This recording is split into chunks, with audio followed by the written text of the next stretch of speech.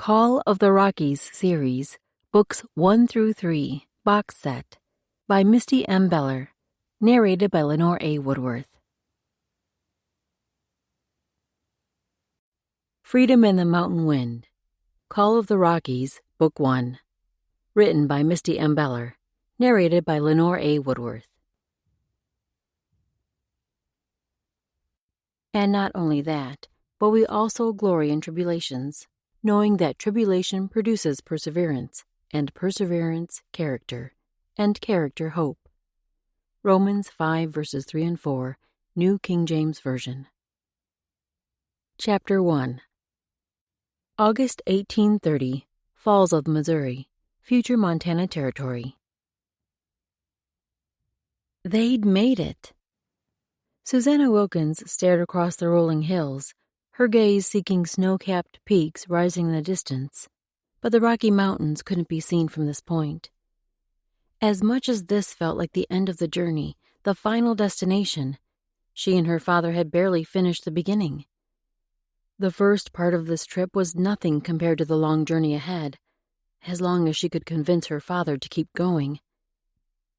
She turned back to the river as she dug her paddle into the water again, sweeping the liquid behind their dinghy. The thick scattering of rock around them meant they must be nearing the first of the Great Falls. Captains Lewis and Clark had written of this stretch of the Missouri, had been overjoyed when they reached it, especially when Captain Lewis trekked on ahead of the party and laid eyes on the massive waterfall she and her father would surely find a little farther upriver. Yet for those explorers who'd come almost 3 decades before, the effort of having to carry their boats and supplies around each of the falls had nearly brought death to the soldiers.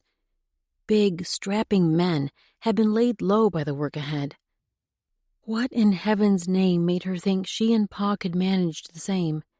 Yet she had to, or else Pa would insist they turn around and journey back to civilization, give up the dream he'd craved as long as she could remember.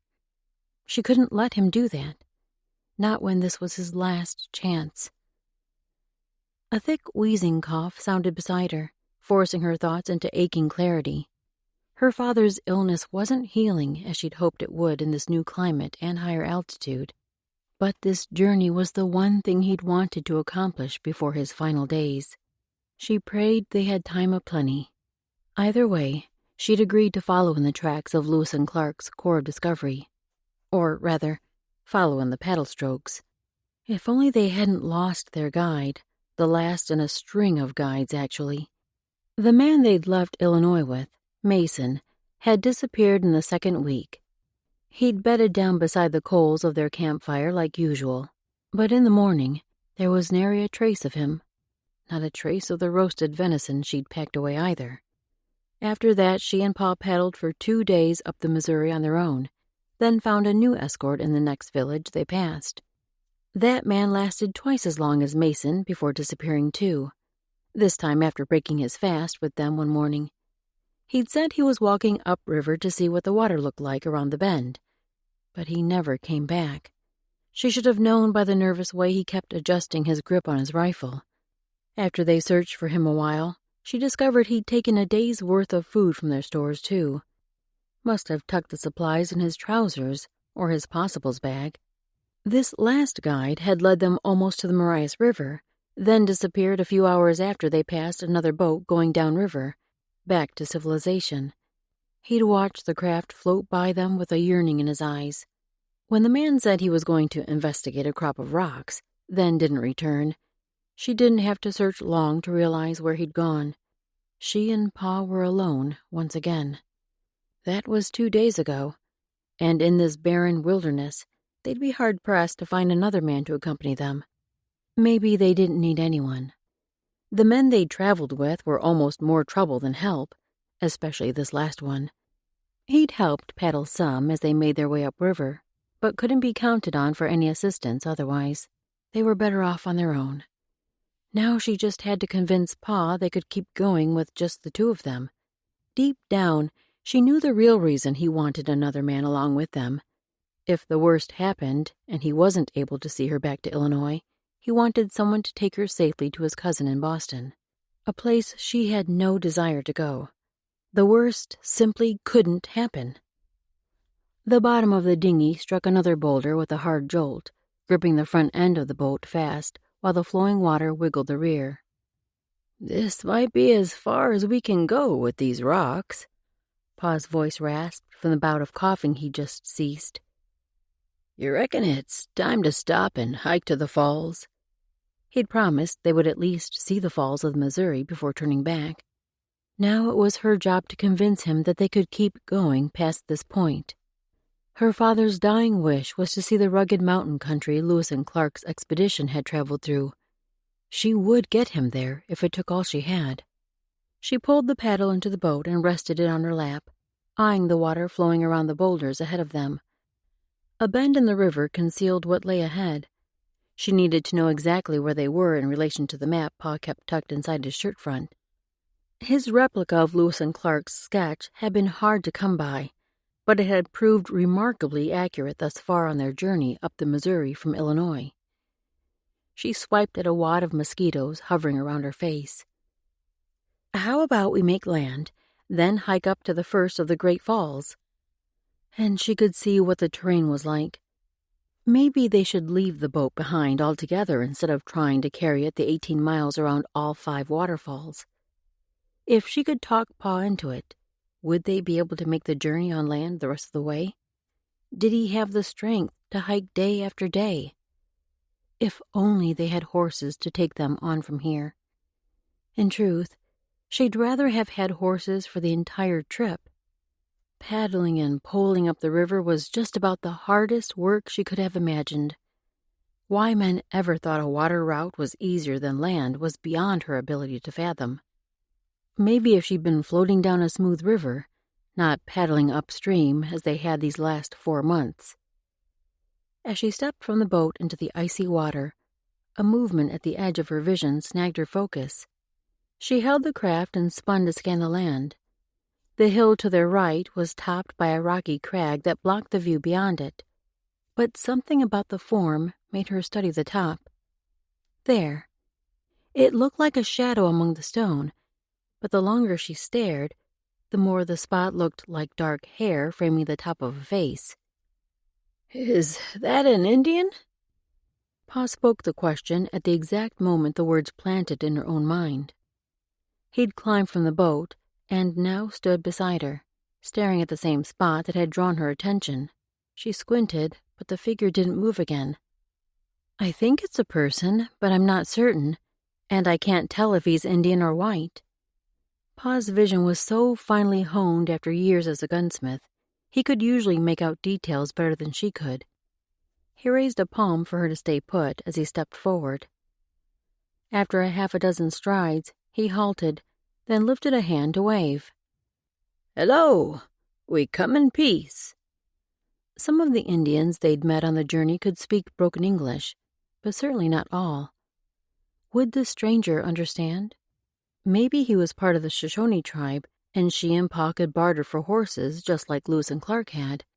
But trade with this man would only be possible if they could converse with him. The thought made her want to step forward and take over communications from her father, just to make sure they didn't lose the man. She had to let Pa manage everything he could, though, what with his illness taking away so many of his abilities. A man had to be allowed some pride, and this was something he could do.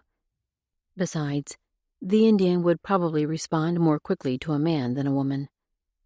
"Friendly white man." Pa pointed to his chest and raised his other hand high in greeting. "We would like to talk." The shadow on the ridge shifted, then eased up to reveal the face of a man. Definitely Indian, if the black of his hair could be believed. The midday sun glimmered on his tawny face, one more sign of his race. Although after only a few months in these rays, she and Pa could pass for Indian as well, except for the lighter brown of their hair, of course. As the man straightened to full standing, the wide set of his shoulders revealed powerful muscles under his buckskin tunic. It was possible he was a French trapper or other mountain man, but something about him exuded a majestic strength, like that of a well-bred stallion, handled just enough to keep him from being completely wild. Pa stepped forward again, narrowing the 30 strides or so between them. "Do you speak English?" The stranger was silent for a moment, and disappointment slipped through Susanna. She hadn't really expected an Indian this far west to know the white man's language, had she? "I do." His deep voice drifted across the distance, not tugged away by the breeze whipping up. Yet it took a moment for the import of his words to settle in her mind. He could understand them, and talk back. "Good." Pa's smile sounded loud and clear in his voice as he took a few more steps forward. "That's real fine." "You travel with others?" The man's voice held only a hint of an accent. Where had he learned the language? "It's just the two of us, my daughter and me. We're traveling upriver to see the falls, then beyond. We lost our guide a few days ago, and we're looking for someone new to take us forward. I reckon you know quite a bit about this area." She wanted to step forward and grab her father's arm. Did he really think to ask this man to travel with them? The man glanced toward the river. "You will carry your craft around the falls?" Pa followed the man's gaze. "That's what we're planning, if we can find a guide to help us." This was her chance. Before she could stop herself, Susanna stepped forward. "Or, if you know of any horses for trade, we'd consider leaving the boat." And good riddance. The man studied her, and even over the long space separating them, she had to fight to keep from shifting under his scrutiny. She raised her chin and met his look. A moment later, he stepped over the crest of the ridge, then strode down the hill with the sure footing of a goat. He marched straight toward them, and as he neared, Pa extended a hand to shake. "Glad to know ya. I'm Thad Wilkins, and this is my daughter, Susanna." The stranger nodded a greeting even as he ignored the outstretched hand and stepped around them. "I am called Beavertail." He headed toward the river. Was he going on his way without even a farewell? But he was aimed toward their dinghy. When he reached the boat, which Pa had built especially shallow to manage the sandbar-fraught Missouri, Beavertail paused and studied the contents. What was he doing? Susanna charged toward him. They had few enough supplies. The last thing they needed was to be robbed by this impertinent Indian. He leaned forward and grabbed two of the packs tucked in oilskins, one that contained their food supplies, and the other their ammunition and tools. "Don't touch those." She grabbed his arm to stop him, but the rod of iron muscle under her grip wouldn't be swayed by a little thing like her. She reached for the pack in his hand, but he turned and dropped both on the ground. "Help me empty." He grunted the words as he reached for another satchel, this one containing their extra clothing. "You can't have this." She snatched up the food case with her left hand, but the pack was so heavy she had to use both arms to drag it away. If she only had the chance to get one satchel from him, she probably should have reached for the one containing ammunition.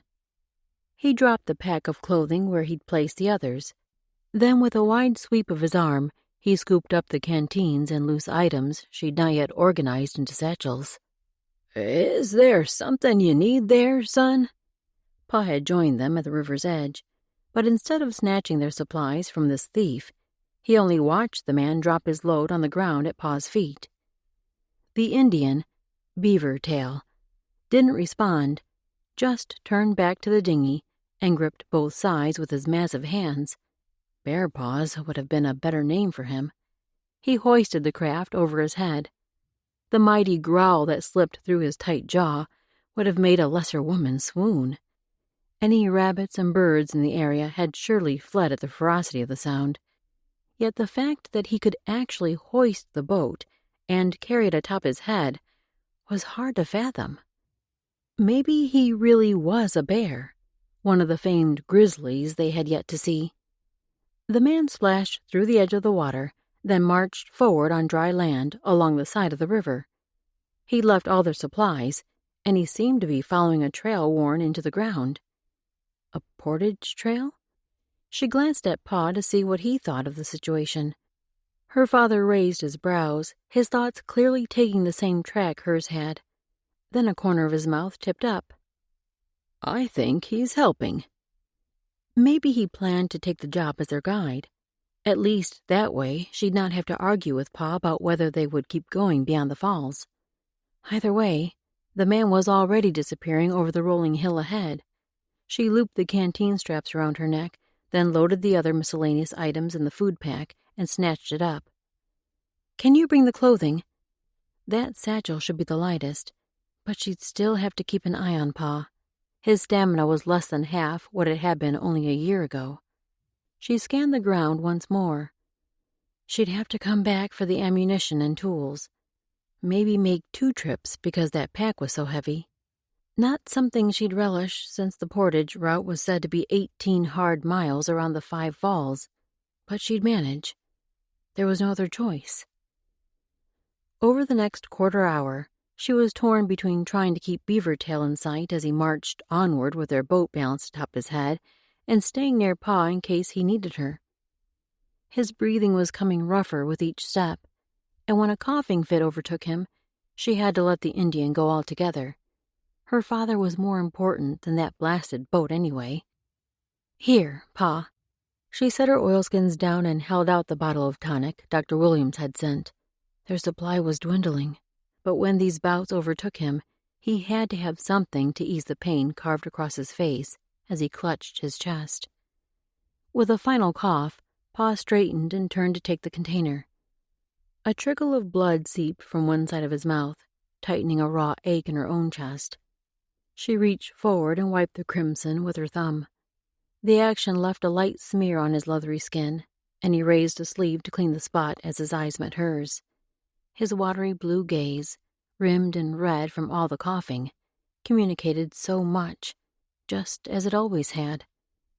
His apology that shone there was unnecessary, but the love glistening in his eyes made her want to step into his arms just like she had so many times as a girl. Pa's hugs always made her feel so fully loved. Everything else in her upside-down world would surely be righted simply because of his affection. He took a swig of the medicine, then replaced the cork and tucked the bottle back in the pack. "Let's keep moving. There's a whole lot of country left to see." She gave herself one last moment to savor his tender smile. If only his love could right the world they'd been forced to face these last few months. Beavertail forced air in and out of his chest as every one of his muscles strained under the weight of the boat. This was no simple dugout canoe, and he wasn't altogether sure he could manage the burden the entire distance around the falls. At least not in the remaining hours of this day. But the last thing he wanted to do was make camp with these 2 strangers. They must be a few lodgepoles short of a teepee to come into this land with only the 2 of them, a sick old man and a young woman. He didn't know the terrain they'd traveled through to reach this place, but he'd sure seen the country ahead of them. They wouldn't last a week where they were headed. He couldn't be the guide they wanted, but he could at least carry the boat around the waterfalls. From there, they could follow the river's winding path easily enough. For today, he'd carry the boat as far as he could manage. Then he may as well return to his own camp for the night, so he wasn't bedding down beside these strangers. Maybe 1 or 2 of the other men would come back with him the next day to finish the work. All 3 would want to come if he told them there was a woman in the party, especially one as fair of face as Susanna. His weary body almost smiled at the thought of the reactions they'd have when they saw her. Beavertail had never seen a white woman wear men's leggings and tunic, and her clothes certainly didn't hide the soft curves of her lean form. She'd have 3 marriage proposals the moment the others laid eyes on her. But Beavertail wouldn't be offering one of his own. Women had only caused trouble for him in the past, a trouble he spread to everyone around him. He'd come on this journey to escape that particular type of problem. No reason to invite disaster on himself again. Chapter 2. "This is where you will camp tonight." Beavertail fought to keep from panting as he leaned against the side of the boat to catch his breath. In truth, he wasn't sure his legs would hold him on their own, but he couldn't let these two strangers see his weakness. Although if a man had to show weakness, surely it would be allowed after hauling this oversized canoe for more than half the sun's journey across the sky this day. Susanna trudged toward him and dropped both of her satchels on the ground with a grunt. The older man, had he said his name was Wilkins, trailed her, looking even wearier than his daughter, although the possessions he carried were considerably lighter than her load had been. The fellow didn't look well, maybe because of the bags under his eyes and the way his shirt hung on his gaunt frame. Both of those could be explained by reasons other than illness, but there was something else about him, a pallor to his skin, despite the fact he was browned from long days in the sun. "How much farther to the last falls?" Susanna still struggled to catch her breath. Beavertail straightened. "We're a little over half the distance. I'll return when the sun rises to finish the portage." "Do you live around here?" She wiped her brow with the loose fabric of her shirt sleeve. "Our camp isn't far." "Our? Which tribe are you from?" "Blackfoot." She'd misunderstood his meaning, but he let the misconception stand.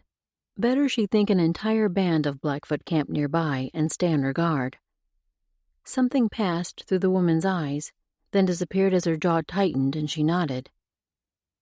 "Thank you for your help today. We would have struggled much more than you did to move the dinghy."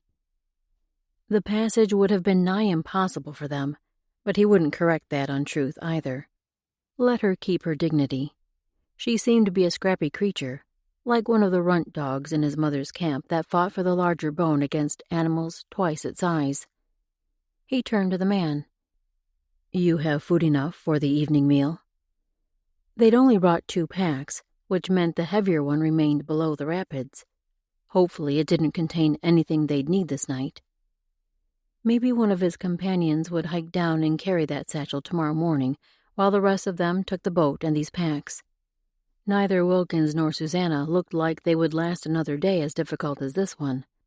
And no matter how badly he wanted to put distance between himself and any female, he'd never been a man to stand by when someone needed help. He was pretty sure the others would feel the same. "We have plenty." Even with the weariness thickening his tone, Wilkins's voice held a gentleness that made him wholly likable. "Can you stay and take a meal with us? It's the least we can offer for all your hard work." Beavertail shook his head. "I need to go." The night would be a short one as it was. "Maybe in the morning, then." Wilkins stepped forward and extended his hand. Before Beavertail could react, the older man clapped him on the arm. "God be with you on the trail. Come tomorrow morning, we'll share a cup of coffee." The touch was foreign, so unexpected. There wasn't a bit of malice in it, just pure friendliness. Yet Beavertail couldn't remember ever being handled so. Jabbed with an elbow, sure. Pushed in the chest with a hard palm or fist, certainly. But nothing so kind as this man's gesture. An inkling of memory slipped through his awareness, just enough to tickle his longing. Someone else had rested a hand on his upper arm, a big hand, massive enough to be a bear paw, yet the touch made him feel loved, appreciated, a sensation he hadn't felt in more years than he could count. Beavertail turned away. He had no time for thoughts like these. Reaching for a new burst of energy, he stepped toward the trail leading upriver. As soon as a hill hid him from sight, he pushed into a run. Susanna stepped into the darkness to attend to personal matters before returning to her blankets. Some animal sound had awakened her, and she may as well take care of this before she went back to sleep. The night couldn't really be called dark, for an almost full moon lit the sky, along with more stars than there must be droplets of water in the Missouri River. Box elders lined the little creek near their camp, and she tucked herself behind one for privacy. A sting pricked her neck, and she swatted hard at the spot. These horrid mosquitoes even attacked in the dead of night. Lewis and Clark had written the honest truth when they recorded in their journals that the mosquitoes in this area were immensely numerous and troublesome. A grunt nearby snagged her attention. The underbrush shook, not 10 strides away. She gripped the tree beside her. Some creature was out there, big and clumsy. Why hadn't she brought her rifle? She could only hope it was a beaver or badger, but images of the awful grizzlies Lewis and Clark had written of loomed in her mind. She struggled to see what lurked in the bushes. All she made out was the leaves shaking, but she couldn't take a chance. Pushing off from the tree, she sprinted back toward camp. She'd barely run 2 strides before a mighty roar sounded from behind. Hadn't she read that grizzlies could run faster than men? Maybe this was only a harmless black bear. Lord, let it be. The ground seemed to shake beneath her as a thudding noise chased close on her heels. She screamed, but she didn't dare slow down to shout any louder. A glance from the corner of her vision showed a creature so light brown its fur shone almost dirty white in the moonlight.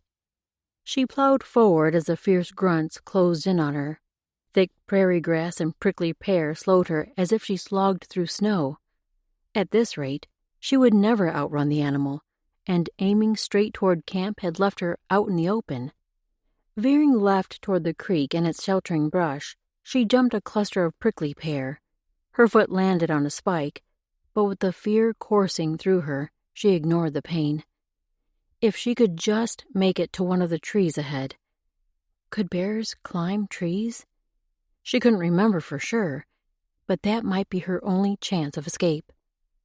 A blow struck her side, knocking her off balance. She screamed, but the sound was swallowed by a roar loud enough to shake her teeth. Her racing heart climbed into her throat as she stumbled forward, doing her best to keep from going down. Should she turn and fight the beast? There was no way she'd win a battle against the strength she'd felt in that blow. She had to get to the trees. Just as she regained her momentum, the animal slammed into her back, knocking her forward with a force that tore through her. Her head banged against the ground even as sharp claws flipped her over. Pain roared through her like liquid fire, searing her side, twisting her neck as another blow jerked her back the other direction. This would be the end of her. Would Pa survive in this wilderness alone? Another hit, this one to her leg, skidded her across the ground. A rifle shot ripped through the air. The bear roared, the sound fiercer than any of the others. She wanted to curl into a ball, to hide away from the creature, but every part of her pulsed with a pain more ferocious than she'd ever imagined. Something hard and sharp clamped down on her leg. Another gun blast. She couldn't breathe, couldn't think with the agony now honed in on her right thigh. Then the pressure released. The rifle sounded again, yet this time it seemed farther away, through a distant haze. She tried to fight it, but the haze closed in around her, blacker than the night. Beaver Tail lay on his fur pallet, every part of his body tense. 3 shots, so distant they could be from Wilkinson's camp. Had danger found the man and his daughter? Or maybe the bullets were only meant to bring down game. Perhaps an elk had wandered near, and they needed to replenish their meat supply. But in the middle of the night? And 3 shots? Something was wrong. He could feel it deep inside. Yet what could he do? He was 2 hours run away from them. He'd have to wait and see how they fared in the morning's light. Yet no matter how many times he reassured himself, his sleep came in restless fragments. 2 hours before the sun would rise, he nudged French awake with his moccasined foot. The man mumbled something, probably in his native language, but his slurred words were hard to decipher. "If you still want to help the woman and her father, we leave now." Beavertail moved on to Caleb's side. "Wake up." The man groaned when Beavertail gave him the same nudge on his beefy shoulder. Caleb Jackson was a massive man, tall and broad enough to make most people quake in their buckskins, but his heart was just as oversized as the rest of him. "We have visitors to help." That reminder should jar him out of his slumber. "Why can't we help them in the daylight?" French peered at him with only one open eye. As he'd suspected, Caleb hoisted himself to sit upright, his short-cut hair poking in all directions. He scrubbed a paw over his face, then blinked in the darkness. Time to move on to the last man. He turned to Joel and eyed his face. Sleep hadn't softened his intense features much. His mouth formed a thin line, and his brow wrinkled. Maybe it would be simpler to leave him behind, but that would be the easy way out. Beavertail gave him the same toe nudge he'd given the others. Joel, always in perfect control of himself, raised one eyelid. "I'm coming." His voice didn't even sound sleepy. Probably he'd awakened when Beavertail first rose and had been feigning sleep. That would be like the man. Beaver turned away and reached for a piece of roasted meat. Then he grabbed 3 more for the trail. "French, you go to the bottom of the rapids and get whatever packs they left there. You two, I'm leaving now, and I'll be running. If you want a part in this, get moving." That was all the nursemaiding he planned to do. The rest they could decide for themselves. It'd be nice to have help hauling that boat and the rest of their things, but he'd do the work himself if he had to. It wouldn't be the first time in his life he'd had to bear the hard labor alone. "Those 2 on the outside look to be the worst." Susanna forced her eyes open and watched as Pa peered at the tooth marks in her leg. He poured cool creek water over them. The liquid burned like fire singeing her skin, and she had it clamped tighter on the stick in her hands to keep from screaming. Crimson-colored water streamed down her leg, reminding her too much of the blood that often leaked down Pa's chin after a coughing fit. "We need to drain the blood from the bear carcass before it cools." She bit the words through clenched teeth. None of her bones were broken, so she could tend her own wounds. Her clothing would need stitched up too, but that could wait until daylight. Not too much later than sunrise, though. How early would Beavertail come? A wide swath of fabric hung from her trousers, where the bear had clamped on her right thigh. As strong as the creature's jaws had been, it was a wonder his teeth hadn't crushed her bone. Maybe Pa's first bullet had weakened the animal. Pa raised his focus to her face and eyed her for a long minute. She worked for a reassuring smile, or at least a look that didn't show the depth of her pain. She must have accomplished it, because he pushed to his feet. "I guess we'd better not let all that meat go to waste. Maybe our new Indian friend can use some of it too." Good idea. She'd rather not have to haul around the meat from a full bear carcass, especially while she nursed these wounds, and especially as much food as this massive beast would provide. When Pa had stretched the body out, the creature looked to be taller than she was. From what they'd heard, game should be plentiful as they finished traveling up the Missouri and across the plains. They wouldn't want for food for a while. The mountain country was where hunting would become harder. While Pa prepared the bear carcass, she struggled to her feet and limped back toward camp. Her head throbbed with every step, making the world around her spin. When she pressed her hand against her forehead, the pain eased a little, but each step took concentration to keep from falling. She had to shake free of the haze that still trapped her mind.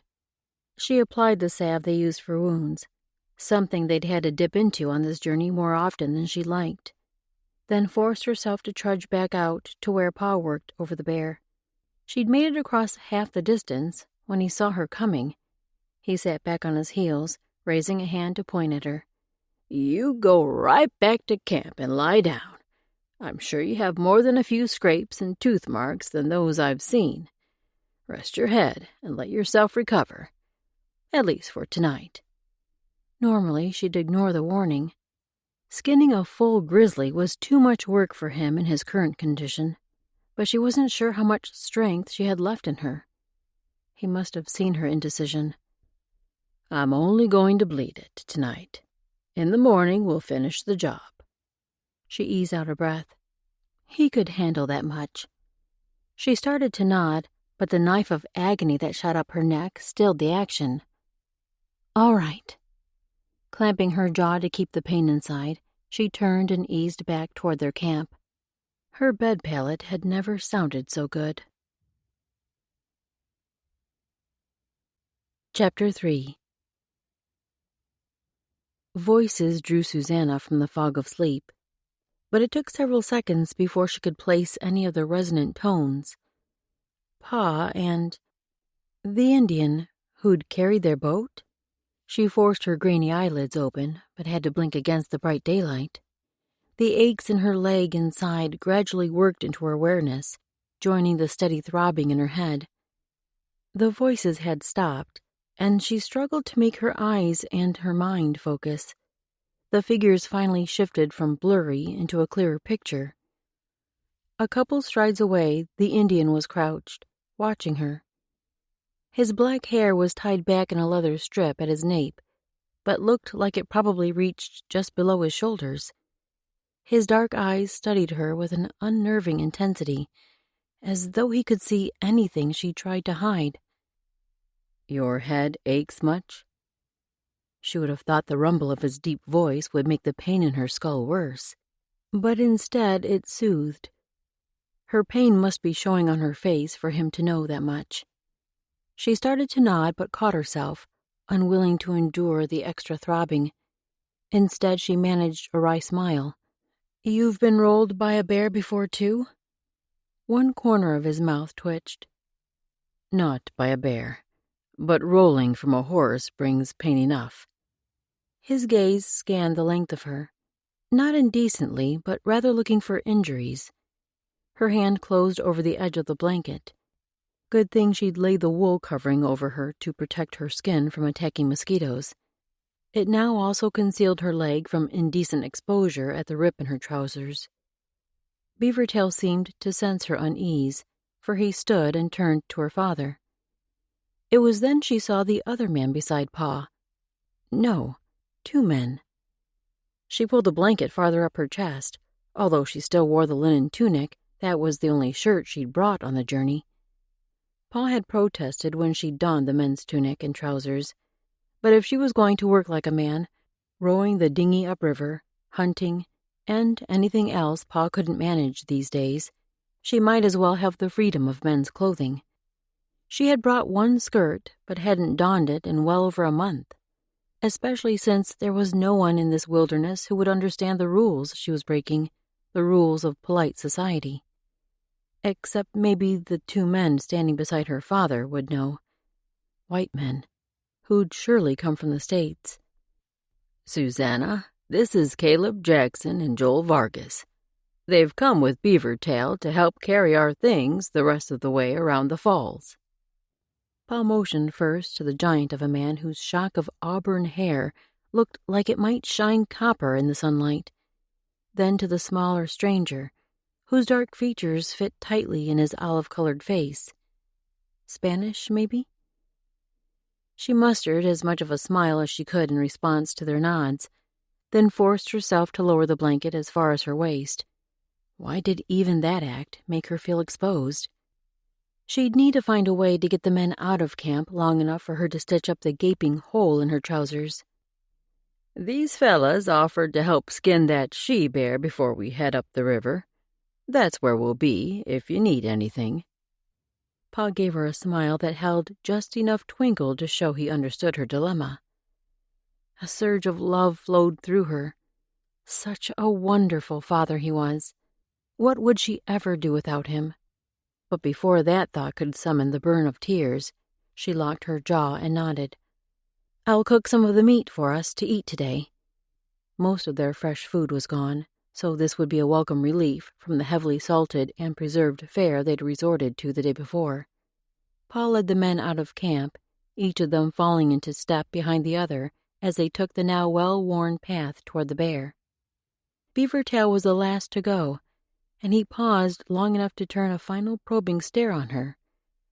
What did the man hope to see? Was he simply curious about a white woman? Maybe he'd never seen one before yesterday.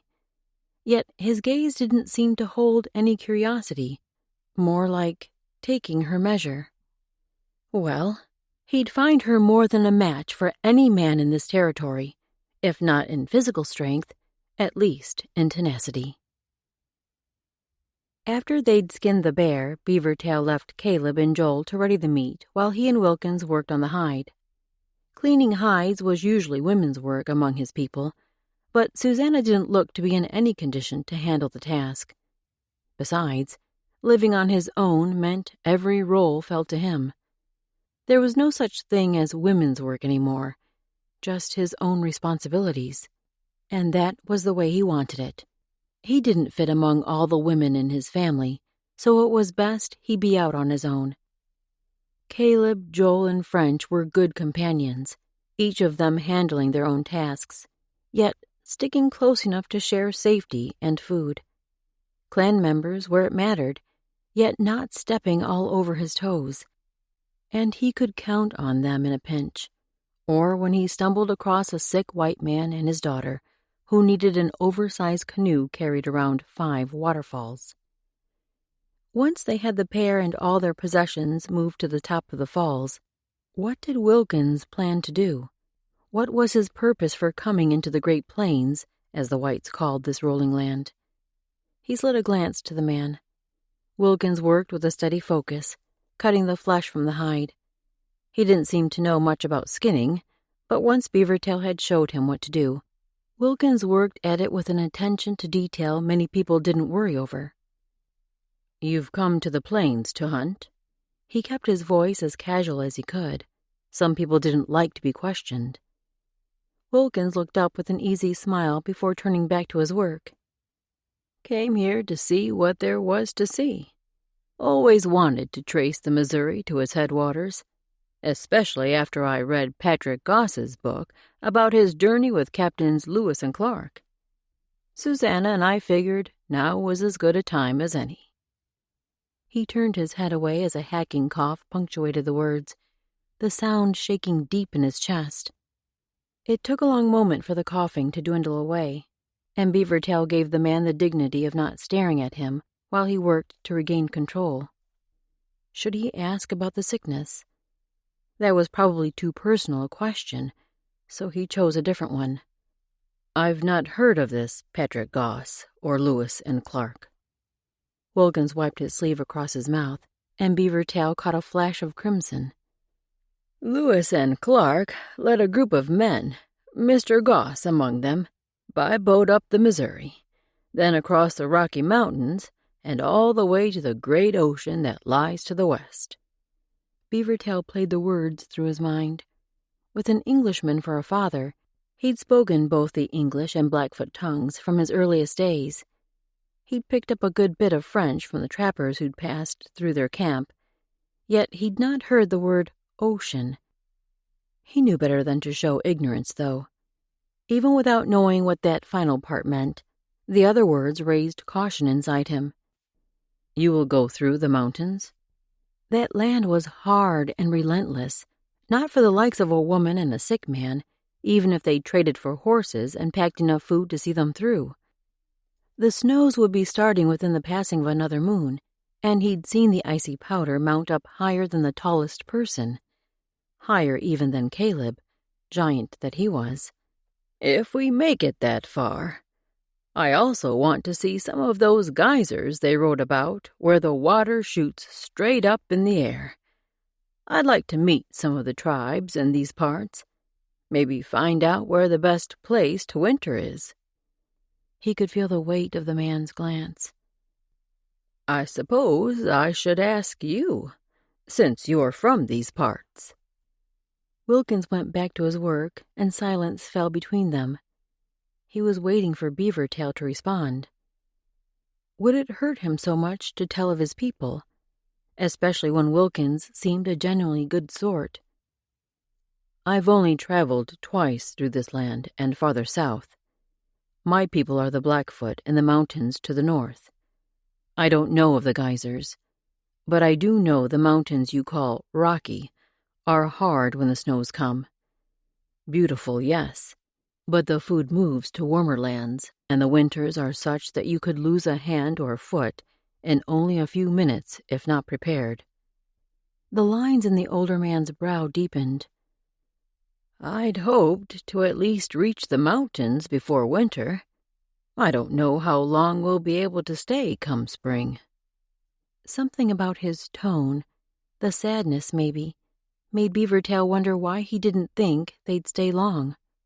Did the man expect his illness to worsen? What of his daughter if the worst happened? But that was probably a worthless line of thought, for surely the man wasn't at death's door. Everyone obtained a cough at some time or another. This ailment would pass, surely. "There's one other thing." Wilkins's voice pulled Beaver's focus back up. The older man had stopped working and now pinned him with a solid gaze. "If something happens to me, I need someone to see Susanna back east, to my cousin in Boston. Her safety is more important to me than almost anything else. This will be hard on her, but I know she'll lean on God to see her through. I just need to make sure she'll be in a safe place where she can start fresh." Beaver swallowed, his breath clearing from his chest. Take responsibility for another woman? Dealing with females was his greatest weakness, and this one probably wouldn't want the arrangement her father was requesting. He forced himself to breathe and cleared his face of expression that might give away his thoughts. "I'm not sure I can do that." The words were pure truth, but for some reason they didn't make him feel any better. Wilkins's gaze softened, not the reaction Beavertail expected from him.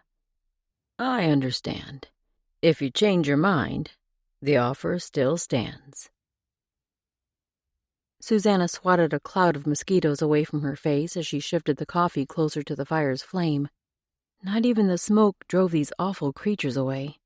She'd be lucky if the coffee wasn't littered with the varmints by the time it finished brewing. She couldn't quite stop the groan when she pushed to her feet, then fought a limp as she strode through the trees to the open area where the men worked. Beavertail's two friends were slicing the meat into smaller strips, so she moved toward them. "The fire's hot enough to start roasting." She smacked at a new sting on her hand. The big man, her pounding head couldn't remember either of their names, held up several pieces of raw meat with a grin that tipped his mouth a little more on one side than the other. "This is ready to cook." He nodded toward her father and Beavertail, who were working on the hide. "See if BT has an extra sweetgrass pouch to keep the insects away." The Indian raised his head at the apparent nickname. He wiped a hand on the grass, then reached under the tunic at his neck and pulled out a leather strap with a fabric pouch hanging from the end. After raising the string over his head, he held it out to her. Would that little sack really keep the mosquitoes away? The thought was too appealing to turn down. But this one looked like the only leather necklace he wore. She hated to take his insect protection when he needed it as much as she. Yet he was offering. She stepped forward and took the string before she could talk herself out of it. "Thank you." If it helped even a little, she owed this man more than a cup of coffee, no matter how precious the drink was, with their supply dwindling so rapidly. He nodded and turned back to the bear pelt. Such a quiet man, this Indian. Was it part of his nature, or because he didn't know many English words? He spoke with such a slight accent, the latter didn't seem to be the case. Maybe all Indians were as quiet as he. She turned back to the others. Understanding the mind of the stranger was the least of her worries this day. "I'm brewing coffee. By the time you finish cutting the meat, I should have enough of it cooked for our morning meal."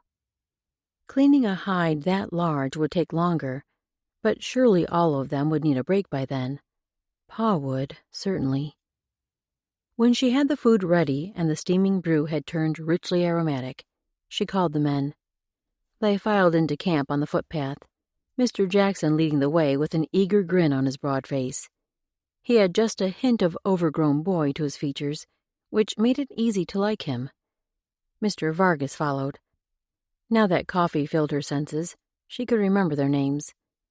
And Pa settled a grateful smile on her as he entered the camp. Beavertail wasn't among them. As she scooped out cups of coffee, she sent a glance toward the meadow where the men had worked but couldn't see through the trees. Maybe he'd gone to wash in the creek. Of course, the others had done that too and now stood in the camp. Perhaps he'd stayed behind to wash their equipment also. By the time the other three had seated themselves with freshly roasted bear meat and tin cups of coffee, Beavertail still hadn't come. She glanced once more toward the meadow, but no Indian brave emerged through the foliage. "He's still out there working. Said he ate his fill before he left our camp this morning." Mr. Jackson shrugged. "He's a funny sort, BT is, but a good man.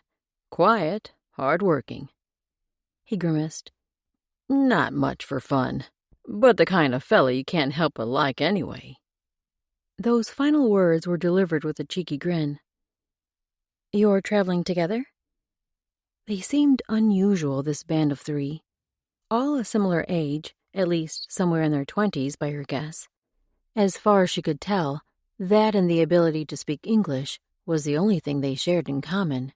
Each of them seemed so different in looks and personality, and even nationality. Mr. Jackson took another swig of coffee, then released an appreciative breath. "That's good coffee, ma'am. Haven't had the real stuff in a month of Wednesdays. This tastes better than I remember." She couldn't help but smile at his pleasure.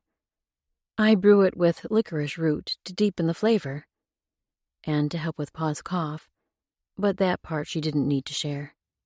After another gulp, he seemed to remember her question.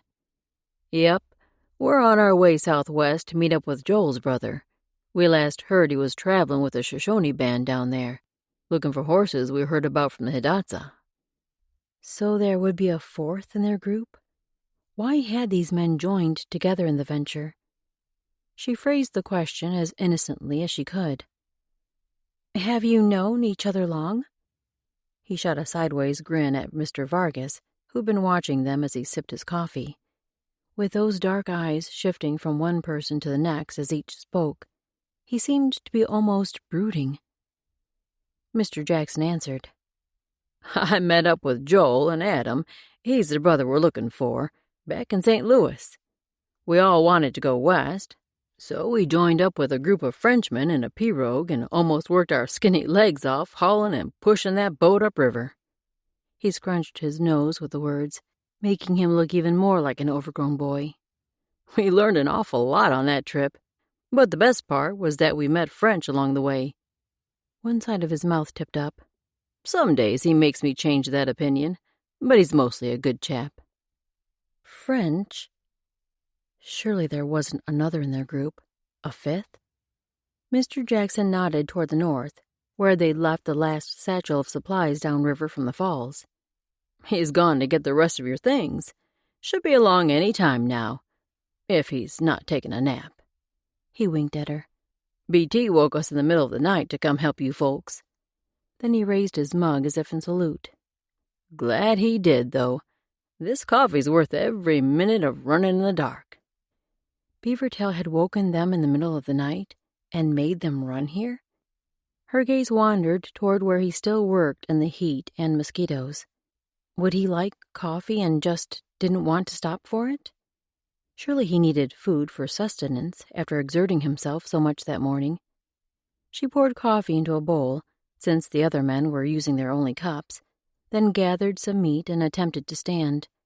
Fire seared her leg as she used the muscles, and the pain nearly sent her down to her knees. She clamped her jaw against a cry, then set down the food and drink before she spilled them. "Here, ma'am, let us help you up." Mr. Jackson's words broke through her tension, but the hands that appeared at her side belonged to the quiet Mr. Vargas. He gripped her arm in a hold surprisingly gentle. She shook her head. I can do it." She was no fainting flower, and a leg wound that hadn't even broken a bone wouldn't send her running to a man for help. "Are you certain?" Vargas had a slight accent that made each word short and a little choppy, yet his tone seemed kind. "I am." She put more certainty into her voice when she could finally breathe through the pain in her leg. His hand pulled away, leaving her on her hands and knees. Gritting her teeth, she ignored the burning from all three of her wounds and raised up on her good leg, using the injured one for balance. Once she'd managed to stand, she eased her weight onto both legs, but only enough to test the faulty limb. It held, although the muscles trembled. Mr. Jackson lifted the bowl and plate of meat. "I'd be happy to take these out to BT, if that's where you were going with them." She shook her head. She'd accomplished this short walk, even if the effort killed her. Beavertail deserved her thanks for working so hard to help them. The least she could do was tell him face to face. Chapter 4. Doing her best to disguise her limp, Susanna made her way through the trees and out into the open area. Their Indian guest bent over the dark mat of animal skin, the linen of his tunic turning translucent as the sun shone through, outlining his lean torso. Her mouth went dry at the sight. All that male strength honed on each stroke of his knife blade scraping the hide. She had to force her feet to move forward, and not because of the pain in her leg.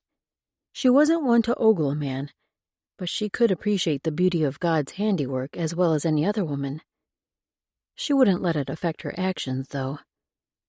Raising her chin, she limped onward with as much indifference as she could muster. He didn't look at her as she approached, just kept his focus on each swipe of metal against flesh and hide. She did the same, or at least she tried to. After stopping in front of the bear, she waited for him to finish and look up. Her gaze caught on the creature's massive paws, the pads large enough to send her flying, and the claws sharp enough to dig through her flesh in a single swipe.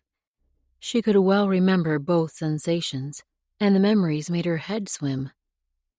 She closed her eyes to still the spinning, but that only made things worse. She forced the lids open again.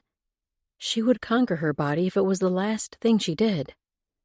While she'd been taming her wayward reactions, Beavertail had risen and now stood in front of her, watching her struggles with eyes so dark they were almost black.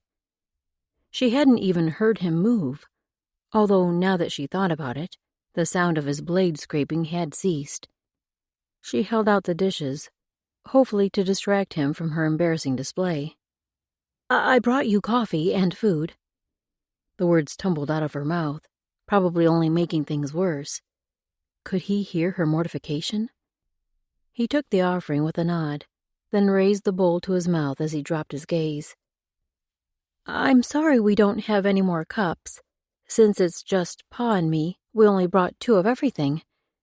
Now she was rambling. He nodded again, but this time his gaze bounced off her face. Those eyes so dark and piercing. Had she realized how intense they were when she'd met him yesterday? Now she couldn't remember, couldn't recall much of anything with his presence looming larger than life before her. She needed to escape back to camp, but there was one more thing that had to be said. His attention shifted away from her as he bit off a chunk of meat, giving her courage to speak. I wanted to thank you for your help, for carrying the boat, bringing your friends. All of this." She motioned toward the bear hide. "Things would have been much harder without you." Those last words didn't burn as much to speak as she'd expected. She hadn't quite said, "We couldn't have done it without you." She would have found a way, somehow. Maybe left the boat behind and moved forward on foot until they could procure horses. That wouldn't have been so bad. On her, anyway. And they would have moved as slowly as they needed to for Pa. But now they wouldn't have to. They would accomplish in 2 days what had taken Lewis and Clark's expedition a month to complete, portaging around the 5 falls. Hopefully when they had everything moved to the upper portage camp, she'd be able to hike down and actually see one of the falls.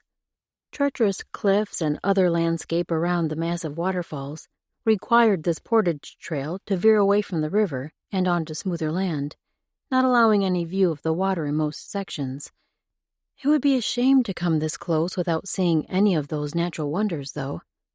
Pa would want to see them, too. After all, wasn't that why they'd come these hundreds of miles up the Missouri? So Pa could experience this wild country as he'd always dreamed. "I am happy to help." The quiet depth of Beavertail's voice pulled her from her wandering thoughts. He pierced her with those eyes again, seeing through to her inner depths. Did he see how much she needed him? How relieved she was not to bear the brunt of the labor to move their supplies upriver, especially with her body still so traitorous after last night's battle with the grizzly. She couldn't let him see these things. She shouldn't even be thinking them. The first step in maintaining her defenses required her to conquer her thoughts. Stiffening her spine, she nodded. Now that she had that out of the way, it was time she set to work. A quick scan of the area showed that Mr. Jackson and Mr. Vargas had finished cutting the edible parts from the carcass. The only thing left was to dispose of the remnants far enough away from camp that they wouldn't draw predators. The last thing she needed was a wildcat lurking in the trees, its appetite only whetted from the innards of the bear. She should handle moving the leftovers while the men rested. After all, they'd done the hard work. But even as she moved toward the bloody spot, her stomach revolted. She hated this part. In fact, that was one of the good things about always being on the move as they traveled upriver. She never had to clean the kill site after hunting. Just cut out the meat, fur, and anything else they needed, then paddle away. They usually set up camp early on such days, so she and Pa would have time to clean the hide and cook the meat. But now, there was no way to get out of the nasty job without shirking her part of the work, and that she wouldn't do. She stopped in front of the mess, inhaled a deep breath, and held it, then bent to scoop up a wad of intestines. "Wait." Beavertail's voice cut through the air, pausing her reach partway down. She turned to raise her brows at him. He motioned toward the organs and bones. "There is much we can use, and the best parts for eating are still there." Her stomach convulsed at the word eating, and she had to take in a few calculated breaths to still the roiling. What kind of savage was he that he thought intestines and the other nasty organs were the best parts for eating? Maybe he'd learned uses for some of these aside from food, but she'd just as soon do without whatever supplies or trinkets he planned to make. The sooner she had this bear far away from her, the better. Straightening, she pretended to study the contents strewn before her. "I don't think we have time to do anything more with this. I'll just get it away from camp so the smell doesn't draw any more animals. In fact, since we're heading on in the next few hours, maybe we could leave this mess here. That would give them incentive to load up and hit the trail earlier." He shook his head. "We'll stay here tonight, then finish the portage at first light." He took a bite of the meat she'd brought him. She stiffened. "Why would we do that? We need to keep moving." What if something happened to send Beavertail and his friends away before they finished carrying everything? She wouldn't be able to rest easy until Pa and the supplies were safely ensconced above the falls. This time only a single shake of his head, as though the matter was settled. "There is much to do here. Better to do the work well than leave this camp with the rising sun." The tightness in her chest made her injuries ache worse. If only she could give vent to the frustration building inside her. Yet how could she dispute the need to do this unsavory job correctly? Tell him she'd rather settle for half right so they could run far away from here? At least he sounded like he planned to stay and finish moving everything. And since using the bear's insides seemed to be so important to him, he could handle the task. She reached for his knife. "I'll finish scraping the hide. Do what you want with this." She waved toward the mass on the ground, careful not to actually look at the stuff. If he tried to feed her from that pile of innards, she'd bring out her own blade, or maybe her rifle. He'd extended his knife to her, but when she closed her hand over the hilt, he didn't release the tool. That forced her to raise her gaze to his face, to see the tugging at the corners of his mouth and the sparkle in his dark eyes. He thought this situation was funny, was maybe even laughing at her, and of course that made the blood surge through her veins, raising her ire all the more. But she forced herself to relax, to take deep, even breaths. She wouldn't fly into a fit of emotion like a silly woman. She could be every bit as controlled as this Indian with all his quiet stoicism. He must have noticed the change in her, for the humor fled from his expression, replaced by a quiet regard. Then he released the knife into her hand. Yet he didn't move, which required her to turn away first. She dropped to her knees beside the bear hide, ignoring the pain in her thigh. After scraping several long strokes over a section, she shifted to check his position from the corner of her eye. Finally, he'd moved to the pile of organs and bones. So quietly, she'd not heard even the rustle of his clothing. She forced herself to ease out a breath, pushing the tension from her shoulders with the spent air. To be so quiet, this man churned her emotions like no one she'd ever known, and that made him even more dangerous than she'd first feared. What was he doing with this woman? Playing games and drawing out her ire would only get him in trouble. Hadn't he learned his lesson already? More than once, actually. But that last time had scalded him and his family so badly he could still feel the flames. Hopefully the damage for his mother and sisters was lessening now that his presence no longer tainted the entire family. He liked to understand the things around him, could study an object until he comprehended the inner workings and knew almost precisely what would come next. But women were the one creature he'd never understood. As he gathered up the bones that would produce the best soup stock, the sounds of steady scraping drifted from behind him. He'd intended today's delay to give her a chance to heal, but one glance at her resolute expression as she reached for his knife had told him he'd be wasting his breath to send her back to camp. His mother was like that, never one to back down from a challenge. Susanna didn't seem all that complicated so far. In fact, her determination and strength were impressive. But underneath it all, he could sense her fear. Was her father's illness the source of her worry? Her anxiety didn't appear to come from the wildness of this land. At least, this country didn't seem to be the root of her fear. She looked to have a healthy respect for this untamed wilderness. She'd be foolish not to. But the distress she tried so hard to hide must be rooted deeper inside her. He'd seen the panic in her eyes. But who was he to believe he knew the inner workings of a female? In the past, when he'd been arrogant enough to think it, then that female would reverse direction so fast he never saw the change coming, and he was left staggering in the aftermath. Never again. He'd see Susanna and her father to the top of the falls, then he and the others would be on their way. These newcomers had made it this far. They could finish their journey on their own. There was no way he'd allow himself to be burned and left to bear the consequences again. A rousing laugh drifted from the direction of the camp. French must be back, charming everyone he met, as usual. Maybe his presence would spur the others back to work, for there was certainly a great deal to do here. And Susanna needed to rest.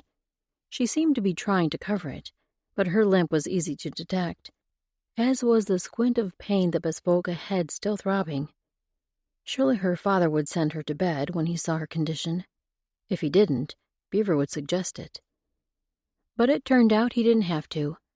When Wilkins stepped from the trees beside Joel, French trailing behind, his gaze honed in on his daughter. He reclaimed his place scraping fur across from where Susanna worked, and French also joined them, taking up a position at the bear's massive hind paws. Beaver kept an eye on them as he worked alongside Joel to sort the useful organs and bones, then take them to the creek for cleansing. He couldn't hear anything said by those working the bear hide, but only a few minutes passed before Susanna rose and wiped her brow with a sleeve. She walked toward Beaver Tail and held out his knife, hilt first. He nodded toward the ground beside him, as his hands were currently covered in bear fat. She laid the blade where he motioned. "This is a fine piece of craftsmanship. Did you make it?" He sent a glance to the tool, with its elk antler handle. He'd carved a beaver at the base of the hilt, and worked the grip so it molded to his hand perfectly. This wasn't the first knife he'd fashioned, but this one had turned out well. He nodded acknowledgement of her words, and that seemed to be enough for her, because she turned and limped back toward camp. And no matter how hard he tried, he couldn't keep his gaze from trailing her. Chapter 5. Susanna blinked against the bright daylight. How late had she slept? She pushed her blanket off and had to bite back a moan as every part of her body protested the movement. A motion by the campfire grabbed her attention. Pa scooping a cup full of liquid from the pot. Coffee, she could only hope. She needed something strong to face the pain rumbling through her. At least her head didn't throb as much this morning. A reprieve she was grateful for, because the rest of her felt like she'd been dragged behind a running horse for a mile or two. This should help. What ails you? Pa shuffled toward her, the tin cup cradled in both hands. His eyes crinkled into the usual deep grooves at the edges, his gaze gentle as it soaked over her like a warm blanket on a cool night.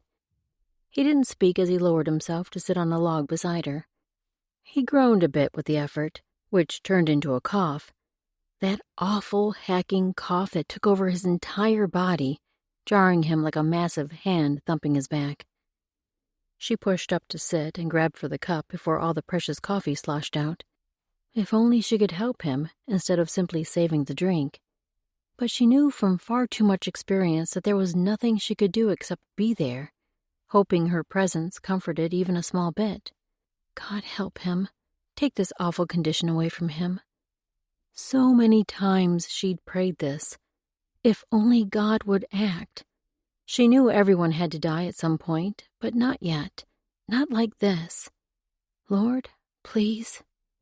They'd already tried everything else, including the expensive medicine the doctor in St. Louis had suggested. Even the moist caves and the sulfur springs hadn't brought relief, despite the fact they were touted to have saved the lives of others who'd been near death's door from consumption. Pa's hacking finally slowed, and he released a last hoarse bark before wiping his mouth with the handkerchief he always kept near. He balled the cotton square quickly, but the flash of blood leapt out at her. Next time, she should turn away sooner. He cleared his throat, then nodded toward the coffee she still clutched in both hands. Drink up.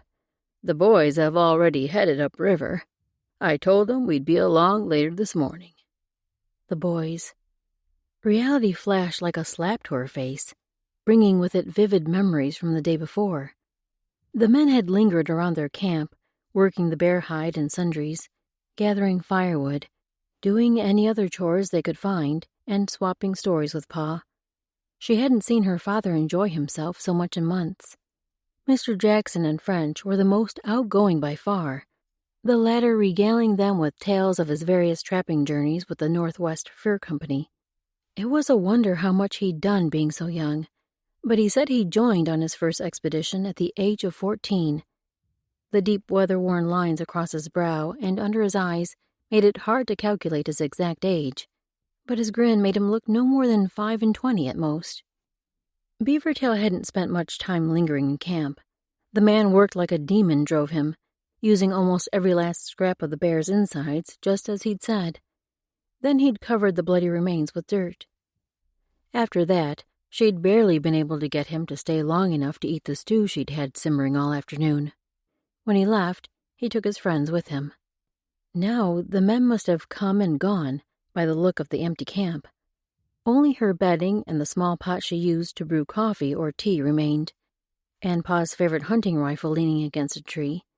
This was the second one he'd made after perfecting his rifled bore, and it held a special place in his heart. Leaving behind his other guns had been one of the hardest parts of departing from their home, that and all the memories there. But they had each other, and they were making new memories in this beautiful country. She downed the last gulp of coffee, then pushed to her feet. She couldn't hold back her groan this time. The effort was just too much. And Pa seemed to see her pain no matter how hard she tried to hide it anyway. Setting the cup aside, she rolled up her bedding, tucking the blanket inside the thick fur she used as a bottom pad. The underside of the hide served to keep her bedroll almost waterproof, a fact she was more than thankful for when water sloshed into the boat during thick rapids. Within a few minutes, she'd finished her morning ministrations, and they set out on the path. The track along the portage trail was more worn than she'd expected it to be. Whether from deer or human feet, it was hard to tell. But the half-dozen deer, 2 elk, and plethora of squirrels and other small animals they saw certainly proved this section was heavily traveled. The longer the morning progressed, the hotter the sun beat down, and the more mosquitoes they had to swat. The sweetgrass pouch seemed to keep many of them at bay, but the multitude of pests would be a challenge for even the best repellent. At times the insects swarmed in a tight cloud around them, as thick as gnats around a fresh cow pile. Did the men say how far to the upper portage camp? If she hadn't slept so late, she could have asked them herself. Yet as much as her body ached now, how much worse would she have felt without the extra rest? They didn't tell me exactly, but Beavertail said he'd go and come back for us. I told him not to worry about that. We'd be along shortly. But that makes me think the hike would be 3 or 4 hours. 3 or 4 hours running or walking? From the stories she'd heard the day before, the men were accustomed to covering the land in a jog when they weren't riding horses. You're more than halfway there. The strange voice sent her heart into her throat, and she fought down a scream as a figure stepped from the trees to their right. Beavertail. She forced herself to breathe normally so her pulse would slow. He fell into step beside her, as though he had no awareness of the shock his sudden presence had given her. Maybe his friends were accustomed to sudden appearances, or maybe they'd learned to hear him coming. She would do well to pay better attention to her surroundings. Beavertail reached to unburden her father, taking the rifle and a small bag slung over his shoulder. It was surprising Pa allowed the help. He must be struggling more than he let on. You youngsters must have been moving at quite a lick to cover all this ground so early. Pa's breathing seemed to be coming heavier than usual. She forced herself to slow, and Beavertail matched her pace, although it must have felt like a crawl to his long-legged stride. I was hoping we'd get to see one of the falls before we move on. Will we pass close to one by chance? Her father's breath caught on a wheeze, and she slowed even more. Maybe they should stop for another rest. There's a trail to one I've heard called Upper Falls. I can take you there. Something inside her stirred with the possibility. They'd heard the thundering of falls several times, yet ravines, cliffs, or trees always rose up to block their view. What would it be like to stand at the edge of such a vast wall of water, to feel the spray and be deafened by the sound of so much power? That'd be nice. Pa's breath hitched. Real nice. He stopped and pressed a hand to his chest as his shoulders rose and fell with each labored breath. Fear churned in her own chest as she dropped her bedroll and the small pot she carried and stepped close to him. She laid a hand on his arm, but didn't dare apply pressure that would force his body to work any harder than it already had to. "Let's sit and rest a while." She glanced around, but there were no longer trees around, leaving only the gentle slopes of the plains. No fallen trunks or rocks to offer a seat. Here. Beavertail picked up the bedroll she'd been carrying and placed it behind her father. Sit. She helped Pa ease down, and he sat with hands on his knees, breath coming in wheezing gasps. God help him. Let him breathe. She glanced over at Beavertail, whose brow furrowed as he studied her father. He raised his gaze to meet hers, and for once she could read a little of his expression. Questions churned in his eyes. How much should she tell him? Pa tried so hard to keep his troubles private. He hated the way some people coddled him once they knew of his illness. Others treated him like a leper, as though his condition could spread through only a glance, even though every doctor who had examined her father assured them the disease wasn't contagious. A type of cancer in his lungs, they'd said. Beavertail clearly saw her father wasn't well. Maybe if she said something general, it would assuage his curiosity and still allow Pa to keep some dignity. He has trouble breathing sometimes. Nothing that's catching, just a pain in his lungs. She pressed a hand to her chest, watching Beavertail to make sure he understood. It was still hard to believe an Indian could have such a complete understanding of English, like he appeared to possess. Had he been raised among whites? He nodded, then returned his focus to her father. Pa's breathing had quieted a little now, and the knot in her chest eased. Beavertail picked up the pot she dropped. "I'll get water to drink." Then he turned and jogged away, his long legs covering 2 or 3 times the distance with each stride that most men could have managed. The sight of so much water spilling over the edge of the rock, thundering in relentless waves, should have captured Beavertail's attention completely. It always had in the past. But with Susanna standing just ahead of him, her side profile strung against the magnificent backdrop of the falls, he couldn't pull his attention away from her. Those sculpted cheekbones tapered to a pointed chin so delicate, he would hardly have believed it belonged to this strong woman. Her father stood beside her, his outline stooped with shoulders sagging, making him look even older than he did when seen from the front, a sharp contrast to the strong lines of his daughter's profile. But Beavertail would do best not to dwell on the sight before him. Lingering around this woman would only cause him trouble. He turned away, staring upriver to where his traps were set. He'd not checked them in 2 days, which meant whatever he'd caught had likely already become a meal for another creature by now. Maybe he could check a few close snares while this pair lingered at the falls. Stepping forward, he motioned for their attention. "Stay here. I'll return soon." Hopefully they wouldn't leave before he returned to help them. While he was around, there was no need for the pair to carry their burdens. Also, they'd want him to show the quickest way to the place where Caleb and the others waited with their boat and supplies. He'd made it part way to the first trap, an underwater pole device he'd crafted near a large beaver dam, when the rustle of leaves alerted him to the person following. The footsteps came whisper-light, which meant it must be Susanna, and she was probably trying to conceal her presence. Did she follow him merely out of curiosity? He'd not read anything threatening in her manner so far, yet he'd also not expected her to leave her father alone.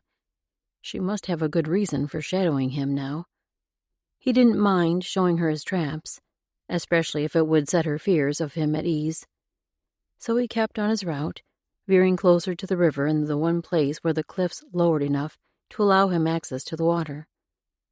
She approached nearer behind him, probably feeling comfortable because of the tree cover around them. He waited until she stopped, then turned to face the tree she ducked behind. She did a remarkable job of hiding behind the slender cottonwood. At first glance, he wouldn't have known she was there. But she had to be.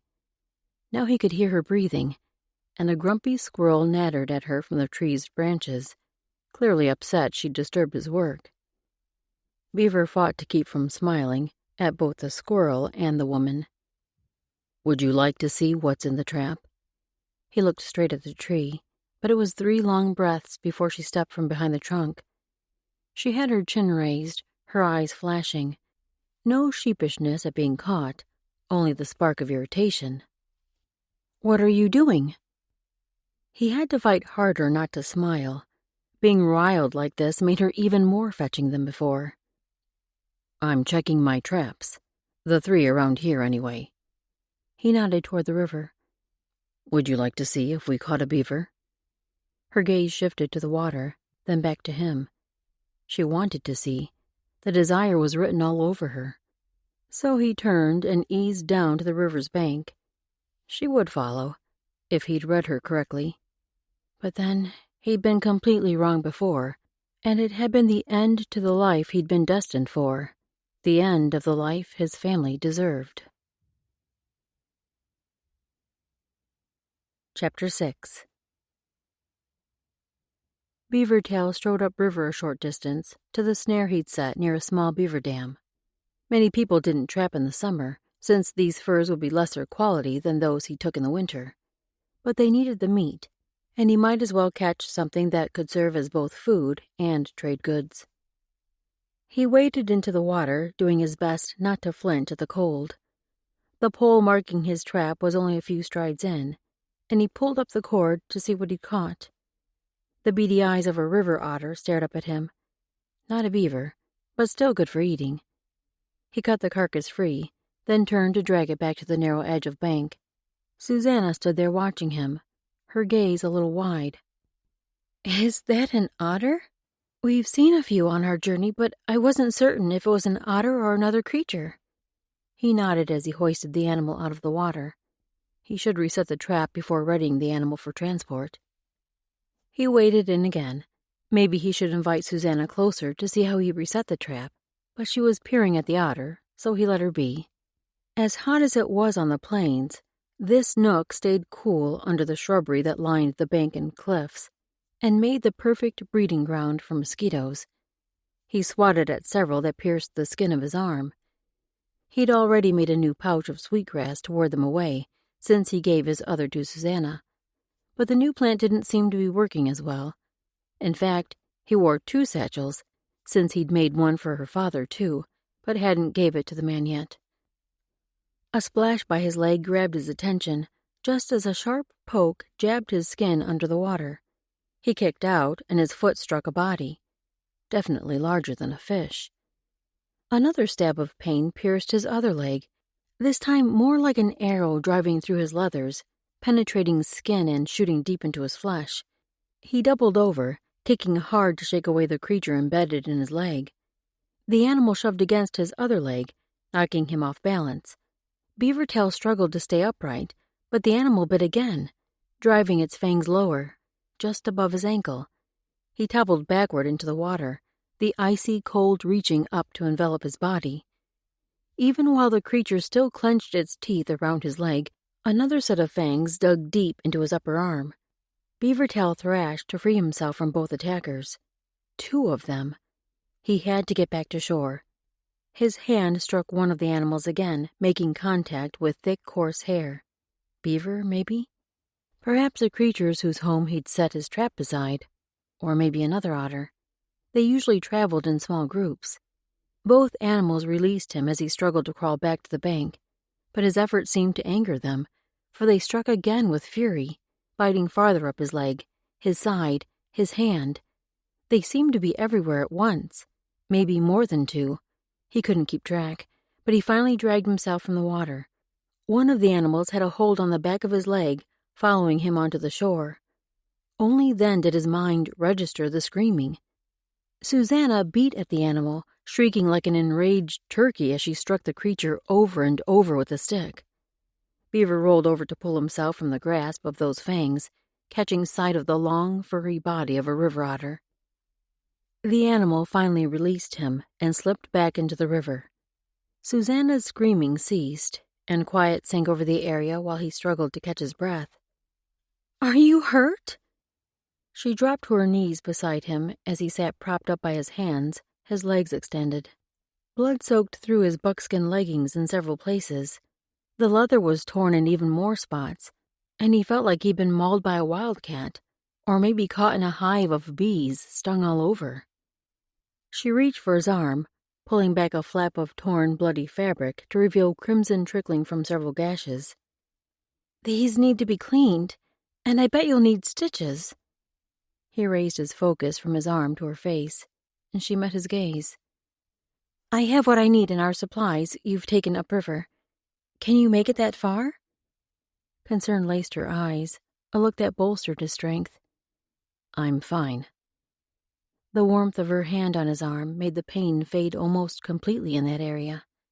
As much as he'd like to have this woman tend his wounds, perhaps letting her touch him wasn't a good idea. Not unless he could detach himself from the pleasure of having her so near. He forced his battered body to stand, and she rose too, stepping back to give him space. He sent a glare toward the river where his trap still stood. Half of it, anyway. "Was that another otter that attacked you?" "More than one."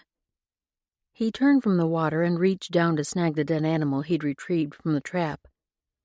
"I've never seen them attack like that. Maybe they were protecting a den." He started down the trail back to her father. It looked like he wouldn't be resetting the snare. Not much could induce him to walk back into that water. Susanna came up beside him, and he matched his pace to hers. In the murky river water, he'd not even seen the animals before they struck. What if Susanna had been with him in the water? The thought sharpened the pain of every bite mark, many feeling like they pierced all the way to his bones. Even though Susanna had been spared the attack this time, She and her father were traveling on the river. They could easily be assaulted by otters any time they stepped into the water to board the boat. But otters weren't the only danger, as her run-in with the bear well proved. How could the two of them alone protect themselves? Yet he couldn't worry about that. He'd see that they and their possessions made it to the camp above the falls. Then he and the other men would mount their horses and ride away. Joel was already pushing to leave out tomorrow morning. Although they'd all agreed to make a relaxed trip to find the Shoshone band Adam was living with, Joel never seemed to understand the meaning of relaxed. He fidgeted like a horse with the bit in its teeth every time they stopped for a day or two. Beaver wouldn't be able to talk the man into staying at their current camp for another day. When he and the others rode out tomorrow morning, Susanna and her father would be on their own. I say we invite them along with us. They're going the same direction we are. They could ride a couple of the pack horses, and we won't be put out in the least. Beavertail stood a little back from his friends, watching the exchange between them. Even though French spoke the words with his usual relaxed manner, the fact that he was standing up to the others showed just how strongly he felt about this decision. They'll slow us down. Joel kept his voice low, but it held the usual intensity he'd mastered these days. They came up the Missouri on their own. They must want to stay alone. They could have tagged along with a boat of Frenchies if they'd wanted help, just like we did. Caleb shrugged. We could at least ask them. If they say no, we'll ride out this morning like we planned. And if they say yes, it'll be half a day at least before we can dig deep enough to cache their boat and any supplies we can't carry. Joel turned his glare on Beaver. We don't have enough room for the pack horses for 2 people without leaving some of your furs behind. Shall we bury them in the cache too? They all knew the wet earth would damage the hides unless he took the time to protect them, which Joel would do his best to disallow. The man's suggestion was merely his attempt to strike at a soft spot, to gain an ally. But Beavertail would rather stay neutral in this battle, especially since his desires already warred inside him over the decision. He hadn't told the others that Wilkins had asked him to be their guide through the rest of their journey. French or Caleb would probably jump at the chance to travel with the pretty Susanna. Or maybe he was underestimating them and their loyalty to Joel. He knew what it was like for others to think the worst of him, and he wouldn't do the same to these men who'd proven to be friends. But in truth, why wouldn't he want one of these men to accompany Wilkins and Susanna? Caleb or French could protect them, and would likely be happy to see Susanna back down the river to the land of the white people if needed. A pinch nipped at his chest. Did Wilkins really expect to die? The mountain country wasn't where he needed to be then, especially as winter would be on them within another moon or 2. Could Beaver in good conscience leave a sick man and a young woman to face the fierce season in that unrelenting land on their own? Maybe a warning would suffice. But giving an honest caution would require recommending that they hike back around the Portage Trail and paddle downriver as fast as they could. Back to the land they knew, a home where they would be safe. And he'd almost rather take French's side and argue to bring the pair along with them than tell Joel they'd need another day or 2 to carry the boat and supplies back where they'd started. What do you think, BT? You've been awful quiet. Caleb must be tired of playing the peacemaker. Beaver scanned the 3 faces, much easier to see now that the sun had fully risen. French looked expectant, as though there was only one possible answer that made sense. Joel's scowl said he might be close to heading out on his own, something that didn't sit well in Beaver's gut. The man had saved his life twice now, and they'd all 3 sworn to help him find his missing brother. Although Joel snarled like an angry dog most days, he really was a good man. The kind Beaver would be thankful to have with him through any trial. Besides, if Beaver'd had a brother, especially one who was possibly lost or held against his will, he'd fight against even an hour's delay in reaching him. He folded his arms across his chest.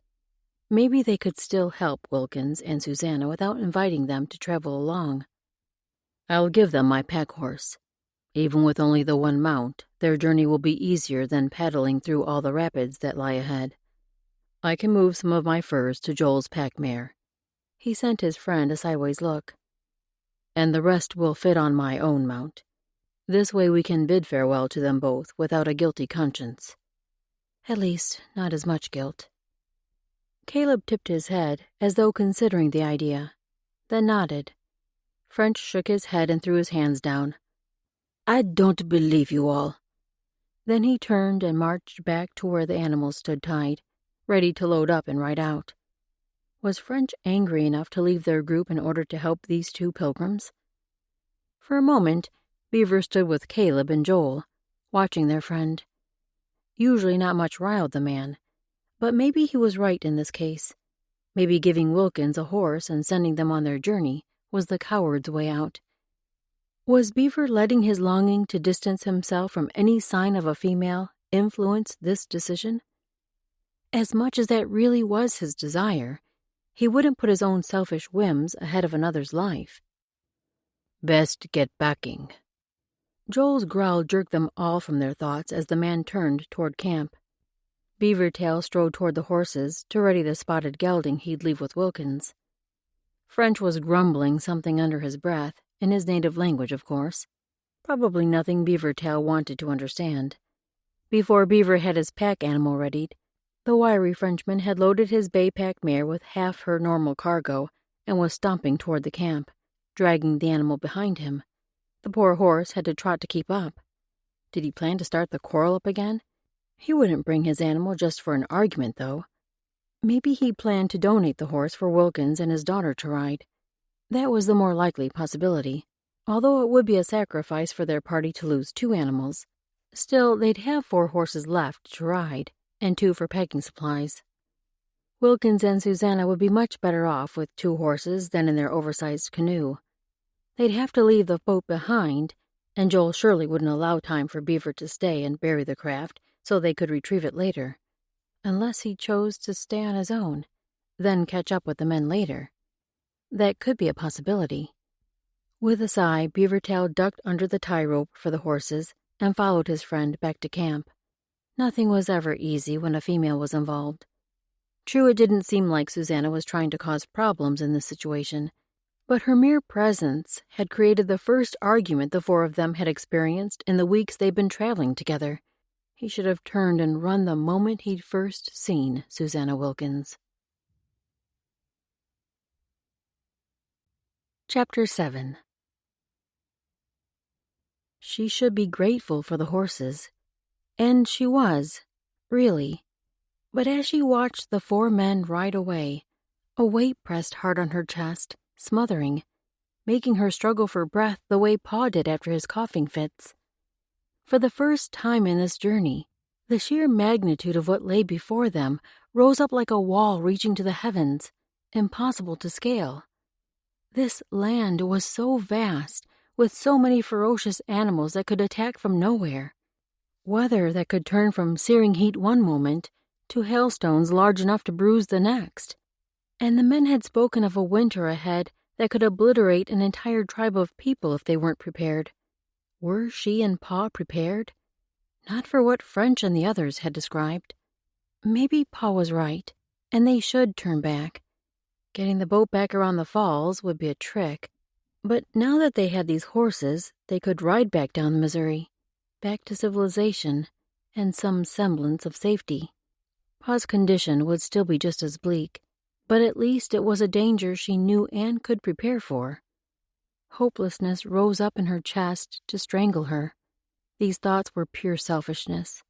Pa had longed for this expedition for years. Not just a chance to discover new country, but also to find peace for him in the majesty of this land. The least she could do was see him through it. Turning to him, she summoned a smile. Looks like it's just us again. They'd been here before. Would he insist they turn back now, or could she talk him into riding on a little farther? His gaze cloaked her with warmth, and he settled a hand on her shoulder. My girl.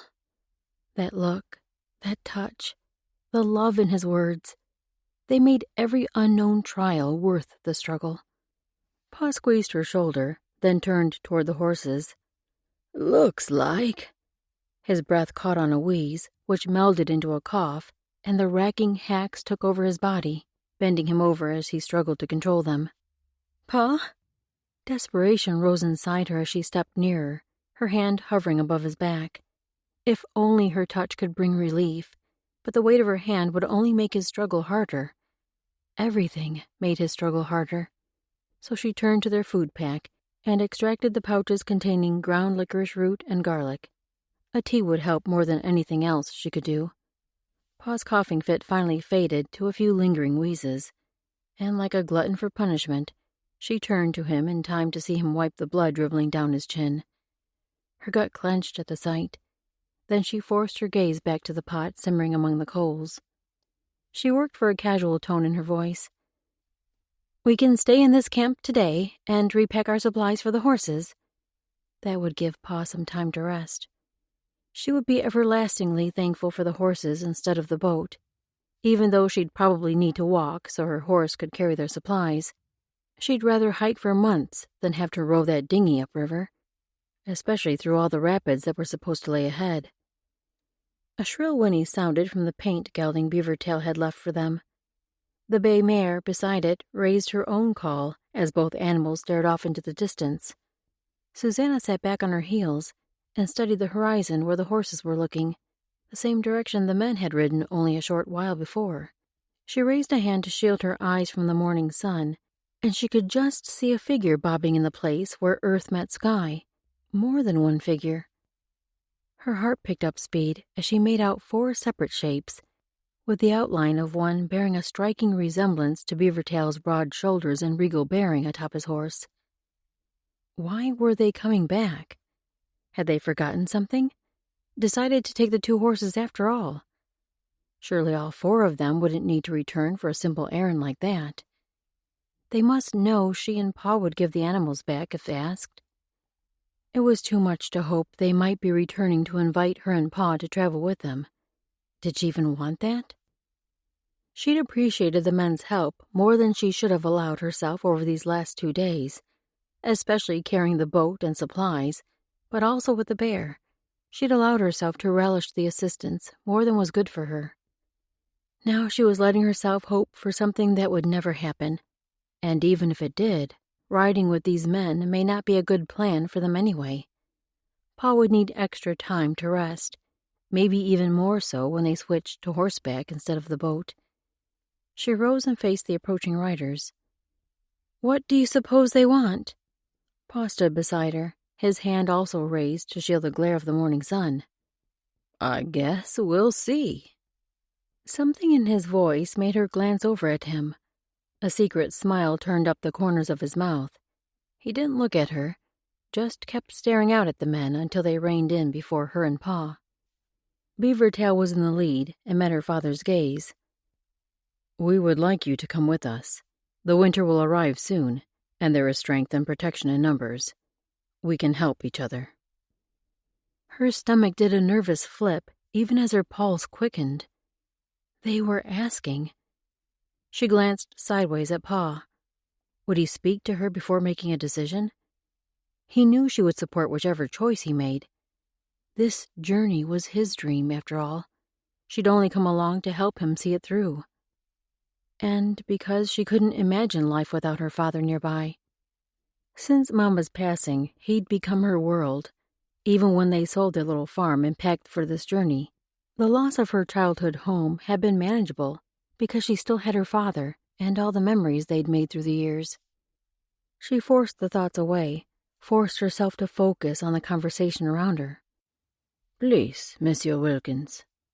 French leaned forward, earnestness emanating from every word. We cannot let you go on your own, especially since we're all going the same direction. The dangers of this country are too great. For a long moment, Pa was silent. Then he nodded, a single, deliberate bob of his head. We'd be glad to join up with you. We'll do our best to be useful partners. His gaze slid sideways to her, and the corner of his mouth tipped up. Susanna's a sight more useful than I am, but we'll both help. Beavertail dismounted and strode toward them. You could be ready to leave today. His gaze slid from Pa to her, as though he knew she would be the one doing most of the packing. Pa needed to save his strength for the journey. She nodded and set to work. As she sorted the food and wrapped it into bundles, the other 3 men dismounted from their horses and began readying the 2 animals they'd given her and Pa. Beavertail moved to her blankets and started rolling, and Pa did the same with his own bedding. Within minutes, the camp had been cleared, and all 8 horses stood waiting patiently, fully loaded, with all except their riders. Joel swung up on his mount. Let's get moving. After she made sure Pa was settled on the bay, she climbed aboard the paint gelding. The animal felt strange beneath her after so many months without riding. Good boy. She patted his neck as she shifted underneath her. Then she looked up at Beavertail. He was watching her, and she met his gaze. What's his name? He raised his brows. Horse. He said the word like a question, although she was pretty sure he'd meant it as a statement. This man needed to lighten his intensity a little. She raised her own brows. His name is Horse? One side of his mouth tipped, and he nodded. She turned her attention back to the gelding and gave his neck another pat. Pleasure to meet you, Horse. I think we'll get along famously. Today just might have been the longest day of his life, at least the longest day in his recent memory. And that was why he found himself now hiding out with the horses under the pretense of checking on them as darkness settled over the land. Somehow Beavertail had ended up bringing up the rear most of the day, making sure no one lagged behind, which put him staring at Susanna's willowy figure. He suspected she rode behind her father on purpose, to be there for anything he might need.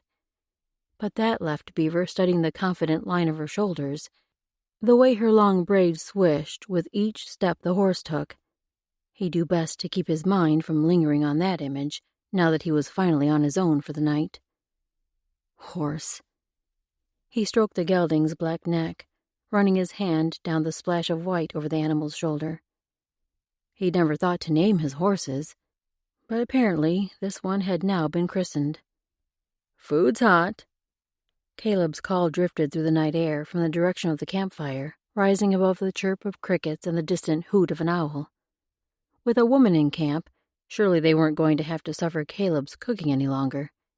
The man tolerated the work better than the rest of them, so they'd all agreed to endure his fare. Not that Beaver could cook much better. But both the coffee and cornbread Susanna had made in their portage camps had been much better than anything he'd eaten in more than one moon. Even her roasted meat seemed to have more flavor and tenderness than what he was accustomed to. That must be his imagination, though, or simply his growling belly. Beavertail gave the horse a final pat, then headed toward the campfire and the figures that milled around it. The night had cooled, and a brisk wind whipped his hair. He'd pulled it loose from the leather binding, giving himself that one bit of freedom.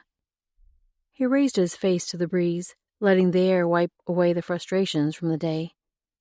Out here in the dark, he could be free of the control others expected from him, released from all restrictions. As he stepped into the ring of firelight, his gaze found Susanna, who was kneeling beside the fire. She had several small cakes sizzling in a pan. At first glance, they looked like pemmican, but that wasn't a likely food for a white woman to be cooking. Sit yourself, BT. Mr. Wilkins was just telling us about their trip up the river. Caleb perched on a log, his elbows resting on his long legs, and one of Susanna's cakes in his hand. They almost never used plates unless they had to, less to wash that way. The man motioned toward another log that had been gathered for firewood, and Susanna turned with a plate of steaming food for him. She raised her eyes to meet his as he took the offering. Something in her gaze snagged his and held it. A kindness, an earnestness that drew him. But he forced himself to turn away. Susanna and her father traveled with them for their safety, but if he wasn't careful, it'd be his own protection he'd need to worry about. Chapter 8. Beavertail sat on the log Caleb had offered and tuned an ear to the conversation, but he was careful to keep part of his mind focused on the night sounds around them. Only a foolish man ignored his surroundings, especially when camping on these plains. So you see, that first time, God sent us through at just the right time to miss those sandbars, Wilkins said. But when we came through the second time, the river had completely moved, shifting over so the trees that had been on the bank were now an island out there in the middle. We could see the rocks sticking up on the sandbars high enough to pierce the boat if we'd struck one, especially moving as fast as we were. We saw the river move many times. French gave a knowing nod. The man's words weren't surprising for how many times he'd sailed up and down that water. It's a wonder how the Missouri comes alive like a giant sea creature, winding and slithering wherever it has a mind to go. Ain't that the honest truth? Caleb piped up. Lost my best gun when a squall set loose on that sea creature. The waves were tossing just like we were on a high sea. Knocked me sideways, and I had to grab on with both hands to keep from going over the side. Couldn't save my Kentucky, though. He could just picture this giant man gripping a post on the boat, rain and wind lashing all around him. Why anyone chose river travel instead of on a sturdy horse, Beavertail would never understand. Never have found a rifle I like as good as that one, especially not this thing. Caleb nodded toward the rifle perched against the log where he sat. His mouth drooped in a pitiful expression, like a dog with its tail dragging. Who made the gun you carry now? Wilkins' gaze sharpened. A Frenchman, probably. Caleb cut a sideways grin at French. The man raised his half-eaten corn cake and chuckled around his mouthful of food. French was always good for a joke, even if he or his countrymen were the source of the humor. It's a rifle, I assume. Kentucky model, with a 36 or 42-inch barrel? Wilkins seemed to scoot to the edge of his seat. Caleb nodded. 42? It's a decent gun, just tends to shoot low. I suppose I should tinker with it and see if I can straighten the barrel out. I could take a look. Wilkins' eagerness was hard to miss. My father is a gunsmith. Susanna spoke up from her place by the fire. Was a gunsmith. Wilkins sank back on his seat. Back in Illinois, but I brought a few tools with me. I'd be glad to see what I can do. Beavertail leaned forward before he realized what he was doing. You built guns, too? Or did repairs only? He'd always been fascinated with weapons, and they were so hard to come by in this land. If he could learn the skills, he could make guns for his people, or at least he could learn to repair the parts that always seemed to break. Wilkins tipped his head as he studied Beaver. I made a few from scratch, but that's a long, tedious business. Repairs kept me busy enough most days. He raised his brows. You have something in mind you want made? He worked to school his expression. I would simply like to learn the craft. Perhaps I can watch any repairs you make. Every bit he could learn would be helpful. He'd studied his own rifle at great length, but hadn't disassembled it to learn more. He couldn't risk damaging any parts. The gun was too important for both hunting and safety.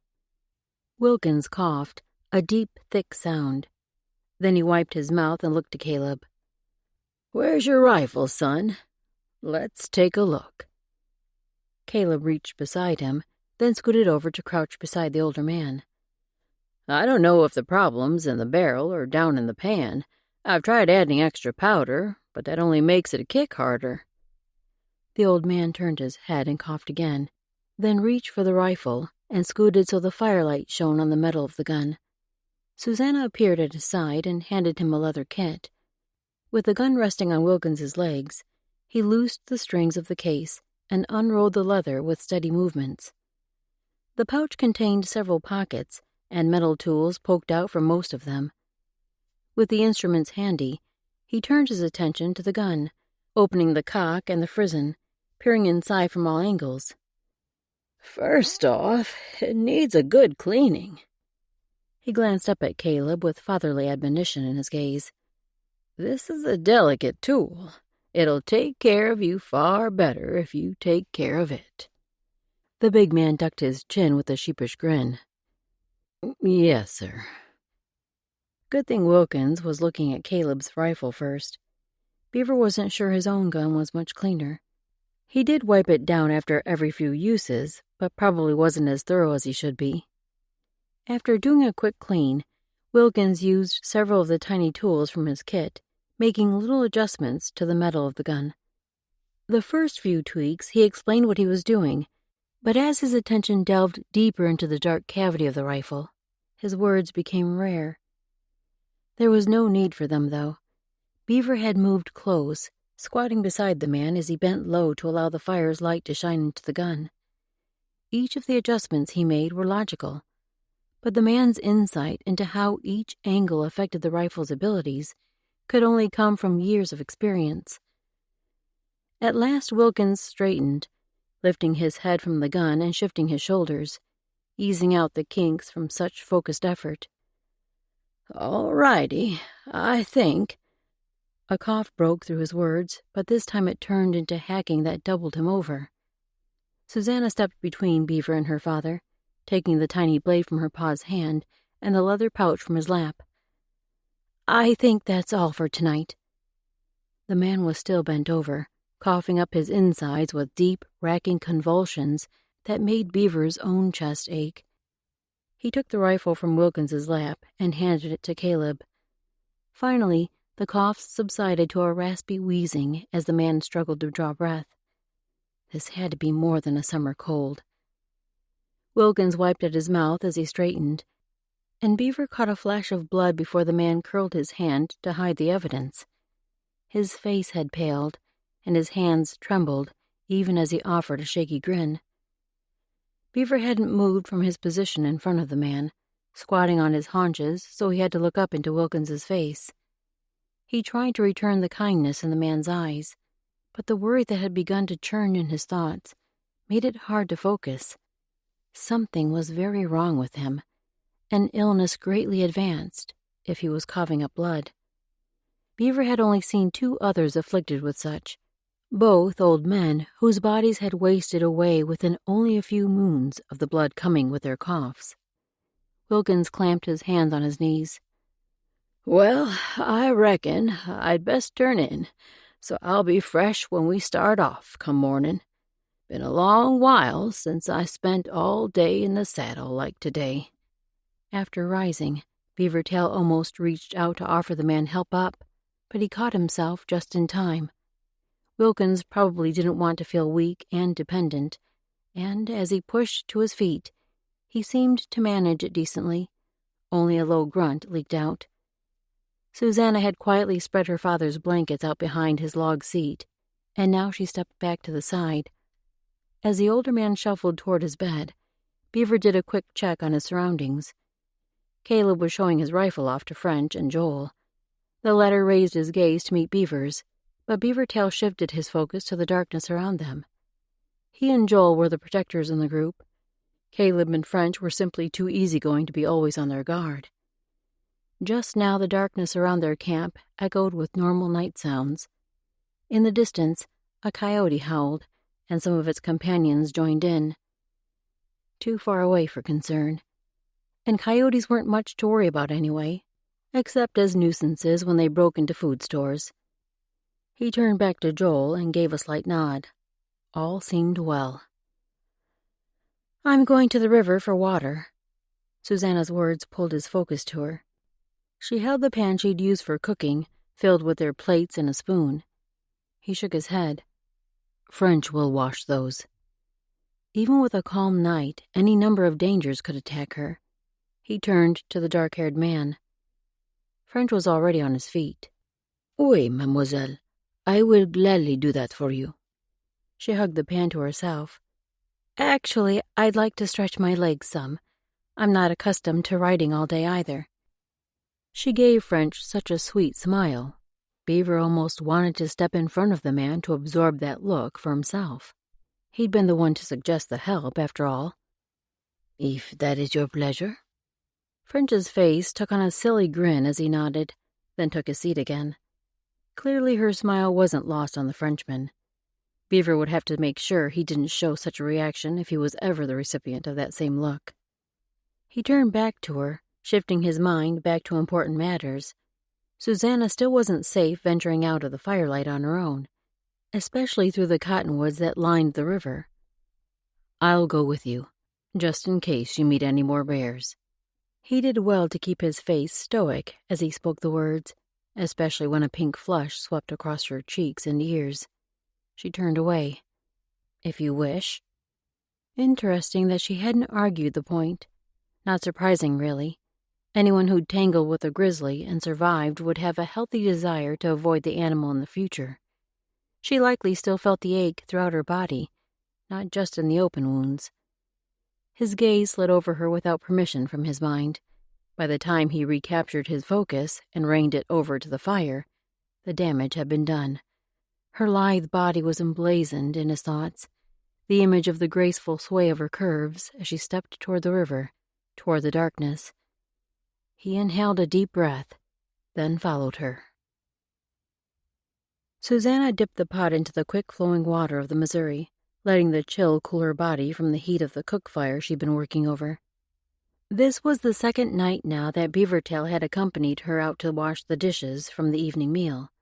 He didn't speak, not the night before, or so far this night, just stood sentry a few strides behind her. Back in Illinois, she would have objected to such overbearing treatment, but in this wilderness, anything could happen. With him guarding her back, she didn't worry about another bear or anything else surprising her. Perhaps she should worry about the man himself. He was an Indian, and a stranger after all, but there was something about his solid presence, his intense watchfulness to his surroundings, which made her feel safe. Besides, if he'd wanted to scalp or assault her, he'd have done it long before now. Since he didn't speak, she could close her eyes and relish the quiet of the night river noises. She hadn't realized how much she enjoyed the rushing sound of the water as she drifted off to sleep each night. Too soon she had all the dishes washed and gathered again in the pot. She stood and turned to Beavertail. He reached for the load, and she allowed him to take it. "Thank you." Maybe she should insist on being treated as an equal, but her body still ached from the bear attack, and the weight of the iron pot burned through her shoulders and arms. He nodded his response, a man of few words, this one. But his silence wasn't awkward, simply peaceful. Before turning back toward the camp, she took one last look around the river. This is a pretty spot, especially with the moonlight shining on the water. We will stay here tomorrow as well. She turned to him. We're not riding on? Were they resting a day for her father's sake? He'd had another coughing fit tonight, this one worse than any others. It had left him with barely enough strength to hobble to his bed. Maybe exhaustion from long days in the saddle was weakening his body, or maybe talking with the men each evening was irritating his throat or lungs. Either way, part of her sagged with relief at the chance for him to recover. But would these men be angry for the delay? If she and Pa couldn't keep up, maybe they'd be left behind. That thought shouldn't strike such fear in her chest. As she studied Beavertail's face, the moonlight filtered over his features. The sharp cheekbones, strong jaw. The only part she couldn't see were his eyes. And without them, she had no hope of deciphering the feelings behind his words. He shook his head. Every few days we let the horses rest. I set traps and worked the hides from the last time we stopped.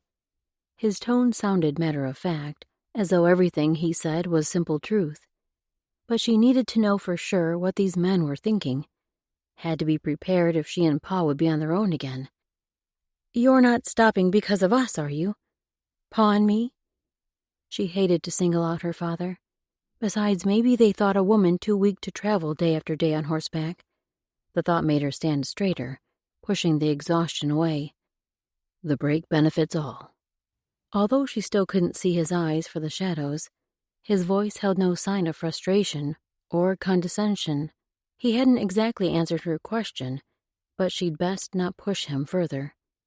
She'd simply have to wait and watch, for if there were any sign that these men would change their minds about her and Pa riding with them, she'd need to be ready for it.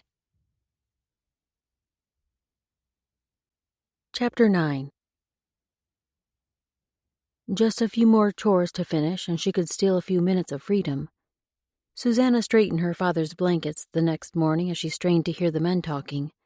Joel and French were by the tie line, preparing to move the horses to graze for the day. She couldn't hear what they were saying, and that was probably best. She would wear her nerves down if she worried any longer about whether she and Pa were delaying the men.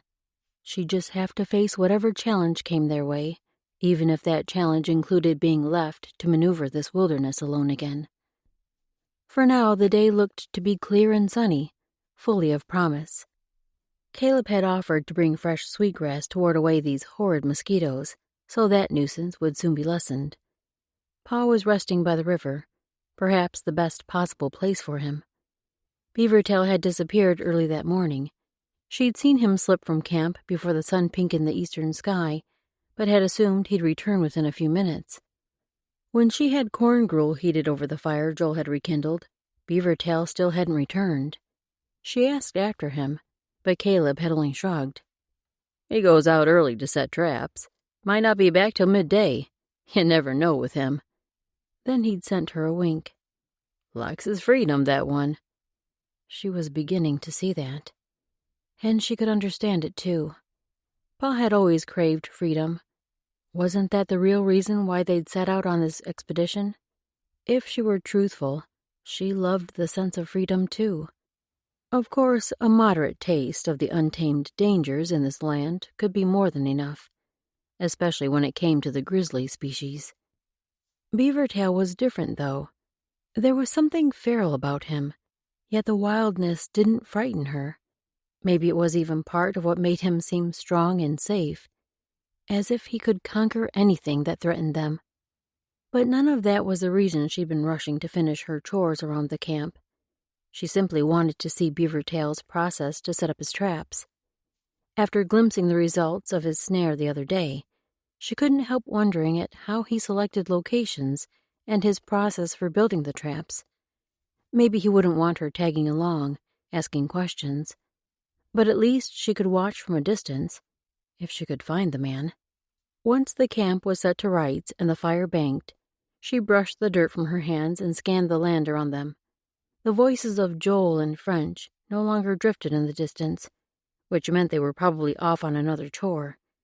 Now she couldn't ask them where Beavertail might be, but he was likely near the water. She started toward the river, swiping at mosquitoes as she made her way through the tall grass, then among the scrubby trees. The flowing water called to her as she neared it, and when the bank came into view, her gaze landed on a figure lying on his side. Pa. For a single moment, her heart froze in her chest. Had he succumbed to his illness? Then her mind caught up to reason, and her pulse began to thump again. He was merely resting in the shade, listening to the sweet murmur of the river. But still her feet flew to his side. Pa? He shifted, turning to look up at her with one eye. She must have interrupted a nap. The corner of his mouth curved up, the smile lines grooving his cheeks. This feels almost as good as heaven will, I think. Heaven. Not for many years if she had any say-so in the matter. She tried to summon a feisty quip along those lines, but the burn stinging her eyes seemed to slow her thoughts. She blinked the tears away and swallowed the lump in her throat. I'm going to walk along the river bank for a while. Would you like to come? Resting here would be better for him, but offering seemed right anyway. If he felt up to a stroll, she'd treasure his company. His eyes gentled. I think this is where I should stay for now. His voice had that tender rasp that was his special tone for her. He patted the ground in front of him. When you're finished, come back and sit with me if you've a mind. Her own mouth found an answering smile. I will. Then she turned her focus to the river, looking first one direction, then the other. Which way would Beaver Tail go? Rocky banks lined the water everywhere she looked, but a few openings allowed access. I saw our friend Beaver working upriver a bit. Might be interesting to see how he sets his traps. Pa had read her mind once again. Maybe she shouldn't be surprised that he knew her so well. Ever since Mama had passed 10 years before, they'd spent a great deal of time in each other's company.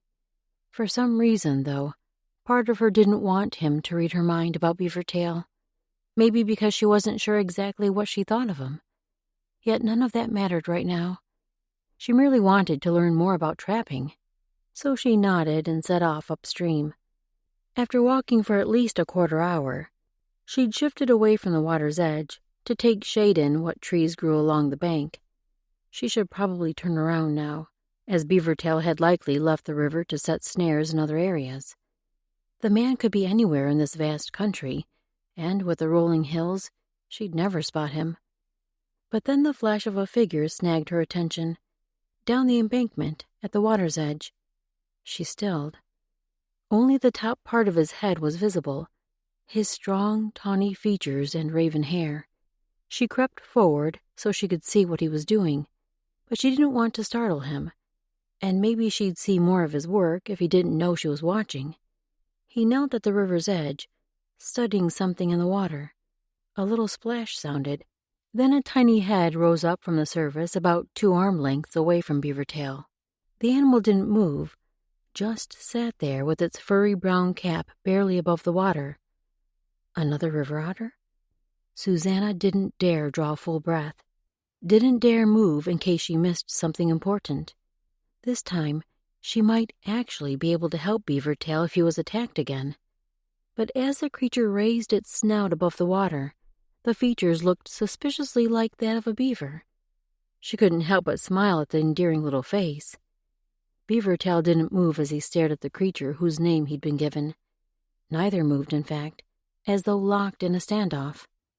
Then, slowly Beaver Tail eased his hand away from his body. He reached to the side, but she couldn't see what he was doing. Surely he wasn't reaching for a knife or other weapon.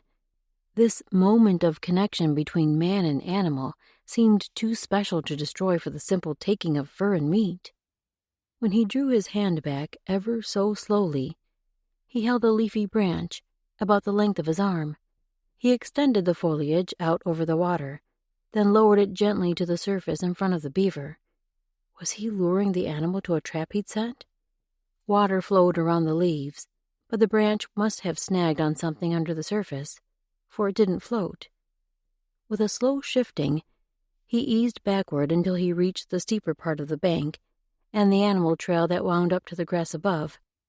He stayed low as he climbed up the path. At the top of the bank, he paused to look at the beaver again. The animal still hadn't moved, just sat there with its head barely above the water's surface. She had to look closer to make sure it really was a live beaver. But then she saw the cock of its head. Would it take the bait Beaver Tail had offered? Part of her wanted to yell for it to flee. If there was a trap there, this brave animal should be given the chance to live another day. Beaver Tail turned from the creature and strode toward the trees. Toward her. She fought the urge to shuffle backwards, deeper into the shadows. Maybe hide behind a trunk so she wasn't caught watching. Except he'd caught her once before when she'd tried to hide from him.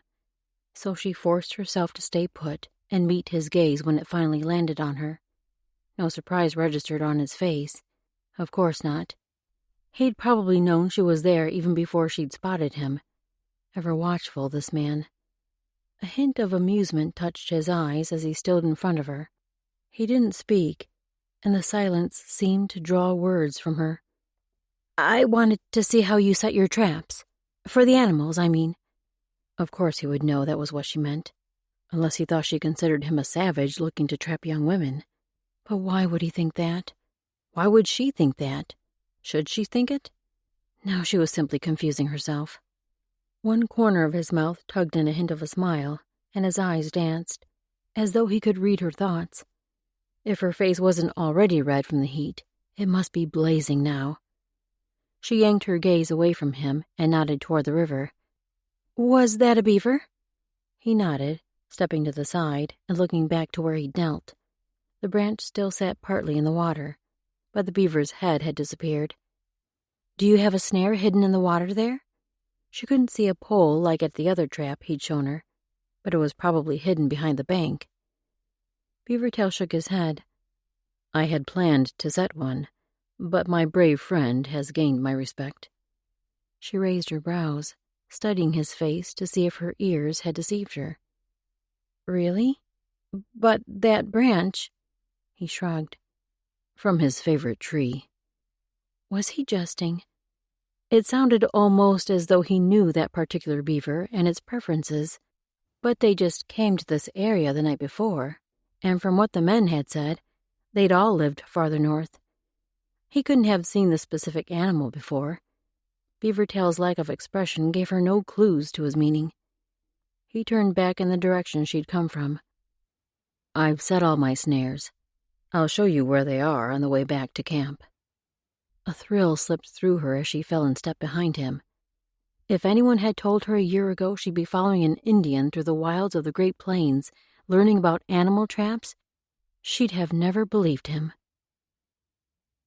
He couldn't have said why he offered this woman a tour of his snares, maybe because she seemed so interested in them, although that had never swayed him before. Even before he'd been burned so fiercely by Iadna, he'd mostly steered clear of the maidens in the camp. He simply didn't have a way with them the way some braves did. Maybe the ruckus with Iadna had really been his fault, just like she'd said. This one is set for muskrat. He motioned toward a pocket trap at the edge of the water. What makes it just for muskrat? She was leaning over the embankment, peering down at the snare he'd set with a thin layer of mud atop it. Mostly the lure I put inside the hole. It might catch raccoon or mink, too, but the muskrat won't be able to resist it. He hoped, anyway. What hole? Now she dropped to her knees so she could lean farther over the edge. Oh, I see it. How deep does that go into the ground? He dropped to his haunches beside her. About the length of my arm. The bait is all the way at the back of the hole. She glanced up at him, and something that looked suspiciously like respect shone in her eyes. How did you learn all this? If she kept looking at him that way, she might chip through the resistance he was doing his best to maintain. He couldn't let that happen. He stood and took 2 steps back. All of my people learned these things. He'd been one of the best when it came to setting snares, but his trapping and trading had barely kept his mother and sisters fed.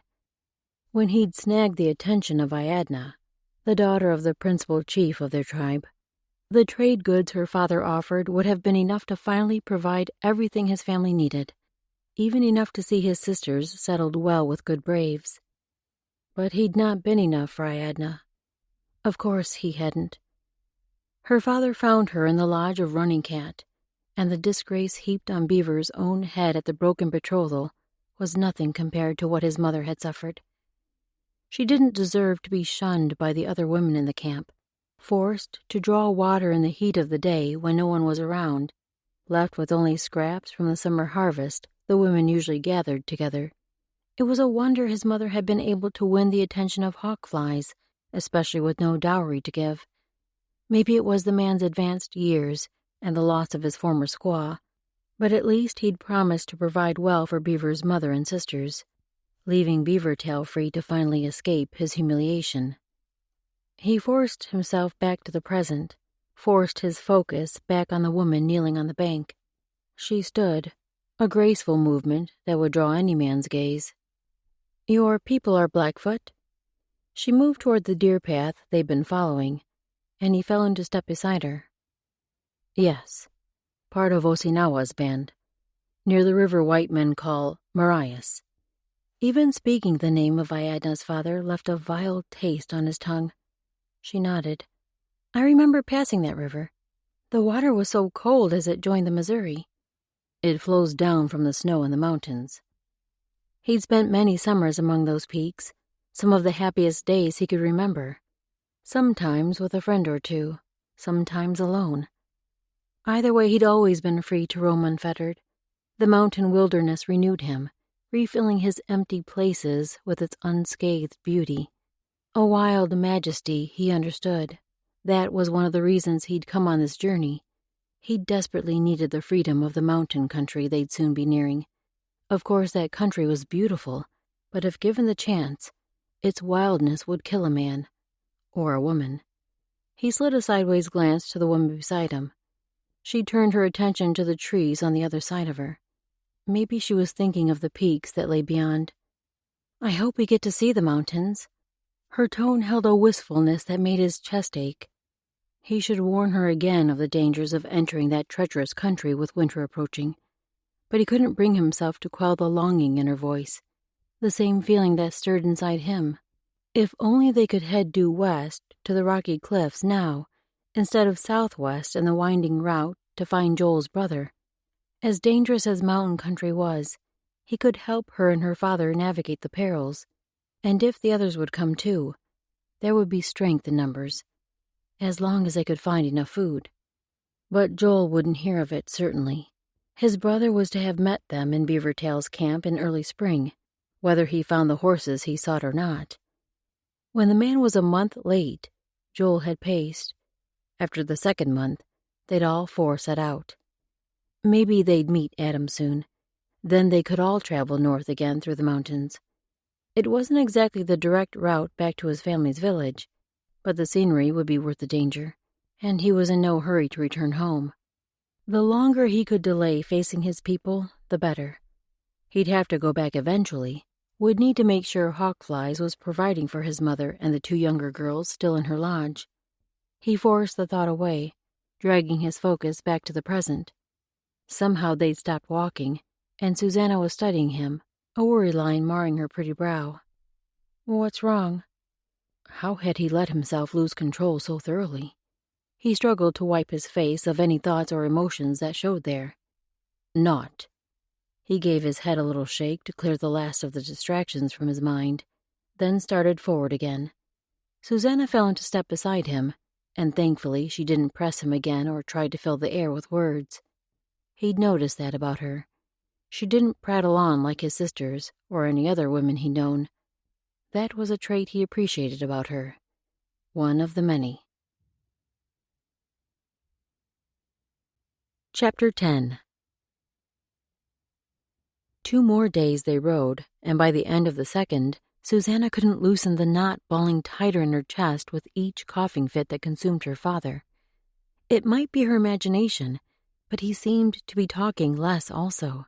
Maybe speaking brought on the coughing, so he was trying to avoid them both. Yet every time she rode alongside him to visit, his face shone with pleasure. He seemed to soak in the wild beauty around them, like parched ground absorbing a gentle rain. At least the heat from summer was fading into milder autumn days. Yet the land was so dry. She would have expected a grassland like this to experience more rain. They hadn't felt a drop for weeks now. What say we camp here? Caleb, riding in the lead, reined his horse to a stop. I haven't seen trees for a while, but this little hill will give us a break from the wind. We can use buffalo chips for the fire, and we're right here at the Missouri. French shrugged. Suits me. The men had fine-tuned their process to set up camp so that they had a fire roaring and everything ready for her to begin food preparations in less than a quarter hour. Those first few days, when she'd tried to help, she'd found herself in the way every time she'd begun a task, and the men hadn't held back from telling her so, respectfully, of course. Finally, Caleb had taken her by the elbow and pulled her aside. We have all this taken care of, Miss Susanna. They'd agreed to use given names to make things easier, since they'd be traveling together for the foreseeable future. But Caleb couldn't seem to keep himself from adding the Miss in front of hers. Kind man that he was. If she'd had a little brother, she'd want him to be like Caleb. You just see that you and your pa relax. Why don't you walk down by the river and stretch your, His gaze darted down to her legs, then his entire face turned red, his ears flaming brighter than a hot fire. Some sweet mama had raised this boy right. She fought the urge to stretch up to pinch his cheek. Her tired arms likely wouldn't reach that high, so she settled for resting a hand on his arm. "Thank you, Caleb. I'll take Pa to see the river. Shall I bring back water while I'm there?" That's Joel's job. Don't start doing his work, or he'll turn lazy on us. He shot the smaller man a cheeky grin. She nodded and moved toward the water. Even as weary as she was, Caleb's kindness could bring on a smile. From that day on, she'd done her best to stay out of the men's way as they set up camp. And with each day, she'd learned to appreciate their efforts a little more. Like a perfectly tuned rifle, each part performed his role exactly, working with the others to create a result both flawless and powerful. The main difference between these men and a rifle, though, their efforts didn't prove deadly to whatever lay in their path.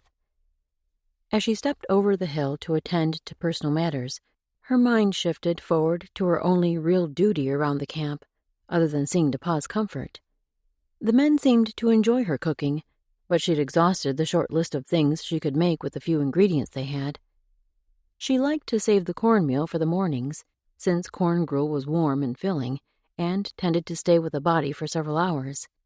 She'd made several variations on bean soup each evening, using the bear meat they'd be eating on for the next week at least. Maybe she could try mashing the beans into a sort of cake to fry with the steaks from the bear's backtraps. If only she had sugar to mix up a sweet treat. These men had been far kinder than she'd expected, and she'd like to do something special to thank them. Alas, since no sugar was to be had, she'd have to look for another way to thank them. The bean cakes cooked quickly, but the bear steaks took longer than she'd expected. At least the men didn't seem to mind eating half their meal lukewarm. "Mademoiselle, you are a delight in every way." French brushed the crumbs from his hands as he straightened from devouring his meal. "It is my great pleasure that you and your pop accompany us." She offered a teasing smile. "Perhaps not in every way, but at least I can please your belly." He sent her a wink. "You do that for certain, but I have yet to find anything about you that doesn't charm me." She turned away to hide her smile. Not long after meeting him, she'd learned not to believe half of French's flattery, but she could still enjoy it, innocent as his attentions were. As she scraped bits of food stuck in the pan, a loud groan sounded behind her, and she spun. Caleb, already the size of a grizzly at full height, raised his hands in a massive stretch, making him as tall as the giants of Anak from the Bible. She had to fight to keep from shrinking away from him. He dropped his arms and moved toward the pile of supplies. "I'll go bring some water from the river. Anything else you need, Miss Susanna?" A gentle giant, to be sure. "I've need of nothing, Caleb, thank you." She could ask him to carry this pan to the water for her, but Beavertail always did so, mostly to keep watch against danger, she was fairly certain. They were camped only a dozen strides from the river's edge tonight, though. Maybe he wouldn't see the need to come with her. There really wouldn't be a need. He could sit in the comfort of the firelight and watch her. But the thought of losing those moments with him sent an ache through her chest. He was starting to speak more now. Not that she minded his silence, as relaxing as it was, but it seemed an honor that he was comfortable enough with her to speak too.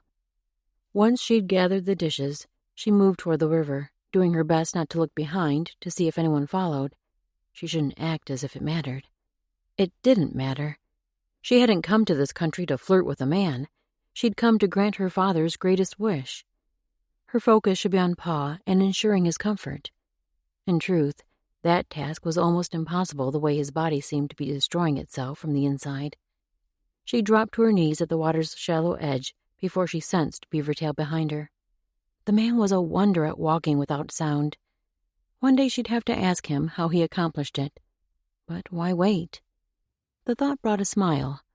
Why not ask him now? As she scrubbed sand over a plate, she glanced behind her. "How do you do that? Walk so quietly, I mean." He stepped closer so he stood beside where she knelt. "It's simple. Walk toe to heel. All the children learn it in my village." This was the second time he'd spoken of the people from his home. She'd have to ask him more about the place and the people. But just now he was demonstrating the step he described. She studied his motion, then set the plate aside and stood. Gingerly, she tried what he modeled.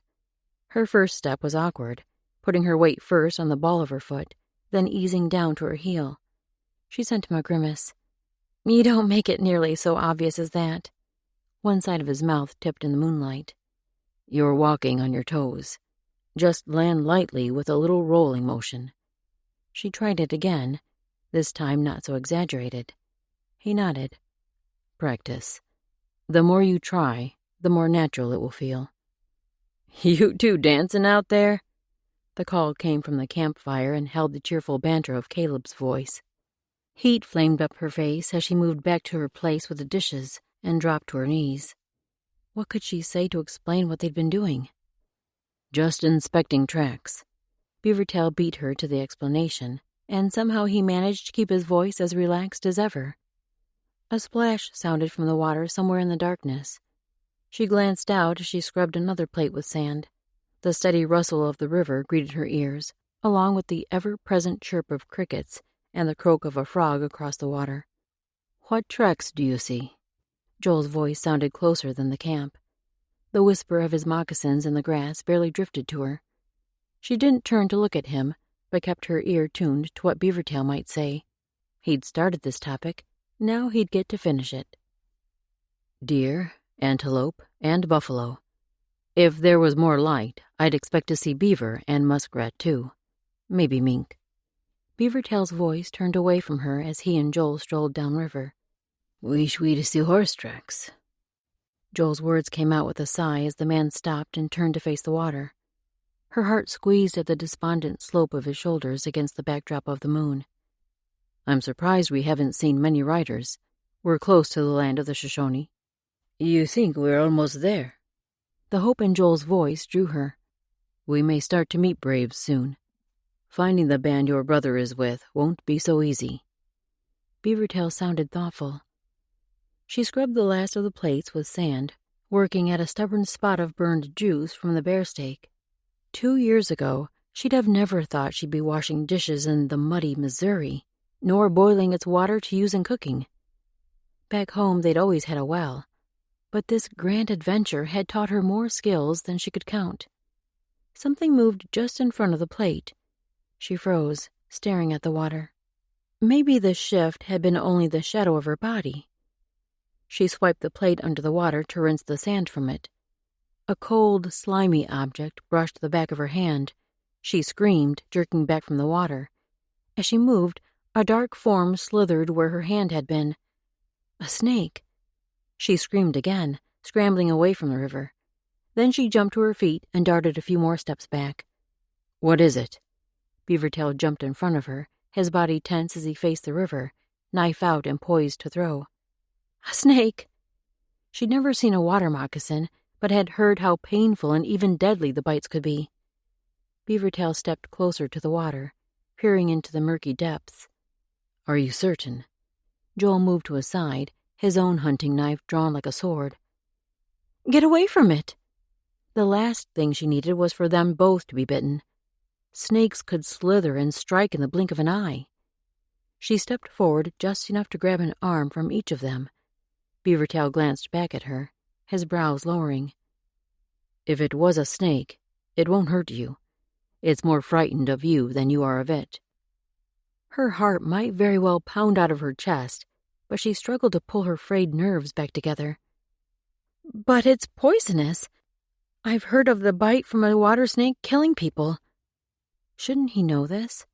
Did they not have water snakes farther north where he'd lived? He shook his head. Maybe where you come from, but not water snakes around here. They're not good for much, but they're harmless. She straightened, her gaze flicking back to the river.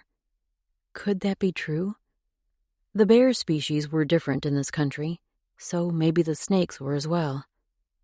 His arm flexed under her grip, reminding her that she was still clutching him and Joel both. She dropped her hands. I wondered about the water snakes.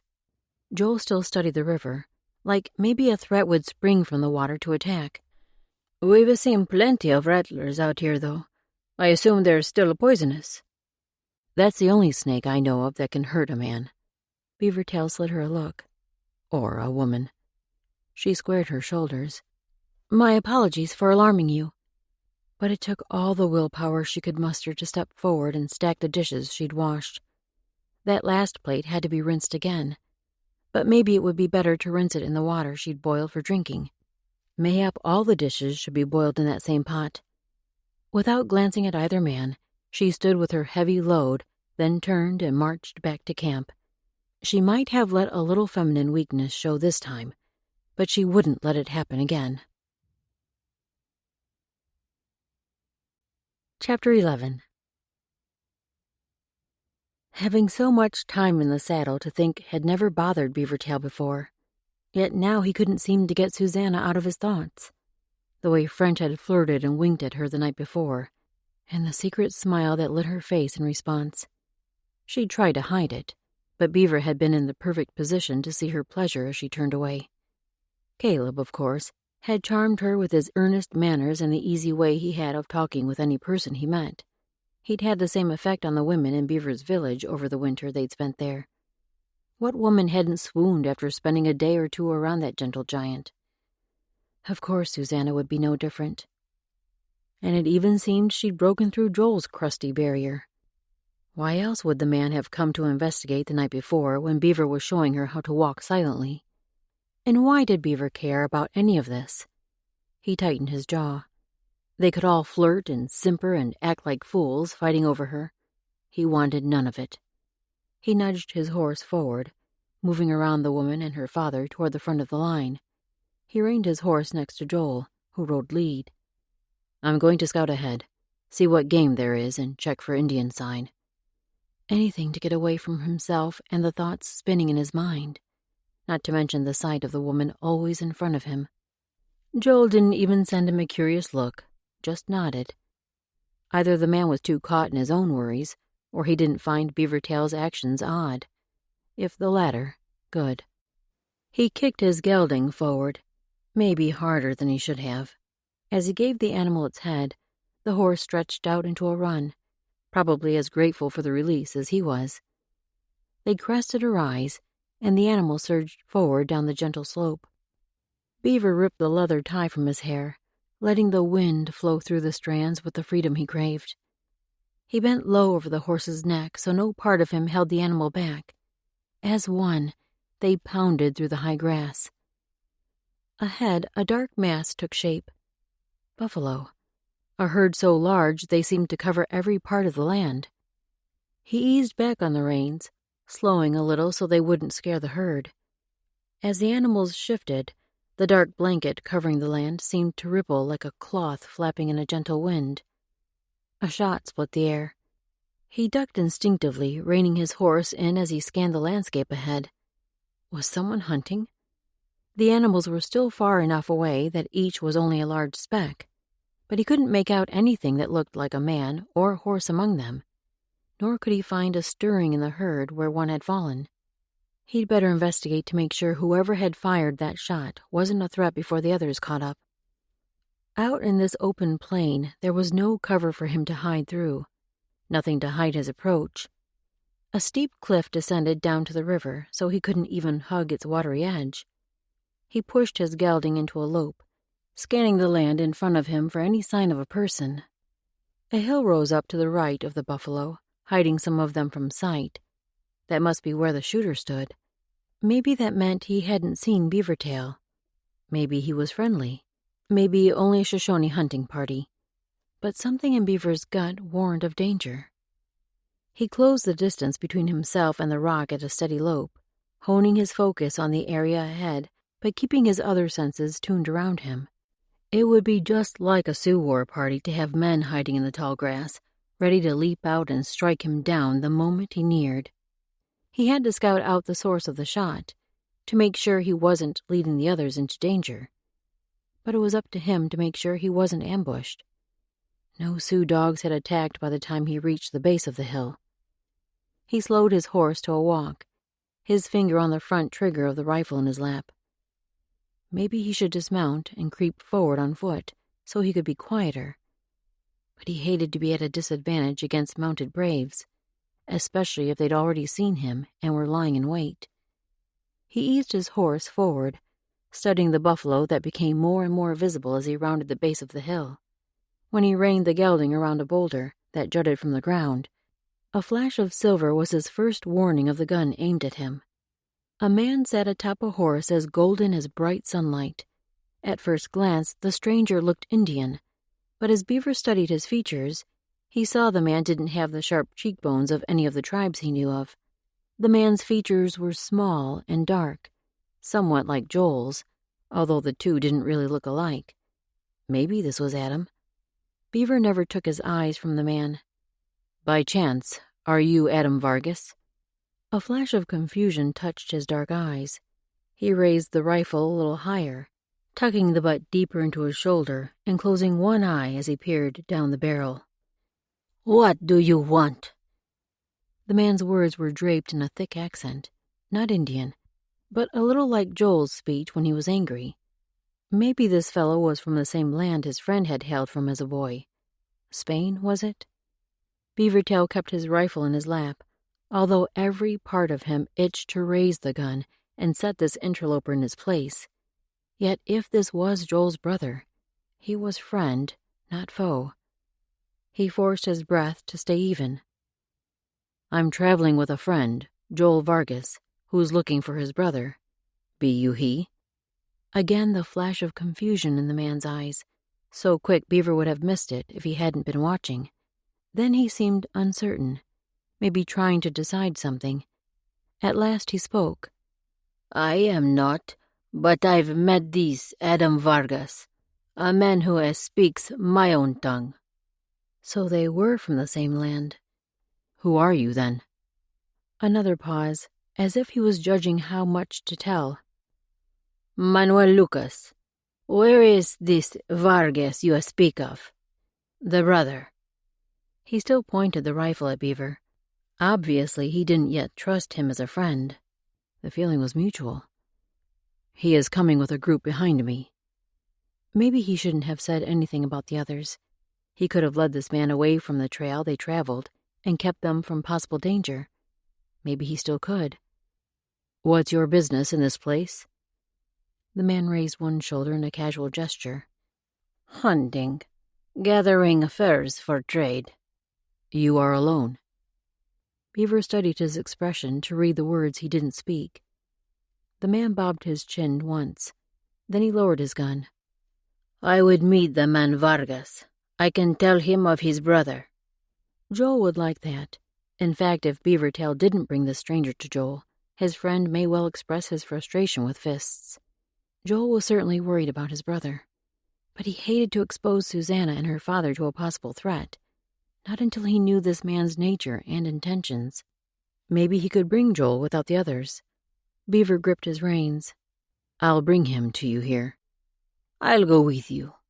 The man edged his horse forward, and if Beaver wasn't mistaken, he raised his rifle a little, for Beaver could now see the dark shadow inside the gun's barrel.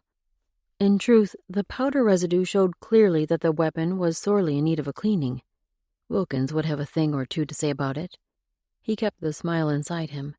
There were plenty of serious matters he needed to attend to. How could he keep this man from coming with him to where Susanna and Wilkins were? Did he need to keep the man away? Joel, Caleb, and French would all be on their guard. Surely, with the four of them, they could keep this stranger from harming the two they'd promised to protect. He just had to stay on his guard so the man didn't get the upper hand on their ride back to the group. He leveled the fellow with a hard stare. "I'll take you to speak with him, but you'll need to remove your finger from that rifle's trigger. You come in peace, or you don't come at all." One side of the man's mouth tipped a tiny bit, and he gave another single nod. "Agreed." Beavertail returned the nod. Then, with all his senses on alert, he turned his horse and rode beside Lucas across the open land. He could only hope he wasn't leading a wolf into his herd of innocent deer. Susanna and her father trusted him. He couldn't let them down. "Ho there!" Joel's voice split the air. Susanna's horse nearly bumped the animal in front of her as Pa veered his mount out of the line of horses that were all jerking to a halt. "What is it?" She peered ahead. First right in front of Joel to see if his horse had surprised a rattler or other dangerous animal. Nothing that she could see, but the man was staring off into the distance, the direction Beavertail had gone. She followed his gaze. There. 2 riders? As the figures grew larger, she made out twin silhouettes, both on horseback. One had to be Beavertail. He wouldn't let strangers meet them without him there to stand guard. She knew that without question. But who was the other man? Joel's missing brother? Her heart leapt in her chest. Joel would be so pleased. But what would that mean for their party? Would the men turn back to Beavertail's town? Part of her wanted to go there, to meet the people who'd helped shape him. But the rest of her craved a chance to see the majestic Rocky Mountains while Pa could still manage the trip. Could she and her father survive those treacherous peaks alone? She was less sure now than ever. As the riders approached, the strong outline of Beavertail became clear, easing the knot she'd not even realized had formed in her chest. The second man had the same dark features as Joel, but the nearer they came, the less he resembled their friend. When the 2 men stopped in front of their group, she studied the stranger. His eyes were set closer together and narrowed as he scanned their group. The way they roamed over her, hovering on her face, then sliding down the length of her and back up, made her want to move her horse behind her father's. But she wouldn't cower. There seemed to be no recognition between Joel and the man. He must be a stranger. Her gaze shifted to Beavertail. His look settled on her at the same instant, and a fierce determination locked in his eyes. Then he turned back to the stranger beside him. "This is Manuel Lucas." His nostrils flared, as though the name were distasteful to him. Then his gaze swung to Joel. "He's met Adam." Joel sat up straighter. "Where is he? Is he well?" Mr. Lucas nodded, a slow, singular action. "Last I saw him, he was riding west into the mountains with a band of Shoshone, looking for what he called Palu's horses." The man eyed the rest of them, his gaze hovering on her once again. "You hail from the north or the east?" The way he was looking at her, he might have meant the question for her alone. But Caleb spoke up, edging his horse in front of her. "We've come from a Blackfoot tribe north of here."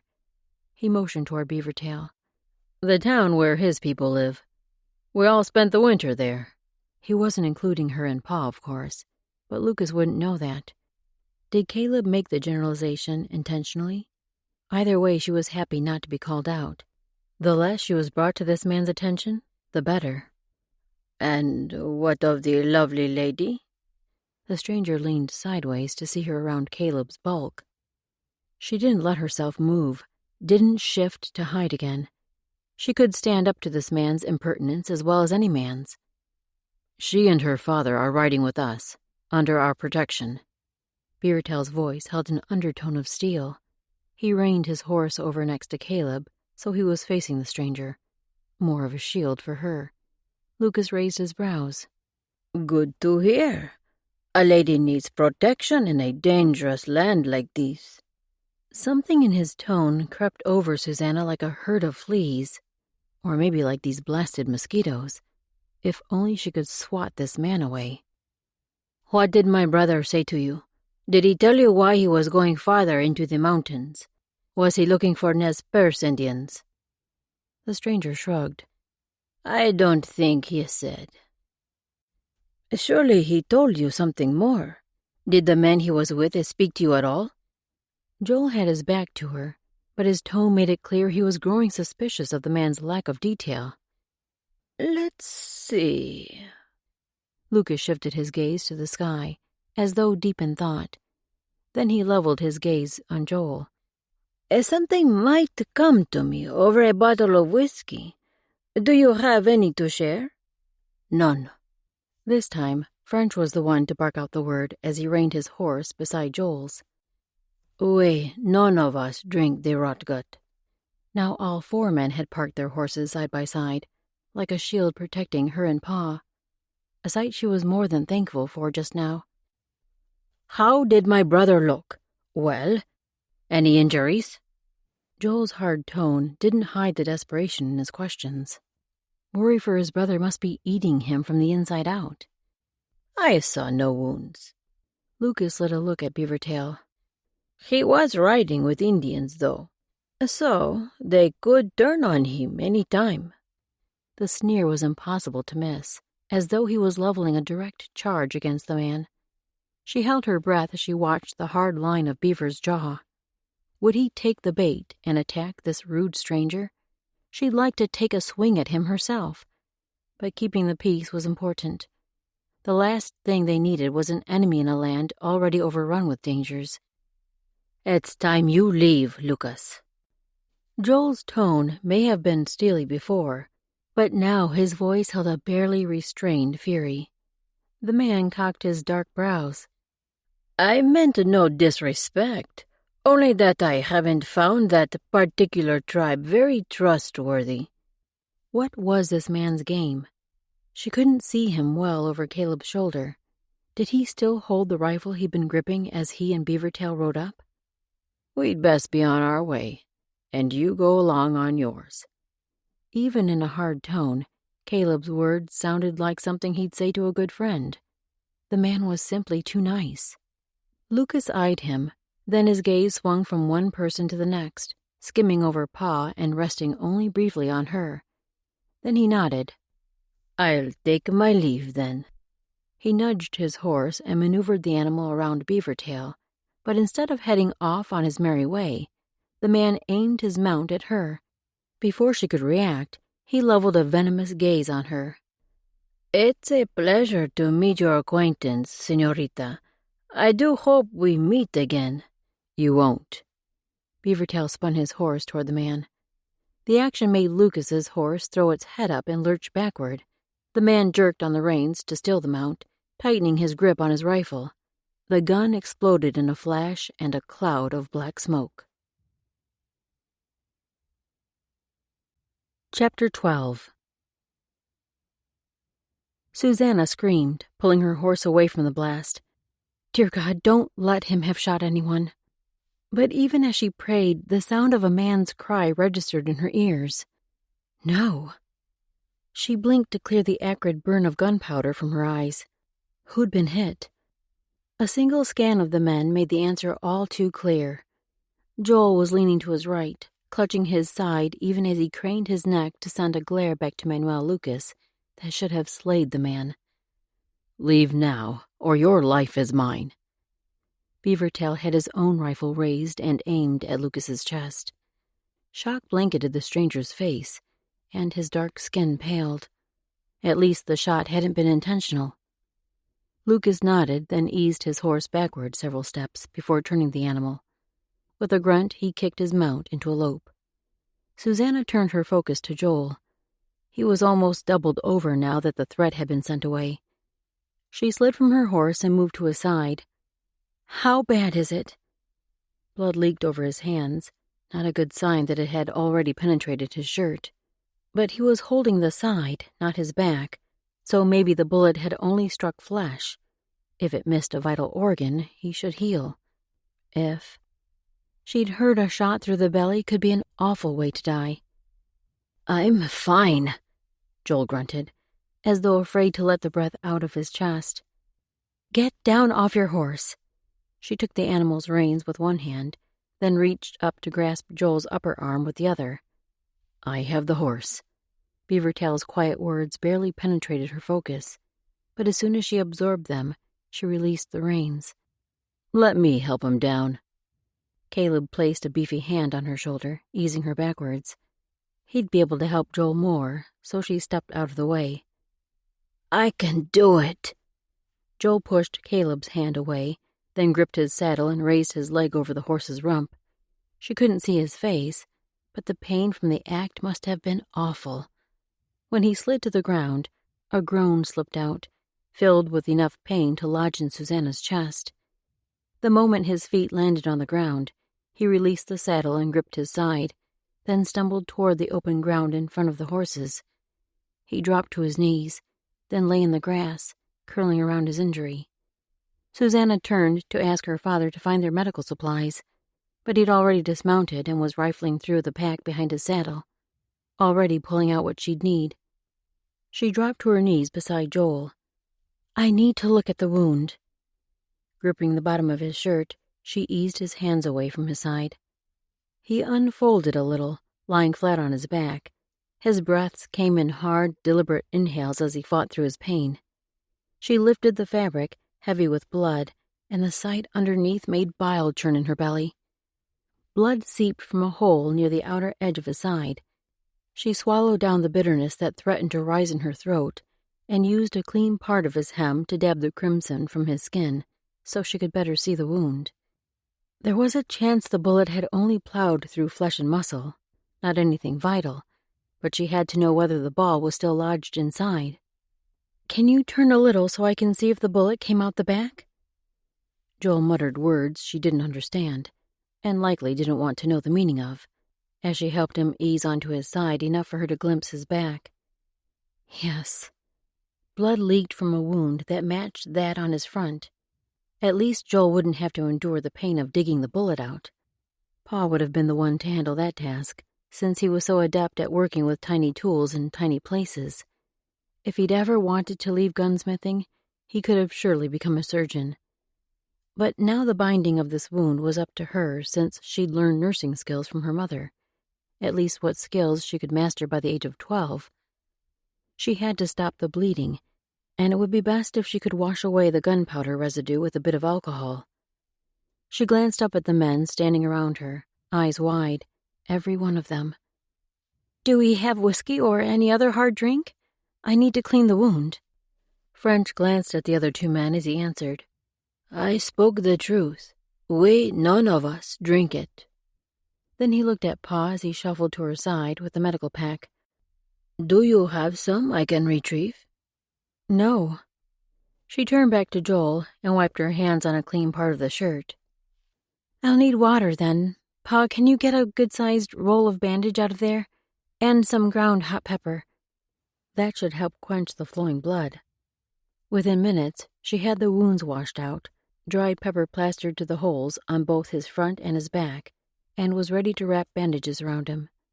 She glanced at Beavertail, who'd knelt beside her.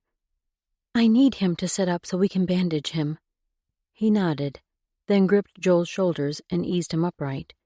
The injured man's face paled with the effort, and a vein in his neck jutted out.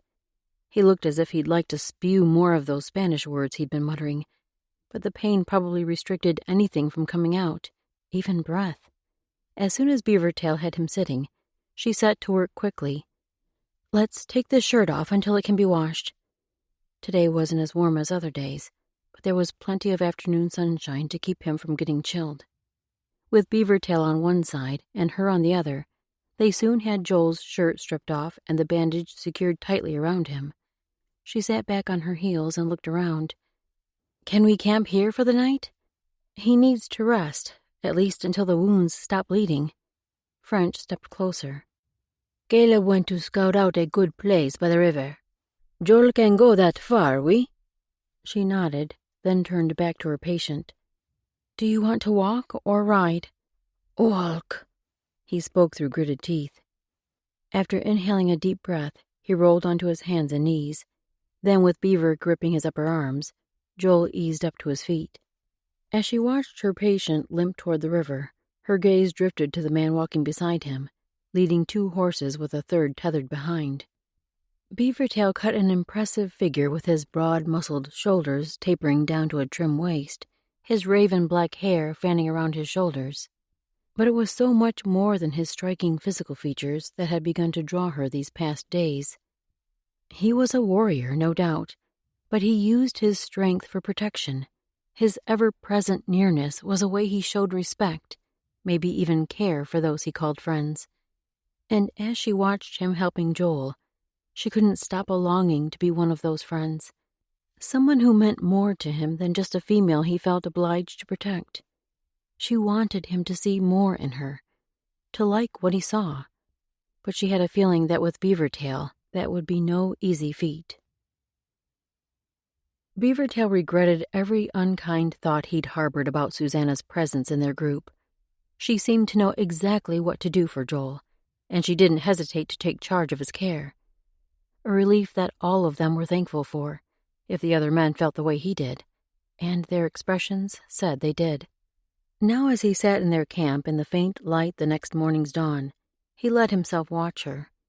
Susanna's face had turned fragile in her sleep, like the clear surface of still water. Dark shadows marred the pretty skin beneath her eyes, probably from the several times she'd been up tending Joel in the night. The man hadn't slept well, shifting and mumbling through many of the dark hours. Pain would cause that, especially the deep agony of a belly shot. Beaver shifted his focus to his friend. Joel's coloring seemed to have paled some, but that might only be the dusky filter of early morning. Surely the wound wasn't fatal. Fear nipped in Beaver's chest, but he pushed it back. He'd seen several men creased by a bullet in the side who'd healed quickly with no ill effect. Joel's wound was nearer his middle than a crease, but surely not so much that it had struck something important. The man shifted again, rolling his head with a moan, clearly in pain. Susanna stirred, probably awakened by Joel's activity. She sat upright, her hair rumpled in a way that made him want to stroke his fingers through its softness. When she looked around, her gaze landed on him, hooded with sleep, and so pretty his insides stirred. This woman affected him in every way possible. He nodded toward Joel, a topic that would surely take his mind off her allure. "How's he doing?" She snapped to attention, turning her focus to her patient as she crawled to his side. When she pressed her hand to his forehead, her own brow puckered. "He's been warm through the night, but he's even more feverish now." Beaver's chest tightened. He needed to do something to help. Rising to his knees, he reached for the pot. "I'll get some water. Is there anything else you need?" Her gaze flicked to the fire he'd already kindled. Then she shook her head. "Maybe once he drinks and eats, he'll be better. I'll make a tea to help with the pain." He pushed to his feet, grabbed up the pot, and started for the river. He should have already gone for water so it was ready when she awoke, but he'd been too caught up in watching her sleep. Maybe if he chose to think of Susanna like he did the others, he could ignore the effect she had on him. She was no man, that was for certain, but she could be a friend. He'd like her to be a friend, more than he wanted to admit. When he brought the water back to her, he placed the pot to warm by the fire, then dropped to his knees by Joel's feet. "How can I help?"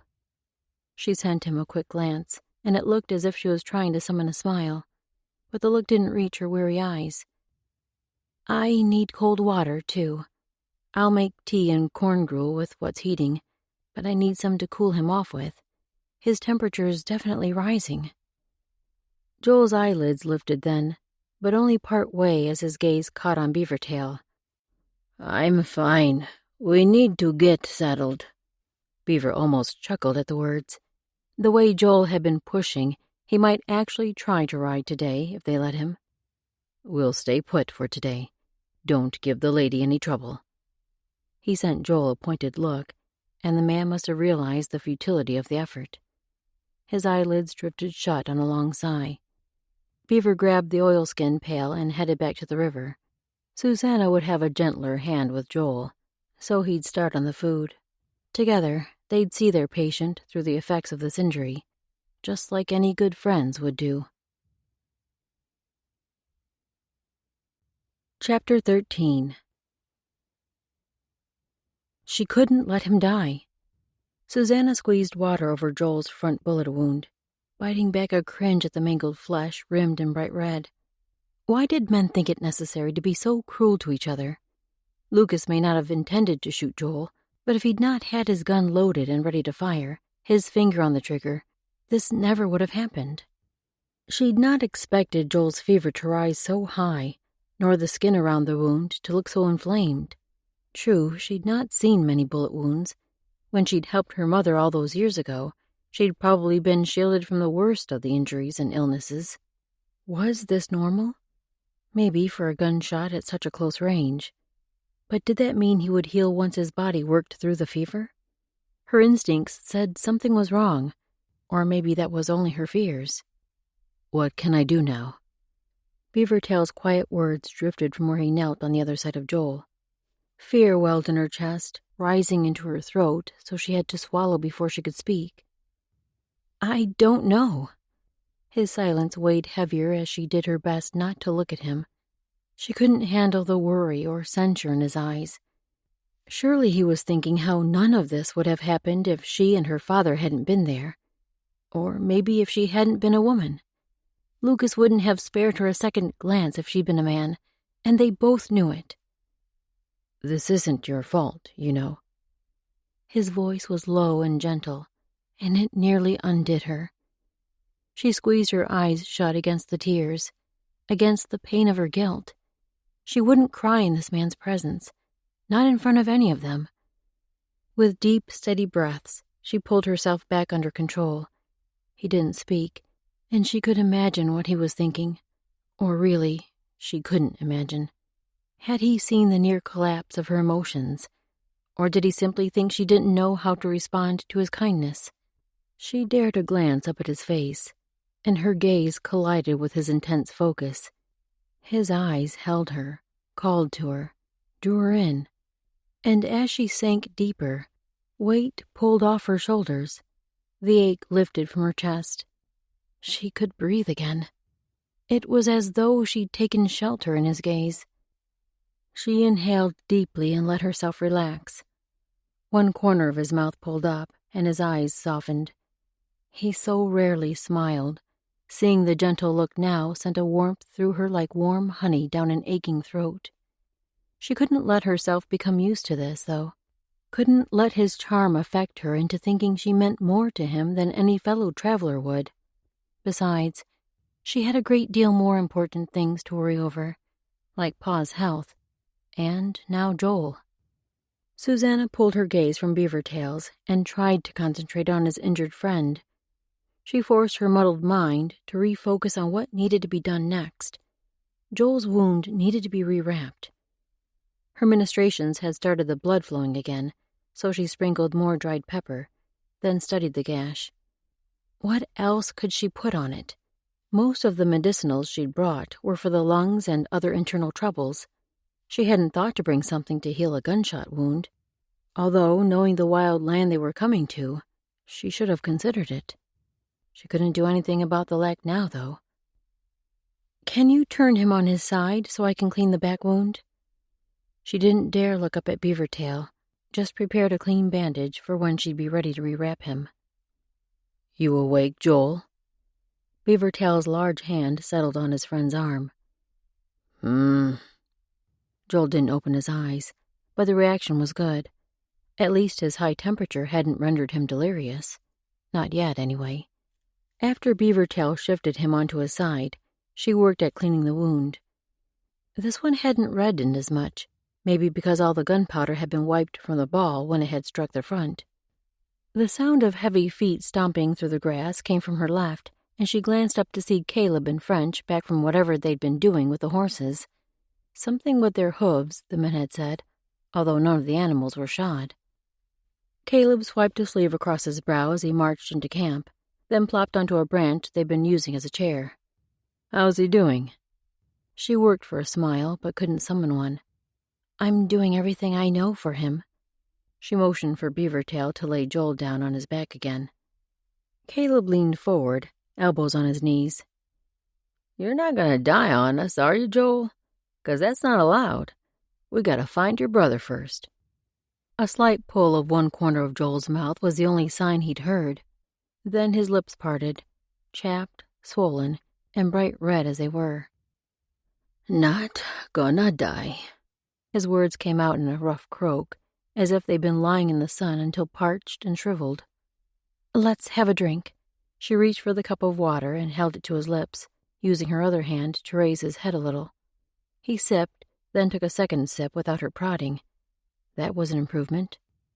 When she laid his head down, a long breath leaked out of him.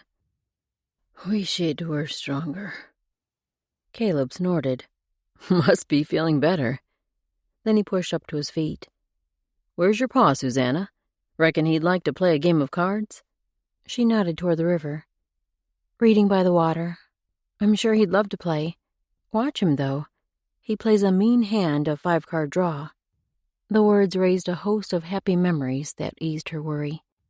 They'd spent so many contented hours playing the game, especially in the winter evenings when his eyes needed a break from the strain of his exacting work. The big man raised his chin, surprised respect shining in his eyes. Ho ho! I appreciate the warning. He glanced at French, who'd been unusually quiet. You playing too, Frenchie? The man looked up, blinking as though coming back from another world in his mind. Maybe in a few minutes. Caleb shrugged and sauntered toward the river. She reached into the medical pack and pulled out a lard mixture to put on Joel's chapped lips. After applying it, she placed the tin back in the satchel. It was then that the silence sank into her awareness. She glanced up at the two men. They were watching her. Beavertail still knelt across from her on Joel's other side. French sat on a log. Both wore such sober expressions. It was as if they were already mourning the loss of their friend. God, please don't let me fail them. Tears pricked her eyes, and she looked away, fumbling through the pack, pretending she was looking for something while she regained control of her emotions. She needed something to distract them all, something to get the men talking. She had plenty of questions, so that shouldn't be hard. French, can I ask what your real name is? She sent a glance his way to make sure the question didn't offend him. He tipped his head, his familiar grin finally quirking his mouth. I am Jean-Jacques Baptiste, after the great violinist.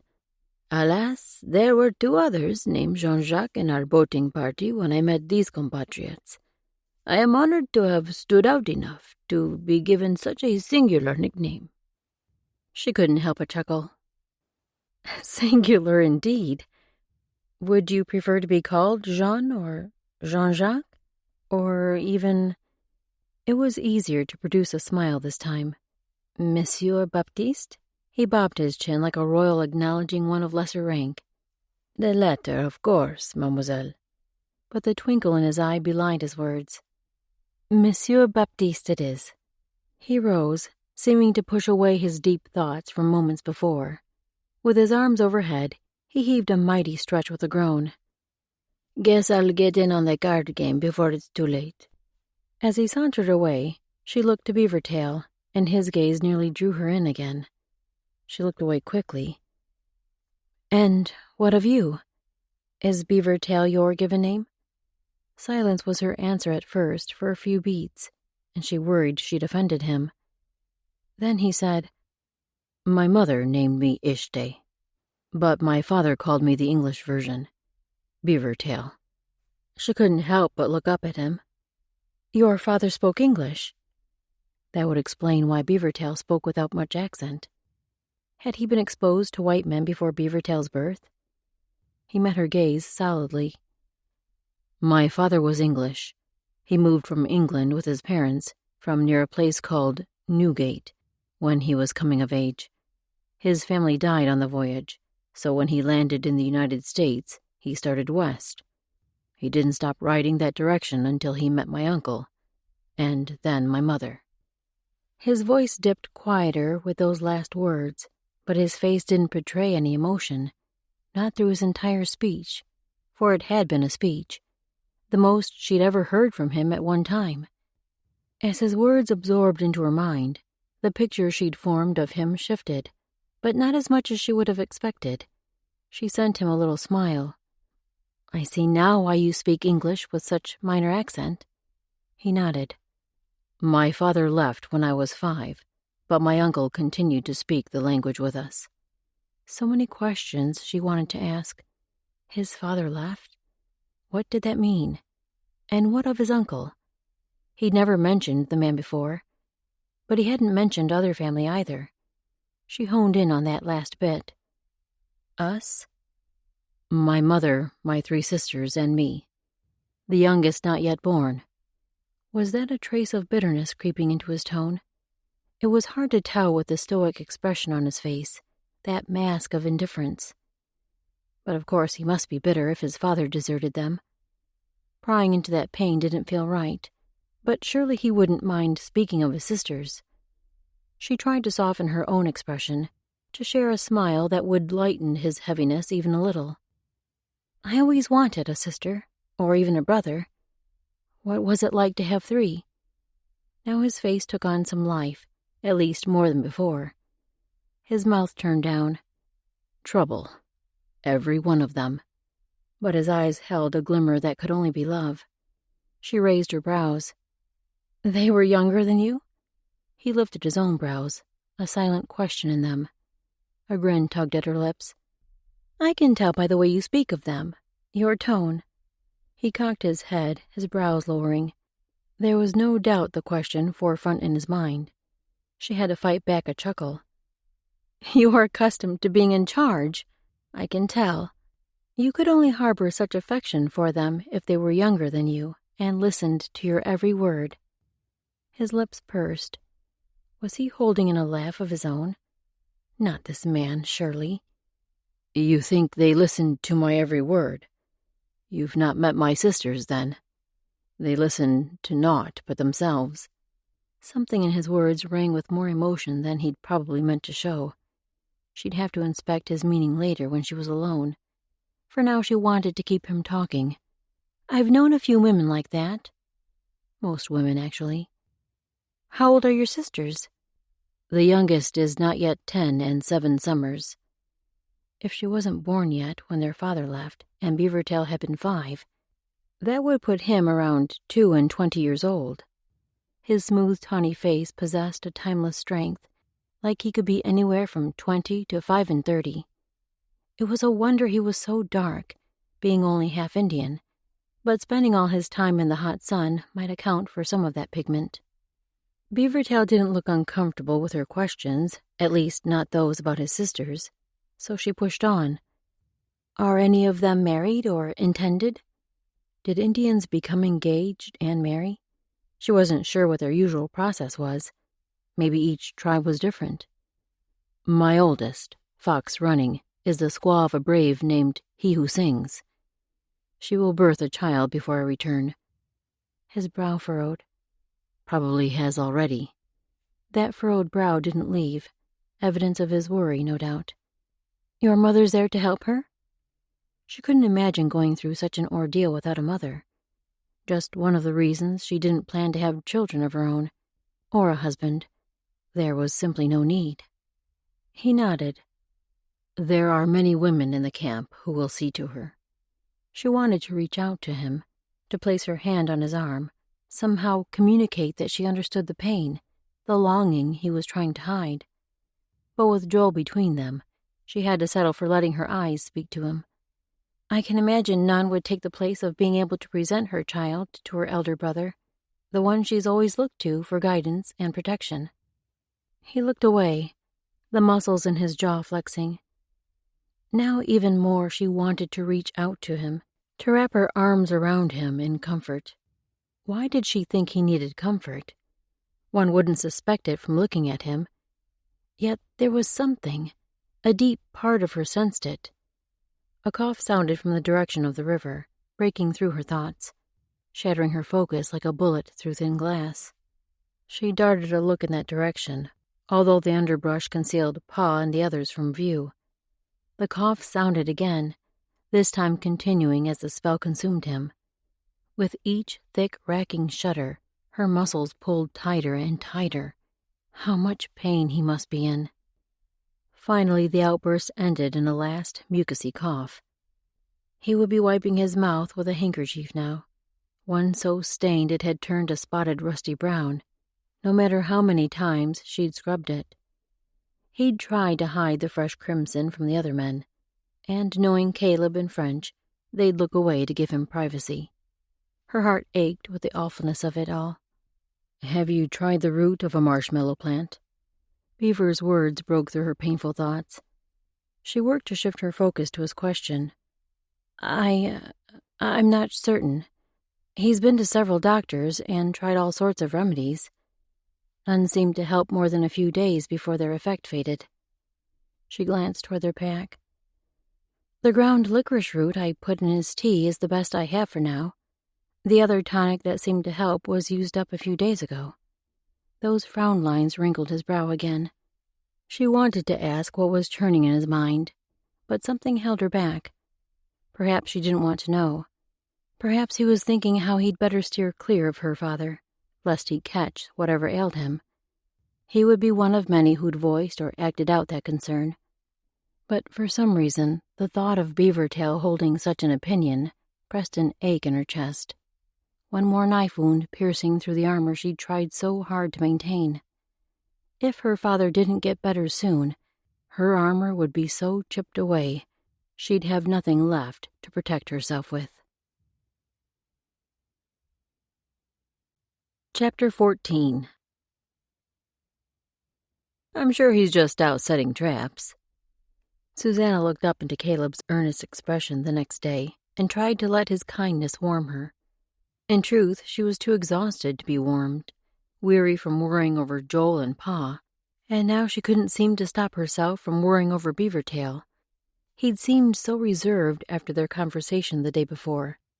Either she'd offended him with all her prying questions, or hearing how bad her father's condition was had sent him retreating for protection.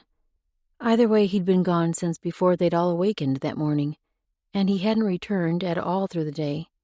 Now they were about to eat the evening meal, and he still hadn't shown himself.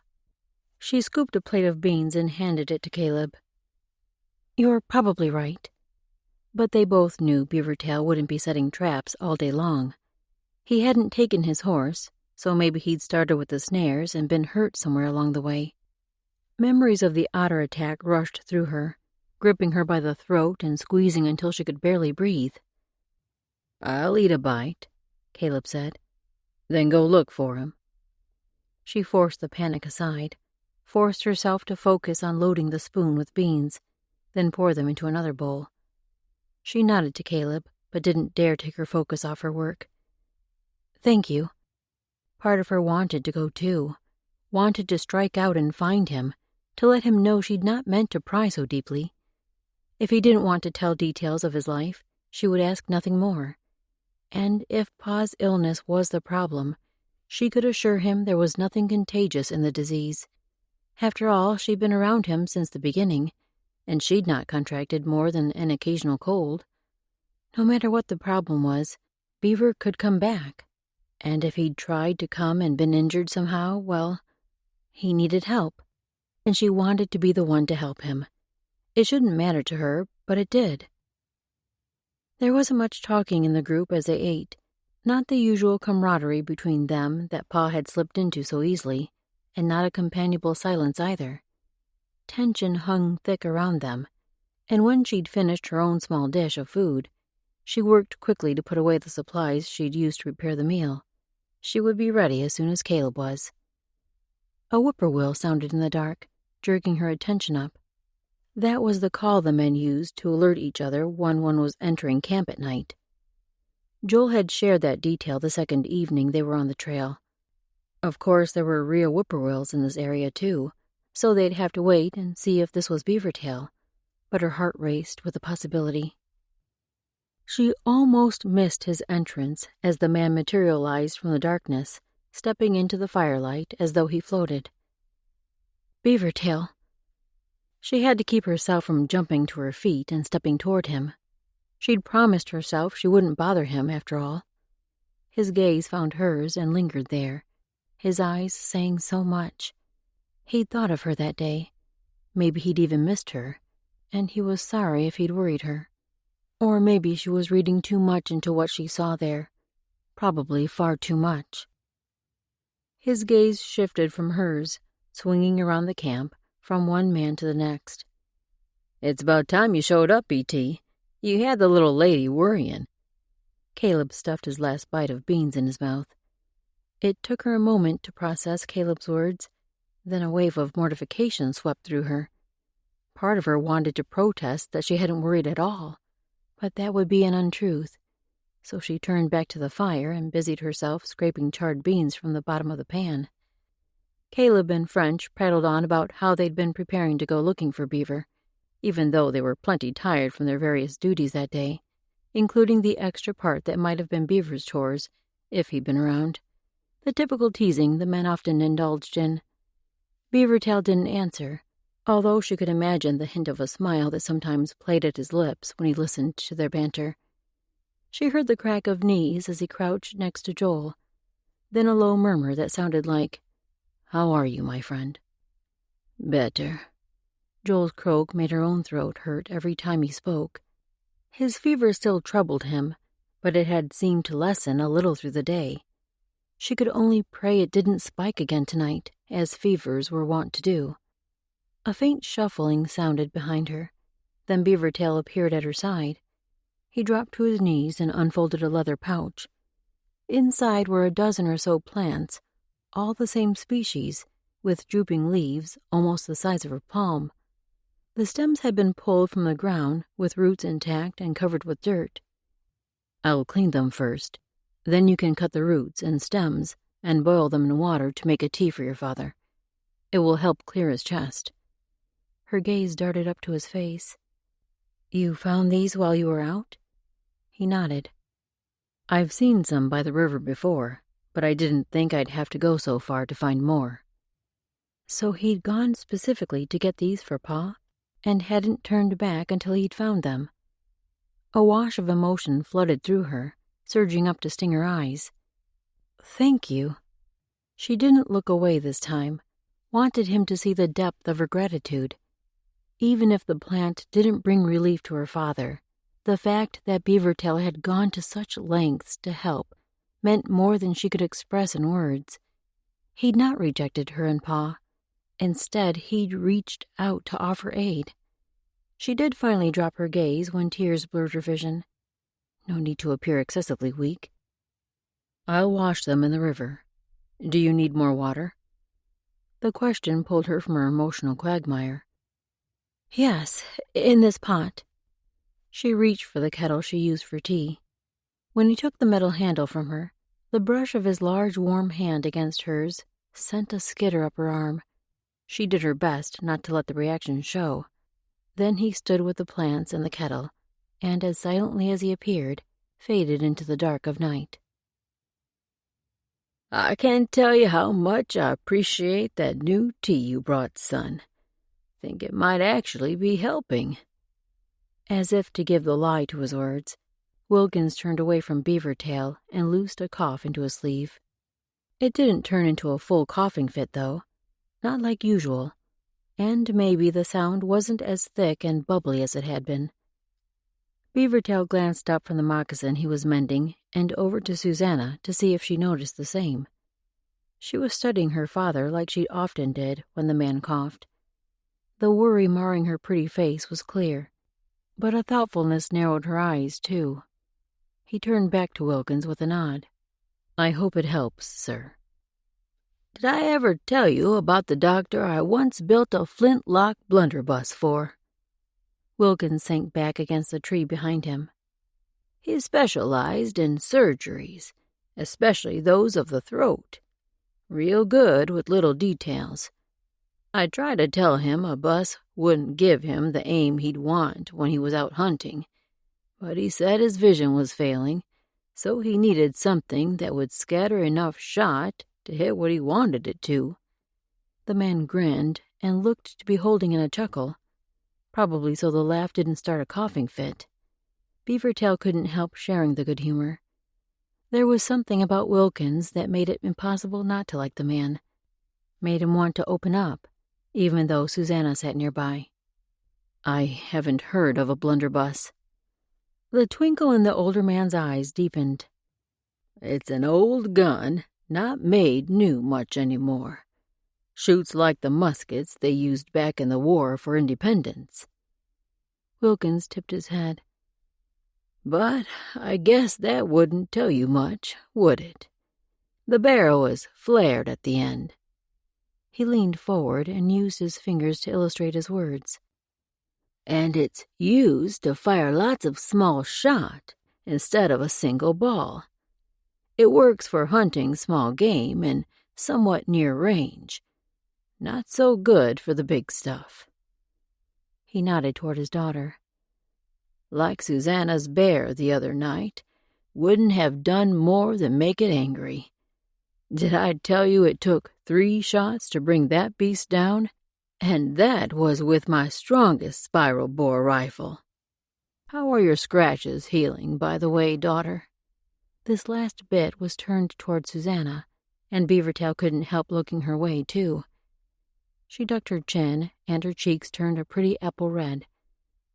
"Much recovered." The words were mumbled, probably because of his presence there. He couldn't keep his gaze from dropping to her leg where most of the damage seemed to have been. She'd stitched the wide arc the bear had torn in her leggings, but he still caught a limp any time she stood after kneeling for a while. She seemed to be healing, though. He pulled his focus from her, shifting toward the river where the other men had gone. "Joel seems much improved." "He does." Relief brightened her voice. "When he woke without a fever this morning, he was finally able to eat on his own. He's getting his strength back quickly." Once again his gaze pulled to her like a mother bird to its nest of young. "You're a good healer. You have the patience for it." A sadness shadowed her eyes, but she bobbed her chin. "I find I don't like nursing as well as I did when I was younger." The quick flick of her gaze toward her father revealed everything she couldn't say. He could only imagine the challenge of caring for her father with his lung troubles. Or rather, he'd like to imagine it. If only his own father had stuck around long enough, maybe Beaver would have had an opportunity to help him with something, or at least get to know him. Part of Beavertail wanted to cheer Joel on as they rode the next morning. His friend was tough, no doubt. Even though sweat beaded his brow and his face hadn't worn much color for several hours, Joel rode without complaining. But the part of him that watched Susanna's nervous worry wanted to snatch Joel's reins and tell him to get off his horse and lie down. Maybe another day to recover was what the man needed. Susanna certainly seemed to think so, if her expressions could be believed. They were moving into the rocky country of the lower mountains now, and the river flowed between steep cliffs on either side, making it impossible in some places for them to reach the water.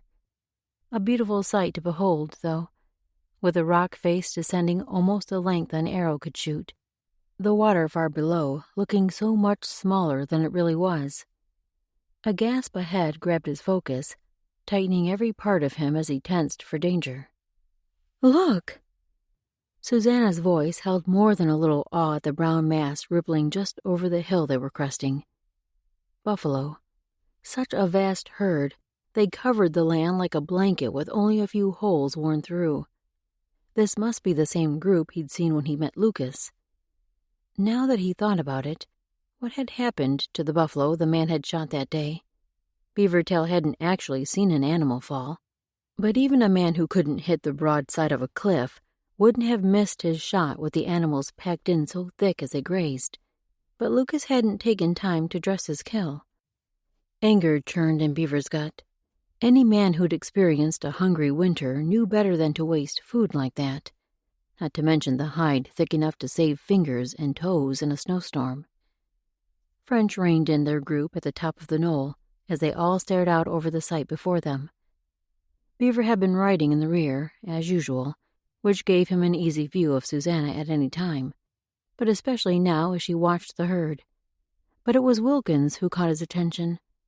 The man's face curved into ripples of pleasure as he took in the vision before them. "That sure is a pretty sight." The words were just loud enough to hear, spoken in a whisper so full of awe it birthed the same feeling in Beaver's chest. But Wilkins's whisper ended in a wheeze, which turned into a cough, deep and croupy, snatching the air from the man and doubling him over. Cough after cough tore from deep inside, shaking his thin frame with a ferocity that looked as if it might knock the man over. Susanna must have thought the same, for she nudged her horse alongside her father's, her hand hovering in the air but not touching his back. Beavertail signaled his horse along the man's other side. Wilkins's bone-jarring coughs finally began to subside, turning into thick, chesty barks. At last he heaved in a desperate gurgling breath, like a drowning man coming up for air. His shoulders rose and dipped with each labored inhale, and his face had paled as white as new snow. He swayed, and if he hadn't been gripping the saddle, he He may well have fallen off the side. Beaver raised his voice loud enough for the group to hear him. Time to let the horses rest. We can eat a bite, too. Wilkins needed a break more than the animals, but he had a feeling the fellow wouldn't appreciate being called out. The others could all read through his words, no doubt, and a tense quiet settled over the group as they dismounted. Joel, too, looked about to fall off his horse as he leaned forward to climb down. Maybe it would be best if they stayed in this spot longer than the length of a midday meal. A few hours, at least. He could pretend a need to ride ahead to inspect the buffalo herd, while the group waited for him to return. If they needed food, he would take the opportunity to bring down one of the animals, but they still had plenty from the bear and his trappings, and they didn't have enough space to pack any more cured meat. His glance slid to Susanna, who was helping her father sit under the only tree in the area. Maybe she'd like to ride with him to see the herd, but she'd probably rather stay near her father and Joel, the nurse with her patients. And he shouldn't be looking for ways to spend extra time with her anyway. Chapter 15. Beavertail waited until Susanna had finished passing out helpings of bean cake and meat to each of them. Then he rose to his knees and glanced at French and Caleb. I'm going to ride forward and see the herd. I'll make sure we have a safe route around them. Those two would likely see through his bluff. Joel, too, if he had his wits about him. But just then the man was lying on his back with an arm over his eyes, chewing slowly as if the task took great effort. Wilkins was slumped against the tree, sipping water and nibbling on a bean cake. If the fatigue on his face were any indication, he'd be stretched out like Joel within a few minutes. Good. Beavertail stood and turned to catch his horse, which he'd turned loose to graze with its saddle on. Can I ride with you? Susanna's voice froze him mid-step. He turned back to her, his heart beating faster than her simple words should have affected. Her eyes were always pretty. That was one of the first things he'd noticed about her that day on the river's edge. But now they were rounded and pleading, and the hope in them pressed like a weight on his chest. He glanced at her father just to escape the longing her gaze drew from him. I suppose I should stay here, she said. Forget I asked. His focus shot back to her face, which she'd turned to her father. She must have interpreted Beaver's look toward the man to mean he was asking if she was worried about leaving her father in his ill state. Maybe he had meant that, but the thought of Susanna not going with him sent a surge of desperation through his chest. Before he could stop himself, he looked to Caleb. You can see to anything that's needed here, right? Caleb nodded, then sent Susanna one of his charming grins. You ride out and enjoy yourself, ma'am. A big herd of buffalo like this one is a sight to behold. We'll all just sit here and enjoy the breeze. He swiped his sleeve across his brow as though he'd worked up a sweat. Beaver had to bite back a snort. The man did know how to play things up for a woman. But Susanna didn't seem affected by his charm. Instead, she turned to Beaver with uncertainty in her gaze. He reached out for her. It wasn't until he already had his hand extended that he wondered why he'd done it. He wasn't standing close enough that she could actually slip her fingers in his, but this woman seemed to make his body act before his mind had time to stop himself. The thought scared him more than he wanted to face right now, but he'd already put himself out there, so he kept his hand extended. After a long moment, maybe not as long as the silence felt, she nodded, then pushed to her feet. Something felt different. Susanna breathed in fresh air as a breeze brushed her face. The day wasn't overwarm, but the wind held a freedom she hadn't tasted in so long she could barely remember the feeling. Beavertail rode beside her, their horses covering ground in an easy jog. She wasn't sure what had possessed her to ask to come along. Well, if she were honest, the impulse had probably been triggered by more than one thing. But she didn't want to be honest with herself just now, didn't want to think through anything rationally. She just wanted to taste the freedom lingering in the air, wanted to be a little reckless. With that thought prodding her, She glanced sideways. "Can we move faster?" Surprise flashed through his eyes. Then he pushed his horse into a lope. She should have known he wouldn't waste time with words. She kicked her gelding into a faster run than his to make up the ground they'd just lost, then let the horse speed by Beaver's mount. His gelding stretched out to pull even with them again. She could push her horse harder and maybe even win the race. But winning wasn't so important. Just letting herself run, releasing the weights that had been holding her down, crushing her beneath their mass. This was what she'd needed. This foretaste of heaven. In that wonderful place, there would be no coughing or illness, no gunshots, accidental or otherwise, no sickness taking mothers from little girls who needed them. Everything would be right in that world. For just a moment, she could imagine she'd already reached that land. That paradise was here in the vast, untamed wilderness, with this man keeping pace beside her. When they neared the buffalo, she sat back and reined the mare down to a trot, then a walk. Beaver did the same, keeping stride beside her. He had the unique ability to move in tandem with her, as though he could read her thoughts and fade into her shadow. Words weren't necessary with him. The horses pricked their ears as they walked to the edge of the herd, stopping only a couple of strides from the nearest beasts. From a distance, they'd look like a dark, rolling blanket, all a single chocolate brown, but standing this close, she could see the nuances in their thick, layered coats. Some still had chunks of lighter winter coats covering the shorter, dark layer of summer hair. And their heads, massive, woolly things that made the animals look twice as frightening, especially with sharp horns poking through on either side.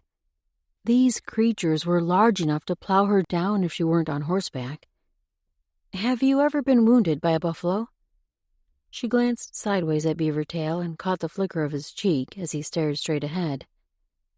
"I've never given them the chance." He turned and met her gaze. "I've never moved among them without my horse." His gaze was so deep, so rich and luring. His words barely registered as his eyes held hers, cradling her in a warmth she would have loved to wrap herself in all day. His arms would likely be even more wonderful. But that wouldn't be. Not the way he jerked his gaze away, leaving her alone and defenseless as she tried to pull her emotions back to safety. She turned to the buffalo and nudged her horse forward. Motion. She needed to move, needed to do something impetuous for once. And Beaver had said these wouldn't hurt a horse, right? The gelding hesitated when Susanna reined her between the first two buffalo. On one side, a cow with her calf tucked close, and on the other, a mid-sized buffalo, maybe a yearling or a 2-year-old, if these animals grew at the same rate as cattle.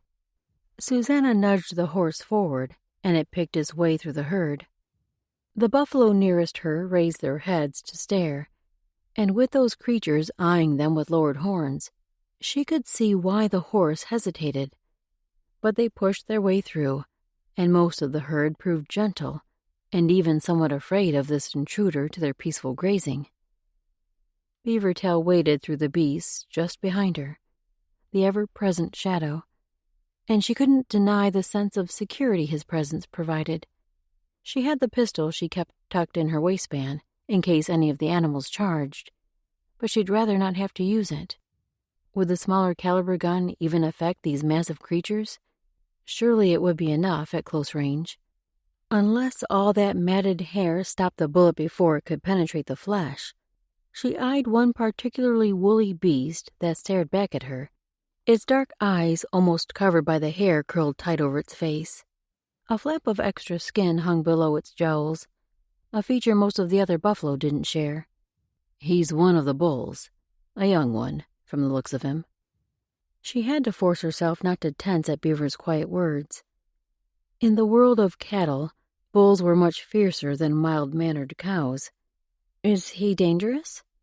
She shouldn't have pushed her horse through all these unknown animals. Even though she was feeling reckless, it wasn't fair to put the horse in harm's way. more unpredictable than the others. I've never seen them attack, but probably best not to push him." She looked back at Beavertail, and the gravity in his expression made her midsection turn. She never should have brought this gentle gelding into the herd, and now they needed to work their way back out post-haste. "Turn and ride past me. I'll stay until you're out of the herd, so he doesn't think we're running and come after us." Beaver's voice held a quiet strength, a tone that inspired confidence in his abilities. She should let him retreat and keep herself as the guardian until he and his gelding had exited the herd.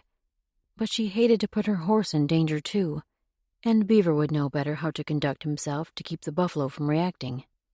She turned and followed his instructions, careful not to meet his gaze as she rode past him. Their legs brushed in the close confines of the surrounding buffalo, her focus jerked to his face against her better judgment. He didn't spare her a glance, just stared straight ahead, his jaw carved from stone. He must blame her for putting them in danger. Why hadn't he stopped her before she entered the herd?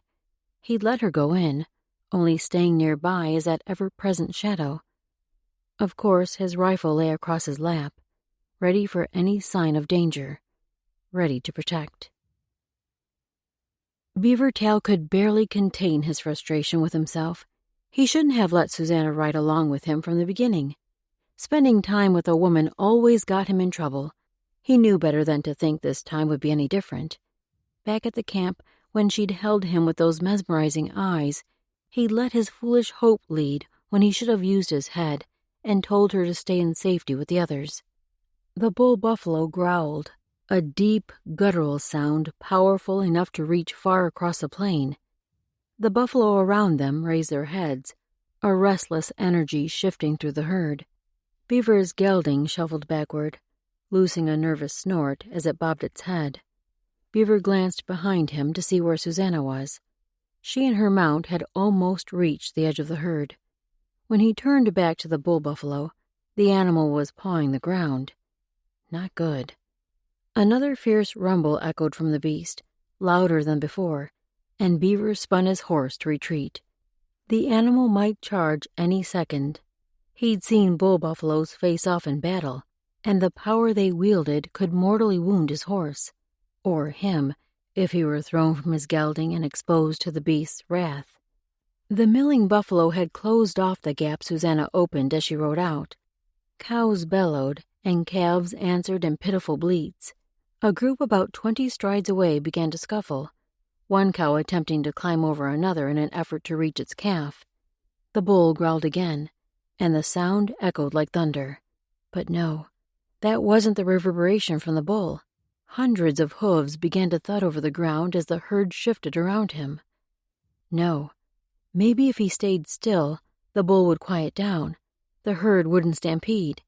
But like water rushing around stones in a riverbed, the buffalo moved toward Susanna, sliding around her, picking up speed. She turned to Beavertail with a look on her face that was pure fear.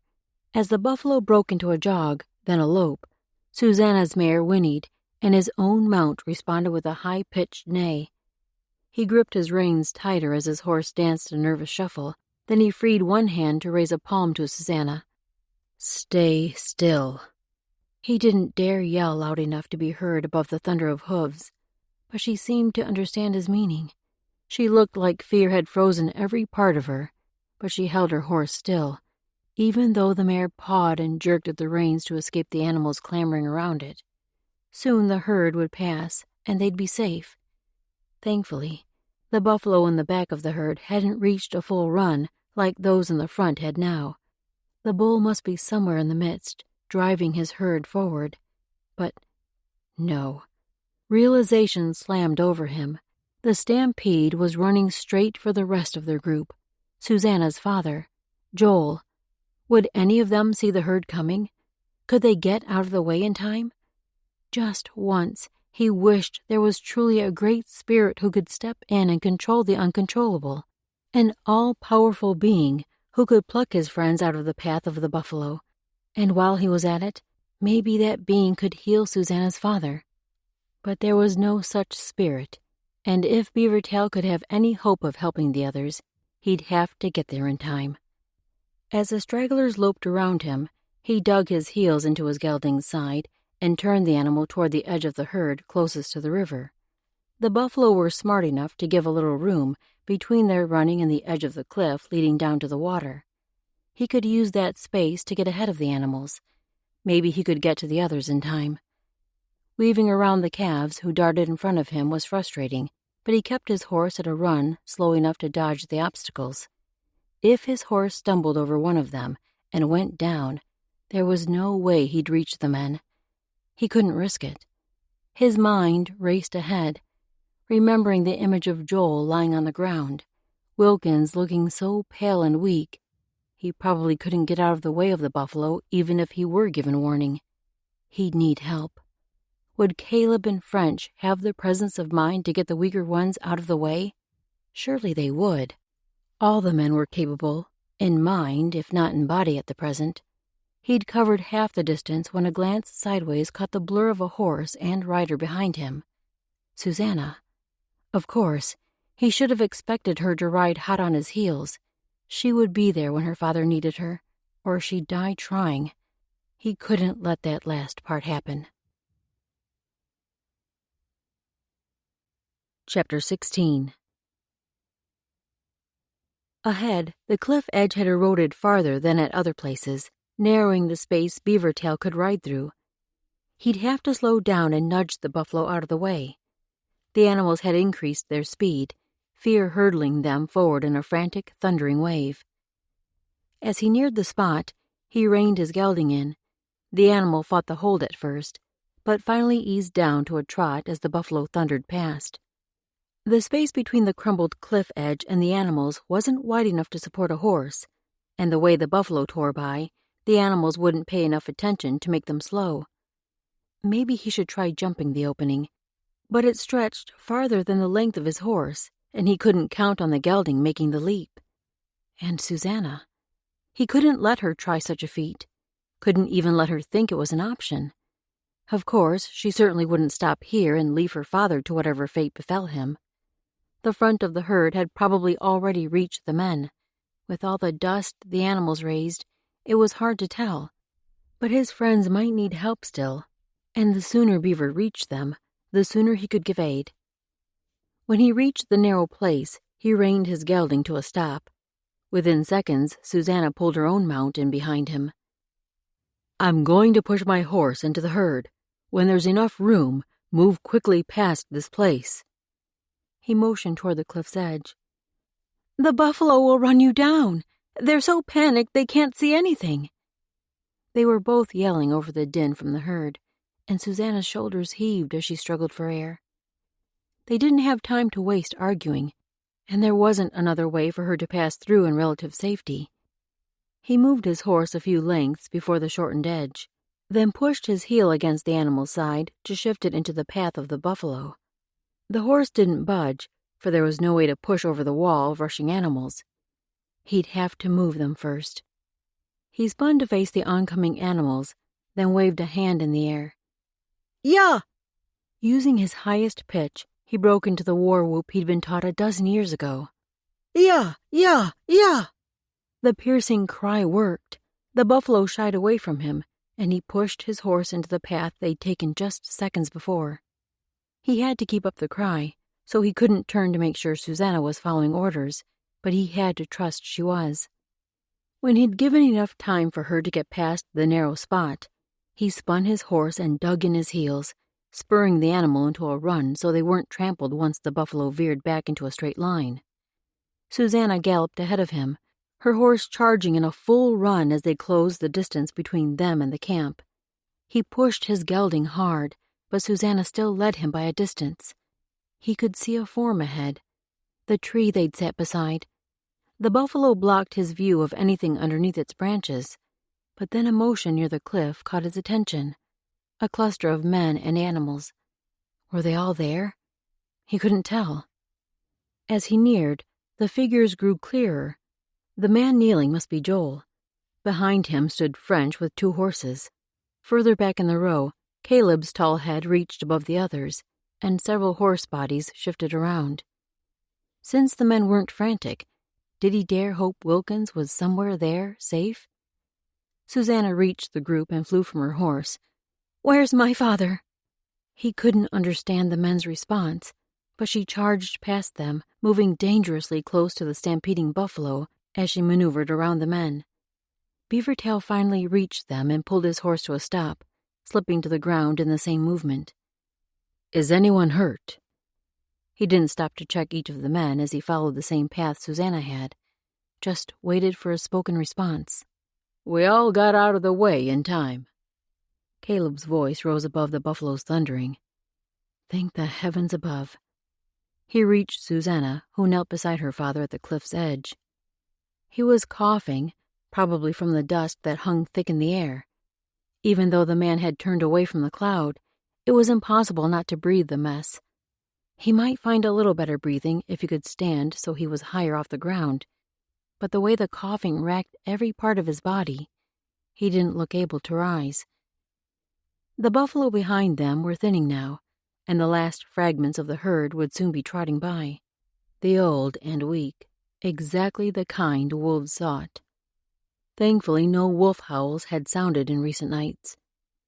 As the noises around them quieted, Wilkins's cough hadn't yet lessened. It tore from him in gasping bursts, as though his insides were working their hardest to spew out of him. The man surely couldn't breathe with the cough gripping his body so fully, and with each blow, he seemed to lean farther toward the edge of the cliff. If he lost control of his body, he'd topple. Beaver dropped to his knees beside the man, opposite where Susanna knelt. He gripped Wilkins's arm, just in case his body gave way beneath him. Should he thump the man's back? Susanna wasn't doing that, and Wilkins seemed so frail, even a gentle pat seemed like it might break something within. At last, the coughing slowed, allowing short breaths in between. Each inhale sounded loud and rasping in the quiet around them, the aftermath of the stampede. Something inside Wilkinson's chest gurgled as he worked to take more breaths. The man was truly ill, more than a bit of marshmallow root could remedy. Finally, the cough subsided completely, and Wilkins seemed to wilt. "Come, lie down, Pa. Rest a few minutes." Susanna's voice was so gentle, it surely soothed some of the pain shadowing his face. Wilkins nodded, then shifted backward on his knees. He looked over at his daughter and patted her leg with such a loving expression, pain struck in Beaver's chest. He'd never seen such a bond as what linked this man and his daughter. He was glad Susanna had this connection with her father, but if Beaver wasn't careful, watching them would crack the cover he'd long ago tightened over his own longings. "Here is water for you." French appeared beside them and held out a canteen to Wilkins. The older man took it, yet seemed too exhausted to raise the flask to his lips. Susanna cupped her hand around her father's and lifted it for him. "The ground is a dusty mess around that tree where we were. What with all those hooves marching through, might be best just to stretch out right here." Caleb kicked aside a clump of dirt to clear a smooth spot where Wilkins could lie. After another drink of water, Susanna helped her father recline. Beaver stayed by the man's other side in case he was needed, but father and daughter worked together as if they'd accomplished the task often. Beaver glanced around the area. The day was only half over, but it might be best if they stayed until tomorrow morning. Wilkins couldn't sit a horse in his weakened state, and Joel hadn't risen from where he knelt either. Both needed rest. He cut his gaze to French, who met his look with a knowing nod. "I'll take the horses to unsaddle and let them graze. I'll unpack supplies for the night, oui?" "Oui," Beaver nodded. Susanna swung around to stare at him, her gaze almost frightened. "Are you certain?" He tried to read in her expression what troubled her so much. Did she think her father was able to continue on? Why would she want to push him? Maybe she worried they weren't safe in this place. He glanced around once more, just to make sure there wasn't a danger he'd missed. All was remarkably quiet, save the murmur of the river far below. On this plain, there was no way an enemy could approach undetected. They would be as safe here as anywhere. Turning back to Susanna, he met her gaze. It's good to stay here the rest of the day. Tomorrow we can move on. She still looked worried, but she nodded, then shifted her focus back to her father. Something about her expression felt off to him. Seemed he'd not discovered the root of her concern. It shouldn't matter to him. As long as she and her father were safe and they didn't stop him from accomplishing what he needed to, this woman's thoughts shouldn't cause him worry. And yet worry he did. Susanna picked her way through the darkness, across ground churned by thousands of hooves. The horses nickered softly ahead of her in response to the man she sought. As much as she wanted to avoid the topic, she needed him to know how grateful she was that he'd allowed Pa to rest this afternoon. Yet she didn't want to hold them back, and the last thing she wanted was for them to ride away without her and Pa. The thought of being left behind, alone, with Pa's condition worsening so quickly, frightened her more than anything. Well, not more than anything, not more than the worst possible thing. But she couldn't dwell on the thought of losing her father. She had to do whatever it took to stay with these men. Their protection and help had become more valuable than she'd ever imagined, and Pa seemed to relish their company. When she reached the horses, she couldn't see Beavertail, yet she knew he was there. He would make himself known when he was ready. She rubbed each horse she came to, spending a few extra moments with her gelding. This sweet horse had been an able partner during their time on the trail, especially today during the ordeal with the buffalo. Susanna's gut churned as the memories flooded through her. What an impulsive chit she'd been. One more thing she needed to offer Beavertail, an apology. Your father is sleeping? The man shifted from her thoughts into a shadowy form at the mare's head. His sudden presence should have startled her, but it seemed as natural as breathing. Finally, he drank 3 cups of the tea with marshmallow root and licorice before the coughing fit stopped. Getting so much dust in his lungs had kept Pa coughing all afternoon. One more awful result of her foolishness. He needs the rest. Beavertail's voice held a gentleness she hadn't heard often, a tenderness she wanted to soak into. But his words were the opening she needed. She inhaled a strengthening breath. Thank you for calling a halt so my father could recover. But we don't want to hold up the journey. We'll be ready to ride out with you all in the morning. She steeled herself for his reply, but silence was her only answer. That and the chirping of crickets, the chomping of horse teeth and grass, the distant flowing of the Missouri River. All the sounds that normally soothed her. Yet her body tensed more the longer his silence stretched. Your father isn't the only one who needed to rest this day. Joel wasn't ready for a full day's ride either. We can wait to see how they both fare at the sun's rise. Maybe it's best to stay in this place another day. No. She'd seen Joel's impatience so many times already. He'd force himself to ride on tomorrow morning no matter how weak he felt. And if her father wasn't able to keep up, she and Pa would be left behind. As kind as these men had been, they had their own lives to live, their own mission to accomplish. She shook her head. My father will be well enough in the morning, I'm sure of it. While she was at it, she should go ahead and finish what had to be said. Also, I need to apologize for starting the stampede earlier. Riding into that herd was foolish and reckless. I shouldn't... Her voice broke as memory of what her actions had wrought poured over her. How much longer would the dust from all those hooves hover in the air? Pa struggled to breathe under normal conditions. The last thing she'd wanted was to make his struggle worse. There's never knowing what causes a stampede, but I doubt you riding into the herd made them run. His words were quiet, confident. If only she could feel as confident. Beavertail was silent again, and she could feel his scrutiny, even in the darkness, as though he could read through her defenses, could see her fears and flaws underneath, could see the desperate little girl she was trying so hard to cover up. What is it you're afraid of? His voice was gentle, yet probing. Maybe he hadn't seen everything inside her yet, but he was getting close. He'd realize it all soon enough, so she might as well tell him. At least, this way, she could present her fears in a way that didn't make her sound fully helpless. She swallowed to clear her throat. You all have been such a help with my father's weakness. Your protection has been... She struggled to find a word strong enough. Very appreciated. That didn't say the half of it, but she pressed on. I don't want you to feel like we're slowing you down. I know Joel is eager to find his brother. You all are. There.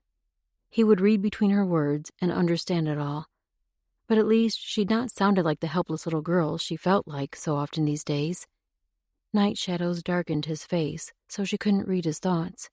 He took a step nearer, and his presence loomed large before her.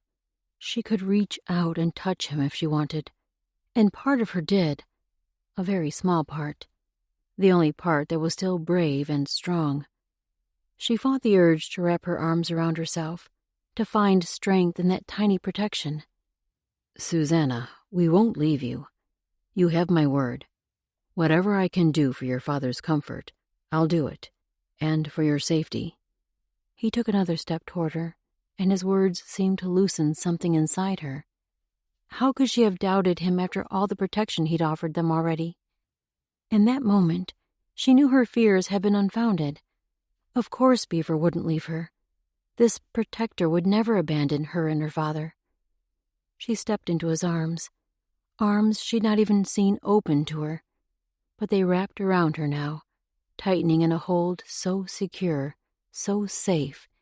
She wanted to stay in this place forever. Chapter 17. Beavertail couldn't remember an action ever feeling so right as this one, holding this woman in his arms. This touch went against everything his past had taught him, was opposite to what his mind said was wise, but something inside had pushed him toward her, had opened his arms to receive her. If there was a great spirit, then Beavertail might have believed he or she had prompted him. No matter the reason, holding Susanna as she clung to him had somehow drawn a warmth through him stronger than he'd ever experienced. He'd never felt such a fullness, such a completeness. She melded to him, her breaths rising and falling between them. He could feel the beating of her heart, and she must have been able to sense the racing of his own. When she pulled back, he wasn't ready to let her go. Thankfully, she didn't retreat far, only enough so she could look up at him. He kept his hold tight around her back. Her striking beauty made his chest clench, with the sliver of moon shimmering in her eyes that always captured him, yet now they possessed a power to hold him in an unyielding grip. She didn't speak. A good thing, for words would have ruined the moment. What passed between them, what shifted inside him, was more powerful than words could ever express. The fact that Susanna understood, that she didn't try to fill the space with talk, made him appreciate her even more. As his eyes roamed her face, every feature strong yet fragile, an urge planted deep inside him. The urge to protect was nothing new, yet there was more. A desire to cherish, to show her how special she was. He kept one hand around her back, but raised the other to cradle her cheek. So soft she was, especially under his rough palm. And her eyes, they drew him nearer, pulled him closer, close enough to feel the warmth of her breath on his chin. He dropped his forehead to hers. He wanted to kiss her. He wanted to simply relish her nearness, to savor this sweetness he'd never thought possible. But the longer he held her so close, the stronger his first desire grew. Would she even want his kiss? With their brows joined, the softness of her under his skin, he could do nothing to frighten her, only cherish. He pulled back and met her eyes, searched them. Her gaze dropped to his lips, giving her answer in a way that sluiced through him. His lungs ceased working as he lowered his mouth, ever so slowly. The anticipation of her lips tightened everything inside him. Just before his mouth met hers, he paused to savor her once more. The warmth of her breath, the tiny catch of air as she swallowed, her jaw working under his hand. Everything about her was perfect. He closed the distance, brushing her mouth with his, tasting her sweetness. Her lips were a little rough from long days in the sun, and that protective urge welled up within him. He caressed them with his own, savoring each touch. Her response was strong yet unschooled, and it made him want to protect her even more, even from himself. He moved slowly, not pushing too deep, until she threaded her fingers through his hair, cupping her hands around his neck, pulling him closer. The touch loosed desire inside him, and he deepened the kiss. She was more than he'd ever dreamed of. Her touch, her taste, like the sweetest drink, and he gulped her in. Yet a pulse in the back of his mind forced its way forward. Protect at any cost. He softened his touch, tightening his hold on his desire, loosening his hold on her waist, caressing her mouth, taking her breaths inside him as fuel for his own body. This woman, she undid him, yet made him want to be better, made him want to be the man she needed. When desire threatened to take over again, he drew back completely, separating their lips, pulling away enough to drink in her beauty with his eyes. Her own eyes were wide, and with a shadow cast over them, he couldn't see her expression. But from the way her chest heaved, the way she stayed soft under his hand at her waist, he could imagine how their pretty brown color had darkened, and her swollen lips. If he didn't rein in his eyes and thoughts, he'd be pulling her tight again, pushing his restraint aside. A sadness swept through her, an emotion he felt as much as he saw in the scant light illuminating her features. She tucked her lips in. I shouldn't have done that. Pain pierced his chest. The last thing he wanted was for her to feel regret, not when this new closeness had opened a freedom he'd not known possible. He stroked his thumb along her cheekbone, memorizing the lines of her with his fingers. Don't back away. It was his heart's cry, but the words came out so paltry, so desperate. He'd never been able to say what he really meant with words. Her chest rose as she inhaled a breath. Her body trembled a little with the effort. My father. I can't. My focus needs to be on him. Understanding crept through him. She wasn't rejecting him, wasn't denying the intense connection between them. She simply didn't think she could open herself to him when so much of her internal strength was being poured out for her father. And in that second, he knew with certainty she expected her father to pass away. Maybe they'd been told such by the healers they'd sought out before. Or maybe it was an inner knowing, but this was the reality she struggled under. With an ache searing through the center of his chest, he pulled her to him, wrapping his arms around her, tucking her head under his chin. She clung to him, gripping his shirt with a desperation he could feel in every part of him. Perhaps he shouldn't kiss her again, but he would be there for her.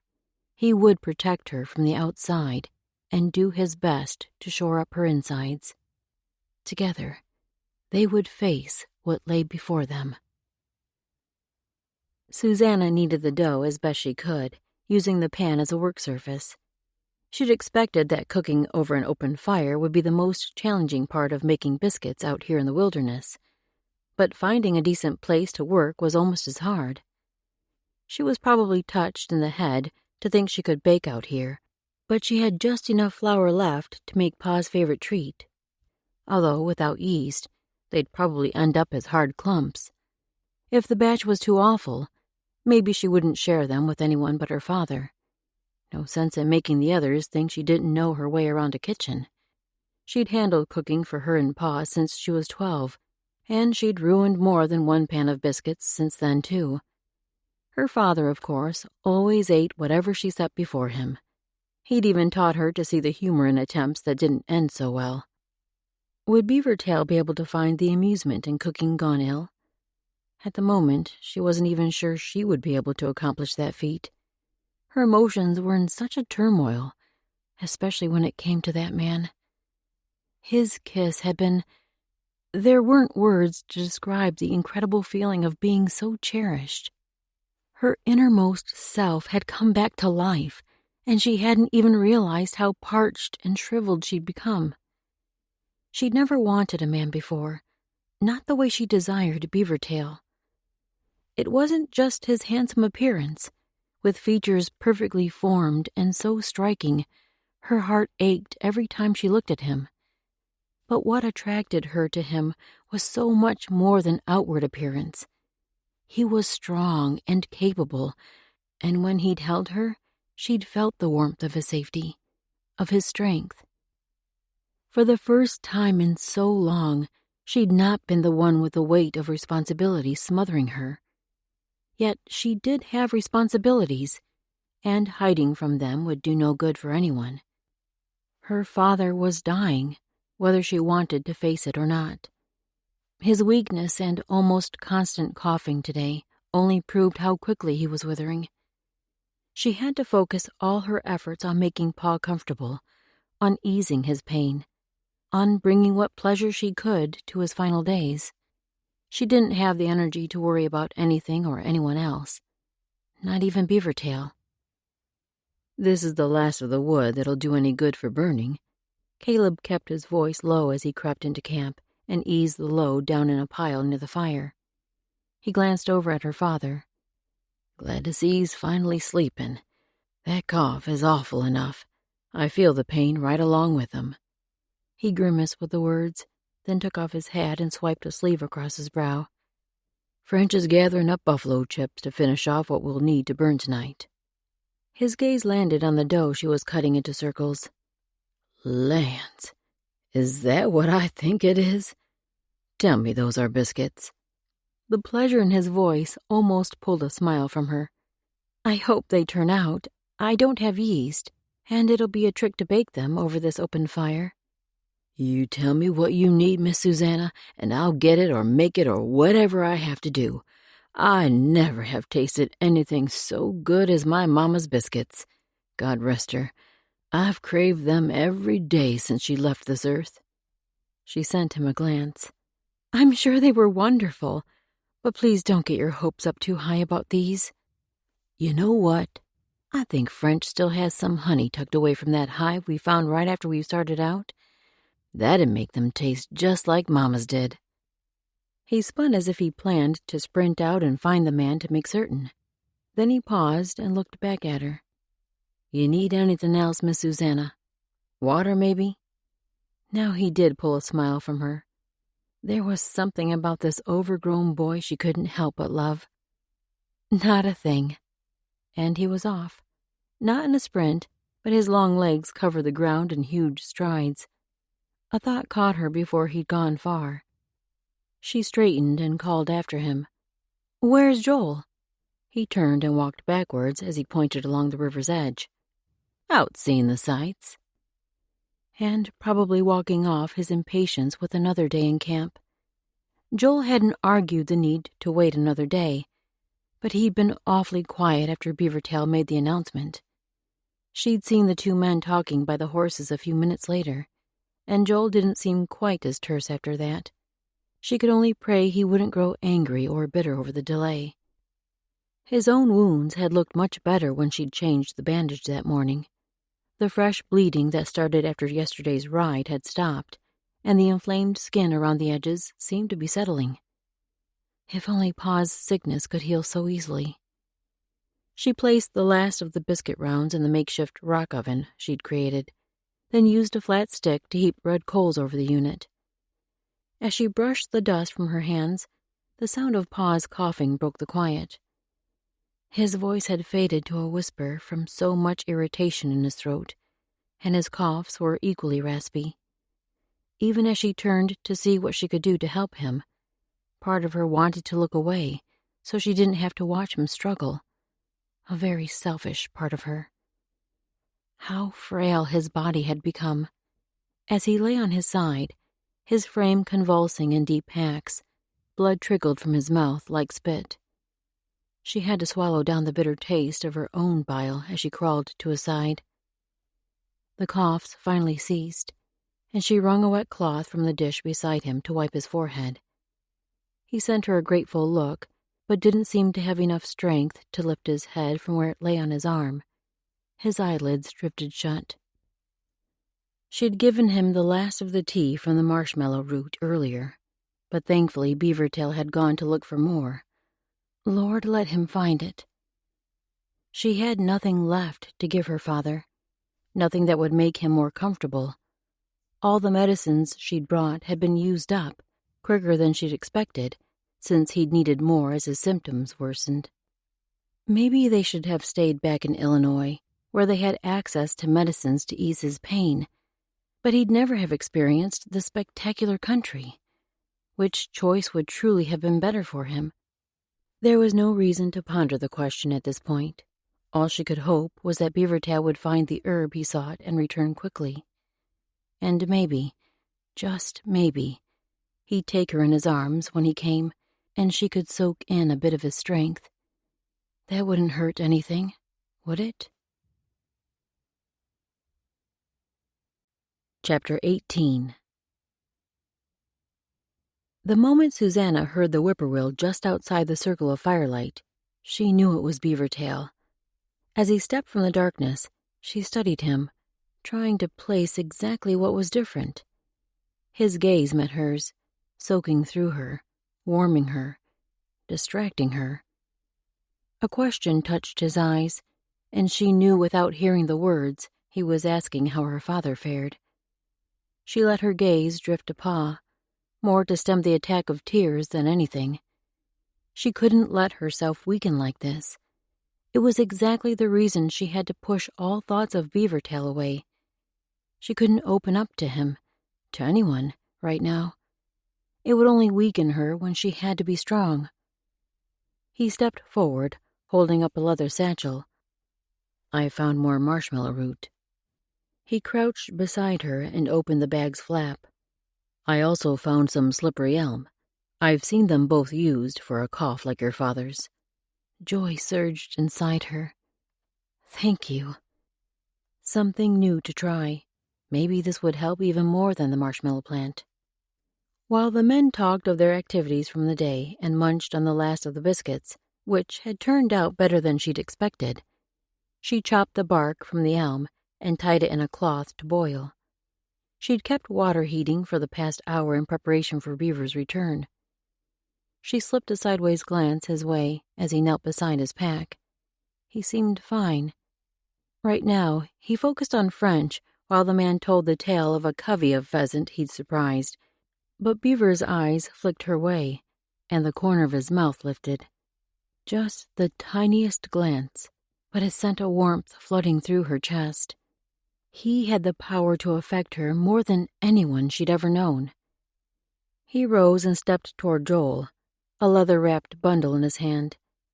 In that instant, her mind registered two things at once.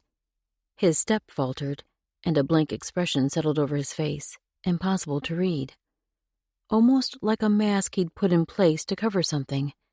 Something like pain. You're hurt. She turned to face him fully. He froze, that blank expression cracking for an instant. Enough to reveal a glimpse of surprise in his eyes. She was right. He'd been trying to hide an injury. She pushed to her feet, a sliver of fear sliding through her. Not Beavertail. She couldn't take one more person she cared about getting hurt. What happened? She scanned the length of him.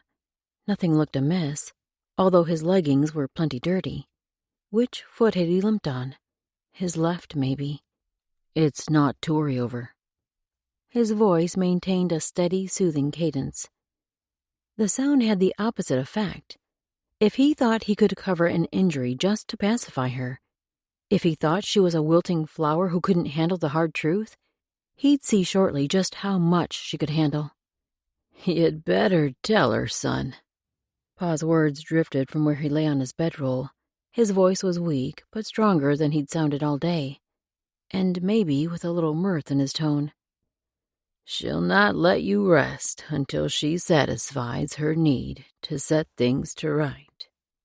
Beavertail straightened, the gesture so slight she might have imagined it, but she didn't imagine the defiant set of his chin.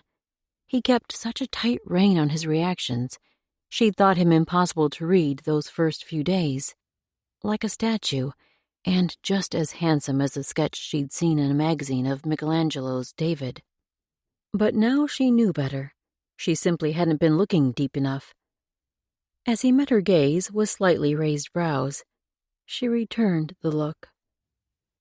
Maybe his injury was in a place he didn't want to expose, and she probably should be careful in tending a man not her relative, especially a man who affected her so strongly. But she had to know for sure he wasn't hurt badly. If he had an open wound that might fester, he could lose a leg, or even his life. She couldn't let that happen. Pushing down the fear that clawed up her throat, she stepped toward him. At least tell me what happened. Is it a knife wound? Did you fall on the rocks? His head tilted as he studied her, but he still didn't say anything, and didn't look like he'd planned to. Stubborn man. She'd have to uncover the answers herself. Closing the distance between them, she bent and reached for the bottom of his leggings, which covered the leg he'd limped on. He gripped her shoulders, stopping her before she could touch the leather. Then he pulled her up to standing again, and she raised her gaze to meet his. She opened her mouth to ask again, but the piercing in his gaze made her pause. Yet even though he could see all the way to her core, there was a gentleness in his eyes. It's only a snake bite. Nothing to be concerned over. Snake bite? The word squeezed her chest so it was hard to breathe. She gripped his arm. What kind of snake? Where did it bite you? He'd said rattlers were the only venomous snakes in this area, and they'd seen more than a few these last several days, mostly in groups, sunning themselves on rocks near the river. But hadn't he said the marshmallow root grew near the river? Oh, God. She gripped his arm tighter. The venom from a rattlesnake could kill a man. She might lose Beavertail before she even lost Pa. Lord, no. Beavertail must have sensed her rising panic, for he released her shoulders and dropped to one knee. It's nothing. The snake bit through my legging and moccasin, so it barely left a mark. He made quick work of loosening the leggings on his tall moccasins, pulling them down far enough that he could work up the hem of his buckskin trousers. Shadows from the flickering firelight made his skin look like a darker copper than she suspected it really was. She crouched beside him to see the exposed place better. The swelling in his lower calf was impossible to miss, especially compared to the lean muscle around the area. Twin red marks broke the skin in the center of the raised part, but it was the dark bruising spreading away from the punctures that made her second her breath. No wonder he limped. Looking up, she met his gaze. How long ago did this happen? He shrugged. Before I started back. She raised her brows at his hedging. An hour? 2? Maybe he wasn't accustomed to measuring time in minutes and hours. Was the sun starting to set yet? It had just touched the mountains. He began to work his hem back down, but she grabbed his wrist. Wait. Let me think if I have anything we can poultice it with. What had their neighbor used the time their youngest son was bitten? Eggs and gunpowder. And maybe some whiskey mixed in. She didn't have eggs or whiskey. Would the gunpowder work on its own? Maybe a simple healing salve would be best. Beaver's leg wasn't as swollen as that poor boy's had been. The lad's ankle had grown to almost the size of his head. Stay put. She moved back to the medicine pack and pulled out the salve, then hesitated over her bandages. Should she wrap the wound? Beavertail might object, but he'd probably humor her if she pressed. At least a cloth tied around the leg would keep the ointment in place. After gathering what she needed, she turned back to Beavertail and set to work. Sit down and rest your leg in front of you. Beaver fought a smile at the determination marking Susanna's pretty face, but he did what she commanded, stretching both legs in front of him. In truth, his wound didn't need tending. He'd been bitten before, and seen many more rattler bites on others. The animal's venom had been mostly absorbed by his leathers as the fangs pierced them, so all he had to worry over was a constant throbbing and a little swelling. That would pass soon enough. He was much more concerned about the woman now bent over his leg. The last thing he wanted was to bring more hardship on her, or give her one more thing to fret about. That was why he'd hidden the wound to begin with, or at least attempted to. Her savviness was one more thing he liked about her, but not when it brought her pain. Susanna. He couldn't help but reach out and finger the braid that had slipped over her shoulder. With the others sitting nearby, resuming the conversation his entrance had interrupted, he wouldn't do more than touch this tip of hair, even though his fingers itched to pull her to him. But if he chased that thought, he'd run into a host of trouble. Yes? She'd applied the salve and now wrapped a cloth around his leg. She didn't look up from her work. Instead, her pretty brow furrowed with her focus. He'd been about to tell her again not to worry about him, but that would be a waste of words. Maybe instead, he could distract her from her fears. I saw my beaver friend again. He who is brave. She raised her head, curiosity brightening her features. Not the same one you fed that other time. Do beavers roam this far? I wouldn't have thought it, but he has patches of light brown circling each of his front legs up near the shoulders, an unusual marking. He was still brave this time, taking the aspen branches I offered. She'd straightened as he spoke, and now a gentle smile curved her mouth. You've made a friend. She tipped her head, her eyes growing curious. Do you think this is his home? Is there enough wood here for him to build a dam? Not to sustain him through the winter, but there'll be more as we move deeper into the mountains. Merriment danced in her eyes. Maybe he'll continue as our traveling companion then. She turned back to his leg and tied a knot in the bandage. There. Now stay still so your blood doesn't carry the venom through your body. I'm sure your walk back already accomplished that, but we should still be careful. He didn't like the thought of being tied down, but he'd sit for a while if it eased her mind. In truth, he'd willingly do a great deal more for her than sit still. He'd never thought to feel this way about a woman, but he'd not thought he'd meet a woman like Susanna. Susanna watched the man standing alone by the edge of the cliff. She'd never seen so much loneliness bound in a single figure. Outlined by the morning sun, he looked like the only man for miles around, or at least, he looked as if he felt that way. The pain in Joel's form made her own heart ache. He's not angry about staying another day, you know.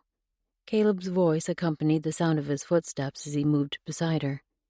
I mean, he would like to head out and find Adam, but he understands why we need to wait. She looked over, or rather, up at him. Are you certain? He nodded, but she wasn't sure she believed him. Caleb was just kind enough to say something like this to make her feel better. In truth, Pa's health hadn't improved. If anything, he'd worsened through the night. He hadn't risen that morning except to relieve himself, and merely moving from his bed pallet had caused him pain. Pa had lost so much weight. She probably could have lifted him herself, but Caleb and French had been there to aid him. Maybe if she could get him to eat more, he would regain his strength. He claimed his belly wouldn't hold anything other than the little bits he picked up. At least the men had all accepted their staying in this place another day. Even Joel had nodded, although his silence worried her more than if he'd spoken his thoughts on the matter. Now he stood at the edge of the cliff, staring down into the river, and she couldn't seem to focus on anything other than his lonely form. Do you think he would mind if I went to talk to him? Maybe there wasn't a way to ease his angst, but she could at least thank the man for this sacrifice. Caleb shrugged. Go ahead. I imagine he'd like a pretty lady seeking him out. He cut her a sideways grin. Even if Beavertail has already staked his claim on you. Heat flared up her neck, making her want to duck like a turtle into its shell. Staked his claim. She tried for a light tone, something teasing. Yep. He sent her a wink, which made everything worse. She'd best move away from Caleb before her ears turned crimson and gave her away completely.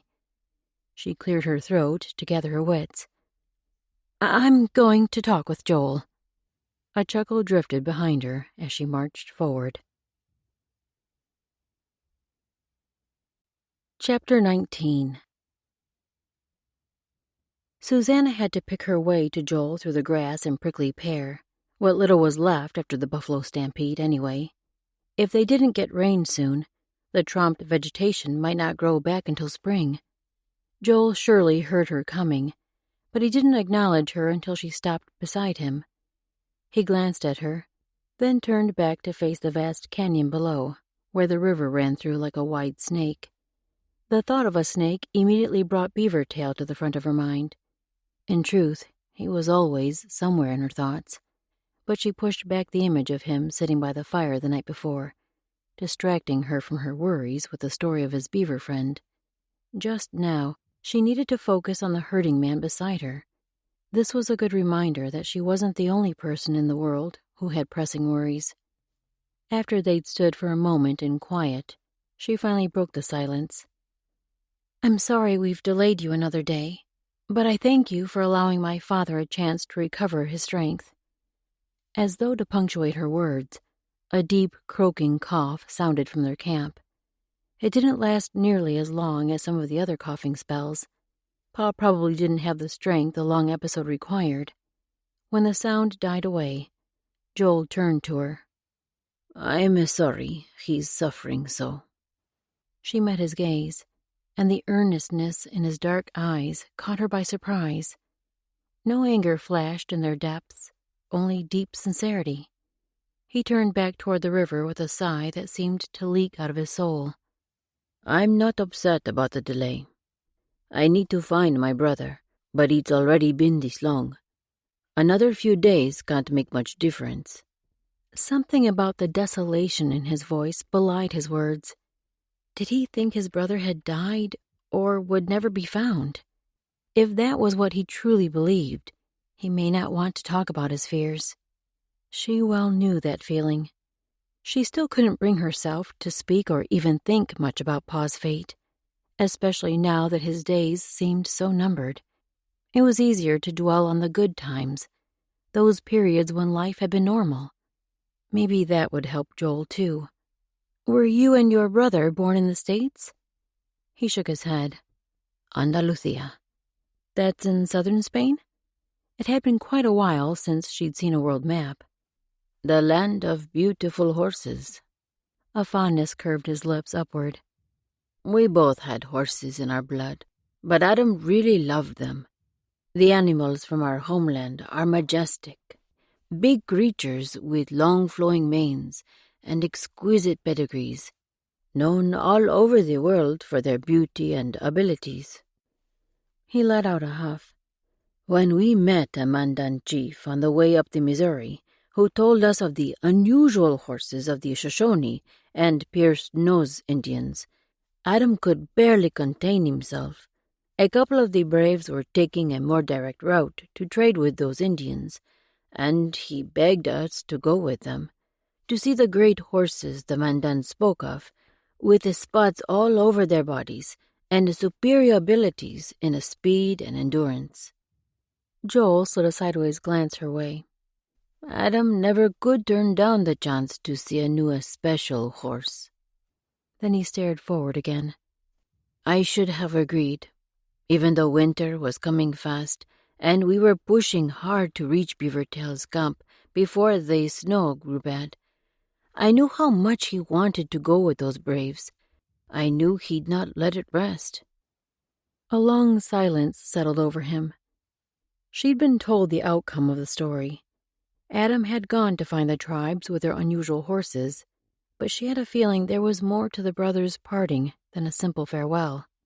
She should leave it alone, but she still found herself asking, Adam decided to go with the Mandan Braves on his own? Joel's mouth tightened to a thin line before he finally spoke. He left in the night. I found a note beside me that said he and the Braves he was traveling with expected to reach the Shoshone before the first snow. He'd winter with them and find the horses the Mandan told us about. When spring came, he'd follow the Missouri north to find us at Beavertail's camp.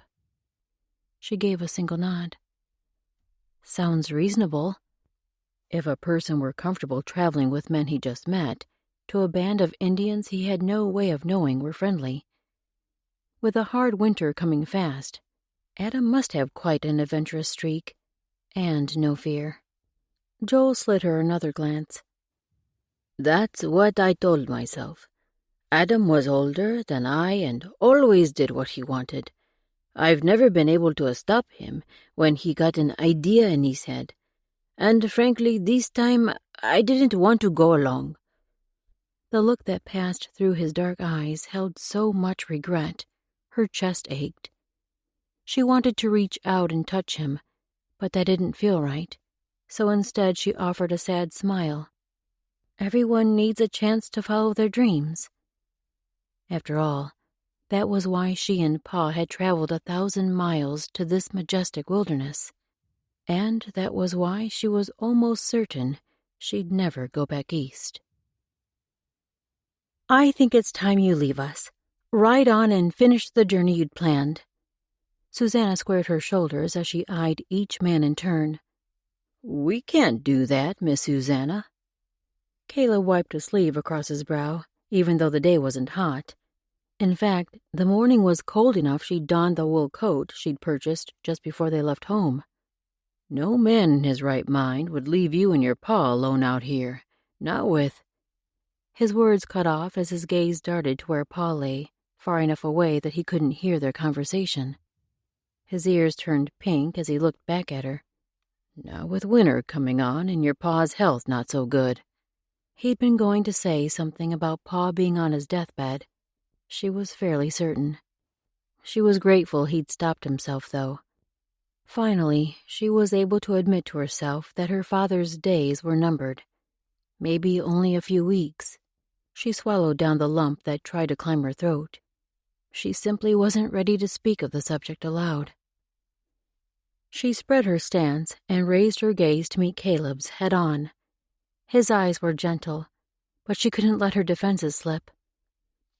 We'll manage. We're holding you back, and there's no reason the four of you should delay any longer. Inhaling a breath, she leveled her voice. I can't thank you enough for your help. All of you. She couldn't bring herself to look at Beavertail. There was too much chance the thought of losing him would break her down. She couldn't allow it. Mademoiselle, please. It is not safe for you, your papa. French stepped forward and took her hand, then pressed his other hand over hers. We cannot leave. We will wait for your papa to recover. He shot a look at Joel. It is the only thing to do. He's right. Joel's face had been impossible to read, and still was. We don't feel right about leaving you behind. We'll wait a few more days for your pa to recover. The burn rose up in her throat again. These men were so kind, truly. Truly God had blessed her and Pa when he'd led Beavertail to them. She'd never imagined how important he'd become to her during that first chance sighting of him on that fateful day when they'd reached the falls of the Missouri. But as much of a blessing as their help had been these past weeks, she couldn't hold them back any longer. It wasn't fair. She and Pa weren't their kin, had only known them a short time. These men didn't owe them anything. In fact, the situation was quite the opposite. The simple cooking she'd done wouldn't come near paying for the horses, protection, and supplies these men had shared. The time had come for it to end, and reasoning with them clearly wasn't working. She straightened her shoulders, squared her stance, and raised her chin. Leave. Please. I'm asking you. She didn't meet any of their gazes. She wouldn't have been able to hold her determination if she saw pity or even hurt in their eyes. No one responded, at least not right away. Susanna. Beavertail stepped forward as he spoke, and the tenderness in his voice, the way he said her name, nearly cracked her armor. She sucked in a breath and may have closed her eyes as she struggled to find her composure. He took another step toward her, and she held out a hand to halt him. No, this is best. She still couldn't bring herself to look at him. That would be the end. Tell you what, Caleb spoke up, drawing her attention to him. How about we fellas talk amongst ourselves for a while? She wasn't sure how that would help. They'd probably just agree that they all agreed. Or maybe this would give Joel the chance to say what he really thought. Maybe he'd make the others see that she meant her words. Turning to Joel, she gave him a pleading look. His face had that unreadable look again. Finally, she nodded, then took a step back. I'll go check on Pa. Then she could go back to scraping hides. Most of them had been working at the task the day before and that morning, both because Beavertail had a stack of furs that needed to be worked, and also to keep them from losing their sanity with nothing to occupy their time. When she'd returned to camp, Pa was finally sleeping, only the occasional cough breaking through his heavy breathing, so she set to work on the hides. She did her best not to look up at the men while they talked, and she managed the feat except for a couple of glances, but she'd almost scraped a hole in an otter skin by the time Caleb separated from the group and headed her way. With a glance at Pa to make sure he still slept, she rose and stood to meet him. We've made a decision, Miss Susanna. When he reached her, he turned, and the two of them walked together to rejoin the others. For the first time, she let herself look at Beavertail. He had that emotionless expression he sometimes wore, but as she neared, she could see the glimmer of hurt in his eyes. Did he think she was sending him away, sending them all away, because she cared nothing about him? In fact, her reason was so much the opposite. His presence made her think and feel things she couldn't bear to think and feel right now. She may never be whole again. At least her heart felt that way right now, and he deserved so much better. When they reached the men, she braced her hands across her chest and prepared for what they would say. She would reinforce her earlier request, demand they leave if she had to. Miss Susanna? Apparently, Caleb had been elected as a spokesperson of the group. She turned to face his earnest expression. We all talked, and we decided Joel and French are going to go on ahead. They'll look for Adam again, and they'll leave us markers along the way so we can follow as soon as you're ready. His eyes held a sadness she didn't want to interpret. And why hadn't he said, as soon as you and your pa are ready? She pushed the worry away. So you and Beaver would stay with us? As she spoke, her gaze wandered to Beavertail of its own accord. His eyes glimmered with intensity, as though he held his breath waiting for her response. The relief that swept through her at the thought of him staying was a sensation she shouldn't let herself feel. But she couldn't stop it. Dreaded tears welled in her eyes, and even when she tried to swallow them down, they still clouded her vision. She tried for a smile. If that's what you all want to do. It is what we want. Beavertail stepped close and touched her upper arm. Then, with a gentleness she'd never have thought he possessed, he pulled her to his chest. She gripped his shirt, and there was no use trying to fight off the tears anymore. The emotions roiling inside her were too strong to hold back. When she wiped her sleeve across her eyes, she no longer saw the other men around them. They'd wandered back to camp. Bless them. With no one else to see her meltdown, she let herself sink into Beaver's strong arms. Chapter 20. He was doing the right thing. There was no doubt in Beavertail's mind. But watching Joel and French ride out that afternoon was harder than he'd expected. When the horses had ridden only 20 or so strides, French turned to send them a white-toothed grin and a final wave. From beside Beaver, Susanna returned the gesture, and he had to resist the urge to slip his hand around her waist. He was where he needed to be, by her side during her pa's final days. Caleb would be encouragement to her as well, especially since they shared the same beliefs about their God. Beaver glanced over Susanna's head to where the big man stood on her other side. Caleb met his gaze with a nod. It was up to them now. While they watched, French and Joel became only specks in the distance. Well? Caleb clapped his hands together. Reckon it might be best if we set up some kind of shelter, just in case we get a gully washer. BT, think one of us could shimmy up that tree and cut a few branches? Beaver raised a brow at him. Rains could strike with little warning on these plains, but that hadn't happened out here in a very long time. As for climbing the tree, they both knew Caleb's bulk would knock the thing over if he tried to climb it. Good thing Beaver had spent many hours climbing trees in his youth. He touched Susanna's arm as he turned to her. Choose where you want the shelter built. Under the tree might be best, or closer to the water. She darted a quick glance at him as she sniffed. From the looks of her red-rimmed eyes, the task would be a welcome distraction. With his hatchet tucked at his waist, Beavertail jumped to reach the bottom limb, then struggled to pull himself up. Not an easy feat, and for a moment, he wasn't sure he would make it on the first try. Hopefully Susanna wasn't watching. He finally climbed up to the branches that would make the best lodge poles, and within a half hour, they had enough limbs cut. With only one tree in the area, the shelter would have to be small, but he would make certain it was large enough for two to sleep underneath. Should a rainstorm strike at night, he and Caleb wouldn't melt from a little rain, as unlikely as it was. And the tree would provide some shelter for them too, since Susanna had chosen to place their camp under the awning of its branches. As Beaver climbed down, Caleb was already cutting the smaller branches from each limb, piling them in stacks according to how each would be used. Most were too green to burn, but would help insulate the shelter. Susanna stepped in to help, but Caleb shooed her off. You just go do whatever else you need to, Miss Susanna. Or sit yourself down by the river and enjoy the view. I'll bet that pa of yourn would like to hear something from the Bible. She stepped back and wrapped her arms around herself, her gaze roaming from Caleb to Beaver. He dropped down from the tree and brushed the bark from his hands.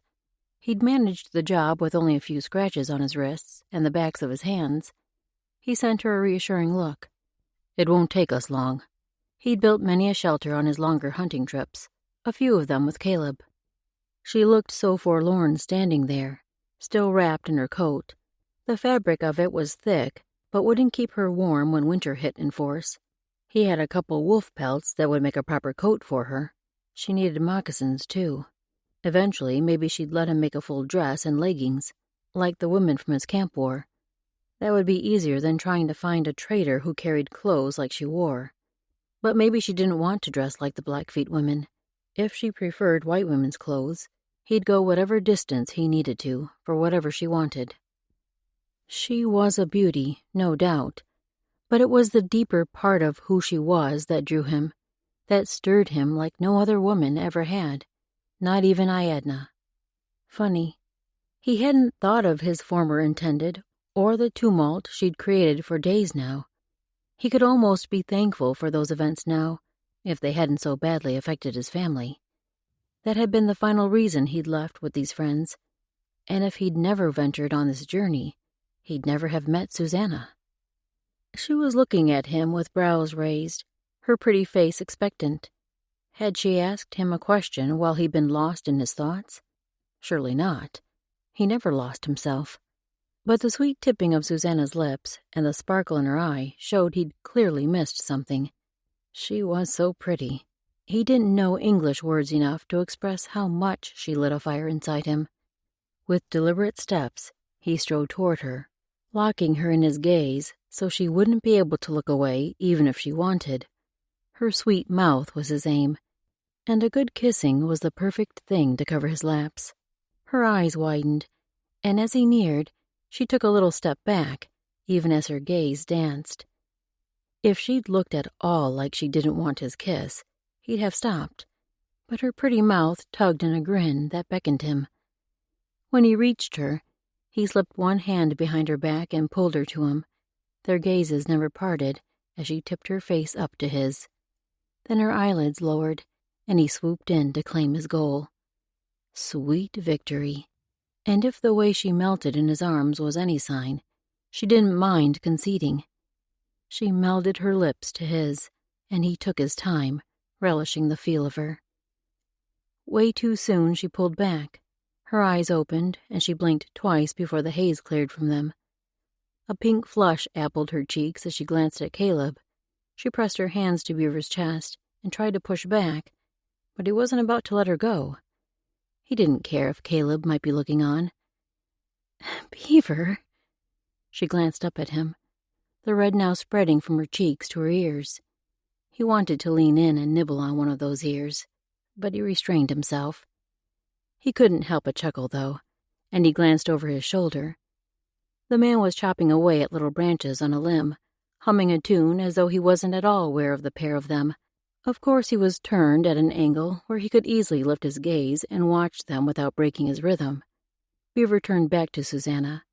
He lowered his face near hers again. He's not watching. He spoke in a whisper only she could hear. And even if he were, he's not worth worrying over.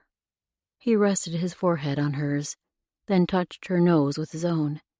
Her mouth curved in another smile, and her warm breath fanned his face. When her hands on his chest gripped his shirt, he closed the last of the space between them. He shifted so his back was to Caleb, Susanna hidden in front of him, just for good measure. Susanna rested her head on Beavertail's shoulder as they sat on the edge of the cliff, legs dangling above the river far below. She soaked in his strength, the warmth of his arm wrapped around her, tucking her closer to him. A week had passed since Joel and French rode away. Pa's cough remained about the same, although in truth, how much worse could it get? Each spell doubled him over, racking his body with every cough, spraying blood with each shudder. But the coughing episodes weren't growing any closer together. For that, she was thankful. All the new symptoms that had cropped up could be due to other things. The pain in his back might be merely from lying on his bed pallet for so many days straight. And the same for the trouble he'd seemed to have in walking when he stood to relieve himself. That morning, she'd caught a glimpse of his stockinged feet when he was airing his boots after a damp night. His ankles had swollen as large as her upper legs. Maybe that was from lying still so long, too. If only she knew what would help him. Maybe a walk from camp to the river would be good for him. A distance of only about 30 strides. Surely he could manage the effort, even though just a few steps to the back of the tree seemed to exhaust him. She would go help Pa in a few minutes, after a little longer in this peaceful setting, with this beacon of strength beside her. Beaver. She wasn't sure why she spoke his name. She didn't have anything in particular to ask him. She just needed him. Needed something that would make her world right again. He pulled her closer, leaning in to brush a kiss on her hair. Whatever happens, we'll face it together. Did he mean all 4 of them? Or that he'd be by her side through whatever came? Both, probably. Caleb, too, had been a good friend. Like now, he sat reading the Psalms to her father. She'd not known until a few days ago that Caleb had been ordained as a reverend back in Oklahoma. He'd served in a little church there for less than a year before heading west with Adam and Joel. Why he'd left so quickly, he hadn't said. But his presence had come to mean a lot to Pa. They spent hours together each day, with Caleb reading the Bible aloud, or talking about something he'd learned in his Bible training that related to a passage. Pa couldn't talk much without a coughing fit, but Caleb was kind enough to fill the void himself. I think I'll see if my father can walk out here. A breeze brushed her face. Even though it brought a fresh gust of cold, the caress of the wind tasted like freedom. What do you think Joel and French are doing right now? Her mouth had a mind of its own today. She'd not even been thinking about those two until the thought slipped out in words. Riding, I imagine. Was that a hint of longing in Beaver's voice? She wasn't sure without seeing his face. She leaned back to see his expression. Do you think they've found Adam? His brow lowered as a faint line creased his forehead. I think not yet. Joel said the Mandan braves spoke of the horses with the Shoshone, but I have only heard of them with the pierced noses. Nez Perce, I think the white men call them. You think they'll have to ride a long way to reach those people? Into the mountains. The pierced noses live among the peaks and valleys, where they hunt antelope and mountain sheep. Her heart lifted inside her. They may very well get to journey into the depths of the mountains after all, even with winter coming on. Surely Joel wouldn't hold back in search of his brother. But what was she thinking? Her chest twisted. Paul wouldn't be able to travel that far, and she wouldn't be leaving him. Not as long as he could draw a single breath, and she couldn't imagine leaving him even after that. In truth, the thought of beyond scared her so much she'd not allowed herself to think it.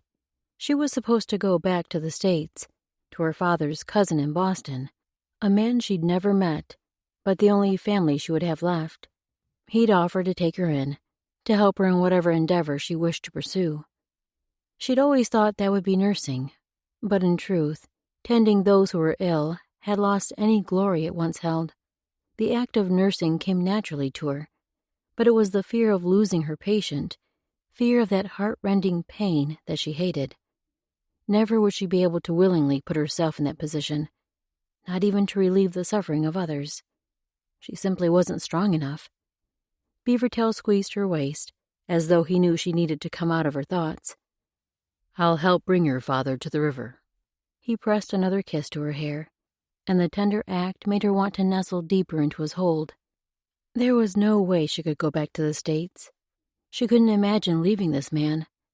Still, she forced herself to pull back, to straighten and stand. I hope he can walk on his own. I think the effort is what his body needs. But she was wrong. Pa only managed a few steps before coughing doubled him over. Those awful convulsions almost rent her own chest in two. Her father would have collapsed to his knees if Beaver hadn't gripped him under his arms. Once the episode finally waned, she met Beaver's questioning gaze. As much as the act felt like defeat, she nodded toward the bed pallet. She couldn't put Pa through the suffering. As he straightened and wiped the dripping blood from his mouth, she stepped close to him and wrapped an arm around his waist. Let's get you back to your bed. He met her gaze, and he seemed to find strength from somewhere deep within. I want to see the river. Even though his voice rasped and a tremble laced his words, he'd used the tone that was so familiar, the one that embodied determination. Somehow, they would make it to the edge of the cliff, together. Tucking herself under his arm, they limped forward. He leaned much of his weight on her, but he was so light she might have been able to pick him up and carry him. Oh, Pa. When they reached the edge of the cliff, Beavertail helped ease Pa down to sit. From the rasp of each breath, even sitting up seemed to be a challenge. She settled beside him as Beavertail retreated back to their camp, probably to give her time alone with her father.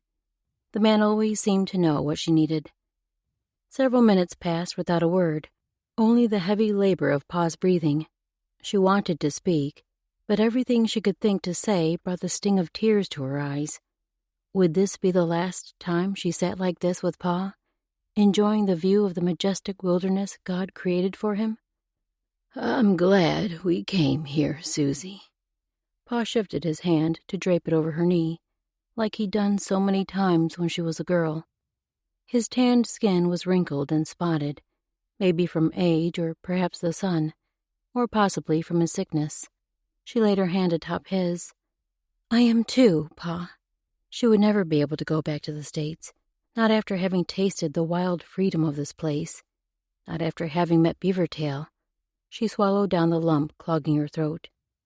Pa looked over at her, offering a welcome distraction as she met his gaze. His blue eyes, that used to be such a clear navy, now shimmered cloudy like those of an old man, far older than his 5 decades. But when his voice emerged, its raspy tenor vibrated with that determination again. Let's go to the mountains, Susanna. Chapter 21. Susanna wasn't sure she'd heard her father right, but the sparkle breaking through his cloudy gaze told her she had. The weight on her chest pressed harder, sending a pain all the way through her. Pa! He'd never make it even an hour on horseback, and Beavertail said it would be another hard day or two of riding to reach the edge of the real mountain country. He squeezed her leg. I can make it. I need to. It's important to me, Susie. When she was little, before her mother passed, she'd hated that nickname, but during those dark days, and every day after, hearing the pet name in Pa's voice wrapped a bit of his love around her like a hug. Now she could feel its effects swaying her. She twisted to look at the distant mountains behind them. There, you can see them from here. He wouldn't give in to that, of course, but he would appreciate the attempt at humor. He chuckled, but the sound turned into a cough that echoed across the canyon below. She clutched his arm to keep him from falling forward, and somehow he was able to stifle the cough before it turned into a full episode. Wheezing in harsh breaths, he gripped her knee with more strength than she'd have thought he still possessed. At last, he regained enough air to speak. Please, Susanna, I want to try it. Each word seemed to take more out of him. How would he ever make it in the saddle? Yet everything in her wanted to help him accomplish this last goal. The mountains were what he'd always talked about, what he'd really wanted to see from the moment he first dreamed of this trip. And she knew well how he felt. That same yearning pulled inside her. She forced out the breath clogged in her chest, blowing a long exhale. I'll talk to Beaver about it. Again her father turned to her. I like that young man, Susie. She met his gaze, a smile threatening her mouth as his words soaked through her. In his look was something even more than that simple statement, a hope. Hope seemed too much for her to reach just now, but she let the smile spread as far as her weary face could muster. I do too, Pa. I'm worried this knot won't hold. The leather's too stiff. Beavertail looked up from his own tie to see where Caleb motioned. I'll work on it. He could soften the buckskin to make the knot pull tight. No matter what, they couldn't let a corner of the sling fall and injure Susanna's father. I'll strap down the rest of the packs. Caleb turned away to gather the satchels, starting up a whistle as he worked. He couldn't blame the man for being eager to ride out again. Beaver had been itching to move too. It would be different if there was something productive he could do here. He'd worked all his furs to the next stages, and watching Susanna's grief as her father deteriorated a little more each day made him feel impotent. At least this way, they were helping Wilkins accomplish his last request. When Susanna had come to Beaver the day before to ask if he could think of a way for them to take her father into the heart of the mountains, he'd finally had something to work at, a problem he could actually solve. After massaging bare fat into the stiff leather to soften it, then tying a strong knot in that corner of the sling, he stepped back to examine his work. His 2 horses carrying the contraption were the best they had for the job. His own mount and the spotted gelding Susanna had been riding, the one she called Horse. The sling mounted between them was tied to the saddles at its 4 corners, and poles at the front and back would keep the animals spaced the same distance apart. This should allow Wilkins to lie down while they traveled, so he wouldn't have to expend energy to stay upright in the saddle. Hopefully they'd be able to travel long enough each afternoon to reach the base of the first cliffs within 2 days, and then another day or 2 to climb the mountain. Could Wilkins hold out that long? Beaver's gaze swung toward the camp, to where the man was, even now, bent over in a coughing fit. Each wheeze was so weak, it didn't seem like he could bear up under the pain much longer. Maybe not more than a few days. An ache started in Beaver's chest and radiated through him. They had to accomplish this last wish. For the gentle man struggling to draw each breath. For Susanna. He knew what it was like not to have a father, but he couldn't imagine the pain of knowing his pa, of being as close as the 2 of them were, and knowing that soon the man would be ripped from his life. At least Beaver had been too young to understand the pain when his father had walked away. After the supplies were fully loaded, Susanna held the 2 horses hitched to the sling while he and Caleb assisted Wilkins to the animals. He could tell Susanna itched to help as they lifted her father onto his new bed, but she had her hands full keeping the horses steady. Beaver eyed the knots holding the sling in place as the spotted gelding shifted. What was he thinking, putting this man's life at risk in this contraption? If either of the horses spooked and bolted, the leather would give way. Not even the best knots could hold up to the force of these massive creatures. The horses had settled now, but his spirit was torn inside him. Did they dare take a chance? He met Susanna's gaze. She seemed to read his thoughts, for her expression turned determined, maybe even a bit pleading. "We have to try this," her eyes said. He inhaled a breath to steady himself, then released the spent air. They could try. But if the danger seemed too great for her father, Beaver would put a stop to the journey. Within a few minutes on the trail, the horses had settled into a steady walk. Even after such a long break, these animals were seasoned enough to save their energy.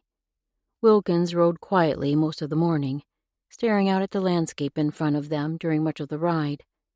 But when the coughing fits took over, they seemed to steal what little energy he had left. After each bout, he would lie lifeless, eyes closed and face as pale as the white fur of the wolf hide beneath him. As much as the sight made Beaver's chest ache, he could only imagine how much it pained Susanna. But neither she nor her father called a halt. Beaver finally stopped them at midday to rest the horses. He'd been holding off because of the challenge of getting Wilkins in and out of the sling without hurting the man's frail body. But the setup needed to be readjusted anyway. A stop would help them all. Beaver took the horses to graze while Caleb put together a cold meal, and Susanna helped her father settle on a blanket spread over the grass. Quiet fell over their group as they ate. There simply wasn't much that could be said to break through the sadness permeating this leg of the journey. They were starting to ride through rocky land with more trees and hills and boulders, the foothills. Wilkins just needed to hang on a few more days, and they'd reach the mountains he craved so deeply. Beaver glanced at the man who lay with his eyes closed and his chest rattling through every inhale. He couldn't tell if Wilkins slept or not, what with the effort he had to expend for each breath. "Just a few more days. Hold on, please." "I'm going for a walk." Susanna pushed to her feet and spun away from them. Her action was so quick, so unexpected when she'd been sitting quietly staring into the distance the moment before. She must be fighting her own fears, or maybe tears. He should go after her, be there in case she needed him, shouldn't he? Beaver glanced at Caleb. The man met his gaze with a shrug, but the wrinkle in his brow belied the casual motion. "I think sometimes women like to cry. My ma always seemed better after she went off and cried a while." Would getting the tears out help Susanna? If only Beaver knew. If only he were better at reading women. If there really was a God above, like Caleb and Wilkins have been speaking of so much these past days, couldn't that God be merciful and give Beaver a bit more understanding when it came to a woman's mind? Susanna's mind, especially? Caleb rose and wiped his hands down the sides of his pants. "I'll get these things packed up. I don't reckon we need to rush on, but I can get this part done at least." Slinging the pack of food over his shoulder, Caleb sauntered down the hill toward where the horses grazed. The brittle grass crunched under his feet, the barren effects of the rainless summer. At least winter's snow would bring water for the land and refill the rivers. "Beaver." Wilkins's raspy voice barely carried over the short distance between them. Beavertail's body tensed as he moved to the man's side. Surely these weren't his final moments. "Yes." He was close enough to hear the gurgle of each labored inhale and exhale as Wilkins struggled for every breath. "There's something I need to know." He had to pause partway through to take another painful breath. His chest barely rose with the effort. Beaver shifted closer. "What is it?" He would tell the man anything he wanted to know if his words could relieve the suffering Wilkins endured every moment. The older man fumbled his hand along the ground toward Beaver. It took a moment before he realized Wilkins was reaching for him. Other than Susanna, no one touched him. But he couldn't let the man expend needless energy, so he reached out and allowed Wilkins to place his hand over Beaver's. The hand was light atop his, but its bony grip held stronger than Beaver expected, just like a father's. "Son." Beaver raised his gaze back to Wilkins's. The cloudy blue of the older man's eyes cleared as he focused on Beavertail. "Have you met my God?" The words weren't at all what he'd expected, not the deathbed wishes most men imparted, but they sank a weight through Beaver, the same tug that had been pulling at him for weeks now. He cleared his throat. Wilkins probably wanted him to say yes, but he had to speak the truth. "I don't know him." He'd never wanted a god to bow to, never thought one actually existed. Only when he met Caleb had he started to hear of the god Wilkins now spoke of. He may have had some moments recently when he wished an all-powerful being were real, but he still couldn't credit it. How could he believe in something he'd never seen? "He wants to know you. He cares about you, and has the best planned for you, if only you put your life in his hands." Each word was so hard for Wilkins, yet he pushed himself through to the last, then let his eyes drift shut as his body heaved in strangled breaths. Put your life in his hands. Even if Wilkins's God did exist, Beaver would never be able to give over control of his life, not even to an all-powerful being. Even if that God had the best planned for him, as Wilkins had worked so hard to tell him. Yet he didn't want to bring this man any more pain than he already suffered, so he held his tongue. The older man lifted one of his eyelids enough to peer at Beaver through a narrow slit. He must have read Beaver's response, for he groaned a little with his next exhale. His hand squeezed Beaver's. "I was praying you would be the man for my Susanna." He stopped to cough, but thankfully a full fit didn't overtake him. "But I can't give her to a man who doesn't know our God. She'd never be happy." His last words faded to a rough whisper. The import of the words pierced through Beaver like 100 arrows. "I can't give her to a man who doesn't know our God." This man thought Beaver wasn't worthy simply because he didn't believe in a being he couldn't see? Anger surged through him until Wilkins's final words echoed in his mind. She'd never be happy. Like a punch to his gut, the statement knocked the breath from him, leaching the ire from inside, and all his strength, too. He'd already begun to picture Susanna by his side, even after her father passed, making the rest of the journey with them, keeping him warm on the cold winter nights in the mountains. He'd pictured taking her back to his camp, presenting her to his mother, his sisters. Bile rose up in his throat, but he swallowed it down and let the anger return. Susanna wouldn't want him, just like Iadna hadn't, and all because he didn't fit the perfect model she expected of him. He turned away from Wilkins, pushed to his feet, and marched down the hill toward Caleb and the horses. Too bad he couldn't leap aboard his gelding and let the freedom of the wind ease his fury. Chapter 22. Something wasn't right with Beavertail. Susanna could feel the weight of his irritation in the air between them as they rode on after their midday rest. A glance at him showed his jaw locked, the tendons pulsing as he rode. That same tension radiated through her neck and shoulders. She didn't have the energy to focus on whatever was bothering him, no matter how much she'd like to ease his frustration. Not when her father lay dying in the sling beside her. She'd finally come to terms with death's nearness. She'd had to. He'd barely opened his eyes since they hoisted him back on the sling, and each breath seemed to be farther apart. Were they doing the right thing pushing on to the mountains?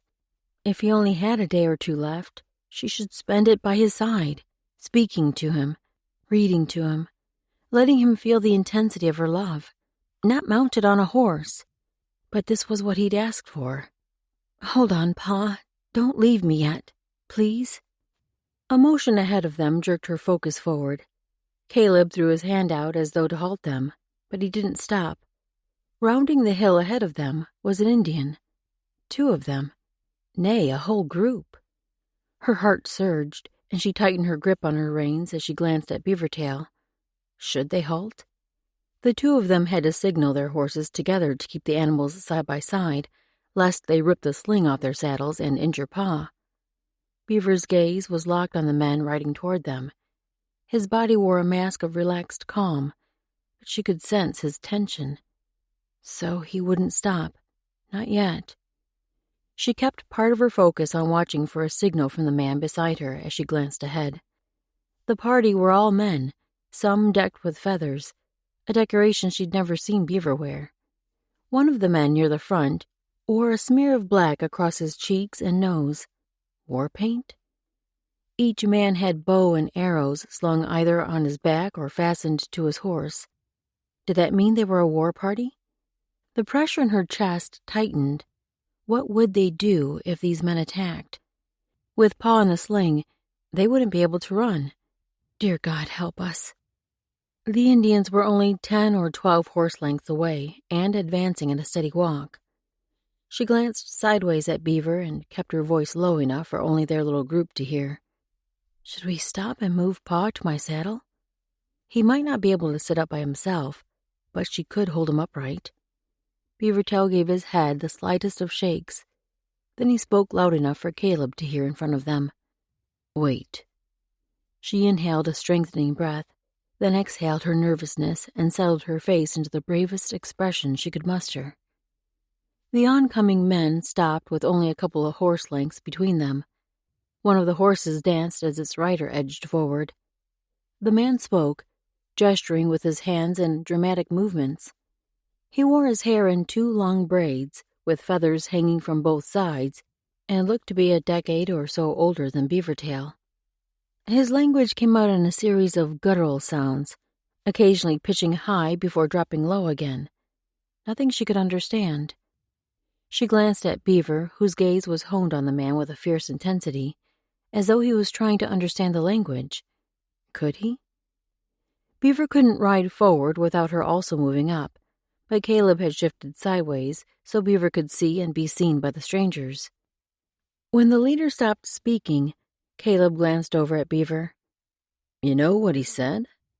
Beaver nodded, but never took his eyes from the Indians ahead. They're a Shoshone hunting party looking for buffalo. He asked who we are. Then he spoke to the strangers in a high-low cadence that was almost musical in its rhythm.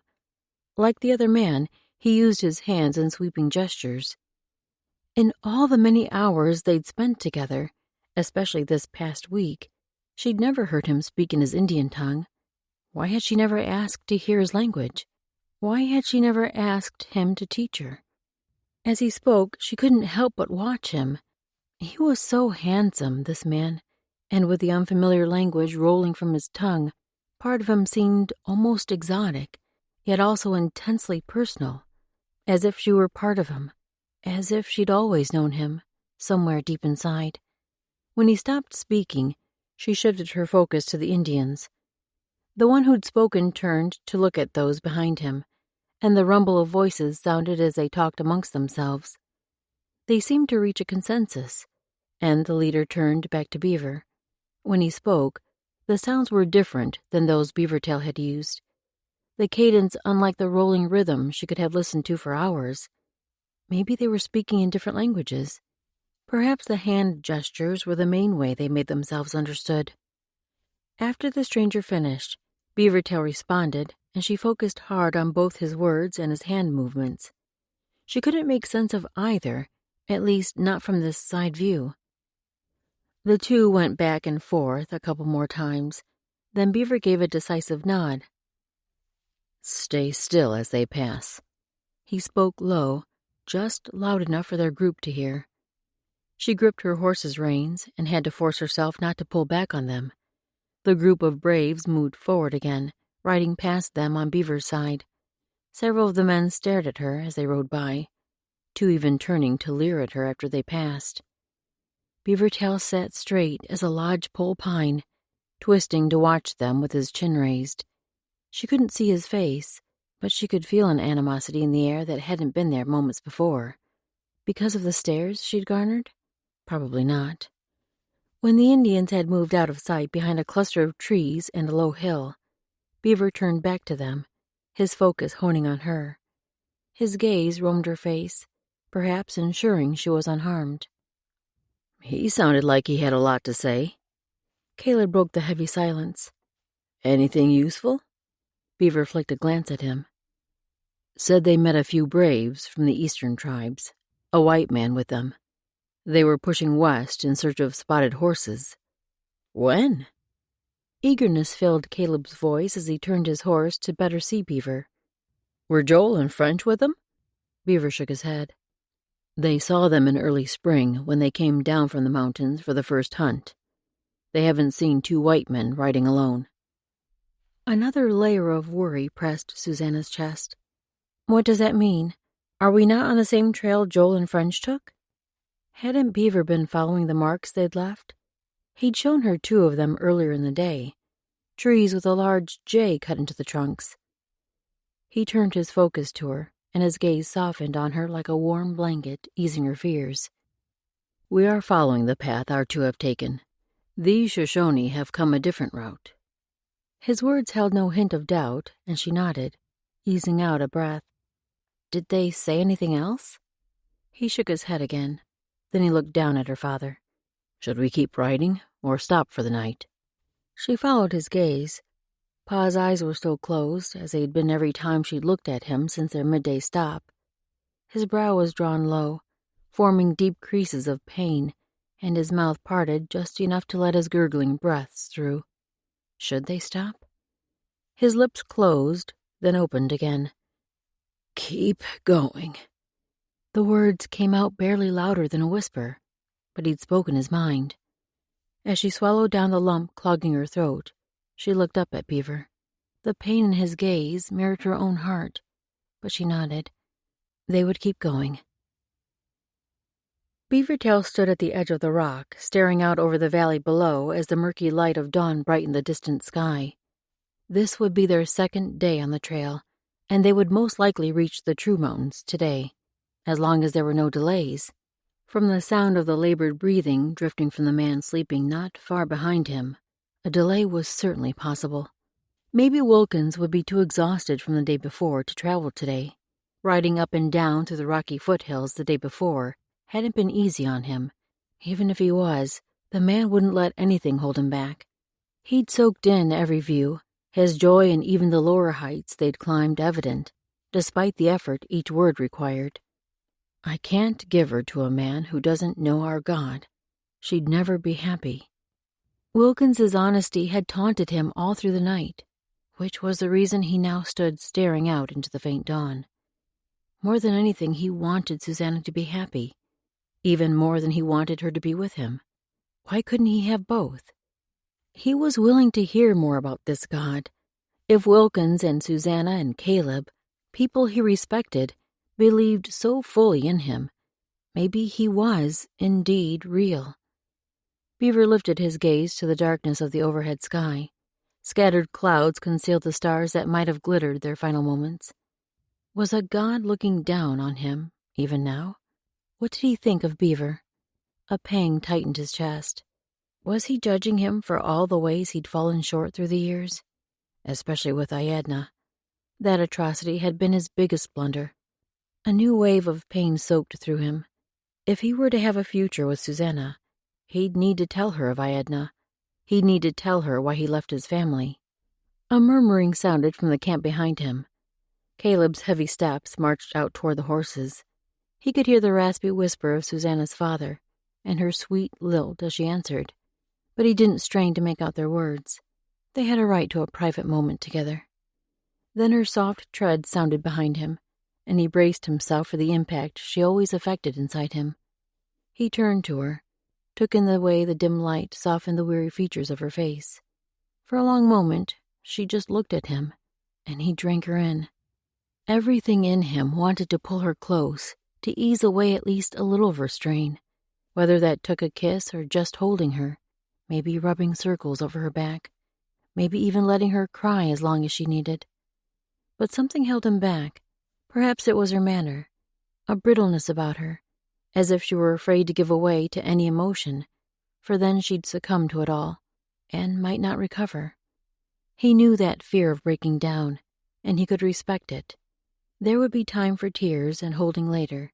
For now, his presence was the best gift he could offer. "Pa wants to speak with you." Her delicate throat worked as she swallowed. Then she turned away, stepping gingerly down the hillside where they'd camped. Probably headed down to the creek below, although she hadn't taken anything to carry water in. Time alone would help her most, hopefully. Beaver turned and moved to Wilkins's side, trying to hone his thoughts for the coming conversation. The man surely wanted to continue their talk from the day before. Beaver dropped to his knees beside him. Wilkins barely raised the furs covering him, and only his head and one hand peeked out at the top. His body must be struggling to keep him warm. He opened his eyes a little, and the pain on his face eased as he took in Beaver. The softness in his gaze formed a knot of emotion in Beaver's throat. "Son." His voice came out in a thick rasp, but the sound didn't change the impact the word had in Beaver's chest. Wilkins had called him this before, and each time it swept through him like a torrent of water. Had he ever been called son by a man? Especially a man he respected as much as this one. In truth, he wished he was this man's son, whether by birth or by marriage. If only they had more time. Wilkins shifted the fur covering, working his arm out from underneath. The movement took effort, based on the look on his face, and Beaver reached to help him. Wilkins caught Beaver's hand in his own and squeezed it. Seemed that had been his intent all along. The contact, the fatherly touch from this man he respected, thickened the lump in his throat. He couldn't speak if he wanted to. "I hope you've been thinking about what I said." He paused to take in a gurgling breath between every few words. Beaver nodded. He couldn't stop thinking about it. Wilkins pushed on, even though talking seemed to take all he had left. "I'll be going on to heaven soon to meet our God. I hope I'll see you there one day." See him again? He'd heard of heaven, the place it was said people went who followed this God. A yearning started inside him. Maybe it had already been there, but the intensity of Beaver's desire seemed to expand with every breath. What would it be like to know what would happen after he died? To have the hope of another world, a good world, a world where he would be reunited with others who'd gone before him, like this man. Wilkins had closed his eyes again. He raised the lids part way, waiting for Beaver's response. He couldn't promise to be in this heaven. He wasn't even certain the place existed, and he respected Wilkins too much to lie to him, even to ease his worries as he lay dying, so he offered as much hope as he could. Perhaps. Wilkins' eyes drifted shut again, but his hand squeezed Beaver's. "You've been a blessing, son." Beaver didn't move as Wilkins struggled through each breath.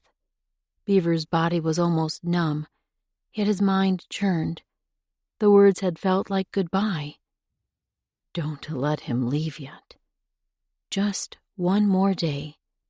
If Beaver could have just one more day with this man, maybe that would be enough. Chapter 23. They were climbing a mountain now, a true cliff with precipices jutting out in several places as they wound upward. With every step of the horse's hooves, Susanna's heart weighed heavier. Pa was holding on until they reached the top. She was almost certain. Then he would stop fighting for every breath. If there was any way she could fight for him, she would do it. She'd gladly give her breath to him if it would keep him with her longer. But that wasn't fair to Pa. Not when pain tormented him. He'd been hurting longer than he'd let on, if the deep lines etching his face were to be believed. She had to let him go to the better place the Lord had prepared for him. Midway through the afternoon, Caleb raised his hand to signal a halt. "It doesn't look like we can go any farther on horseback." He looked back at Beavertail. "Think we can carry him?" Beaver nodded, and she didn't have to see his eyes to know the grief she'd find there. They were all grieving, yet this wasn't the time for sadness. These were the last precious hours they'd have with her father, and she meant to make the most of them. While the men untied the litter, she took Pa's hand in hers, cradling the gaunt fingers. "We're almost there." He didn't open his eyes, but his hand squeezed hers. She could almost feel his arms wrapped around her in the hug he would give her if he could. She fought the burn of tears. Not yet. She couldn't cry yet. When they had the ties unfastened, Beaver turned a gentle gaze on her. She released her father's hand and sniffed back her emotion. "Go on. I'll settle the horses and catch up." She needed a job to do, something to occupy her thoughts.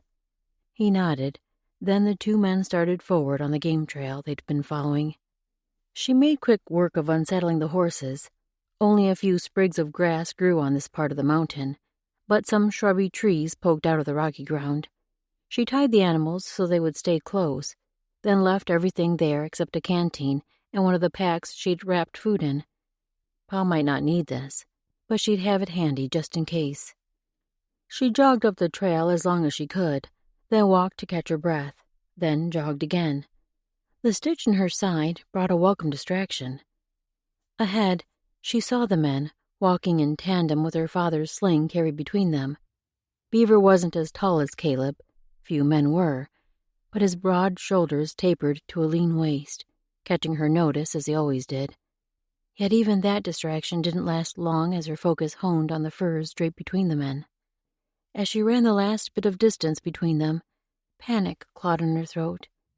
What if Pa had passed already while she'd been tending the horses? What had she been thinking to leave him, even for a few minutes? Beaver glanced back as she neared, and he must have seen the fear on her face, for he and Caleb both stopped. "Pa?" She grabbed Beavertail's arm when she reached him, panting to catch her breath from her sprint. Pa's hand lifted from the furs, and the movement sent such a wash of relief through her. If she hadn't been clutching Beaver, she would have gone to her knees. She took her father's hand, then inhaled a steadying breath. Beaver raised his brows in question, and she nodded. "Go ahead." The last of the climb passed far too quickly, and as much as she tried to prepare herself, when they reached the precipice, she wanted to turn and run back the way they'd come. She wasn't ready to reach the end. The sight before them stretched in endless majesty. Mountains rose up on either side of them, and below flowed the Missouri River, smaller here than the mighty waters they'd followed for months. "Pa!" She rubbed her thumb over the leathery lines covering the back of his hand. "You should see this."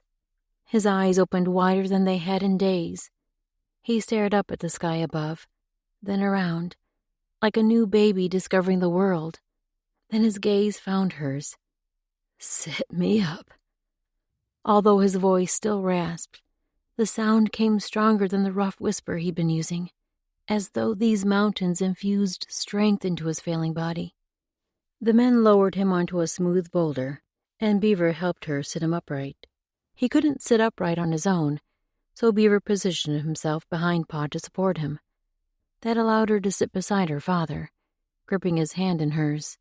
Pa laid his head on her shoulder. It was probably too difficult for him to hold it up on his own, and she savored the extra touch. She rested her cheek on the top of his hair. He bore the scent of his disease, a smell that would always turn her stomach, yet there was also the unmistakable fragrance that was her father. That aroma she'd known since her earliest memories, the one so precious it now made her eyes burn. "It's beautiful, Susie." Even though his voice had weakened again, the awe in her father's tone returned her focus to the view before them. "It is as magnificent as I thought it would be." "Even better." He took in 2 gurgling breaths.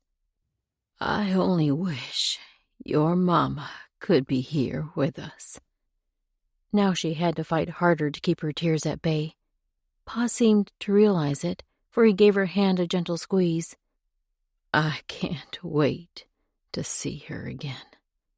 She had to sniff before she could speak. "I know, Pa." "We won't be far, honey."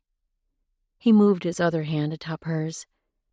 "Don't ever forget how much we love you and how proud we both are.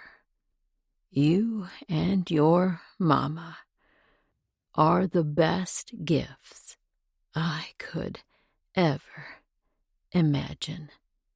He was wearing down, his words fading with each labored breath. She stroked his hand with her thumb again. "I love you, Pa." They sat that way for a long time, her mind wandering through all the memories she loved, working alongside him in his gunsmithing shop, handing him tools and listening to him talk about gun locks and corkscrews and rifled bores. The passion that would fill his voice as he spoke of the work he loved had drawn her more than anything. In the summer evenings, they would sometimes go exploring around their little farm, spotting wild animals and seeking out unusual burrows or oddly shaped trees.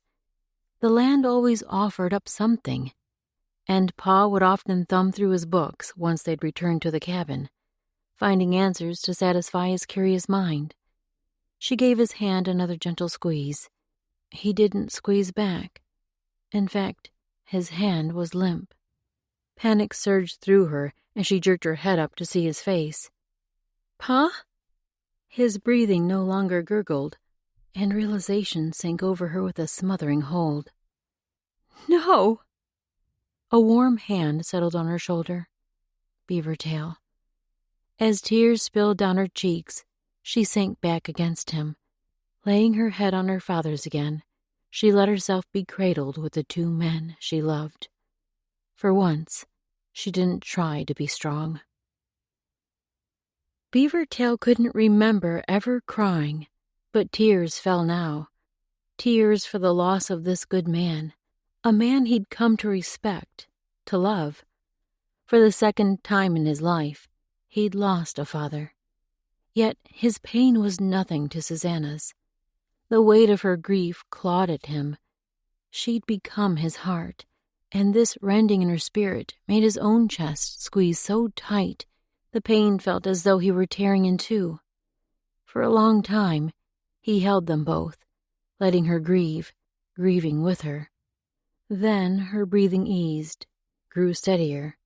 Maybe she'd finally succumbed to sleep, and that would help her more than anything he could offer.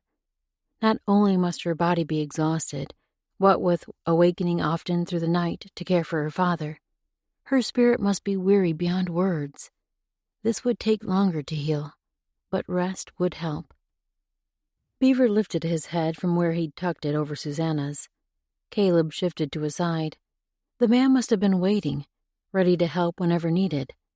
Beaver nodded toward Wilkins, and Caleb stepped in and took the man, easing him away from Susanna, then laying the lifeless body on the ground nearby.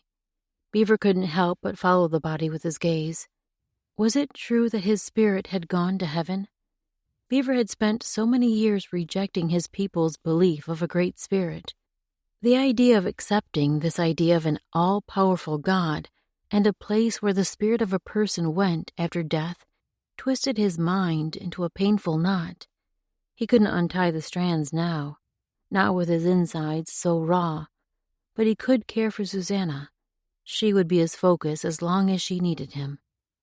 As much as he wanted to tuck her into himself and hold her for hours, she would rest better snuggled in her bedroll. He motioned Caleb closer and spoke in a low whisper. "Her bedding." The man nodded. "I'll bring all our things up." Good. That would give him a little more time with Susanna while Caleb hiked down to where they'd left the horses. He pulled her onto his lap, tucking her head in the crook of his neck, and did his best to give her what comfort he could. The next day passed in a blur for Susanna. Maybe it was more than a single day. Each time she woke, the weight on her chest immediately brought back the immensity of her loss. The skin on her eyes pulled tight from all the tears, and her head ached. Beavertail stayed close, always there with a cup of cool water. He offered food, but her stomach roiled at even the thought. She simply couldn't manage it right now. She would have to pull out of the stupor soon, but not yet. She didn't have the strength for it yet. Her second day without her father, she knew she had to get up. Pa's body still lay wrapped in the furs, waiting to be laid to rest. And as patient as Beaver and Caleb were being, they couldn't stay camped on the side of this mountain forever, suspended in time. Winter would be on them within weeks, or maybe only days, if the fiercely cold nights were any indication. After she'd stumbled downhill for a few moments of privacy, she returned to the camp the men had set up. The mountain protected them on two sides, keeping the almost constant wind from blowing out their fire. Caleb looked up at her approach from his place by the fire. Beaver sat a short distance away, stitching buckskins. Both men studied her. "You ready for a bowl of corn mush, Miss Susanna?" Caleb stirred the mixture in the pot nearest the flame. She nodded. "Thank you."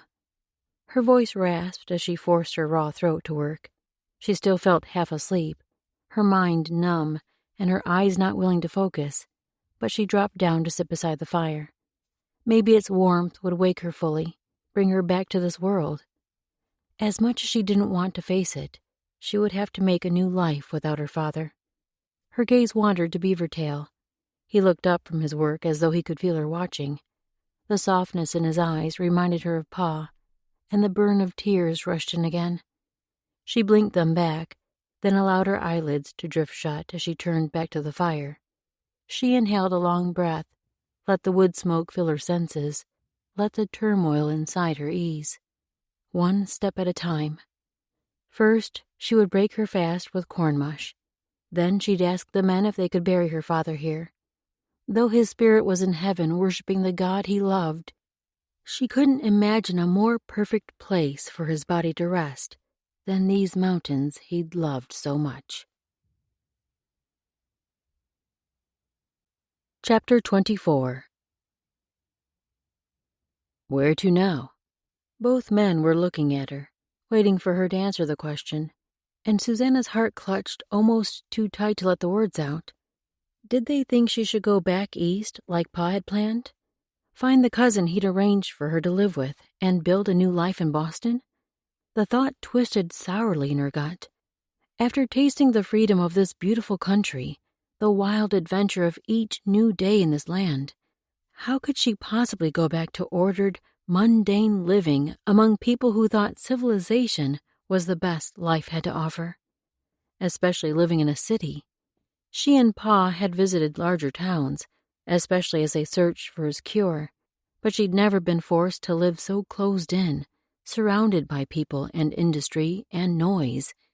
Constant noise. She met Beaver's gaze. The decision was an easy one. Not even a choice, really. We need to find Joel in French, right? And Adam? As long as she was with these men, she would be safe. She would have a purpose. Maybe another path would make itself clear to her at some point, but for now, this seemed right. Beaver studied her, looking deeper than her eyes. She opened herself to his gaze. In truth, she didn't have the strength to hide anything. The Adam's apple in his throat worked, and his mouth parted. The pain in his eyes deepened, and at last he expelled a ragged breath. He turned to Caleb with a single nod. "All right." Beavertail glanced over at Susanna as they rode. Did each step of this journey bring back painful memories for her the way it did for him?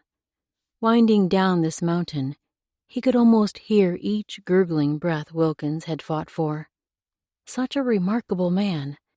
Even in the few weeks Beaver had known him, he'd been impressed by the man's wit and intelligence, his attention to detail, his abilities with guns. And underneath it all, the caring streak he wove into every interaction, every look, every touch. How could he not respect such a man? And how could he not give serious consideration to the faith that had been so important to him, especially if that faith was also important to Susanna? He'd had a few questions to ask Caleb when they were alone. He slid Susanna another glance, and the weary slope of her shoulders pressed hard on him. God, if you're real, take Susanna's grief and give her comfort. He wanted to be the one to do that himself, but he was a mere human, and the weight of her pain was too much for any one person to overcome. He would help shoulder as much as he could, though. They traveled much more quickly down the mountain than they had up, and where the trail separated, they turned westward. As best he could tell, this was the direction the Shoshone had said Adam and his group were headed. He'd have to watch for markings from French and Joel to make sure they'd turn this way as well after skirting the mountain's base. They made camp by the Missouri River that ran between the mountains, peaks rising on both sides like mighty sentinels. Majestic towers he'd love to explore if he had more time. He understood why Wilkins had longed to come to this land. Caleb offered to set out the meal for them, a simple fare of dried meat and roots he'd cooked over a fire. Beavertail made quick work of settling the horses. Should he make a shelter for Susanna, too? The sky was clear and bright, stars sparkling in the early darkness. No sign of rain, even though the crispy grass longed for moisture.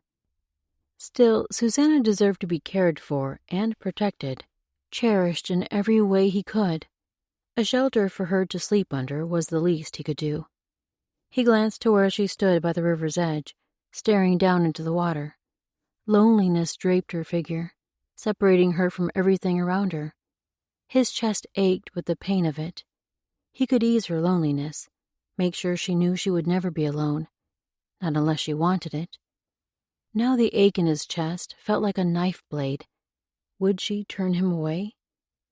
Now that her father wasn't there for her to worry over, now that she was free to make a choice for herself, would she find him unworthy? Aedna had, but Susanna wasn't like her. She wasn't like anyone. He'd never felt so connected to another being as he did with Susanna. Never loved anyone as he did her. Maybe this wasn't the right time, but someday, somehow, he would find a way to tell her that, when she was ready. His feet moved toward her before his mind had a chance to direct them. Should he step up behind her and slip his arms around her like he wanted to? Maybe she needed a friend more than anything right now. He stepped beside her, soaking in her quiet, the steady murmur of the water rushing before them, settling into the connection between them. A splash in the water caught his attention. A flash of brown, then it was gone. He studied the spot, straining to hear any unusual sounds. He'd let his awareness dull these past days of sadness, but no more. The brown resurfaced in the water, a spot about the size of his palm. As awareness sank through him, his mouth threatened to pull into a smile. Surely this wasn't the same beaver. He glanced toward the trees to their left. That aspen would be tasty. He touched Susanna's elbow and pointed out at the creature. She squinted at the brown patch. He crept toward the aspen and found a small branch that still contained a few leaves. Then he eased back to the edge of the river. The beaver still watched them, about 2 arm lengths away from the bank. Beavertail would have to stretch, but he could probably reach the leaves to the creature. Motioning for Susanna to come closer, he bent low, so he made a less formidable figure for the animal. She gripped his arm as she crouched beside him, and the warmth of her touch distracted his focus. He couldn't help but glance at her, so pretty in the moonlight as she stared toward the beaver. He turned his attention back to the animal, too. Reaching out the aspen branch, he rested the spindly twigs with their few leaves on the water. The beaver didn't move, and Beavertail could barely make out wide eyes staring at them. Bristles of its damp fur spiked in waterlogged sections. His little sisters would have called the creature cute. Little by little, it crept nearer, raising its head out of the water just enough to show its nose, then its mouth, and a flash of white teeth as the animal took a leaf in his mouth. A rush of exultation surged through Beavertail, but he worked hard to keep his body still. The animal's head shifted slightly as it chewed, then it reached for another leaf. When it moved, patches of light brown fur showed at the base of its head near the shoulders. For long moments they crouched there, watching the beaver eat while it kept a steady eye on them. After a few more leaves, the animal seemed to have its fill. With a little splash, it slipped backward, disappearing under the water. The flowing river smoothed out the ripples the creature had caused, leaving no sign the beaver had been there at all. Susanna released an audible breath, and her grip tightened on his arm as she stood. He rose to join her, turning to meet her pretty gaze.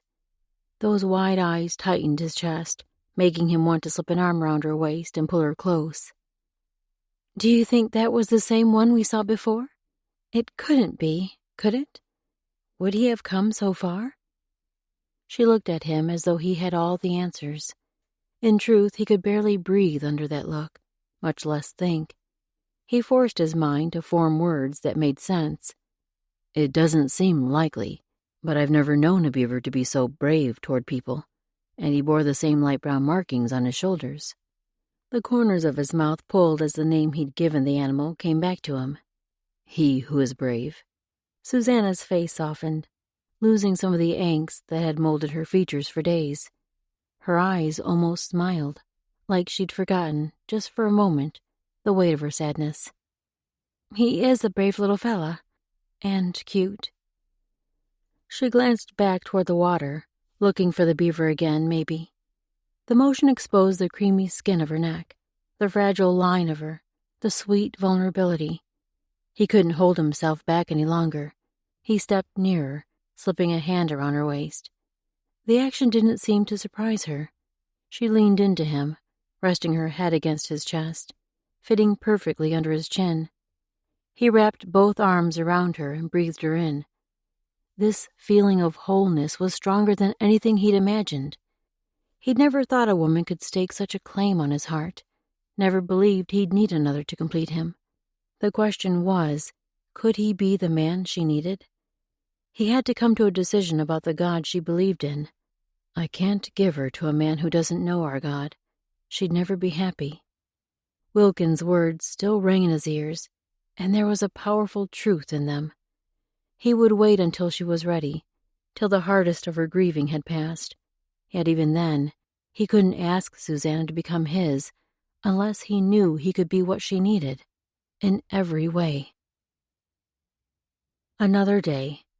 Susanna's weary limbs ached as she climbed down from her gelding the next evening. Caleb appeared at her horse's head and gripped the reins. "I'll take 'em, Miss Susanna. You just sit yourself down and rest a while."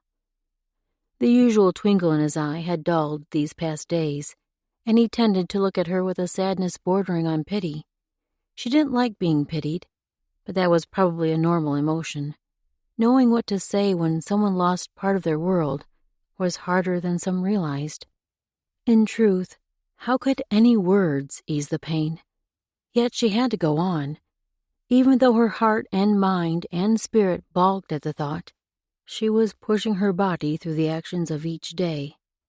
She untied her bedroll and her personal satchel from behind her saddle, then turned to where Beavertail was already setting up camp. They'd followed the river all day, which had involved skirting the base of one mountain and climbing part way up another. Even riding on horseback, the day had been exhausting. Beaver was bent over, pulling parcels from their food pack, when she dropped her own bundles nearby. He shifted his gaze to her and straightened.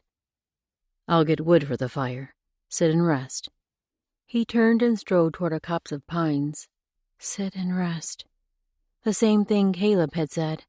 Did they both think she was such a weakling? She might look exhausted, but she would do her part around camp. Maybe she hadn't carried her load during those first 2 days after Pa's passing, but she would now, no matter how much the work took out of her.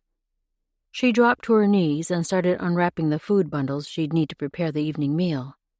She couldn't afford for the men to think of her as a weight that only slowed them down. Surely Beavertail wouldn't think of her that way, not the man she'd come to know and love. Yes, in her deepest heart, Love had curled and wound itself like a beautiful ivy, waiting for the moment when it could break through to the sunlight. Her emotions were in such turmoil now, but, Lord willing, soon she'd be able to open her heart to this man who'd been waiting so patiently, always there for her, even in her darkest days. Except, had he ever come to accept her faith? Pa had cautioned her against giving her heart to him, said Beaver didn't believe, although he'd been talking with him of the hope waiting for them in heaven. Surely Caleb had laid out the truth of God's love too. Had Beaver given his heart to the one who stood waiting? Would he speak of it to her if he had? Shame niggled in her chest. She should have also shared her faith with him, spoken of the God who meant more to her than anything in her life with the man who was coming to mean almost as much. Lord, forgive me. Draw him to you. For once she wished God hadn't given his creation free will to choose whether they would come to him or not. Lord. She didn't have the words to express the angst building in her chest, but God knew, and she let her spirit speak with her Creator as she moved through the emotions of making a warm meal for them. The icy wind tugged at her coat, blowing through even the thick layer of wool, numbing her hands and ears as she worked. Had winter finally arrived? She might need another layer of protection if they stayed long in the mountain country. Another coat, gloves, some kind of hat to cover her head, and a scarf. How could she come by such clothing out here? Maybe using furs, if Beavertail would help her catch the right animals and work the hides. She wanted to learn the art he'd plied so easily on their journey, in the evenings and quiet days when they'd been waiting for Pa. She'd watched him, even helped scrape some hides, but there was much more she'd not yet learned. He seemed to handle each type of pelt a little differently, a master who understood the nuances of each project. Beavertail returned with an armload of wood and dropped to his knees. She handed him some tinder and the bow and stick he used to kindle fires, and couldn't help watching as he scooped the tinder into a pile, then worked the stick and bow until the place they joined began to smoke. The lean muscle in his wrists flexed, and she could even see the bunching of his arms and shoulders through his buckskin coat. Her fingers craved to reach out and touch him, to feel his strength under her hand, to be cradled by that strength. She inhaled a breath to steady herself. A walk to the river might be in order, especially since she needed water for the evening meal anyway. But more than anything, she needed to clear her mind, put a little space between her and this man before she lost what little control of her heart she had left. Chapter 25. Beavertail hadn't felt this nervous since he'd faced off with a mountain cat last spring. He pulled the buckskin from the pack he'd left near the horses and smoothed the leather over his arm. The texture was as soft as he could make it from the furs he had with him. He'd done his best work with the stitching. He could only hope he'd fitted the size right. If not, would she be insulted? He could remake whatever he needed to. Maybe he should just start over. Tell her what he wanted to make for her and get her input on sizes. Would she prefer that over the surprise of an ill-fitting gift? If only he could read women better. The last thing he wanted was to anger Susanna like he had Aedna. He was relieved that he'd lost her, now that he looked back, although a knot still formed in his belly when he thought of what his family had suffered. But Susanna, she truly mattered. He couldn't lose her. "Beaver, I was telling Caleb." Susanna's voice clipped short as he spun to face her. He must look guilty. In the shadowy darkness of this cloudy night, he couldn't see her expression well, but she stood motionless, soundless. He raised his chin, forcing a composure he didn't feel. "You were telling Caleb." He'd merely twisted his body to look at her, while he still knelt in front of his pack. He couldn't stand or turn completely without revealing the buckskins draped over his arm. Her intake of breath was audible across the 3 strides between them. "I was telling him I saw a mark on a pine tree farther up the river when I went for a walk. I think it's the jay that Joel and French were leaving." Hope surged through him. He'd been worried he'd lost them completely. "The cliffs are low enough to allow horses to cross near there. So maybe that's why we haven't seen their tracks for a while. Maybe they came across the river and now they're moving west again. He nodded. I'll look at first light. He might miss something important if he examined the mark and the area around it in the dark. Her gaze dropped to his pack. Now was the time. He might as well finish what he'd started. Pushing to his feet, he turned to her, exposing what he held. I made you better clothing for the winter. He extended the bundle to her. If they don't fit, let me know, and I can alter them, or make new. His face burned hot like he was standing over a campfire. You did? Was that happiness in her voice, or simply curiosity? She stepped forward to take the clothing, and her fingers brushed across the top of his. When did you have time for this? The urge to twist his hand and catch hold of her gripped him, but he refrained. Instead, he focused on her face. In the evenings, mostly after you already slept. As her fingers sank into the buckskin, her eyes widened. It's so soft.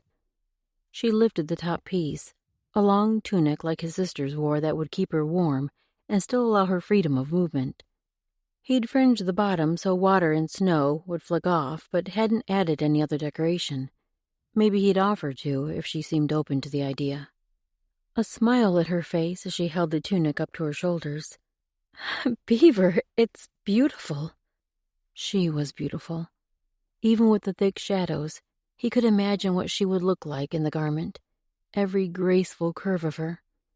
With her sun-tanned skin, she would almost pass for an Indian maiden, but the brown of her hair gave her a uniqueness he loved much more than if she were just another woman from his village. She raised her gaze to his, her eyes shimmering. Thank you. Her voice caught on the words. They're just what I needed, what I wanted. His throat closed so he could barely speak. She wanted clothes like the Indian women wore? He could imagine her among his people, walking to the river with his sisters, cooking alongside his mother. They would love her, with her fierce determination and strength, and the care she offered so freely to those who gained her trust. The thought sent a surge of warmth through him, so much that he almost missed when she took a step closer to him. Then her nearness seemed to fill the air around him, making his chest struggle to breathe. Everything in him wanted to reach out, pull her closer, and press his mouth to hers, to inhale her sweet kiss, feel the connection with her he'd been craving, dreaming of, since that last time. She tilted her head, and the shadows shifted away from her eyes. Was that longing? Her look cleared away the last of his self-control. He closed the distance between them in a single step, gripping her arms and pulling her close. She stepped into his embrace, and he wrapped her in his arms. He had to stop himself from holding too tight. In truth, he may not ever be able to release her, now that his arms felt the warm softness of her. He lowered his face, hovering just before touching his forehead to hers. Her warm breath caressed him, and just her nearness made his chest quiver. This woman had become his heart, the best part of him. He would do anything for her. With their foreheads touching, he brushed her nose with his, nuzzling her, cherishing her. She brought her hands up to cradle his face, and her touch lit a fire inside him. He worked hard to bank the inferno, for Susanna was too special to risk burning. He tipped his head and gently lowered his mouth to hers, brushing her lips, treasuring the taste and feel of her. After this kiss, he may never be the same. Miss Susanna, wake up. There's a fire. Rough hands shook Susanna, pulling her from the clutches of sleep. Why was Caleb worried about their campfire? She forced her eyes open. Darkness hung thick around them, and the smoke from their fire must be wafting in her direction, for the stench was strong enough to gag. Caleb was throwing packs over his shoulders, loading his massive back with most of their things. What in the world? Her groggy mind struggled to make sense, to focus on the words he was muttering. Then he spun to her. The grass is on fire. We have to get out of here. Like a smack to her cheek, the words jolted her into full awareness. She bolted upright, spun to look outside their camp. A little distance upriver, maybe 30 strides, fire lit the sky. Thick smoke billowed from the flame as it licked trees and grass in its path. I can't find Beaver, but we have to get out of here. Caleb scooped up another bundle, looping the strap around his neck, then tucked his rifle under his right arm. Grab what you can and run to the horses. She was already on her feet, fighting one of the blankets tangled in her legs. Her body wasn't cooperating with what her mind demanded. Finally, she freed herself. Then she scooped up her bedding. She spun and grabbed the pot from beside the fire, then dumped its water over the coals. No sense adding to the coming flames. Then the full meaning of Caleb's words smacked her. She spun to him. "Where's Beaver?" Where could he be in the middle of the night? I don't know. When I woke, he was gone and the fire was twice as far away. It's moving fast. Maybe he's getting the horses free. Start running and we'll meet him there. She glanced at the flames again. They had closed at least a third of the distance between them. Maybe he went to try to slow the fire. Fear clutched her chest with the thought, God, don't let him be in that inferno. That was also the direction of the marking she'd told him about last evening. Had he gone to investigate while they slept, then been caught by the fire? The blaze cut a wide swath between the base of the mountain and the cliff down to the river. If Beaver was anywhere near it, he'd not survive unless he jumped off the ledge into the water. God protect him. Susanna? Caleb's bark jerked her from her fears, and she spun toward him. She started toward the horses, which were thankfully in the opposite direction from the fire. Running in the new buckskins Beaver made her was easier than her other clothes, even the men's trousers. Yet the bundles in her arms made her gait awkward, especially with the heavy pot in one hand. Caleb had the worst of it, though, loaded with almost all of their supplies, and he kept a steady trot beside her, almost like a herding dog, nudging her along. They'd left Beavertail's furs behind. How much would he grieve their loss? By the time they reached the horses, the fire was already nipping at the trees near their camp. The animals were frantic, jerking and pulling at the ropes that tethered them, wide eyes flashing. All 4 horses were there, including Beavertail's gelding. Wherever he'd gone, he'd left on foot.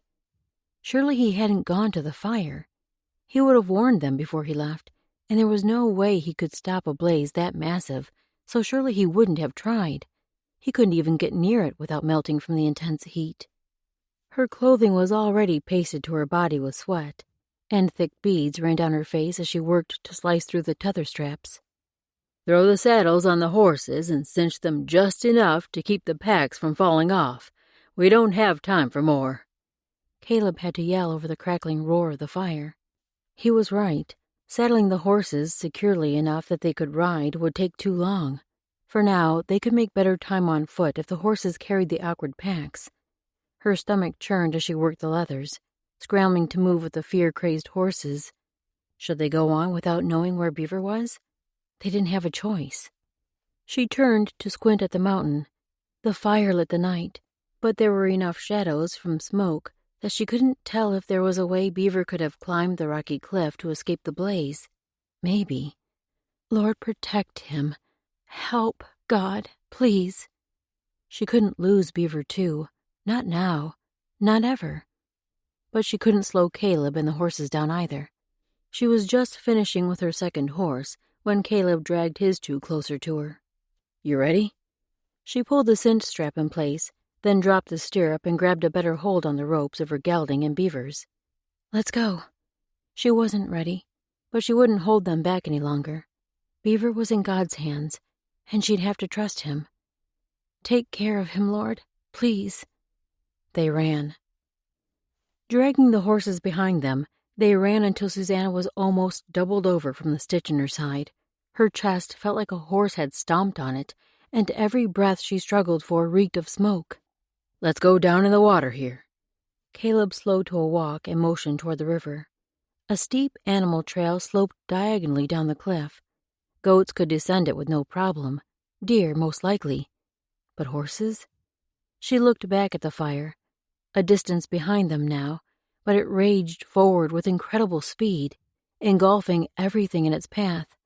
With a dry summer and almost no rain for weeks now, the landscape was primed to spread the fire with fury. We need to get across the river. I'll go down first. Caleb started toward the track. Hold my pack horse until I get Josie down. She took the animal's rope and positioned herself to encourage Caleb's mare to follow him down the slope. The horse was just as amiable as her master under normal conditions, but this fire had her panicked just like the others.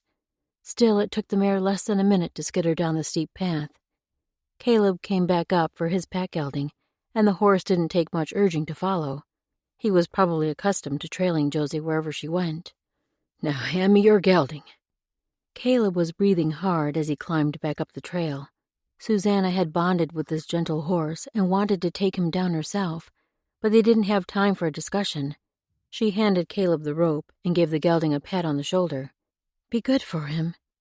The spotted horse took a bit longer to work up the courage to descend than the other two had, and Susanna couldn't help eyeing the fire while they encouraged him. How could the blaze move so quickly? If they didn't get into the water in the next couple minutes, the fire might be close enough to scorch them, as much heat as the flames were putting out. She drew back and gave the horse her hardest whack. Get down, boy! The horse must have felt her urgency, for he leaped down the incline, reaching the ground below in 2 rabbit-like hops. Let me have him. Caleb's breathing was almost louder than his words as he climbed back up and reached for Beaver's gelding. This horse was the most spirited of them all, and without Beaver there to calm him, he might give them trouble. Hey, boy, let's get to safety. While Caleb took the rope's end down the path, she led the horse to the edge. He nickered and bobbed his head, his feet dancing nervously. Move on! She tugged his halter forward and gave him a firm pat just behind his front leg. The horse started down the hill, picking his way nimbly over the rocky incline. Thank you, Lord. She followed, and when she reached the bottom, Caleb was already tightening the girth on his mare. We should ride now, since we're going into the water. He was right, but they didn't have time to mount up. Heat pierced her layers, searing her skin as she struggled with her cinch strap. Her fingers wouldn't do as she commanded, especially with the horse fidgeting. Finally, she had it tight enough. She dropped the stirrup in place, fit her foot in it, and swung up. Come on! Caleb was just landing in the saddle as she kicked her mare forward into the water. Chapter 26. Susanna stared at the scorched remains in the early dawn light. Beavertail couldn't be gone. It wasn't possible. God wouldn't strip her of the last thing she loved. First her mother, then their home, then Pa. Now he'd taken Beavertail. Why not her too? Why did he leave her behind in this desolate wilderness, this blackened land of charred hopes and dreams? Her body was numb, too numb even to climb down from her horse. Part of her wanted to keep riding, to hold out hope that they'd find Beavertail. They'd tracked upriver to the fording place where she had told him about the mark on the tree. Caleb said the fire-blackened land across the river would still be too hot for the horse's hooves, so they hadn't crossed. In truth, if Beavertail was in that barren mass of coals, only his seared body remained, and she couldn't stand the thought. Even now, her mind conjured images that made her stomach churn. She wrapped her hands around herself, pushing down the bile, letting her body remember the feel of Beaver's strong arms around her. Her eyes burned, but the tears didn't surface. Even her tears were too numb to work properly. Let's stop here a while. Eat and let the horses rest. Caleb's deep voice rumbled gently in the barren silence of the landscape. He must be exhausted too, and grieving. He'd known Beavertail much longer than she had. Yet the ache pierced her chest like a knife blade slicing her heart. How could God take him away? She let Caleb help her down from the horse, let him coax her to lie on the fur he stretched over the ground. Part of her felt as though she were watching the scene from outside herself. She curled on her side, folded her hands under her head. Her grainy eyes resisted closing, but she forced them. If only sleep would push away the awfulness, push away the empty desolation. She made herself lie still, motionless, waiting for sleep to finally come and swallow her in its dark clutches. Susanna jolted awake, her eyes popping wide as her heart throbbed. The terror of the fire reaching burning hands to clutch at her flashed through her mind. Only a dream, yet she could still feel her desperation to reach Beavertail. The fire held her back, absorbing her in its searing midst, even as Beaver was pulled away by some unseen hand. She pressed a palm to her chest to still her racing heart. Beaver. Where could he be? Surely he hadn't actually died. It didn't seem possible. He was so strong and virile, full of more ability to outsmart a raging fire than anyone else she knew. A glance around showed the afternoon was melding into evening. On his bed pallet nearby, Caleb snored in a steady rhythm. He must be exhausted from the night. She'd not made things any easier on him either, as comatose as she'd been before she finally fell into the awful dream. Her pulse picked up speed again as the image of the fire wrapping itself around her flooded her mind. In the dream, she'd been the one engulfed, not Beavertail. Maybe that meant he was still alive. She pushed the blanket aside and rose to her feet. Her legs didn't want to hold her, so she stood still for a moment to let them adjust to her weight. She should take this opportunity to study their surroundings. This side of the river, which hadn't burned, formed a wider valley than on the opposite bank, but the land was mostly barren of trees. Tall aspens and cottonwoods grew in the distance upriver. Across the water, the scene stretched much bleaker. The fire had ravaged the strip of land between the mountain cliffs and the river, burning grass and brush and tree alike. The blackened forms left behind stood like grotesque skeletons, reminders of last night's horror. She swallowed to wet her parched throat. She had to go over there and look for Beaver. If he'd somehow survived, maybe tucked in the crevice of a rock, he might be badly injured. Finding him might possibly save his life, and the hope of that possibility gave her something to cling to. Turning, she strode toward the horses. Caleb had tied them out to graze, a task she should have helped with. God had placed such a good heart in that man. Some woman would get a gem if he ever found someone good enough for him. That wouldn't be her, not when she'd already given her heart to Beavertail. She'd never met a man she could see herself marrying before him. There was no way she could ever feel this intensity of love for anyone else. And if she'd lost him now... Oh, God. The stab of pain nearly doubled her over. She wrapped her arms around her belly and fought down the sob. She couldn't have lost him. Not Beaver. God, he's all I had left. You have me. The thought sprung so clearly into her mind, not like words, but a fully formed thought that overshadowed everything else. Her legs grew weak beneath her. The way her mind spun, her body didn't have strength to manage standing too. She did have God. No matter how much she wanted Beavertail too, could her Heavenly Father be enough? Conviction wove through her, pressing hard in her chest. She'd always told herself the Lord was most important to her, had reminded herself when they struck out for their westward journey that when Pa's illness finally took him, she'd still be safe in her Heavenly Father's care. Yet, somewhere along the way, she'd forgotten to remind herself. Maybe it was when she'd begun to put so much faith in Beavertail. He'd been her rock through these last days, there when she wanted him, giving her space when she needed it, and wrapping her in his strength when she had none left. Had Beaver become more necessary to her than God, her creator and sustainer? The Heavenly Father who held her life in his hand and promised to give her hope and a future. The Lord, who also held Beaver's life in his hand, as he'd now proved.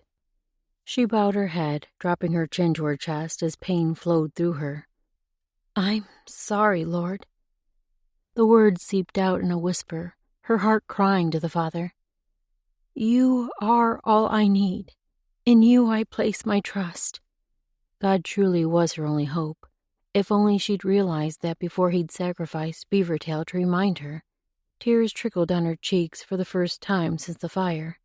Grief for Beavertail, for her wayward heart, for the pain she'd caused them all. And maybe a little relief that God hadn't left her too. She wasn't alone, although part of her still felt the desolation of life without the man she loved so dearly. How would she survive losing him? With God's strength, she'd have to make it one day at a time. She let herself cry for several minutes, then forced the emotions back down. No matter how impossible it seemed that Beavertail might be alive, she still needed to search for him. She wiped her face with her sleeve, and the cloth came away streaked with black. She must look a sight. Pushing to her feet, she glanced around her.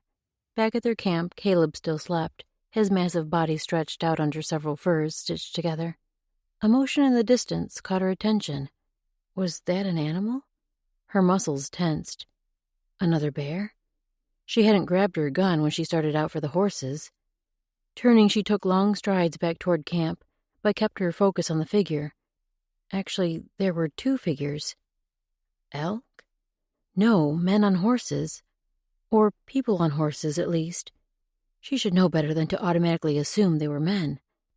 They were too far away for her to recognize them, but Beavertail had no horse, so neither of the figures could be him.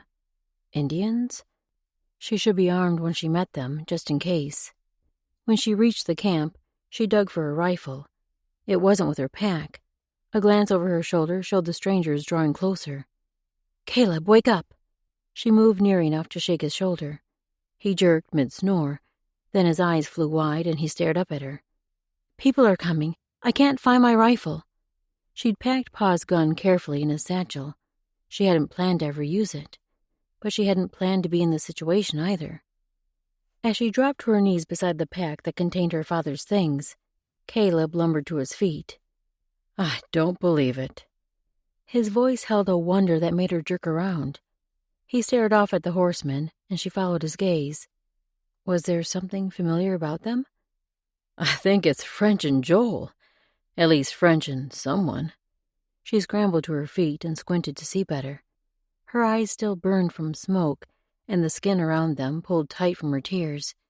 But as she strained to make out the details of each form, one of the figures took on French's fine-boned outline. The other man was so bulky, he couldn't be Joel. Caleb was already striding toward them, his rifle in his hand. It would take too long to find her father's gun and take time to load it. She glanced at their pile of supplies once more, but saw no glimpse of a smooth wooden stock or long metal barrel. She'd have to rely on Caleb's weapon for safety. Surely French wouldn't be riding with someone he didn't trust, would he? She ran to catch up with Caleb and was breathing hard as she settled in beside his extended strides. Even though she lengthened her own step, his long legs required her to add a running stride every few paces. "That's Joel, too. But he's got someone in front of him." Caleb's words brought her focus up from keeping pace with him to hone in on the strangers. One of the horses did carry two people. No wonder the outline had looked so bulky. As she stared, a numbing awareness sank through her. Beaver? Did he have Beaver braced in the saddle in front of him?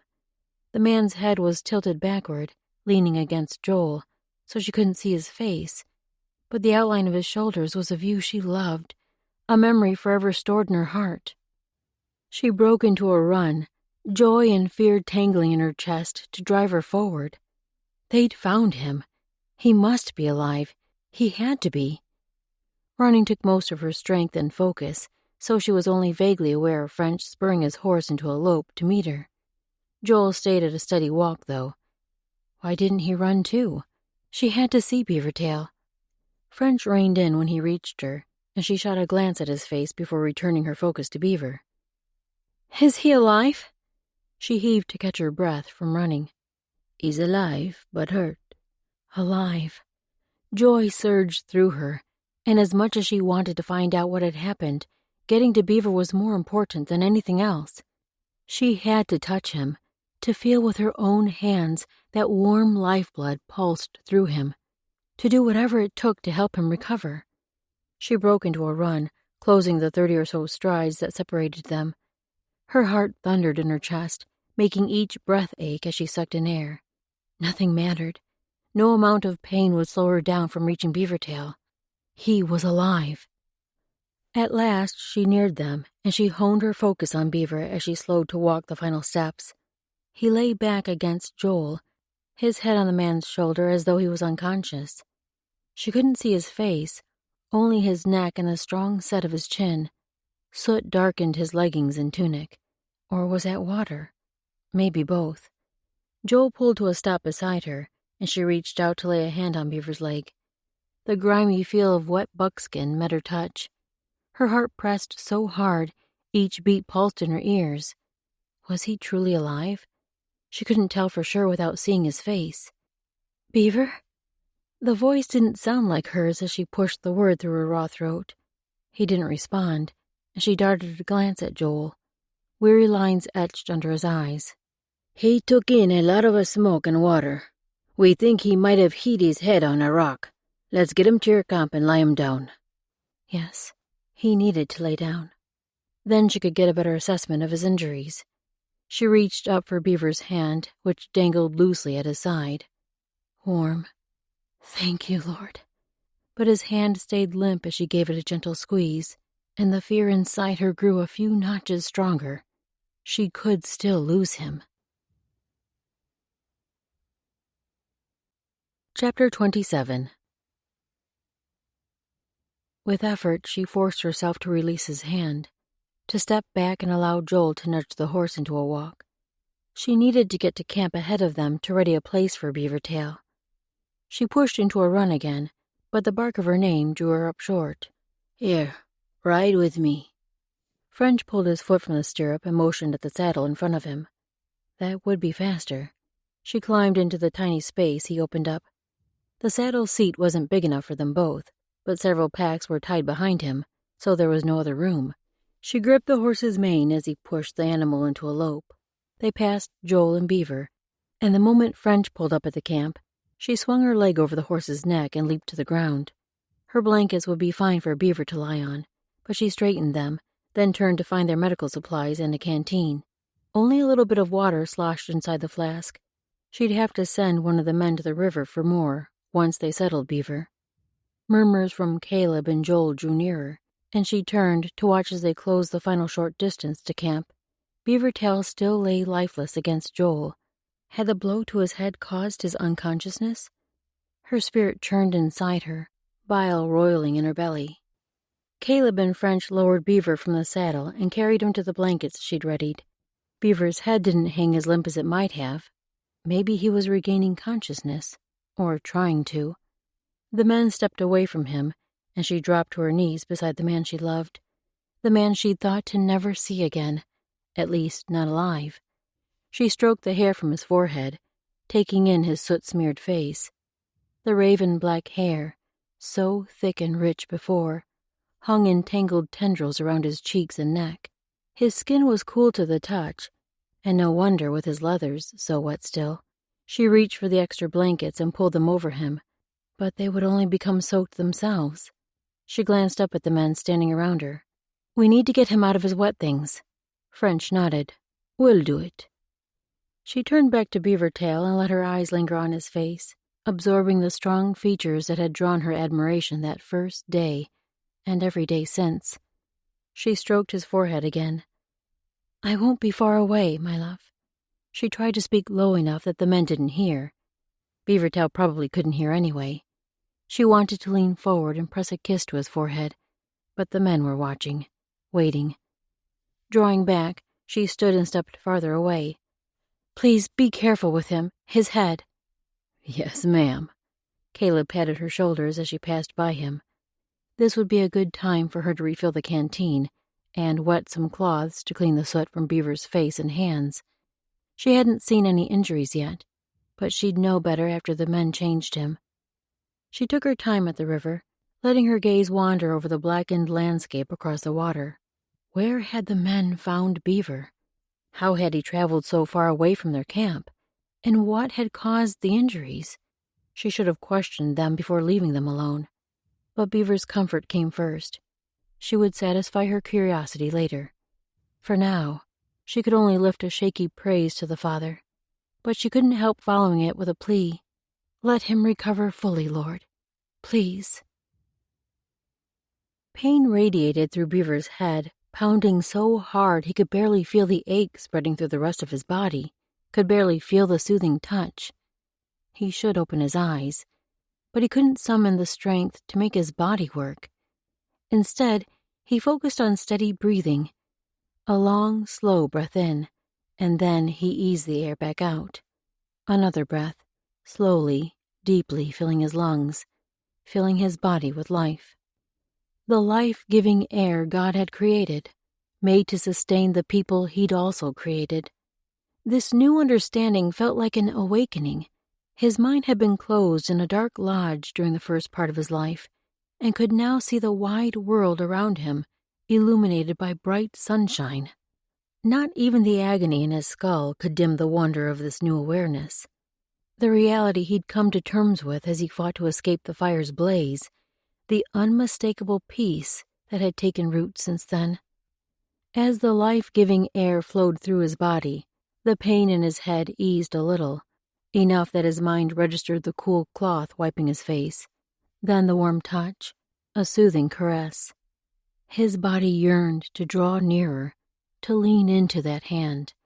He worked to open his eyes, to see the woman he longed for, the only person who could bring his senses to life like this. He was only able to manage thin slits, but that was enough to see her blurry outline over him. The light pierced his eyes, sending a fresh round of pain, forcing his lids closed again. But touching Susanna, feeling her softness with his own hand, would be worth whatever effort required to make his body work.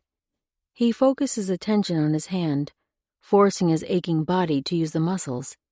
He reached up and wrapped his fingers around her wrist. The sweet feel of her made him want to draw her closer, to curl her close to him, to feel her warmth and softness beside him. Her other hand covered his, and together they wove their fingers in a clutch so strong, almost desperate. His yearning eased, calming into a reassurance that soothed some of the pain pulsing through his body. Susanna was here. She was safe, and one day, Lord willing, she would be his. Chapter 28. Susanna stared up at the peaks around them as the icy wind whipped at her hair, pulling the strands free from the braid she'd just refastened. It seemed nothing could be restrained from the wild freedom of this mountain wind, not even the weight of her grief. Warm hands wrapped around her from behind, strong hands, enfolding her in the safety of the arms she'd come to love so much. She leaned back against Beavertail, sinking into his strength, relishing the love he so freely offered. They'd not spoken of feelings or weighty matters in the 2 days since the fire. His pain had been obvious, even though he rose within an hour of that first awakening. He'd seemed lightheaded, but she hadn't protested his activity until she saw him weave when he walked. Thankfully, he'd settled back down on his bed pallet and hadn't taken long to succumb to sleep. He'd alternated between sleep and waking ever since then, and she'd tried hard not to worry over the knot protruding under the thick layers of his now sleek hair. His memory and speech didn't seem to be affected. God be praised for his abundant mercies. The warm press of Beaver's mouth rested on her head, and she let her eyes drift shut. Her heart had been through so much turmoil these last days, yet resting in this man's hold, she could feel God's peace settling over her. She wasn't whole yet. Maybe she never would be, not until she saw Pa in heaven one day. But the weight of grief didn't crush her any longer. After long moments standing with Beaver, absorbing his strength, Susanna turned in his arms to see his face. Standing sideways in his hold, she studied his strong jaw. She cradled that strength in her palm, let her finger rest on the curve beside his mouth. His eyes pierced her with a gaze that took her breath away. Her stomach flipped as longing surged through her. Her body prepared for the kiss she'd been craving, although she hadn't realized it before now. Then the corners of his mouth curved up, and his dark eyes danced. His face slipped into a smile that made her heart nearly burst inside her chest. Heavens, she loved this man. He kept one hand tight at her waist and brought his other up to cradle her jaw. Susanna, I planned to wait until you were ready, to give you time to grieve. But these past days have reminded me we can't count on how much time we'll have. His gaze intensified. I want to spend as many days as I'm given with you. The love I feel for you is more than I ever thought possible. The flurry of emotion his words stirred fanned through her, making her eyes sting with more thoughts and feelings than she could name. Overwhelming happiness rose to the surface, but a sadness tinged the emotion, the reality she would have to face. She couldn't commit her life to a man who didn't share her faith, her love for the Father. A flash of uncertainty slipped through his eyes. Your pa spoke much to me of God. He said I wouldn't be able to make you happy unless I knew your God and accepted his love. I have done that. Caleb is teaching me, but there is much more I want to learn. A wash of joy swept through her, spreading a tingle all the way down her back. Beaver had committed his life to God, wanted to learn more and to serve him. Thank you, Father. How could all this be true? It seemed too much, too wonderful a gift, even from the God who loved her. Yet one concern niggled in her mind. If Beaver chose her faith merely to make her happy, his commitment may not be real. She couldn't risk entering a union that would unequally yoke them. She'd seen the misery of that situation too many times to risk living out that possibility herself. But this man... She clutched at his tunic, letting her eyes roam every handsome feature of his face. She'd never seen so much uncertainty in his eyes, never seen his expression so unguarded, so exposed as he waited for her answer. Her heart yearned to say yes, to accept his words and glory in his love, to tell him how she'd been falling for him a little more every day, and now she couldn't imagine leaving his side. She couldn't, though, not until she knew for sure. If she did this right, held staunchly to the directions God had given, he would guide her to the best path. Lord, let that include Beaver. Please, Father. But even if it didn't, God would sustain her. He would be enough. She had to cling to that. Summoning every bit of strength she could muster, she worked for the best way to ask the question that would determine the course of her life. Beaver, you shouldn't. She drew in a breath to settle the churning in her mind, to help her form a coherent sentence. His hand slid from her jaw into her hair, tightening a little as his body tensed. His gaze didn't close off, but the unguardedness shifted to urgency. Say it, Susanna. Speak of what worries you.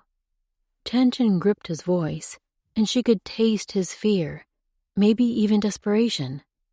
Dear God, don't let me hurt him. Breaking her own heart was one thing, but she wouldn't be able to stand bringing pain to this man she loved so much. With another breath for strength, she forced herself to speak. I don't want you to accept my God to make me happy. I want him to be real to you. She pressed a hand to his chest, where his heart resided, doing her best to ignore the powerful muscle under her palm. God loves you even more than I do, and he wants desperately for you to know him, to trust him with your life. You can't do that if you turn to him only because you think that's what I want. But that is what I want. She couldn't speak those last words. Instead, she watched his face, studied for any sign of what he might be thinking. She didn't expect the sheen of moisture glimmering in his eyes. His Adam's apple dipped as his throat worked. Under her hand, his chest rose as he drew in a large breath. Your father spoke of God's love, but he was near the end of his strength, so I turned to Caleb with my questions. I think I had been searching before that, although I told myself I knew well that no greater being existed. Yet something inside me craved. He raised his gaze from her, looking out into the distance. She didn't dare breathe, didn't dare hope as she waited for his next words.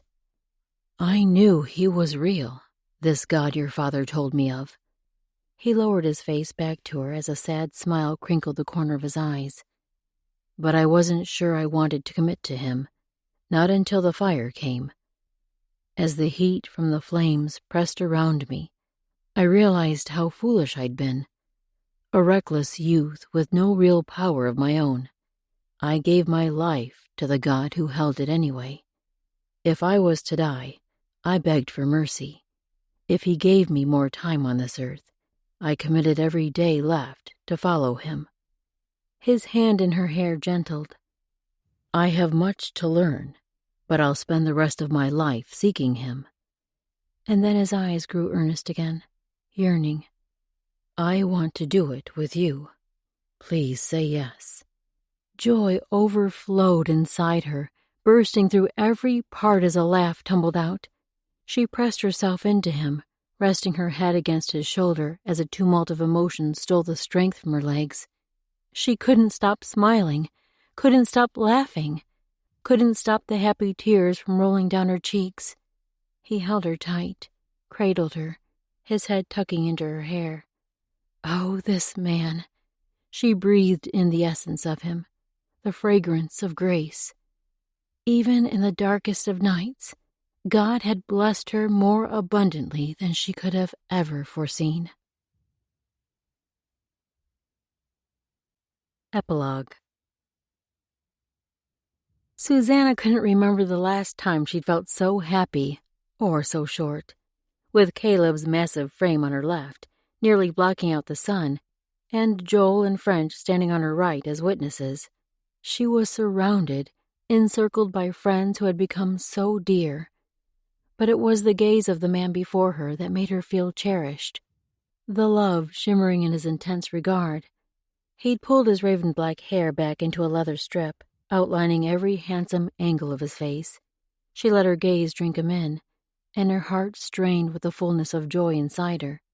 This seemed too wonderful, that God would have blessed her with this man, that he would have orchestrated so many events, from her father's desire to follow in the steps of Lewis and Clark, even that those explorers had undertaken their travels in the first place, to the events that sent Beaver on the journey with his friends to take that same path. All had led them to this place, to this moment, to this joining of lives. She squeezed her eyes shut as grateful tears welled. The Lord had even blessed them with an ordained minister. Their Heavenly Father truly thought of everything. What God has joined together, let no man separate. Caleb raised his gaze from the Bible in his hands and sent Beaver Tail a grin. You can kiss her now if you want. Beaver glanced at his friend, and the corners of his mouth tugged in a smile that made her heart sing. She could look at that smile for the rest of her life and never grow tired of it. But then he turned his gaze back to her, and the intensity in his eyes started a tightness that pulled all the way through her, a tension that drew her with an invisible tug. She could feel his lips, even before he lowered his mouth to hers. The sensation was like coming home, like she'd finally found the place she belonged. All too soon he pulled back, but he slipped his hand around her, tucking her into his side as he turned to Caleb. The man was speaking to them, congratulating them, but her mind couldn't seem to pull itself from that kiss. From the tingling that had spread all through her, she'd never felt so full, almost giddy. The men either didn't notice or were kind enough not to comment as they all made their way over to the celebratory meal she'd left simmering all morning. The others talked and jested. Maybe her happiness had spread through the air, but she couldn't seem to focus on their words as she scooped out servings of stew for each of them. She could easily feel Beaver Tail's gaze on her, and she allowed herself a few stolen glances as she worked. If someone had asked her only a year ago what her wedding day would be like, she'd never ever have imagined this to be it. In fact, she'd have said she didn't plan to marry, not unless her situation became desperate enough to require it. Thank the Lord he hadn't given her an inkling of his plan back then. She might have run the opposite direction, just from fear of the unknown. She could never have imagined how good this day would be, if only Pa had been here. Yet she'd felt him all day, his presence nearby. Maybe those who'd gone before really did look down from heaven and watch loved ones who still missed them. Perhaps that was only wishful thinking, but she knew in her heart Pa would be smiling if he knew of this next step in her life. She still missed him with a craving she couldn't put into words, but he would want her to step into this happiness with Beaver. He would look at her with that sparkle of love in his eye and tell her how pleased he was, how he'd known their Father above had just the right man planned for her. A hand wrapped around her waist, its warm strength soaking through her to soothe the sadness. It was still a wonder how Beaver knew exactly when she needed him.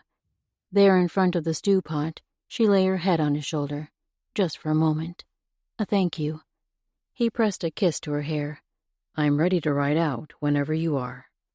She glanced behind them at the three men still talking amongst themselves as they ate, pretending they didn't see the two lovebirds, most likely. Just then, French glanced sideways and met her eye.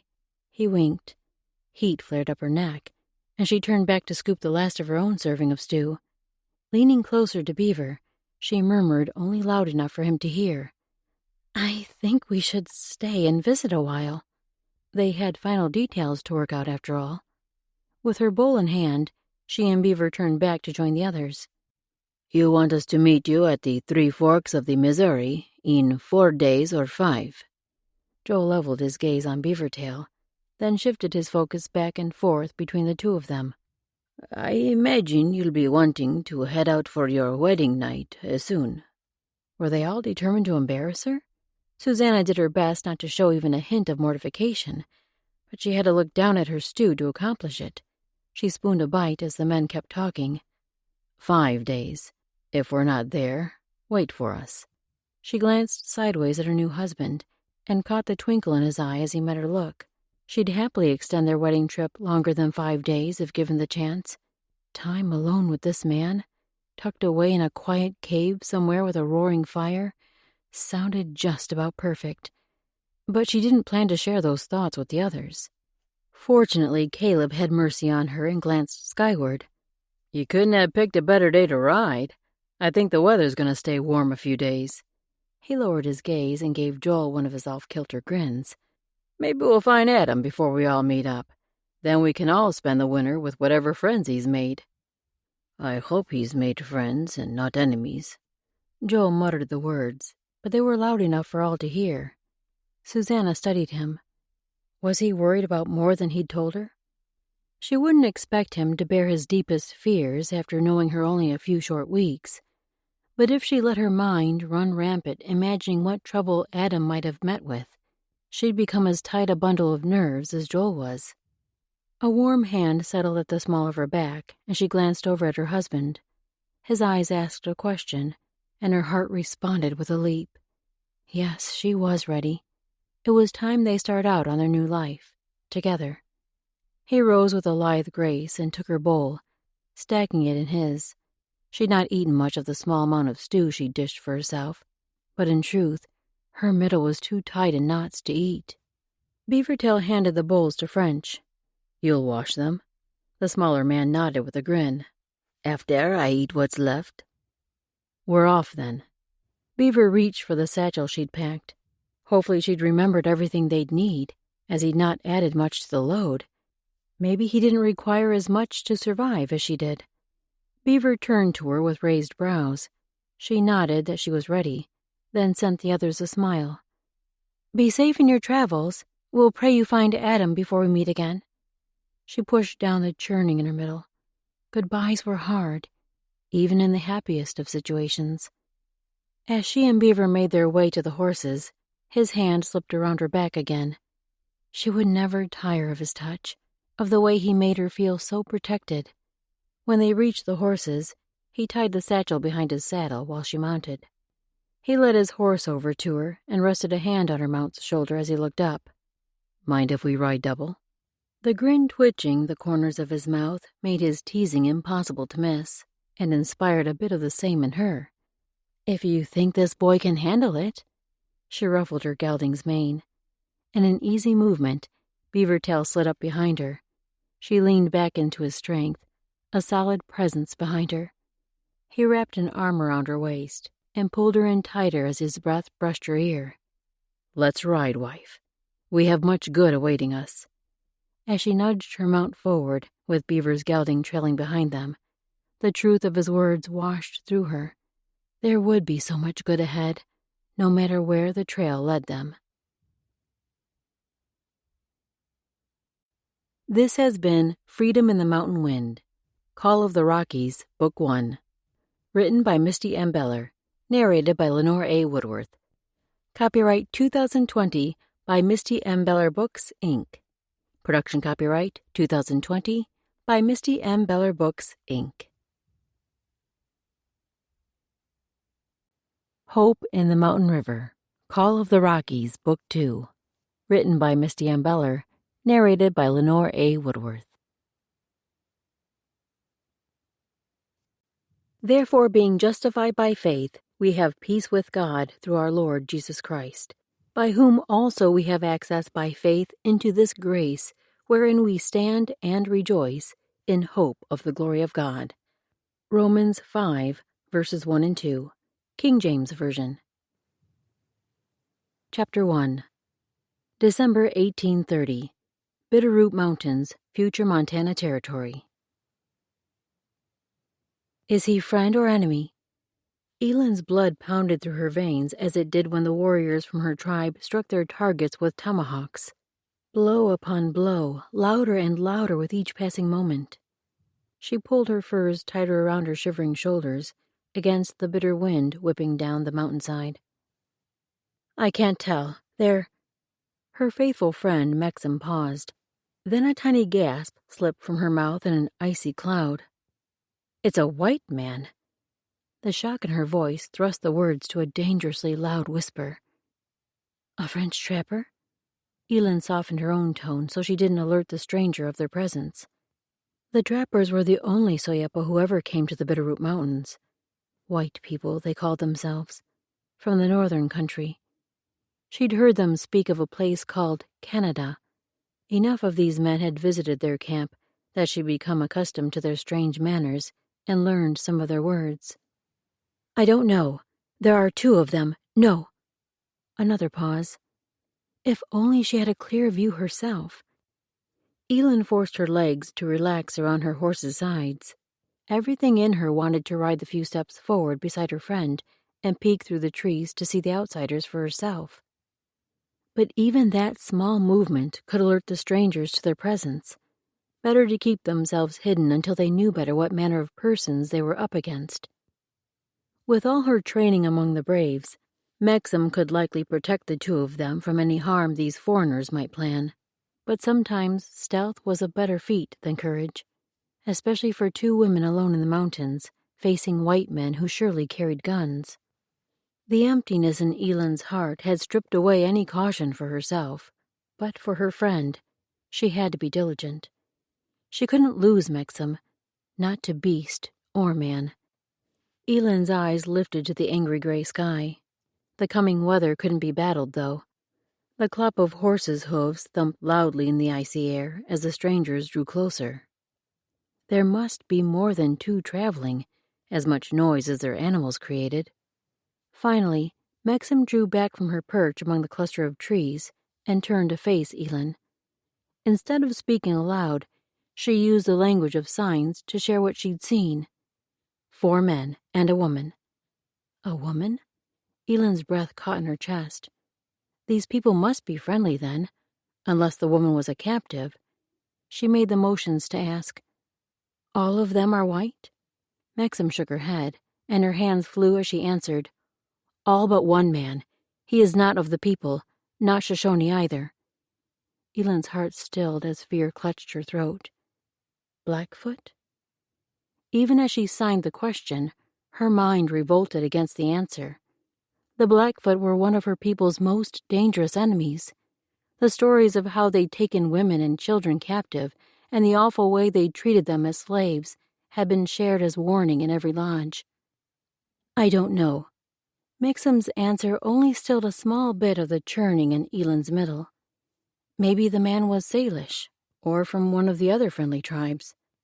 After all, why would a Blackfoot brave be traveling so far south in the winter moons, especially traveling with a band of white people? Her friend turned back to watch the strangers, And Elin braced herself for her first glimpse as the nose of a horse appeared between the trees. The moment Mexam had first caught the sound of riders approaching, Elin had spotted this perfect place to watch the strangers while keeping the two of them and their horses hidden. The first sight she caught was of a horse with a long winter coat that had once been black, but long days in the sun had bleached the ends lighter brown. Its rider came into view, and something in Elin's middle tightened. He wore a fur coat and hat, much like the French trappers did, and she couldn't see much of his face except a glimpse of paler skin, the color of a white man's. Yet something in his manner, maybe in his bearing, the way he sat atop his horse, struck a yearning inside her. He rode like a horseman, one capable of communing with his mount and moving as one. She'd seen this among some of the braves in their camp. After all, her people were known for their skill with horses and the unique spotted animals they raised. But she'd never seen a man who gripped her attention at first glance like this one. When he'd nearly ridden past, she caught sight of the man riding behind him. This one truly did look like a Frenchman, much like the trapper LeBeau, who'd spent a winter in the lodge beside her own a few years back. After the second man, a female passed by, a white squaw with light brown hair dressed in a beautiful set of buckskins and covered in a cape of fine wolf fur. She sat regally in the saddle, no mere serving girl this one, nor a captive. Another horse climbed the trail close behind her, and the sight of raven hair poking out from under his fur cap made her chest tighten again. She couldn't see much of the man's face, only enough to agree that he was from one of the tribes. But which one?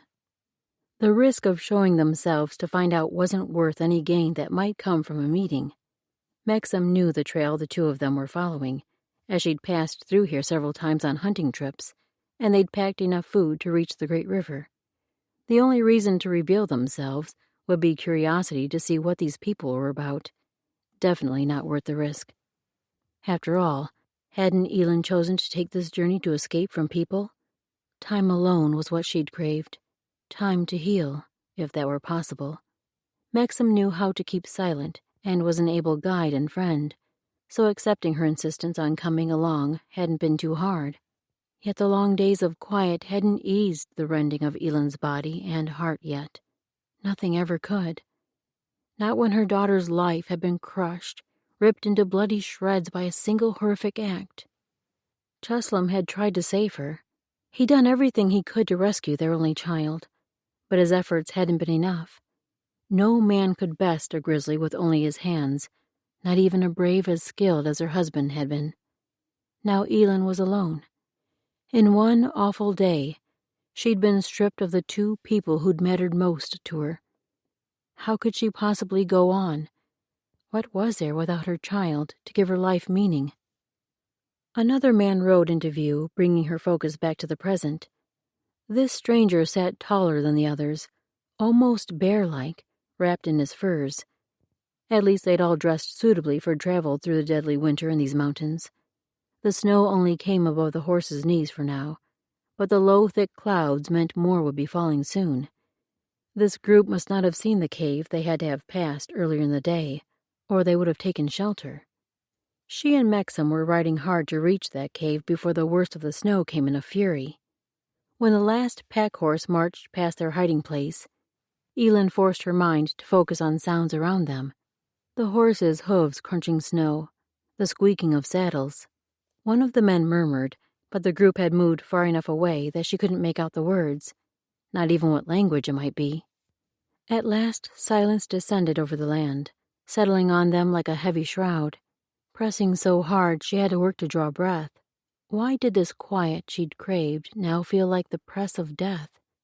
Mexam turned, and her perceptive gaze roamed over Elin's face. Elin turned away from her friend toward the eastern path they'd been riding. Ready? Her friend nudged her mount forward. If we ride hard, we'll reach the cave before the snow comes. This will be a deep one. Mexam was right, no doubt. Yet the fury of the oncoming blizzard was nothing compared to the desolation left by the storm raging inside her. Joel Vargas eyed the darkening sky overhead, then signaled for a halt as he reined his gelding in. That storm will strike any minute, no? From behind him, French peered up at the low clouds pressing down on them. Joel scanned the rest of the group. Susanna, Beavertail, then Caleb in the rear. All these people he'd dragged into these treacherous Bitterroot Mountains. He'd expected the terrain to be rough, the cliffs steep and the footing dangerous. But he'd not expected the cold to be so fierce a man could freeze to death in an hour unless he'd bundled tight in furs. And the snow already stood as high as a horse's knees. Now they were about to get more? He'd never imagined such a place existed when he left Andalusia. The mountains in his Spanish homeland, at least where he and his brother had grown up, rose in majestic grandeur as these did, but the climate was so much more agreeable. None of this frostbite, and limbs so cold a man didn't dare make water until he first built a warming campfire. We passed a cave a few hours back. That would be a good place to wait out the storm. Beavertail spoke in his usual reserved manner. Joel jerked his gaze to the man. Why didn't you say something when you saw it? And why hadn't Joel seen it himself? How did Beaver always manage to be one step ahead, even when Joel did his best to keep every one of his senses alert? Beaver sent a glance around them, ever watchful. I didn't think you'd want to wait half a day just to keep from riding in snowflakes. The pressure in his chest pinched harder. Did his friends think him such a dictator he would risk their lives just to make a half-day's progress in their trek? Yes, this journey was important. Every half-day could mean life or death for his brother, the brother he hadn't seen in over a year now. He didn't actually know if Adam was in danger. He only suspected so, because Adam's note had said he'd find Joel in the summer, about 5 months ago. While Joel had no certain knowledge of Adam's peril, he did know the snowstorm could be the death of them all if they didn't find proper shelter and a dry place for a fire. Reining his horse around, he nodded toward Caleb. Let's retrace our steps. We won't find Adam if we turn to icicles. The next hours dragged on as the temperature dropped. Not even the majestic views surrounding them, peaks rising up like cathedrals into the clouds, could overcome the miserable cold. Behind those 2 boulders just ahead of you. Beavertail's voice broke the interminable silence. Joel craned his neck to see the cave his friend had spotted. He rode in the back of the line now, so he didn't get a glimpse of the opening until the others had reined their horses in a semicircle around the spot. 2 stones stood as tall as men, palace guards in front of the cave's entrance, permitting access only through the narrow space between them. He could see why most people wouldn't notice the dark hole hiding behind the rocks, but he should have seen it. He'd spent his life watching for danger, trying to spot potential hazards and possible protection. How had he missed this? Beavertail had already dropped to the ground and padded forward to slip between the stone barriers, ever the scout and protector. Joel gripped his rifle as he slid from his own mount and stepped forward to follow his friend. Surely Beaver knew the chance that a bear or other animal had taken refuge inside, but just in case, Joel asked the question, Think anything is in there?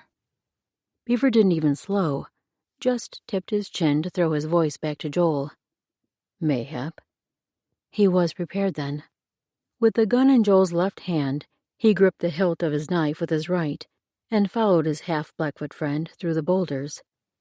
Joel could shoot a gun with decent aim, but he'd spent so many long hours on the ship from Andalusia, perfecting his skills with the blade, he'd be quicker with that weapon in an attack. Beavertail slipped into the darkness of the cave without a pause, even though the interior yawned black. Joel pulled out his knife, but kept the blade pointed downward as he used the fist of that hand to feel the air in front of him. Better not to run into anything. Every one of his senses strained to hear a sound or catch a whiff of odor, something other than the dank scent of damp stone and decaying leaves, even a shifting of shadows. The low growl of Beavertail's voice was his first alert. Show yourself. Joel's chest tightened as he strained to hear or see the threat Beaver had sensed. He could make out Beaver's form now that his eyes were adjusting to the dim interior, but only darkness lay beyond. Beaver's voice hadn't echoed through the space, so this cave must not be large. Joel stretched his right hand, the one gripping the knife, sideways, as far as he could reach to see if his knuckles brushed the rock wall. His hand touched fur, and he nearly jumped even as he jerked his hand back. At the same moment, a tiny squeal, a gasp, really, filled the air. A shuffle sounded in front, just as a hard body slammed into him. Chapter 2. Joel stumbled backward, trying to keep his feet underneath him, jerking his arms to pull free of the attacker pressing them to his side. Another blow struck, as if something had hit the creature on top of him. The harder push knocked aside what little balance he'd regained, and he landed hard on his rear. Then the body on him peeled away. A hiss filled the air, then an almost cat-like yelp. But not a cat. Human. The sounds of deep grunts and higher squeaks tumbled among heavy breaths. Beaver must be struggling to overpower whoever or whatever had attacked them. Joel scrambled to his feet and adjusted his grip on his knife. But in the darkness, all he could see were tangling shadows. A voice rose above the din, shrieking a string of sounds he couldn't understand, but their forcefulness filled the air. The higher strains of a woman's voice couldn't be denied. The scuffling sounds quieted. In fact, the cave grew so quiet, Joel's breathing seemed the only noise to be heard, that and the pounding of his pulse. Then Beavertail's voice emerged, low and guttural. The sounds he made didn't combine into any of the Blackfoot words Joel had learned the last winter they'd spent among Beaver's people. Did he know the language the woman had spoken? Quiet again settled over them. Then a responding voice, a woman, as he thought, and she spoke only a few words that Joel couldn't understand. Then another voice spoke up, also a woman, and it sounded as though she stood within arm's reach on his right. She must be the one he'd touched, but not the one who'd attacked him. Beaver responded in the same language, although his words seemed slower and halting. Maybe he didn't know that tongue as well as the women. For once, something the man didn't excel at. No matter that Beaver spoke fluent Blackfoot, French, English, and the sign language all the mountain tribes used. For Joel's part, he could only claim a few Spanish dialects, English, and a spattering of French, along with the signs and Blackfoot words Beaver had taught them. Not shabby, but not good enough to understand what was being said now. The volley of conversation paused, and Beaver switched to English. "We will all go outside to speak more easily." A hint for Joel to lead the way, no doubt. He stood closest to the opening, after all. Joel stepped backward, turning a little so he could walk without running into anything, but also keep an eye on the shadowy figures coming behind him. He wanted to look at these two women the moment they reached daylight.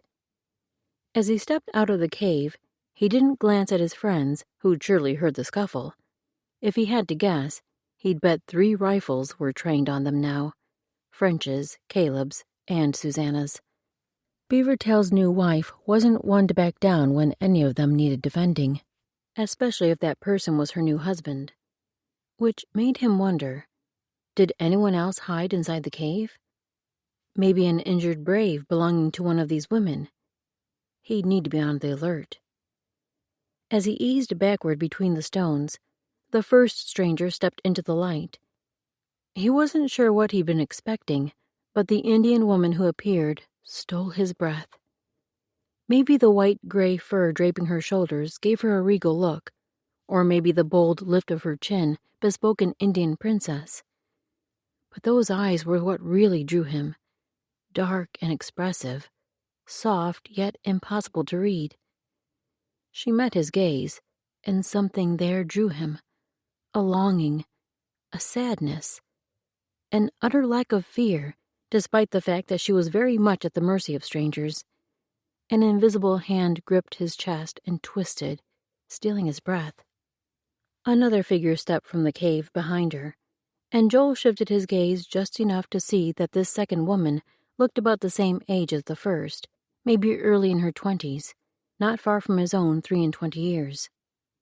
The second female wore a red mark on her forehead, which might be blood, and anger on her face severe enough to shoot arrows in them all. Joel edged out of the narrow place between the boulders, as much to slide away from that glare as to allow the women to come out of the cramped space. Beavertail emerged from the cave and motioned the women forward.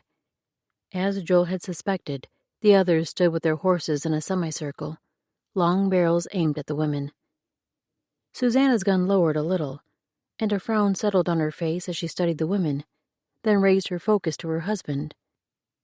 Beaver looked perfectly composed and uninjured, as if he'd not just scuffled with 2 Indians in the darkness, probably not even breathing hard. Beavertail addressed the women using signs, and Joel narrowed his focus to the sweep of the man's hands. He could pick out a few motions, enough to piece together some of the questions, but Beaver was also kind enough to speak the English translation as he made each motion. Question, you travel with? He dropped the small words and arranged his spoken words in the same order as each sign, just the way he'd done when teaching them the language. The second woman, the one who emanated fierceness, responded with her own gestures. We travel to Great River. She pointed east as she spoke, maybe toward the Missouri. Beaver's gaze flicked to French. Light some tinder and see if anyone else is in the cave. None. The first woman spoke, the one with the intriguing eyes. The single English word carried a heavy accent, but she must have understood what Beavertail said. Beaver didn't look surprised, just nodded and glanced at French again. Get a campfire started. Good thing Beaver hadn't asked Joel to do it. He would have hated to miss whatever would be spoken here. His friend probably knew that. Question, your names? Beaver directed his signs to both women, still accompanying them with spoken English. Maybe that was for his wife's benefit, although he'd probably been teaching Susanna both his native Blackfoot tongue and the language of signs. Pretty Eyes pointed to herself. Elin. Then at her friend. Maxim. Both words rolled off her tongue in a musical cadence, making him want to ask another question just to keep her talking. Beavertail did the job for him. You are Nez Perce? Joel's pulse leapt at the name. Maybe they knew Adam. With all the chaos of their meeting, he'd not thought about a possible connection to his brother. Elin nodded. Nimipu. Something flicked across Beaver's face, an expression like annoyance. Only a flash, but it snagged Joel's curiosity. What did she say? Elin turned to him, her expressive eyes holding a hint of pride. The people. Nez Perce is a name given them by French trappers. Beaver spoke almost underneath his breath. They call themselves the people. You are Blackfoot? The other woman spoke this time, her eyes flashing with something stronger than dislike. Beavertail gave a single nod. I mean you no harm. Joel glanced among the 3 of them. If he was reading this right, there must be some kind of bad blood or mistrust between the 2 tribes. Beaver had never hinted at such, but Joel would have to ask about it later. For now, large snowflakes had begun to fall, and Caleb had started to unload their animals and carry supplies into the cave. They all needed to make camp. As much as he wanted to question these women about his brother, that would have to wait until they and the animals were settled. Do you have horses? Joel directed his question to both women, but his gaze honed in on Elin. He couldn't seem to stop himself. The other woman, her name had been so unusual, he hadn't quite caught the sounds, grunted, and a look passed between the 2. We won't hurt you, or take your animals. Joel did his best to make his tone sound friendly, not intimidating in the least. A storm is coming. We need to make sure all the horses are safe. Elin pointed around the curve of the mountain and made the sign for trees. They must have found shelter for them. Beaver shot him a glance. Susanna and I will settle our horses with theirs. None of the animals will fit through those boulders to get in the cave. so we'll have to drape them with furs." His expression clearly added, "Can you and French and Caleb make sure these two don't run off?" Beaver surely didn't plan to keep these women hostage, but with the storm coming on, the cave would be the safest place for them all. Joel nodded and motioned the women toward the entrance, where a faint glow showed French had made progress with the fire. "Let's go in." Every one of Elend's senses stood on alert as she followed Maxim back into the cave. The white man with the dark eyes followed behind her. Being surrounded by so many strangers should course fear through her, but this wasn't terror throwing through her veins. Apprehension, yes, and maybe a bit of worry. But in truth, she hadn't felt this alive in months, not since her world shattered. Perhaps excitement was what she'd needed. Since a woman traveled with these 4 men, they probably weren't a war party. Of course, sometimes a woman played the part of a warrior. Maxim was an example of such. But the woman who'd exchanged a long look with the Blackfoot brave wasn't dressed as a warrior. The man behind Elend motioned to the ground beside the fire another man was nurturing. "Sit."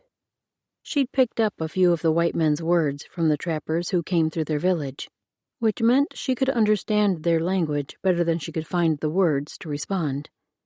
She and Maxim obeyed, dropping to sit on their heels, a position they could both rise from quickly if needed. Beside her, Maxim looked to be coiled tighter than a wildcat preparing to spring. In fact, she almost lunged when the man building the fire stood unexpectedly. Elend didn't catch all his quick-spoken words, but did understand would. Another man entered after that one left, and the newcomer loomed massive in the dim space. Maybe the 2 saddles and many packs loading his shoulders made him look larger than he really was. But when he dropped his burdens beside the cave wall and turned to go back out, his broad frame hadn't lessened in stature. His face tipped in a friendly nod as he stepped past them. The other man, the one with the dark eyes who'd followed them in, moved to the load that had just been deposited and began pulling out bundles. Finally, she had a moment to watch him unhindered. His movements were all quick, yet smooth, as though he knew exactly what he meant to do and wasted no action. Did she dare ask his name? Maybe if he came closer to them again. The Frenchman building the fire returned with an armload of sticks and dropped them in a noisy clatter on the floor. This was something she could do if they'd allow her. She rose on her knees and reached for one of the driest logs, keeping her movements slow and without any sign of threat. He stepped back and watched her as she positioned the wood on the small fire to feed the tiny flame. After a long moment, he spoke again, then turned and walked out of the cave. The man working with the supplies sent her a glance at the same time she'd looked his way. Their eyes snagged. Not what she'd intended at all, but it gave her a chance to read whether these men meant them harm. His dark gaze shimmered in the low flicker of firelight, making his thoughts hard to determine. Curiosity, maybe? Interest, for certain. No malice shone in his eyes. In fact, despite the intensity in his every motion, something about him soothed her. The sensation drew a yearning inside her she hadn't felt in many moons, and she knew better than to allow the feeling now. Elend dropped her gaze as she reached for another piece of wood. Better not to draw attention to herself. She'd really like to know this dark-eyed man's name, though. The big fellow entered with another load, and she was careful to only watch from the edge of her vision as he dropped the pile of bundles and went back outside. When quiet again settled over the place, the dark-eyed stranger rose to his feet and moved toward them. He crouched beside the fire and held out a strip of buckskin holding what looked like roasted meat. Her belly tightened at the savory scent rising to her nose. They'd not eaten since the kama spread at sunrise. "Eat." He laid the bundle on the stone floor, then eased back, staying crouched as he watched them. "I am Joel." He pointed to his chest, and thankfully he spoke the words slowly enough she could make them out. A thrill slipped through her as her mind replayed the name. Joel. Strong and rhythmic. Intense, just like him. The fire builder stepped back into the cave, and Joel pointed up at him. He is called French. Over a load of wood, the man tipped his lips in a grin.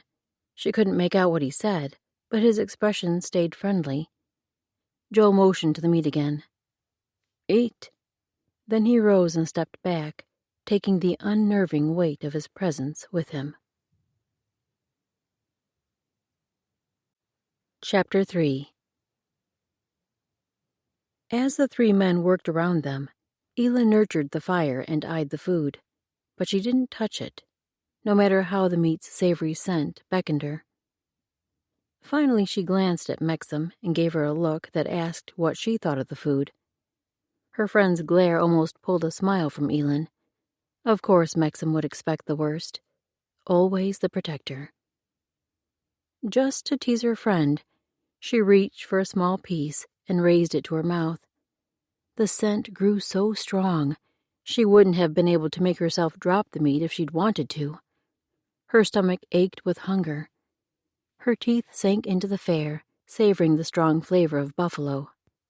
She'd not had anything other than the camas root and salmon since before she and Mexam had left on this journey, almost 2 moons before, back when the first winter snow had barely covered the well-trod ground in their village. As she took her second bite, she reached for another chunk of meat and handed it to Mexam. Her friend's glare took on the look of a grumpy child, but she accepted the food. Mexam knew better than to pass up sustenance, especially fare as flavorful as this. When the Blackfoot man and his woman stepped into the cave, the space seemed to shrink. With all of them in this tiny cavern, so many figures moving around, casting shadows on the wall, part of her wanted to jump up and run for fresh air, no matter that snow fell heavily outside and the icy shriek of wind howled through the mountain pass. After dropping her load against the wall with the other things, the woman turned and lowered herself to her knees in front of the fire. She smiled at them as she pulled off her gloves and extended her hands to the flame. How? Elin couldn't keep the surprise from her face at the greeting in their own language. Hello. The woman's cheeks and nose were bright red from cold. I'm Susanna. She'd changed back to her own language and now spoke another string of words, but Elin could only pick out meat. But the friendliness in her tone, even pleasure, couldn't be misunderstood. The kindness tugged at something in Elin that had lain dormant for so long, the sensation felt foreign. Susanna paused and looked to be waiting for them to answer. Elin replayed the last few sounds the woman had spoken, but couldn't decipher their meaning. If only she'd tried harder to learn the language. Disappointment shadowed Susanna's face as she realized neither of them understood her. She looked over at her husband and said something. Elin caught the word speak. Maybe she was asking for help. The brave looked at her, not sparing a glance for Elin or Mexam. His eyes softened in a way she wouldn't have expected, making him look less the fierce enemy warrior. That look bespoke a love like Elin had always craved, and the burn that surged up her throat and nipped at her eyes forced her to look away. There were times she thought she'd seen that look in Chuslam's eyes. A few times, especially in their early days together, but now she'd never know for sure. The Blackfoot man came to kneel beside his wife, facing Elin and Mexam. Susanna spoke to him. Then he addressed them in sign language, speaking in the white man's tongue with each motion. My squaw is happy to see you. He pointed to them. Friends. Susanna's smile flashed bright teeth, making her beauty even more striking. Yes, friend. She made the same sign, then grinned at them. This woman was impossible not to like. Joel came to kneel beside the Blackfoot man, nearer Elin than he'd been before. He carried a sweet, musky scent that made her want to lean in. He looked from her to Mexam, then back to her. We're looking for my brother. He spoke in the white tongue, but slowly enough that she captured almost every word, at least enough to fill in the gaps. For some reason his cadence was easier to understand than the others. He pointed to his face. He is like me. Dark hair. His eyes... He spoke a word she didn't understand, but she'd caught enough of the rest to know she wouldn't be able to help him. She shook her head. See no white man. Just in case she had the words wrong, she used signs as well. The light in his eyes dimmed, and even though he'd not been exactly smiling before, the pleasure slipped from his face. You're certain? She heard his words, but wasn't familiar with the second one. But the lingering threads of hope in his eyes made his meaning clear. She shook her head again. No white man.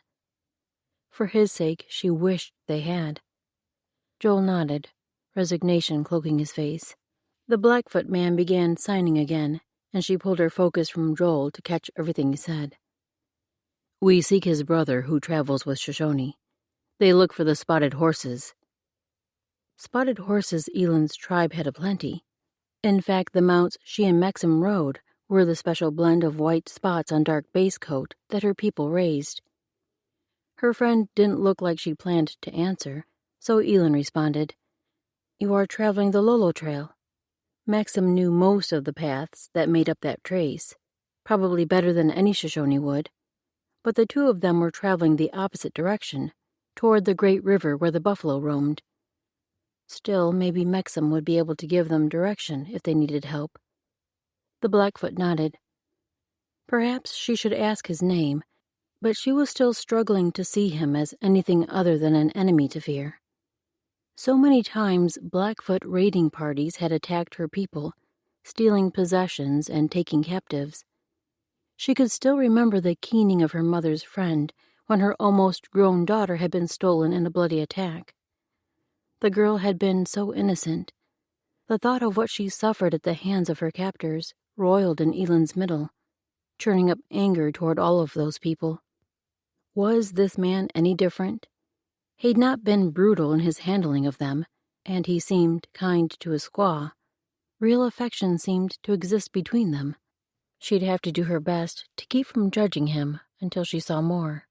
As his hands moved again, she focused on the gestures. Do you know which way they would have gone? Is there a place where most of the spotted horses are kept?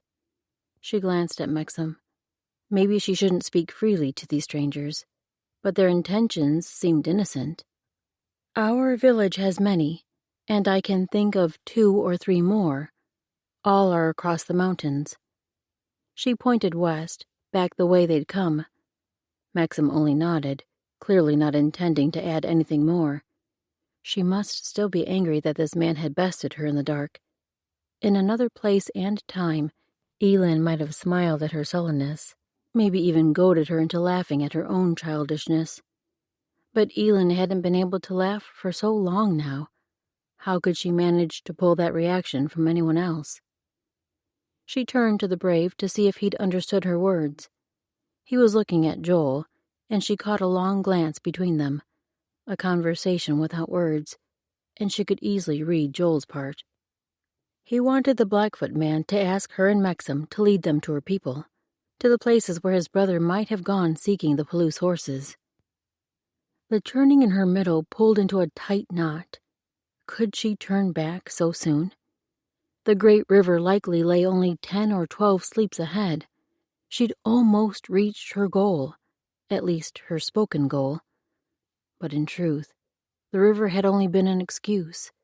She'd had to get away from the place where everything reminded her of Alekes, away from the lodge where she'd nursed her sweet baby and taught her to walk and talk, away from the dreams she'd had for her daughter and all the things she would teach her, all the stories she and Alekes made up, taking turns, imagining what life would be like as one of the elk or birds or fish swimming in the rivers. She wasn't ready to go back. She couldn't face that place again. Not yet. But a glance at Joel and the yearning in his eyes loosened the knot in her belly. Could she do it for him? Why was it so urgent he find his brother? She spoke in sign so they would have a better chance of understanding her. The mountains are not good to travel in the snow. Many do not keep the trail, many die. You should wait until the snow melts and the people ride the spotted horses across the mountain to hunt buffalo. Joel studied her motions with even more intensity than his usual manner, and even when she finished, he remained motionless, his brow furrowed in concentration, as though he was still deciphering her gestures. At last his expression eased, and his gaze flicked up to hers. You said you think we should wait until spring, when the snow melts? He spoke his own language, and she had to strain to understand, the same way he had with the signs. From what she could gather, he'd comprehended her comments well. She couldn't help a little smile for him as she nodded. But his frown returned. My brother has been missing. I need to find him. He needs help. Can you take us to your people, so I can find him? Maybe she didn't understand exactly what he was saying, for his words left her with many questions, but the worry in his gaze couldn't be denied. An urgency hung around him that could only come from fear. She knew that fear. She'd felt it the day Cheslem didn't return with their daughter when he'd said he would.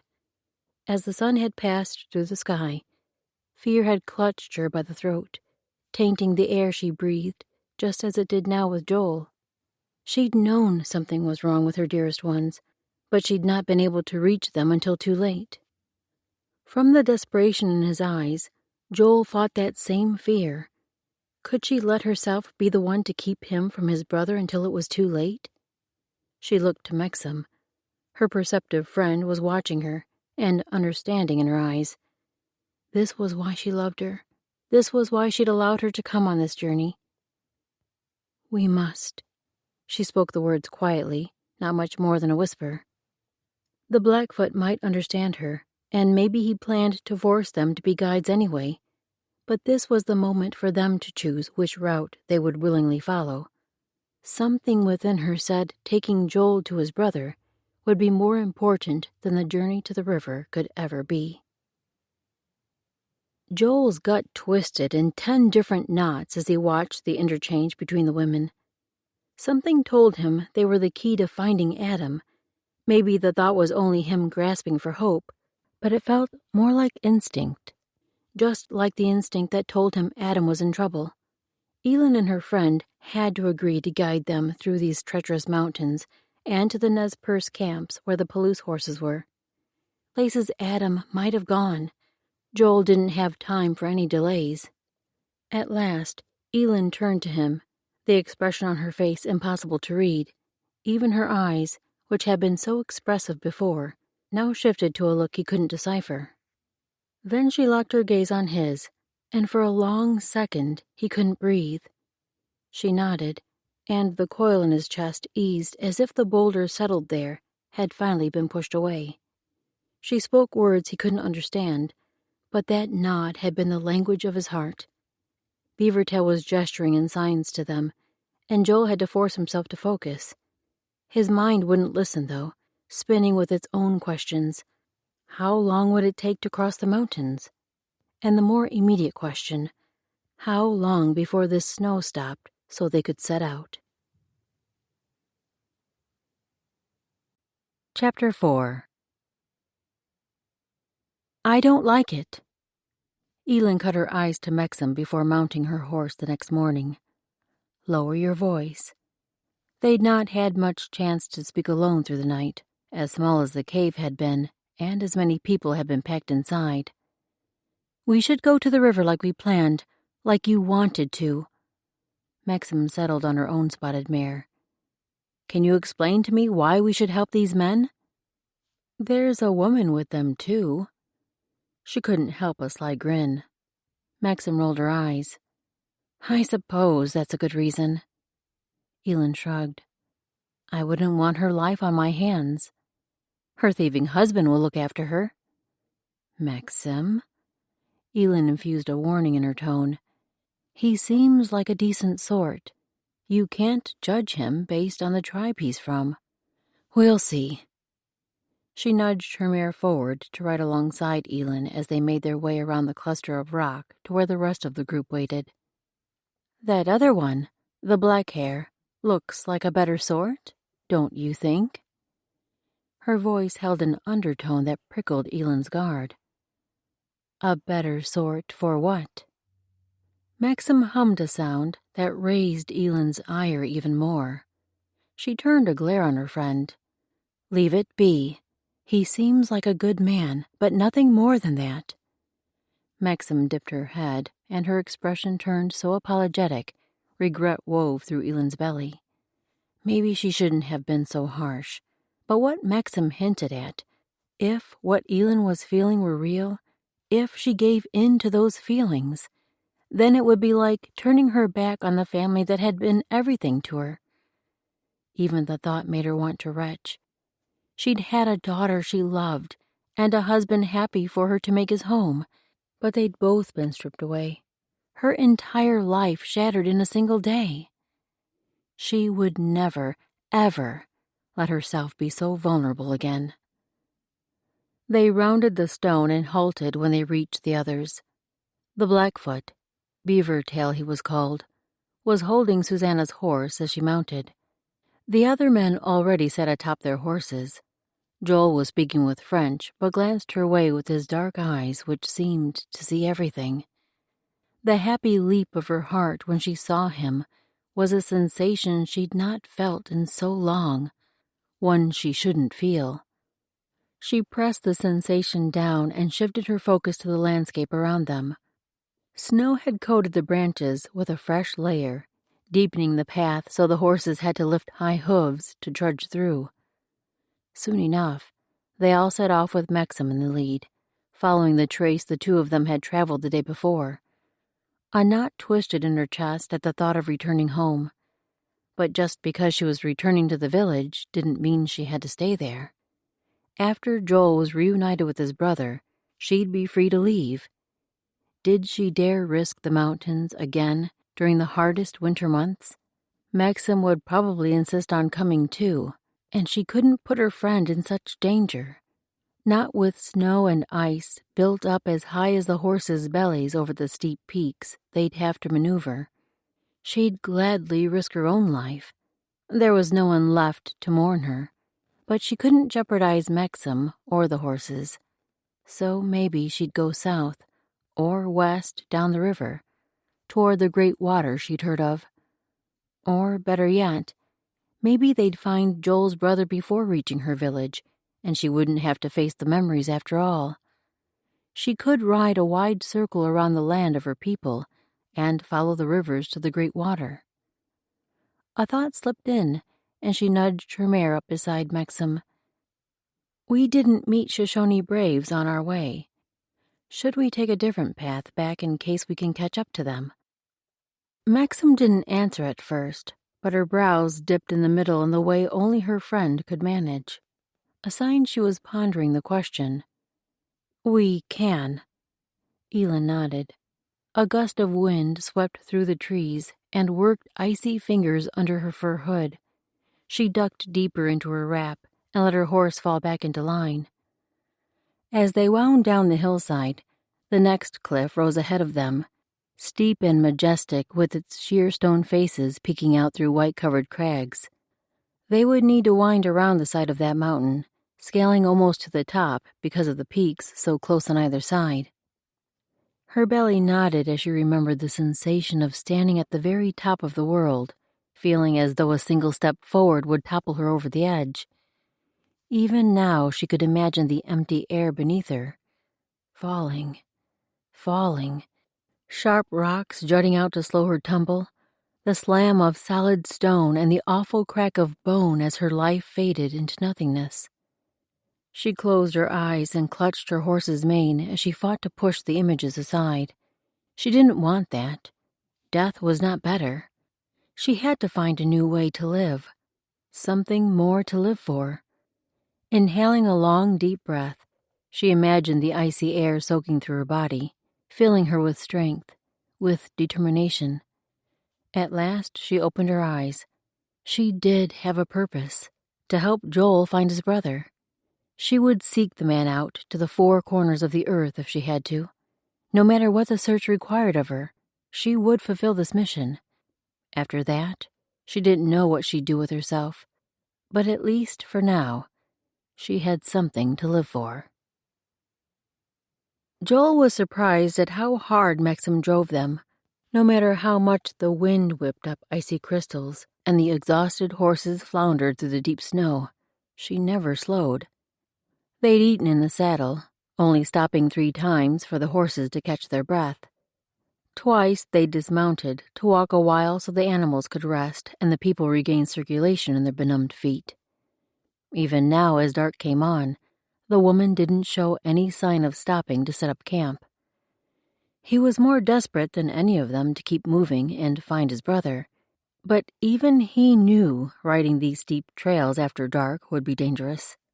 Maxim.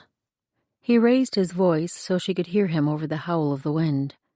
She glanced back, her face a tawny oval outlined by her fur hood. He gave the sign for a halt, and she finally pulled her horse to a stop. He nudged his gelding out of line to ride up to her. With stiff, glove-covered fingers, he tried to make the sign for camp. The woman didn't answer, just stared at him, maybe trying to decipher what he meant. "You want camp?" Elin spoke softly from beside her friend. He nodded. She seemed much better at English, and apparently she could read clumsy signs, too. "We need to stop." He pointed to the dusky sky. "Dark." Their female slave driver spoke a string of words to her friend in their own tongue. Elin turned to him again. "No food for horses. Ride long now while have strength." His mind spun as he processed her meaning. True, there hadn't been a blade of grass for the horses to eat since early the day before. They'd fed the animals a little cornmeal the night before, but none of them had expected there to be no fodder at all for their mounts. "How long until we find food for the animals?" 4 sleeps, 5 sleeps. 4 or 5 days. The animals would be weak and exhausted by then, not able to carry their riders over this steep terrain.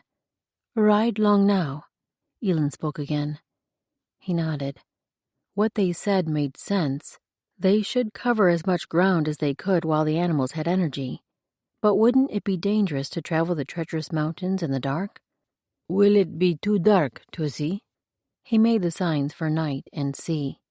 Elin shot a glance at her friend, then back at him. He might be mistaken in the dim light, but her eyes seemed to hold a twinkle. "Maxim sees like cat. Show us good way." Maxim must be some kind of lady warrior, as well versed in the ways of the woods as any brave. She reminded him a little of Beavertail. He had to bite back a grin at that thought. His friend wouldn't much like being compared to this woman, whose look said she didn't trust or much like the Blackfoot brave. "All right." He nodded to Elin. "Right on." They'd chosen to put faith in these women, and their wisdom seemed sound. He could only hope he didn't regret the decision. Night had come on in full for at least an hour before they finally stopped to make camp. He hadn't thought the temperature could plunge any colder, but the wind rushing around the mountain had frozen him to his very core. Thankfully, Maxim halted them in a dip between mountains, where a massive boulder blocked the wind and offered an edge of ground protected from snow. One of the pack horses carried dry wood, but he'd not thought it possible to get a fire going with the wind whipping so hard. In this sheltered area, maybe, just maybe, they could thaw frozen limbs. He and the other men had developed a routine to set up camp, and Susanna had found her own place in the procedures, usually unstrapping the main food pack and starting meal preparations while Caleb built the fire. French would unload the rest of the supplies, while Joel and Beavertail settled the horses for the night. Since there wasn't any grass for the animals, they set up a tie line near the boulder, then covered the horses with furs and fed them a small amount of cornmeal. The tiny bit they had to offer seemed cruel when the mounts had worked so hard all day, but there was so little to go around. They'd have to save enough for a handful each evening. If only they'd known the going would be so hard for the animals on this trail through the mountains, maybe they could have gathered grass to bring along. He wasn't surprised when Elin worked with Susanna over the food, and Maxim saw to their 2 horses. Something in Ellen's expression made him think she was the nurturing type. Her face held a sweetness, despite the sadness that shadowed her beautiful eyes. If she ever truly smiled, he had a feeling her features would glow with a beauty that exceeded most women's. Even imagining the sight made his stomach flip. But that line of thought would only get him in trouble. He had a brother to find, and getting himself tangled with a woman was the last thing he needed. As he unstrapped the pack saddle from the last of their horses, he couldn't help but slide his gaze over to the 2 spotted mares the women rode. With their striking patches of color, no wonder their fame had spread all the way down the Missouri River. Had Adam found any Palouse horses like these yet? Maybe even now he was ensconced in a Nez Perce teepee, enjoying a warm fire and admiring a whole herd of spotted mounts. If Joel were a praying man, he'd say a prayer for that to be true. But he'd never liked the religion the government foisted on people back in Andalusia, and he'd not said a prayer since their ship sailed away from the Spanish coast. He'd been tempted to, once or twice, as he watched Caleb and Beavertail and Susanna. Their faith seemed nothing like the demanding religion he'd witnessed in Spain, especially during the days of the Inquisition. More than once he'd heard his friends talk about the love of their God. They made him sound like he knew each of them individually, and, well, personally. It didn't make sense, and Joel had not worked up the courage to ask more about him. He pulled the saddle from the gelding's back and hoisted it over one of his shoulders, then the pack over his other. He dropped them both with the rest of the supplies and spread an oilskin over everything. This way they wouldn't have to scramble if a sudden rain or snow began in the night. A glance toward Mexam showed she'd finished unsaddling their mounts and was stroking one of the horses. She looked softer doing that, more like a woman than a fierce warrior. She'd probably plunge a knife in him for the thought. He started to call for her to place her things under the oilskin with the rest, but caught himself before speaking. She wouldn't understand his English. So he waved to catch her attention, pointed to the pile of saddles and packs beside her horse, then lifted the oilskin and motioned to a corner where she could place her things. He would do it for her, but she might think he was trying to steal them. When she nodded her understanding, he made a final pass down the tie line, stroking muzzles and checking each horse's rope as he went. All seemed secure. At last he could turn himself toward the warmth of the campfire someone had managed to coax to life, and the food he could already smell. 2 years before, he'd never have thought he could be so grateful for a bit of warmth and something to soften the gnawing in his belly. And if he had to be honest with himself, the woman who raised her intriguing dark gaze to meet his as he approached might be the strongest enticement of all. Maybe with some time spent around the campfire, he could learn her story. Chapter 5. Elin had never experienced the sense of kinship these 4 men and 1 woman seemed to share. They couldn't be related, as each seemed to be from a different tribe of people, a different country, they called it. But their easy manner of talking, the give and take of thoughts and jesting, the familiar grins, everything bespoke a heart-deep respect she'd not often seen. She hadn't been able to understand much they said, but their tones and expressions spoke more clearly than words. Of course, more than respect existed between Susanna and Beavertail. Once the evening chores were complete, the woman had snuggled in next to her brave, and every so often they shared a look that made Elin's chest hurt. The ache was more for what would never be than what had once been. She and Chuslam might have reached that point in time. The pleasant respect between them may have deepened into the obvious love these 2 shared. But now she would never know. The dark-haired man, French, spoke something her weary mind couldn't follow. Then Joel leaned forward to answer. He paused before any words came out, then glanced her way and attempted to sign his response as he spoke. My brother had a horse like the one he speaks of. He nodded toward French. Between the gestures and the few American words she picked out, she understood everything. Strange how the cadence of his voice was easier to understand than that of the others. Joel's brow wrinkled in thought. Then he looked to Beavertail and must have asked how to make a certain sign. The blazing campfire between them hid the motion of the brave's hands, but then Joel turned to her, with his mouth tipped in a sideways grin. Again he spoke in the white man's tongue while he made the signs. His horse would not let another ride it, unless my brother was near. Again Joel looked to Beavertail and spoke a question. This time the man responded in her own tongue. Calm. Joel rolled the word through his mouth, then nodded and used the word before switching to signs. With my brother.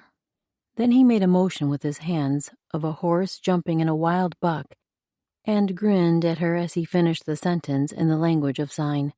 When not with my brother. She couldn't help but smile at the man. His story held its own slight humor, but as he struggled to remember and form signs to tell its account, a simple tale he could have easily left them out of, his face lost the fierce intensity he usually portrayed. Instead, his features shifted freely with each motion, as though he stopped forcing himself to be what he thought he should be.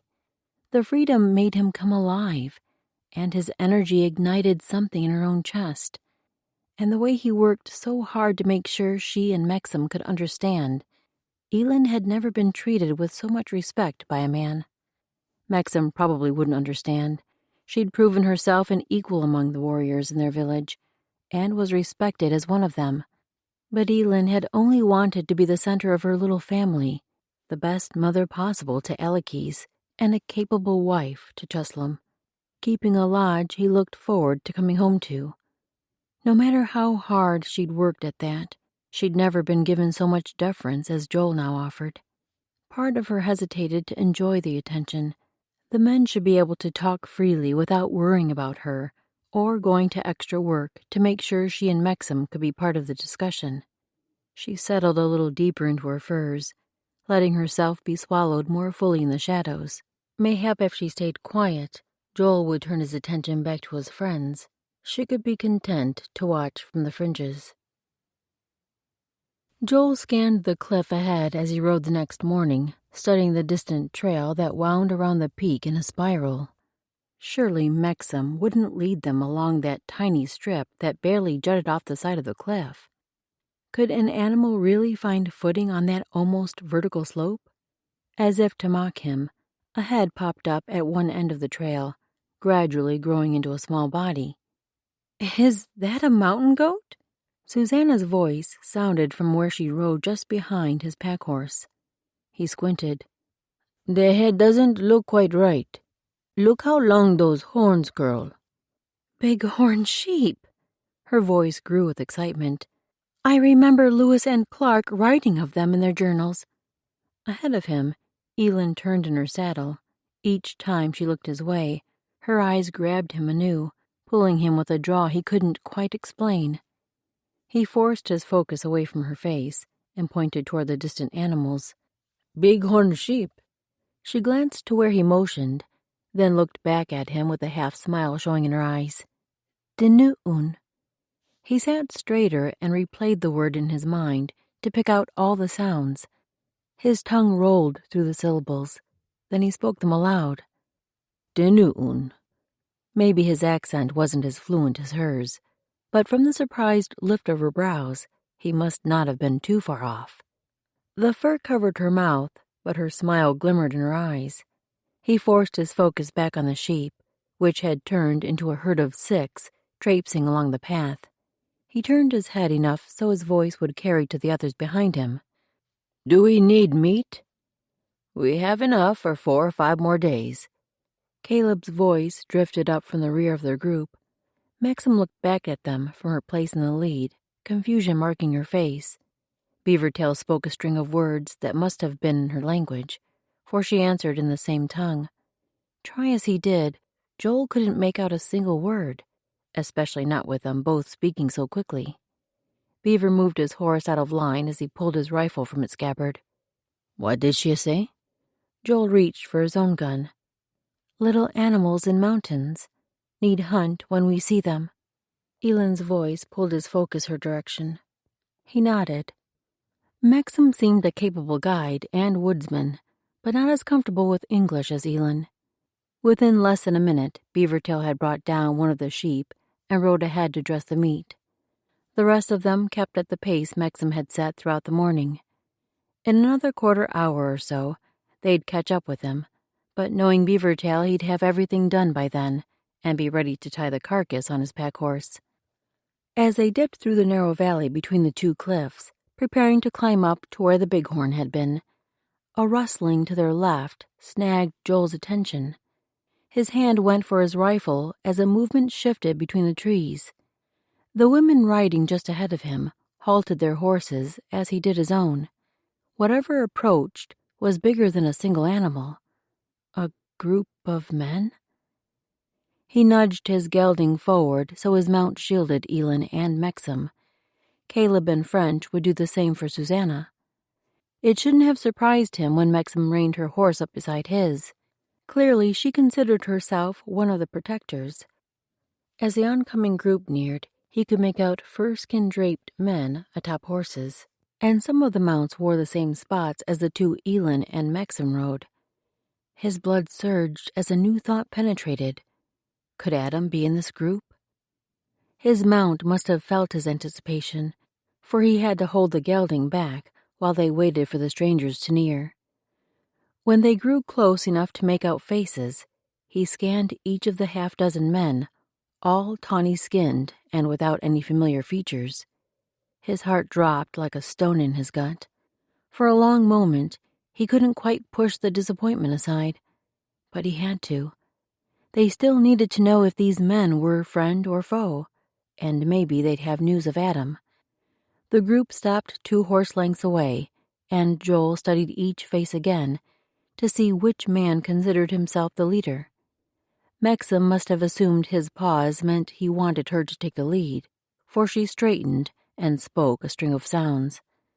The only word he picked out from her statement was Pekunin, which he was pretty sure was the name of one of the Nez Perce bands. One of the 2 men riding in the lead answered her, his round face bobbing as he spoke. Maxim responded, and Joel shifted his gaze between her and the strangers. None of them looked angry or threatening. He couldn't find a sign of friendship either, so these must not be members of their same village. How many towns did the Nez Perce occupy? Were there only a few families in each camp, and multiple camps spread across the land they covered? Or maybe the tribe lived only in large settlements. He should have asked Beaver for more details of the people they were traveling so far to locate. Conversation bounced back and forth between Maxim and the brave, and Joel's frustration grew more with each volley. The man pointed back the way the braves had come as he spoke. Should Joel interrupt and ask Maxim what was being said? Would she think to ask about Adam? Surely she would, since that was the entire reason they were trekking through these mountains in the peak of winter. But it would be just like a woman to get lost in small talk. Before he could motion to her, Elend guided her horse up on his other side, sandwiching him between the 2 women. He sent her a quick raised-brow look. They are Nimipu, like us. Maxim asks about your brother. A bit of the knot in his chest eased. Good. At least she wasn't missing the opportunity. Finally, the conversation seemed to end. The braves turned to continue on the path Joel had just traveled. Neither Elend nor Maxim moved as the strangers rode away, and it took everything in him to keep from asking his questions before the men were out of hearing range. At last, Elend turned to him. Her eyes held a glimmer that looked almost like excitement. See white man. Joy surged through him. They've seen Adam? When? She held up 2 fingers, then made the motion for a day. 2 days ago? Where? The others had gathered around them now, and Susanna piped up. Was Adam still with the Shoshone? Elin nodded. Riding to Kana village. He flipped back through his memory for any time Beavertail had used that word. Wasn't the Kana another of the Nez Perce bands? She must have read his mind, for she pointed to herself, then Mexam. Bekunin band. Then to the direction the warriors had departed. Travel to Kana camp, beside river white men call Clearwater. The hope inside him surged. Would Mexam be able to lead them directly to the Kana people? How far were they from the village where Elin lived? Elin raised her flat palm and pointed to the tip of her middle finger. Bekunin camp. Then to the center of her palm. Kana camp. Then she raised her head and nodded the direction the men had approached from. We go there. She was good at reading his mind. Very good. Joel sent a glance toward where Beavertail would be working the sheep carcass. They wouldn't be climbing that mountain now, which meant they need to call him back. But before Joel could act on that, a hand touched his arm. Elin had moved her horse nearer him, and the concern in her gaze tightened the knot in his belly. Had the men said something more? White man, sick. A knife pierced his gut, deepening the pain coiling there. Seek? How? An image flashed through his mind of Adam, pale and bent over his horse, barely able to hold on. Those braves had seen him 2 days ago, only half the time it would take to get out of these mountains.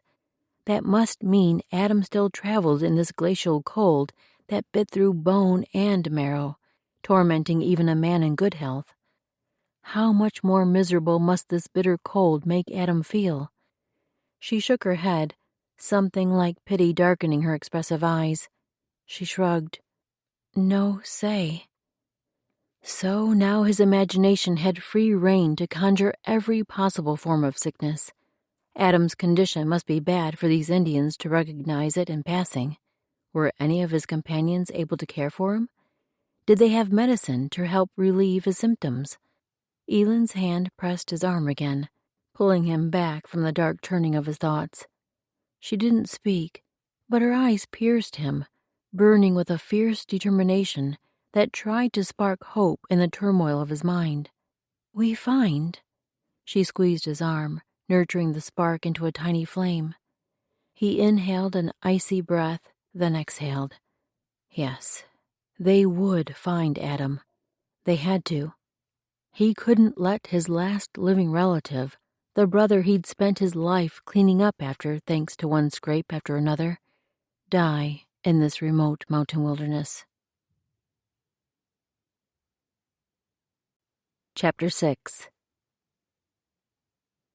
Elin glanced at Susanna as she sliced the last of the meat from the bighorn sheep.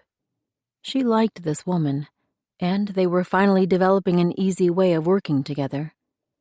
Susanna didn't seem to know any of Elin's tongue, and the signs she knew had little to do with cooking. But Elin had been picking up more of the white man's words all day. Mostly she and Susanna were able to communicate with gestures and smiles. Even now, Susanna smiled her thanks as Elin pushed the bark piled with meat strips toward her. Susanna's own hands were red with the animal's juices, but she pointed an elbow toward the metal pot, then nodded to a blank patch of snow. Not hard to decipher her meaning. Elin took up the pot and moved outside the ring of firelight to where the snow would be purest. First, she scooped the dish full of icy crystals, filling the pot full so there would be enough water once the snow melted. Then she plunged her own hands in the frigid white to clean the blood and grease from them.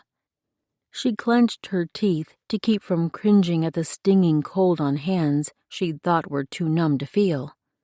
A movement in the shadows stilled her, and she peered deeper as every nerve inside her tensed.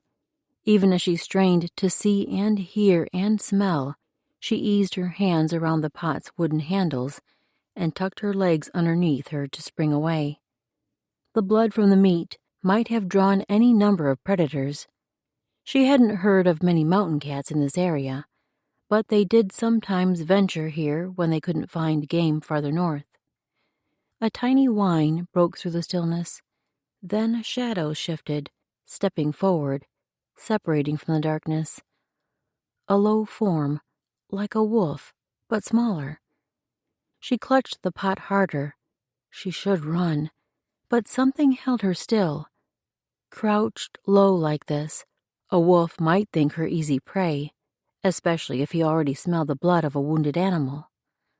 Another whine drifted through the darkness, and the animal crept forward, not like an attacking predator, but like a hungry dog begging for a scrap of food. She eased out a slow breath so the white cloud didn't frighten the creature.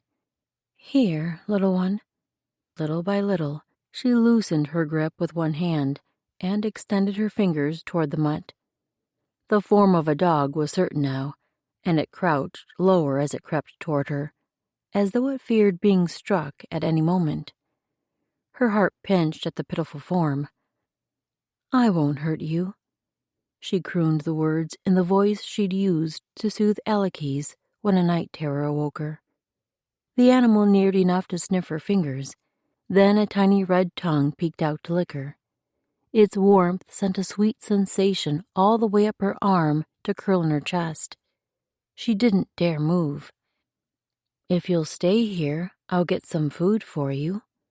She kept her voice soft and gentle, barely louder than a whisper. The dog didn't flinch, just eyed her with dark eyes reflecting moonlight. Its fur, the color of tree bark, had helped it hide among the trunks and shadows, but now stood out distinctly against the snow. She eased her hand away, then crept backward, not rising until she'd moved far enough away her height wouldn't present a threat.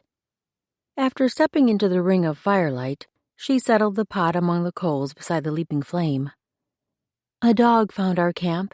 He's friendly and looks hungry and cold." She turned to find a bone covered in scraps of flesh the dog would enjoy. Susanna looked up at her with questions in her eyes, and only then did Elin realize she'd spoken in her own tongue. She bit back a sigh. How wonderful it would be if they could all just understand each other. Elin thought through what she'd said and how she could show her words and gestures, but before she could form any ideas, Beavertail spoke up, translating for his wife. He really did seem to be a decent sort. Maxim still held fast to her suspicions, but Elin had only seen kindness and watchfulness from him, nothing that would hint at a bad nature. And love cloaked his every interaction with his wife, something every woman would be grateful for. When he finished speaking, he turned to Elin. "You think he's not dangerous?" She scooped up what was left of a hip bone. "He is too cold and hungry to mean harm." When she stepped into the darkness again, part of her expected the animal to have run away, back into the shadows where fear overcame hunger and gradually stole a life from it. But the dog sat where she'd left it. "Here, little one." She bent low and held out the bone as she approached. The dog jumped to its feet and looked as though it might run away at any moment, but it stayed planted. Wise animal. When she extended the bone to its nose, the dog shivered with anticipation. The animal licked the greasy end, then sent a tentative glance her way before closing its mouth around the meat. She released the bone. "There now. If you come near the fire, there's more of that. Warmth, too." The animal's thick hair had clumps of snow matted around its feet. Weather like this was too hard on a dog. Her heart ached as the lean creature tore into the meat with desperation. Reaching out slowly, she eased forward another step until she could lower her hand to stroke the dog's head. If the pup growled, she'd jerk her hand back. But it didn't. She ran her fingers over the soft fur, rubbing the spot behind an ear that dogs seemed to love. The animal leaned into her touch. It had clearly been someone's dog, mayhap even a beloved friend. "Come, little one, let's take you to the fire." She stroked its head once more, then pulled back and patted her leg. "Come." The dog stood, bone in its mouth, and stepped toward her. Her chest eased in relief. She walked toward the camp, and each time she tapped her leg and said, "Come," the dog took a few more steps forward. When she reached the edge of firelight, the creature slowed, crouching as though it would dart away at the smallest threat. "Here." Susanna handed her another small bone with meat still attached. Elin held out the treat and called the dog again. It crept forward, stepping past the mound of snow they'd cleared away to lay the fire. "Good, little one." She laid the second bone on the ground and waited as the dog finally chose sustenance over fear. While she and Susanna finished cooking the food, the dog sat with its 2 bones, working its jaw until nothing remained, except faint markings in the snow. It kept a wary eye on the others traipsing back and forth from the horses to the fire, going about the night's responsibilities. She couldn't help but watch Joel's reaction the first time he stepped into the ring of firelight. He carried 2 packs toward the stack tucked against the stone wall on one side of their camp, but he paused mid-stride when he saw the dog. "Hey." He darted a glance to Elin, and she met his look with a smile that would tell him all was well. The animal wasn't a threat. He finished carrying the packs to their place, then moved toward the dog, using slow, tentative steps as he bent low and held out a friendly hand. The dog watched him, but didn't stop gnawing on its bone, not even when Joel lowered his gloved hand to stroke its head. His hands weren't over-large, not like her husband's had been, but they fit Joel's well-proportioned features. He was average height, but every part of him seemed to fit together seamlessly, letting him move with a lithe grace and intense passion that stirred something in her, as though he had the ability to love deeply, if only he could release the reserve that restrained him. She hadn't expected him to linger with the dog. In truth, she hadn't thought he'd take the time to give the animal any notice at all, not as cold and weary as they all were. But he did. After stroking the dog's head a few times, Joel lowered to a crouch and scratched the animal's ears, working his hands down its back. He murmured something to it, but with his voice so low, she couldn't make out the foreign words. The dog leaned into his touch, almost turning over on its back as Joel scratched and rubbed. Its former owner must have been a man, one who showed kindness, at least to his animals. Some of the people might think such a man weak, but she'd always considered kindness and tenderness a mark of strength in any person, male or female. Now, watching Joel with the dog lodged a ball of emotion in her throat. She turned away, back to the camas bread she'd been eating. She couldn't let herself grow attached to this man.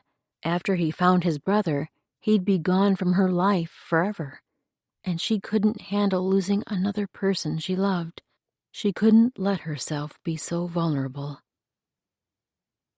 As they rode through the rocky terrain the next day, Elin held tight to the pup perched across the front of her saddle.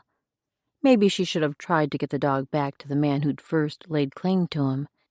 The stranger had clearly been kind to the animal, or the dog wouldn't have been so willing to trust strangers. Maybe the man had held affection for the sweet bundle of warmth that now lay across her lap as she rode. Perhaps the dog had belonged to one of those braves they'd met early yesterday, but she'd probably never know.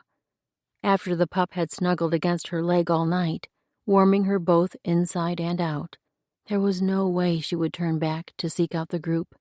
Besides, with the new urgency marking Joel's features, driving his every action, he likely wouldn't allow the group to turn back.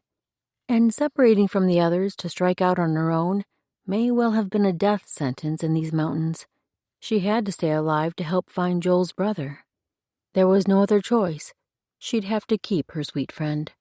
She stroked the dog's head, and he looked at her with dark, trusting eyes. Her heart swelled even more. Maybe developing so much affection for the dog wasn't wise, but she couldn't help that now. She'd simply have to make sure she kept him safe. By the time they stopped at midday, snow had begun to fall in a steady flow. Gentle flakes for now, without the wind that had gusted last time. She huddled deeper in her furs, allowing only a single opening for her eyes. The dog snuggled close, completely covered by her bearskin cloak. None of them spoke as they pressed on, riding uphill through woods as they curved around the base of a mountain. At last, Maxim signaled for the group to halt, then turned her horse to face them. "We leave the trees soon to climb a steep mountain. We can wait here until the snow stops or press on. The danger to keep going with snow falling will be great." Beavertail spoke the moment she stopped, interpreting for the others. Elin strained to catch each of his words. Now that she focused on understanding the white man's tongue, English, Susanna called it, she was picking up more and more each day. But although hearing was coming quickly, forming words on her own still proved a challenge. By the end of this journey, she might be able to carry on a conversation, at least a short one, maybe with Joel. Her gaze slid to him, as it had every other heartbeat all day. It didn't help that he rode just in front of her, giving her a constant view of his strong outline, always at the ready, always searching. Now his face bore hard determination. None of them need wonder whether he thought they should wait out the storm or push through. For a long moment, only the stomp of Susanna's horse sounded amid the falling snow. Each of them looked to the mountain peak showing through the trees, the rocky face their horses would need to climb in the falling ice crystals. For her part, she wouldn't mind chancing the journey, but the others shouldn't risk such danger, nor their mounts, nor the sweet pup snuggled against her. Beavertail broke the silence first. "I think we should wait. It's too dangerous with the fresh snow." His glance moved to Susanna, and even his stoic warrior face didn't disguise the concern in his eyes. "We'll lose half a day, maybe more." Joel's voice held enough tension to melt the falling snow. "We'll lose our lives if we take foolish risks. Then how will we find Adam?" Beaver didn't sound angry, just the voice of reason. Joel looked back at the mountain. "I'll ride on ahead. You can catch up with me as you're able." "No." The word slipped out before Elin even thought about speaking. She struggled for the right words in his language to explain herself. "Stay together. Too much danger." He met her eyes, his gaze dark and almost desperate. She understood his fear, remembered that same panic. If only she could take away his distress, replace it with a measure of peace. But she had none of it herself. She couldn't give him what he needed. "Maybe we can start up, then stop if the going gets too treacherous." Joel turned his focus to the others, looking from one to the next, as if taking their measure, or maybe pleading. His dark eyes certainly made her want to give in. "A vote, then." Caleb straightened. "All who agree to keep riding until the trail gets too dangerous, say aye." She wasn't sure what I meant, but she wanted to keep going, so she said the word, along with French, Joel, and Maxim. "Looks like that's our plan." Caleb nodded. "We should take a moment to pray for God's protection." She'd not spent much time around Caleb, mostly because his knowledge of sign language seemed to be the least of any of them, and also because his massive frame reminded her a little of Chuslam, and being near him sent a pang through her chest. But his words grabbed hold of her. Throughout her life, she'd heard of the white man's God and the book that held his words. Her people had told stories of him for many generations, but they'd not learned more until the white explorers came to visit a few years before she was born. Many of the people wanted to learn more of him because of the great wealth he gave white men, but that wasn't what had always drawn her. From the first time she heard the stories, something had resonated in her heart. A God who created his people, then didn't leave them to fend for themselves, but walked beside them, guiding and helping them. Every time she thought of it, an intense longing stirred deep inside her. Maybe that showed the weakness in her spirit, the fact that she didn't want to be her own person, the fact that she wanted someone greater to lean on. Perhaps she was weak. Maybe if she knew who she wanted to be, she wouldn't need a greater strength. But the woman she'd thought she was had died with her daughter, leaving only the shell of a person behind. Caleb was speaking again, and she forced the thoughts away so she could focus on his words. His head was bowed, as were the heads of the others in their party. Lead us on the safe path, Lord.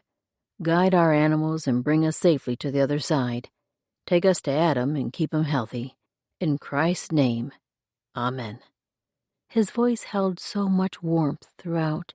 It was as though he was speaking with a friend, a very good friend.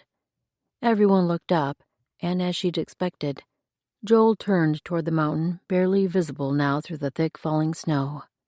Let's ride. Chapter 7. Was he leading these people to their deaths?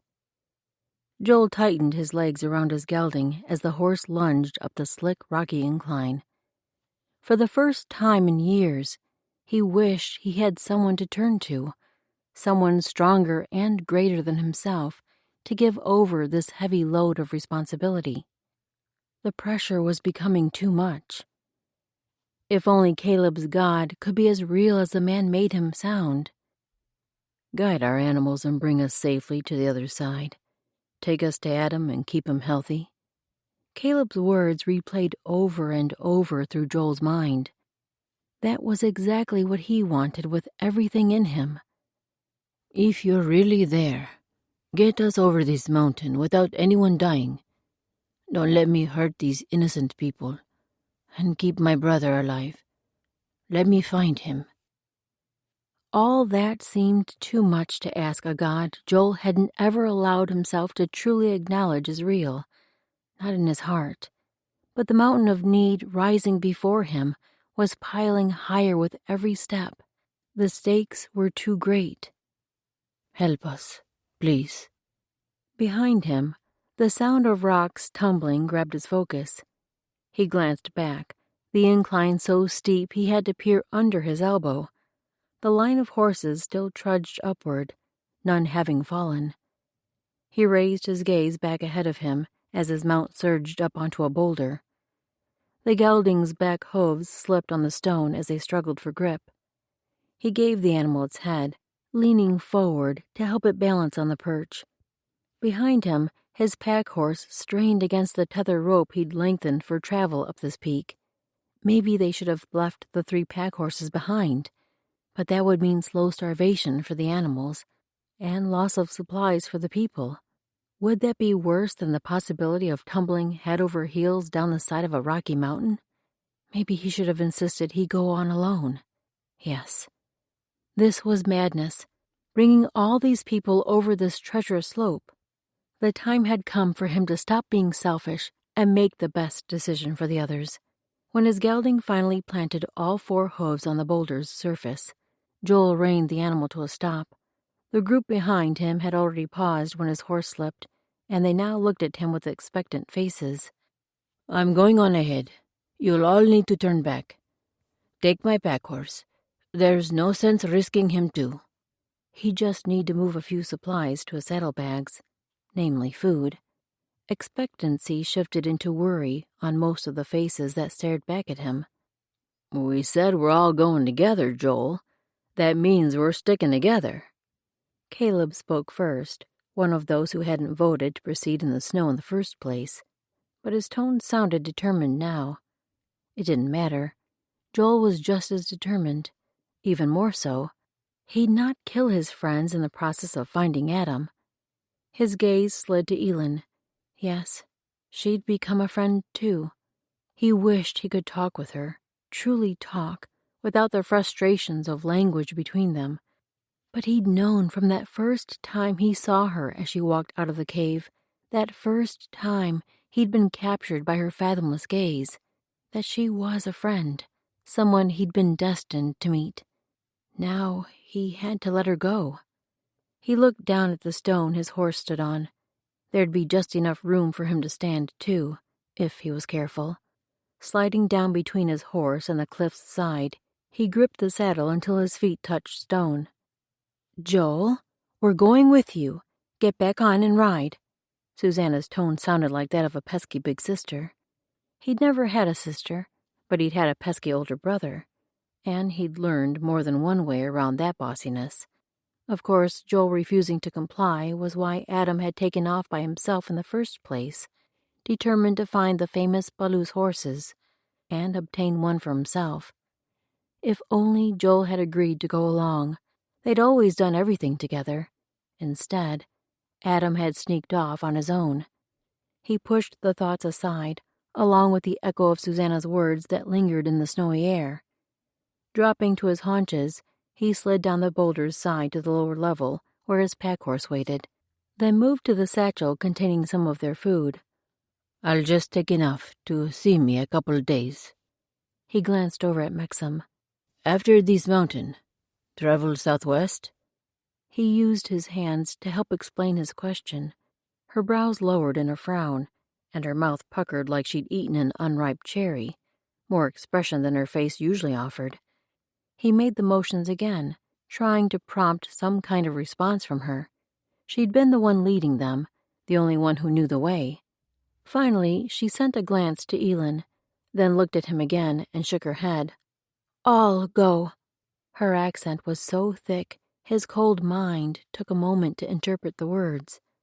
Then he had to fight down a growl. Even this woman, who'd shown so little warmth, was going to thwart him. He turned his attention toward the full group. "I can't put you all at risk like this. I understand it's foolhardy to climb this mountain in any weather, but especially with so much ice and snow. But I have to get to my brother. I'll go on ahead. If you want to wait until the terrain is safer, come then. If not, I understand. I hope to see you again someday." The last words clogged in his throat, but he pushed them out. This wasn't the time to get sentimental. As much as these people had come to mean to him, especially the men he'd come to love like brothers, his real brother needed him. Maybe Adam's life depended on Joel reaching him. He had to help. He had to. "We're all going, Joel. You don't get to decide for us." French spoke up now, his voice ringing from the back of the group. "Climb back on your horse and ride, before we freeze to death on this side of this hill." Guns and saddles if these weren't the most stubborn people he'd ever faced off with. If they wanted to kill themselves, apparently he couldn't stop them. He bit down his frustration, but didn't bother trying to hide his glare. "I can't protect you. Each of you needs to choose for yourself." He didn't let himself watch their reactions, just climbed back up on the boulder and slid between his horse and the rock. The old boy had been remarkably patient. All the horses had, but getting back up on him now would be a trick. Good thing he'd practiced mounting the animal from both sides. Without daring to breathe, Joel placed his foot in the stirrup and eased himself up, staying close and low on the horse so he didn't throw its balance away from the cliff and send them both tumbling to their death. At last he settled in the saddle with both feet in the stirrups. He let out a long breath as he straightened and grasped the tether line again. He didn't let himself stop to think about what would come next, just gave his pack horse a tug and signaled his mount forward. He may not have the chance to breathe again until they descended the other side of this mountain. This helplessness was almost as bad as the grief she'd carried since summer. Elin leaned farther back in her saddle, loosening her legs around her mount to give the animal freedom to maneuver the steep downhill grade. Her people were wise to use saddles like the white men instead of riding bareback as some tribes did. The ups and downs of the mountains would be hard to traverse without stirrups to brace against. At least they'd made it to the top of the peak without incident, and now that they'd descended halfway down the far side, the snow was beginning to ebb. Of course, the fresh layer of icy crystals covering the rocks only made the route more slippery. Her gaze shifted up to Joel, 2 horses ahead at the front of their group. The knot in her belly coiled tighter as his head bobbed.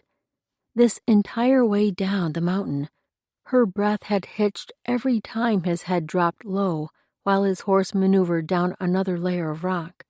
Was this the time the animal would stumble, throwing them both forward, rolling them down the mountain to strike head and body against jagged stone? Surely neither man nor beast could survive such a fall. Again, the helplessness pressed down on her shoulders, smothering her with the weight of her fears. Even if she'd not let her heart grow tender toward him, she would worry over his safety, just as she did for all the people in this unlikely group. But the fact had become achingly clear as they traversed this dangerous cliff. She'd allowed this man to seep into her heart, no matter that they'd barely had a decent conversation. She'd watched his steadfastness, the kindness he tried to mask with that layer of intensity. She'd seen the way he was willing to give his very life to help his brother. Even the sweet pup riding in her lap approved of him, a favor the dog hadn't even offered to Maxim yet. Animals often had a keen sense about people, at least about the untrustworthy ones.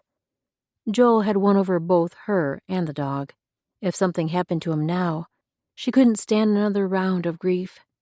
Maybe he wasn't as dear to her as little Alekes had been, nor Chuslam, even though she and her husband had not had a chance to grow close. But the thought of losing Joel pierced her heart with a feeling too much like that other grief. A grunt from ahead jerked her attention forward just as Joel's head bobbed low. Her heart clutched as she leaned sideways to see around Maxim. The sight before her surged fear through her chest. Joel's horse lost its footing and tumbled forward. A scream tore from her throat as the world around her seemed to slow. His horse landed on its side, then rolled.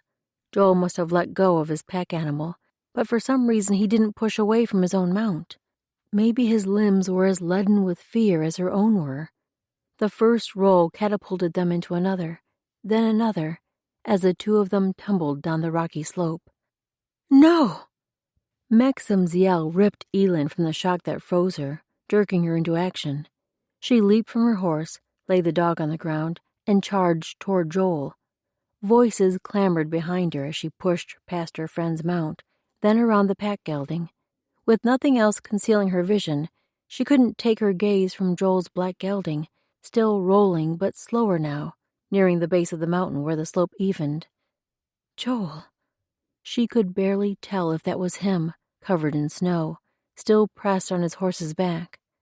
She didn't stop to stare, just flew as fast as she dared, running and sliding past snow-covered boulders, over stones jutting out through the skid marks left by the falling horse. Fear surged with every beat of her heart. Would Joel be alive? Could anyone survive being crushed by the weight of a horse so many times? Had any of the stones struck his head? Broken bones? What would be left of him? A lifetime passed before she reached him. She was running so fast her body almost propelled her beyond the horse. Her legs scrambled to keep up with her momentum. She finally sat hard in the snow to stop herself just before she would have plunged into the animal. Joel! She paused to take in the pair, to see if either he or the horse moved. The animal raised its head, and a measure of relief slipped through her. You're safe, boy. It worked one front leg forward, and realization that it might try to stand soon jolted her into action. She had to get Joel away from the animal. He lay curled over the horse's back, not moving, covered in pressed snow. She reached out, part of her not wanting to touch him. Was he dead? He couldn't be dead. Not Joel, too. Chapter 8. Elin pulled her glove from her hand and pressed fingers to Joel's cheek. Still warm. How long would it take a lifeless body to cool in this frigid air?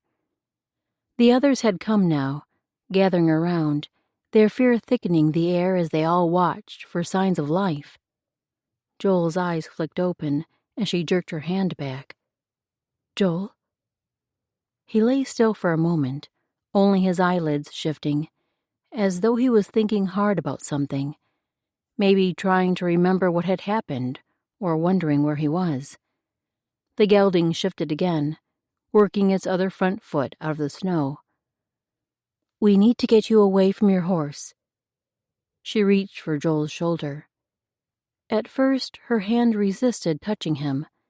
Maybe because of the many years of keeping to herself. Women didn't spend time around the warriors, and they certainly didn't touch them. But Joel needed help. She had to act quickly, or he could be hurt worse when his horse tried to stand. She reached for his leg and worked his foot out of the stirrup. The other leg was pressed under the horse's back, his boot probably still hooked in the stirrup there, too. Her action seemed to pull Joel from his stupor, for he shifted onto his back, his face scrunching into a groan. Beavertail moved to the horse's head, holding it still so the animal didn't try to rise until Joel was free from the stirrups. She positioned herself behind Joel and reached for his upper arms. "Need to move him back." Caleb nudged her aside. "Let me." She obeyed, allowing him the heavy work while she made sure Joel's legs came free of the horse and saddle. Beavertail held the animal's reins and helped the gelding stand. She could hardly believe it could manage the feat, that no broken bones had been suffered in the fall. But the horse stood on all four hooves, head hanging low as it sucked in heaving breaths. She turned her focus back to Joel, who seemed to have come back to life with the movement. He raised a hand to ward them off. "I'm all right. Just let me up." Turning on his side, he worked himself up to his elbow. Was he really not injured? How could that be possible? She'd seen him rolling with the horse over and over down the mountainside, being pressed down by the giant animal more times than she could count on all her fingers. Joel stayed in that position, propped up on his elbow. Hard breaths raised his shoulders as he stared up at the horse. "He hurt?" He seemed to be struggling for air, but maybe that was to be expected after the animal pressed everything out of his chest. Beavertail ran his hands down the horse's neck, around the belly, and over all four legs. God protected him. Joel worked himself up to a sitting position. Elin longed to help, especially when none of his friends stepped in to assist. But from the hard line of his jaw, she had the feeling Joel would shake away any offer. He was just stubborn enough not to want coddling. As Joel sat with his legs bent, arms resting on his knees, Beaver moved to crouch in front of him. "And you? Anything broken?" Joel gave a single shake of his head. "Nothing." Beavertail nodded. "God protected you, too." He spoke the words with certainty, as though he had no doubt of their truth. Slowly, Joel nodded. Then he winced, as though his head pained him. "You might be right." He needed to rest, and some of the snow may have seeped through to his skin. He would freeze soon if he didn't get warm. "We camp now." She turned to look around for a good spot. They were below the steepest part of the mountain now, and a small section of trees grew a little farther down. She looked back at Joel. "Can you walk?" She pointed to the trees. "Yes." He clamped his jaw tight and worked himself up to his knees. She couldn't bear watching him struggle alone anymore. After pushing to her feet, she reached out and took his upper arm, helping him balance as he eased up to standing. He gave her an unsteady look that he might have meant as a smile, but he didn't pull back. His head must be spinning. If he tried to walk on his own, he'd likely end up tumbling down the rest of the hill. She slipped herself under his arm, draping his hand around her shoulders so he'd have support to help him balance. Again, he didn't pull back, just settled his arm around her shoulders in a way that felt almost protective. She was supposed to be the one helping him, but the warmth of his touch cloaked her with a security that soothed her all the way through. Together they hobbled toward the trees, while the rest of the group followed in caravan. Joel limped heavily beside her at first, but the farther they walked, the more he stood upright. His arm never moved from her shoulders, though. If anything, his hold tightened, tucking her tighter against his side. She didn't try to move away. Just beyond the edge of the trees, he pulled to a stop and looked to the others. "Will this work?" Any other time, He would have simply stated this was the place they would camp, not asked the question. A fall like that would shake anyone's confidence. As each person started into their usual night duties, Joel eased his arm away from her. She studied his face. "You are not hurt?" He reached up and scrubbed a hand over his face and let out a long breath. "No, not hurt." Then his eyes met hers, softening with a tenderness that pulled at something deep inside her. His mouth parted as though he were about to speak, but no words came out. No words were needed. His eyes told her of his fears, both the fears for his brother that had driven him to crest the mountain with so much snow still falling, and the fear that he'd put them all at risk. They spoke an apology for the danger and for worrying her so, and even hinted at how shaken he still was after coming so near death. She listened to everything his eyes told her, letting him see how much she understood, letting him see he didn't have to bear the weight of his worries alone. She could help carry the load, be a strength when he needed help. His throat worked and his lips parted again. "Thank you." With a tiny nod, he turned away. She exhaled a long, shaky breath, trying to pull her raw emotions back under control. At a time when she should be pulling away, guarding her heart from becoming too attached, what had she begun? Joel had never hurt in so many places before.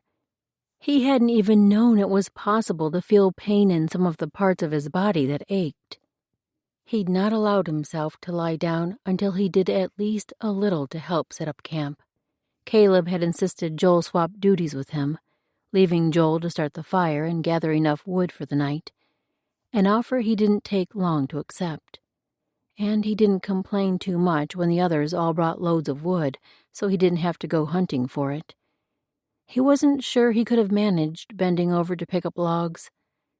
His body felt weak as a babe's, his head still throbbed, and his vision still wobbled, especially when he moved too quickly. Now he finally let himself stretch out on his fur pallet and rest his aching eyes. Something warm and soft crept alongside him and settled in close. He would have smiled if the act didn't take so much effort. "Hey, boy." He shifted his hand to rest on the dog's back. The mutt let out a long sigh and settled in closer, clearly exhausted. That made two of them. The sounds of wood scraping metal drifted from where Elin and Susanna worked by the fire. The two seemed to get along well, although he rarely heard them talking. Susanna would occasionally comment on what she planned to do next, but Elin stayed so quiet. Was it only the language barrier that kept her from speaking? He suspected she understood more English than she spoke, since she often seemed to know what they were all saying. So was there something more that kept her quiet? Maybe something in her background. He didn't know much about Nez Perce customs and how women were treated. Maybe she'd been taught to stay in the background, giving preference to the men. But that didn't make sense with what Beaver had said when Joel asked his friend about the camas root she and Mexam ate. He'd said the women harvested the roots and used the plant as both food and trade goods, often becoming shrewd businesswomen with their own little empires. So that left the question, did Elin stay quiet through lack of understanding of their language, or because she'd never been shown that her voice was worthy of being heard?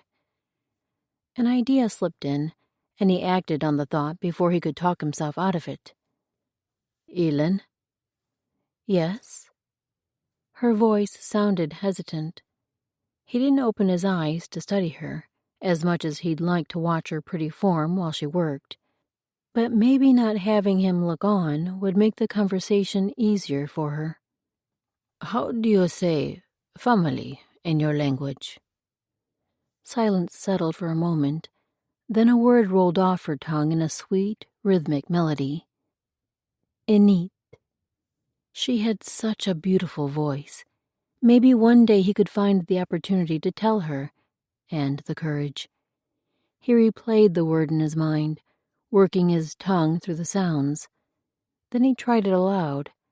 It wasn't the worst butchering he'd ever done, not as bad as when he'd had to learn French as a lad. He raised an eyelid to see if her face gave any reaction about how his effort had sounded. A soft smile spread over her features, and when she saw him looking, she nodded. Good. Susanna sent him a smile as well, then stood. I promised to bring this food to Beaver. I'll be back shortly.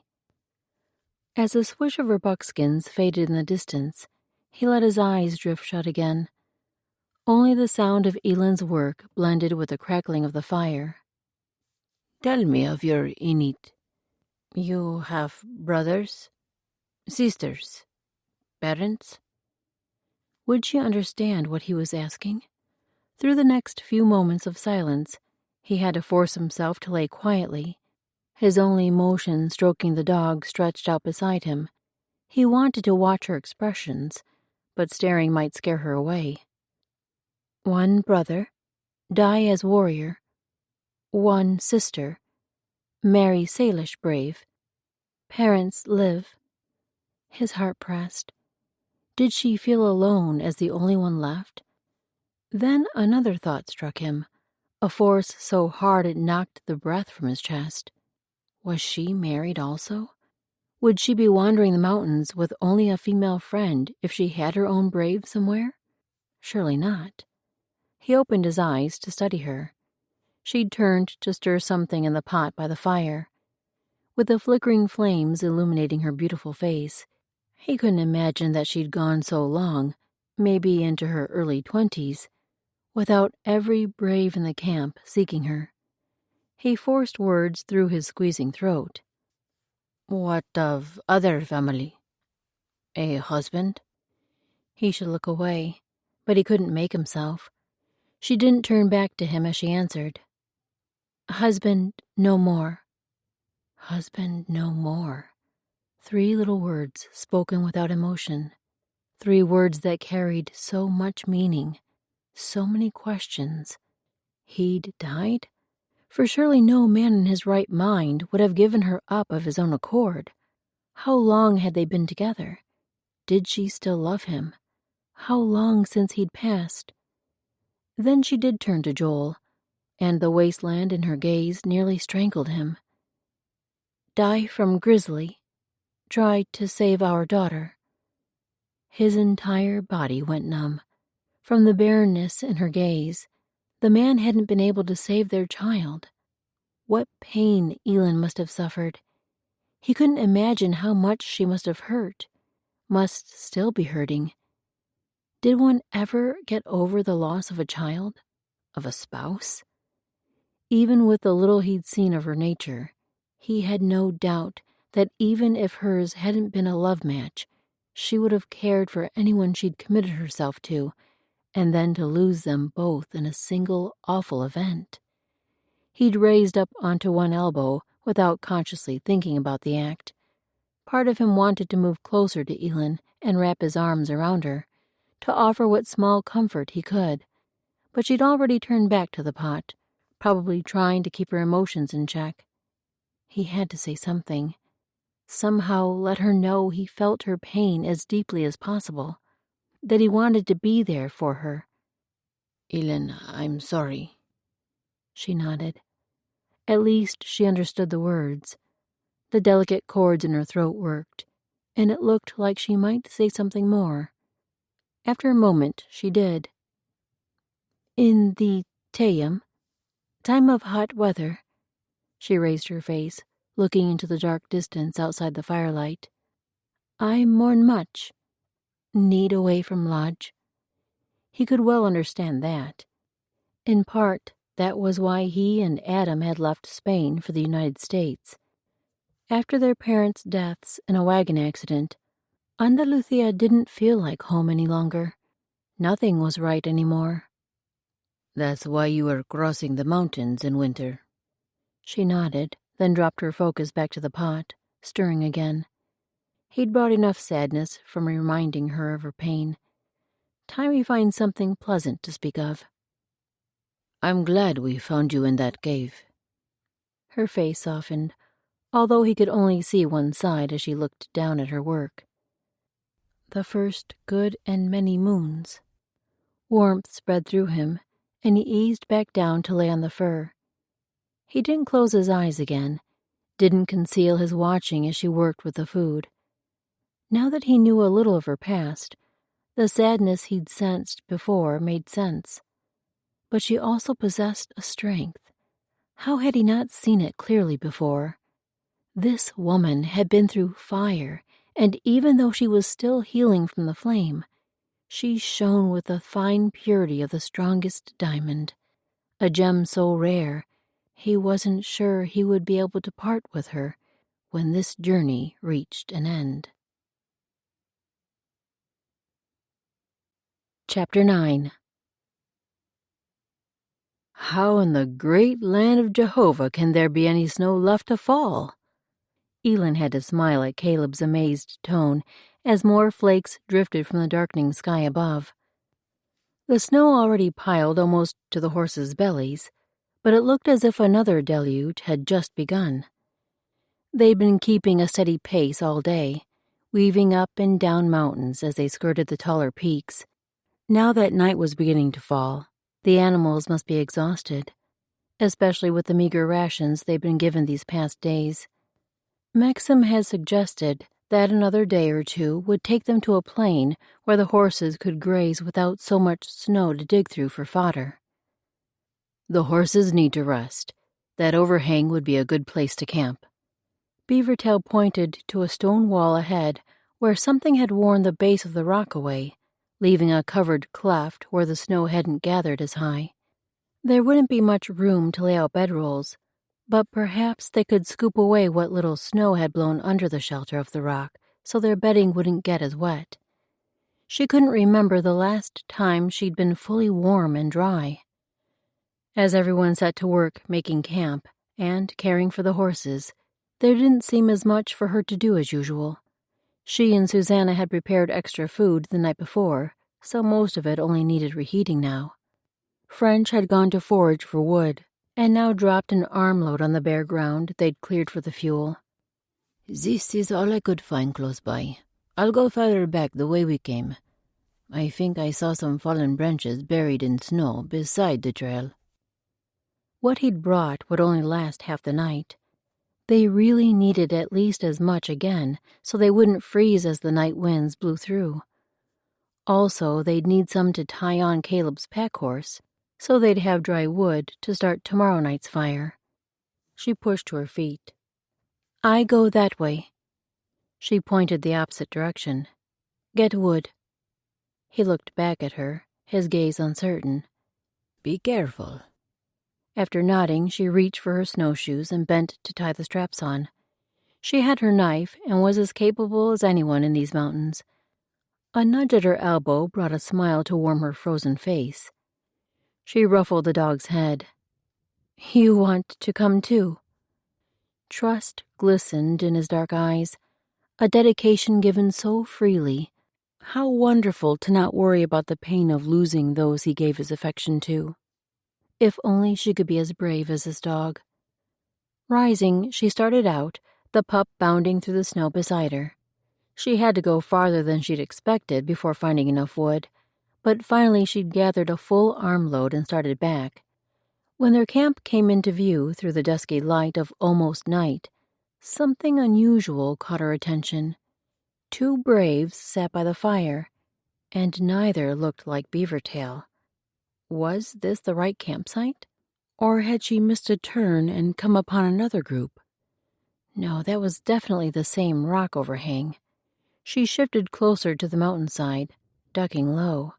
The dog tucked himself against her as she studied the scene. There was Beavertail, standing like a guard with a rock at his back. Susanna knelt beside him as she worked over the fire. She could just make out Caleb and Joel, also kneeling near Susanna. Fear eased out of Elin's chest. The 2 braves must be visitors. As she made her way forward, the form of a 3rd brave took shape, sitting near enough one of his friends that she'd thought the 2 shapes belonged to one man. Joel and Beavertail both spotted her about the same time, and the others soon after. She studied the strangers as she stepped into the ring of firelight. Shoshone from the looks of them. The knot in her middle coiled tighter. Not all Shoshone were friendly. The dog growled as he studied the new men. Not a ferocious sound, just a less than friendly greeting. Easy. She murmured the word just loudly enough for the dog to hear, although some of the others might as well. She dropped her load of wood on top of the rest, then moved to kneel between Susanna and Joel. The dog moved to Joel's other side, then sat upright, keeping a wary posture toward the strangers. Susanna sent her a tight smile. "We have visitors. They were part of the group Adam was riding with." Elin jerked her focus to Joel. His eyes had narrowed to dark circles, the muscles in his jaw stretched tight. She might not have noticed the differences before she came to know him, but now she could see the signs that his nerves were pulled tighter than a bowstring. She shot a look at the Braves, but kept her voice quiet for Susanna and Joel. "Adam is better?" "He's not better.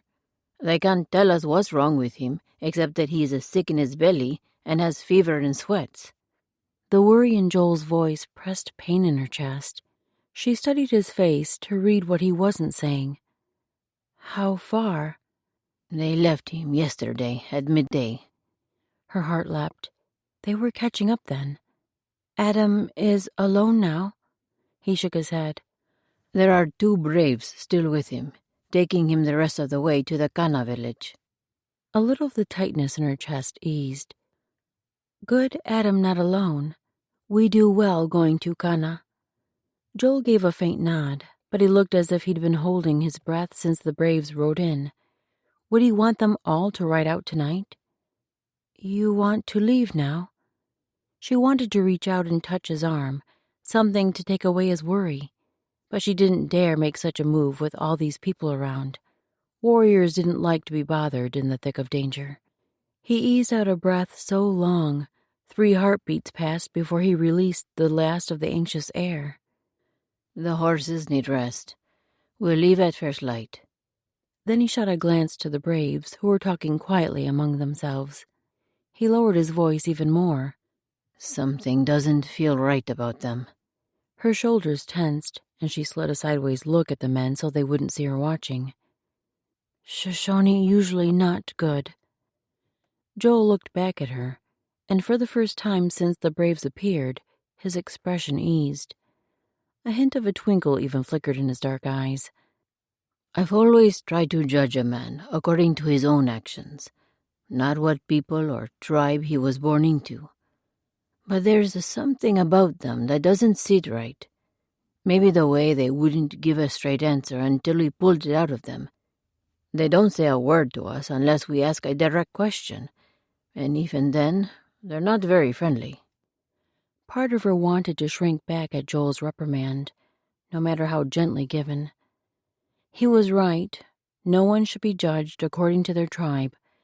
But she'd been raised to be wary of the Shoshone, even though her people were presently at peace with them. She'd heard so many stories around the lodge fires of the deceptive ways of the Shoshone, how they'd promised friendship, then stolen horses and run buffalo herds away from Nez Perce hunting parties. Peace, the 2 tribes might share right now, but not trust. But Joel was right.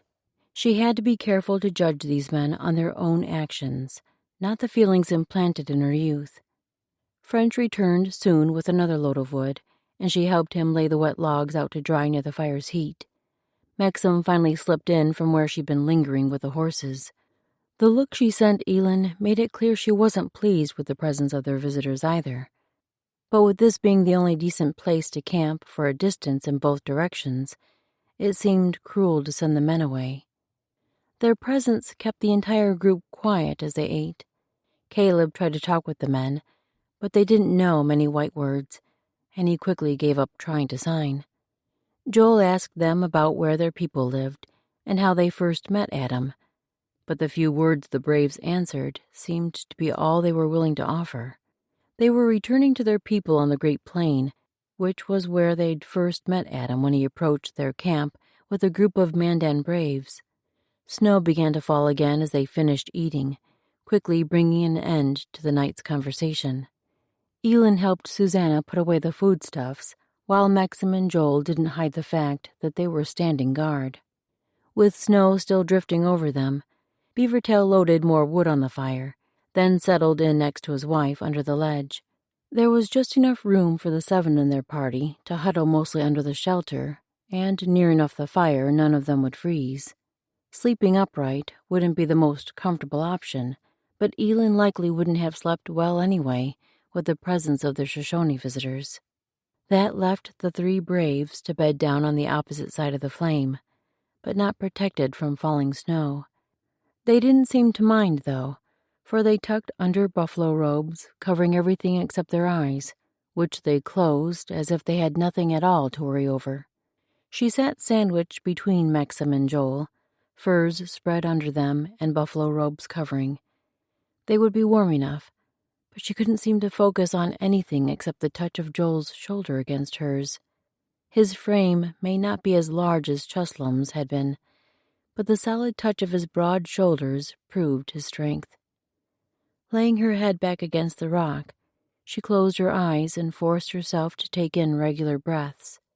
With Joel beside her, the strange braves no longer seemed the biggest threat to her peace. This man had the power to undo her. How had she let herself be so affected by him? Joel kept his eyes closed as the warmth of steady breathing tickled his neck. Elin. The slight weight of her head on his shoulder felt like a gift. Had she meant to trust him in her most vulnerable hours of sleep? Probably not, but he would treasure each moment. Her breathing was as gentle as she was, and as steady too. Always there, never intrusive. The feathery soft brush of her hair on his cheek made him want to lean in. But would even that slight move wake her? He'd settle for opening his eyes to watch her, even though he couldn't see much without turning his head. As he took in the way her slight form barely lifted the buffalo robe, a movement across the fire snagged his focus. Maybe only a trick of the flame, but it looked as if one of the Shoshone had moved. The dog saw it too, for he raised his head on Elin's other side, ears tuned toward the place across the fire where the braves slept. Like a dark specter, the buffalo skin rose up in a quick, lithe action, backing away from the fire to disappear into the night. Joel tensed. He had to follow the man to see what he intended. If the man had only stepped out to make water, would he have taken his bedding with him? As cold as this night was, maybe. But Joel had to know for certain. Elin must have felt his tension, for she lifted her head with a sleepy expression. He would love to stay and ease her from her groggy state slowly, but he had to follow the brave. Slipping out of his place in the group, he reached for the knife at his waist and stepped around the fire, the dog trotting at his heels. A glance at where the other braves slept made the knot in his belly clench tight. All 3 were gone. "Wake up, boys. There's trouble." He spoke loud enough to wake Beaver, who would make sure Caleb and French were alerted. The dog's yip helped, as the animal darted forward into the darkness. Joel sprinted toward the place they'd tied the horses, a little farther around the mountain, where a cliff would give the animals protection on one side. They'd moved most of their packs to the camp, but the saddles were near the horses, covered to keep them dry. The soft nicker of a horse greeted him as he ran through the dark, then the crunch of horse hooves in snow. Stop! He could see figures now, the dark shape of a man at the head of Maxim's spotted mare. Of course, the men would take the Palouse horses that had such a reputation for speed and endurance. The man moved to the mare's side and vaulted up onto its back.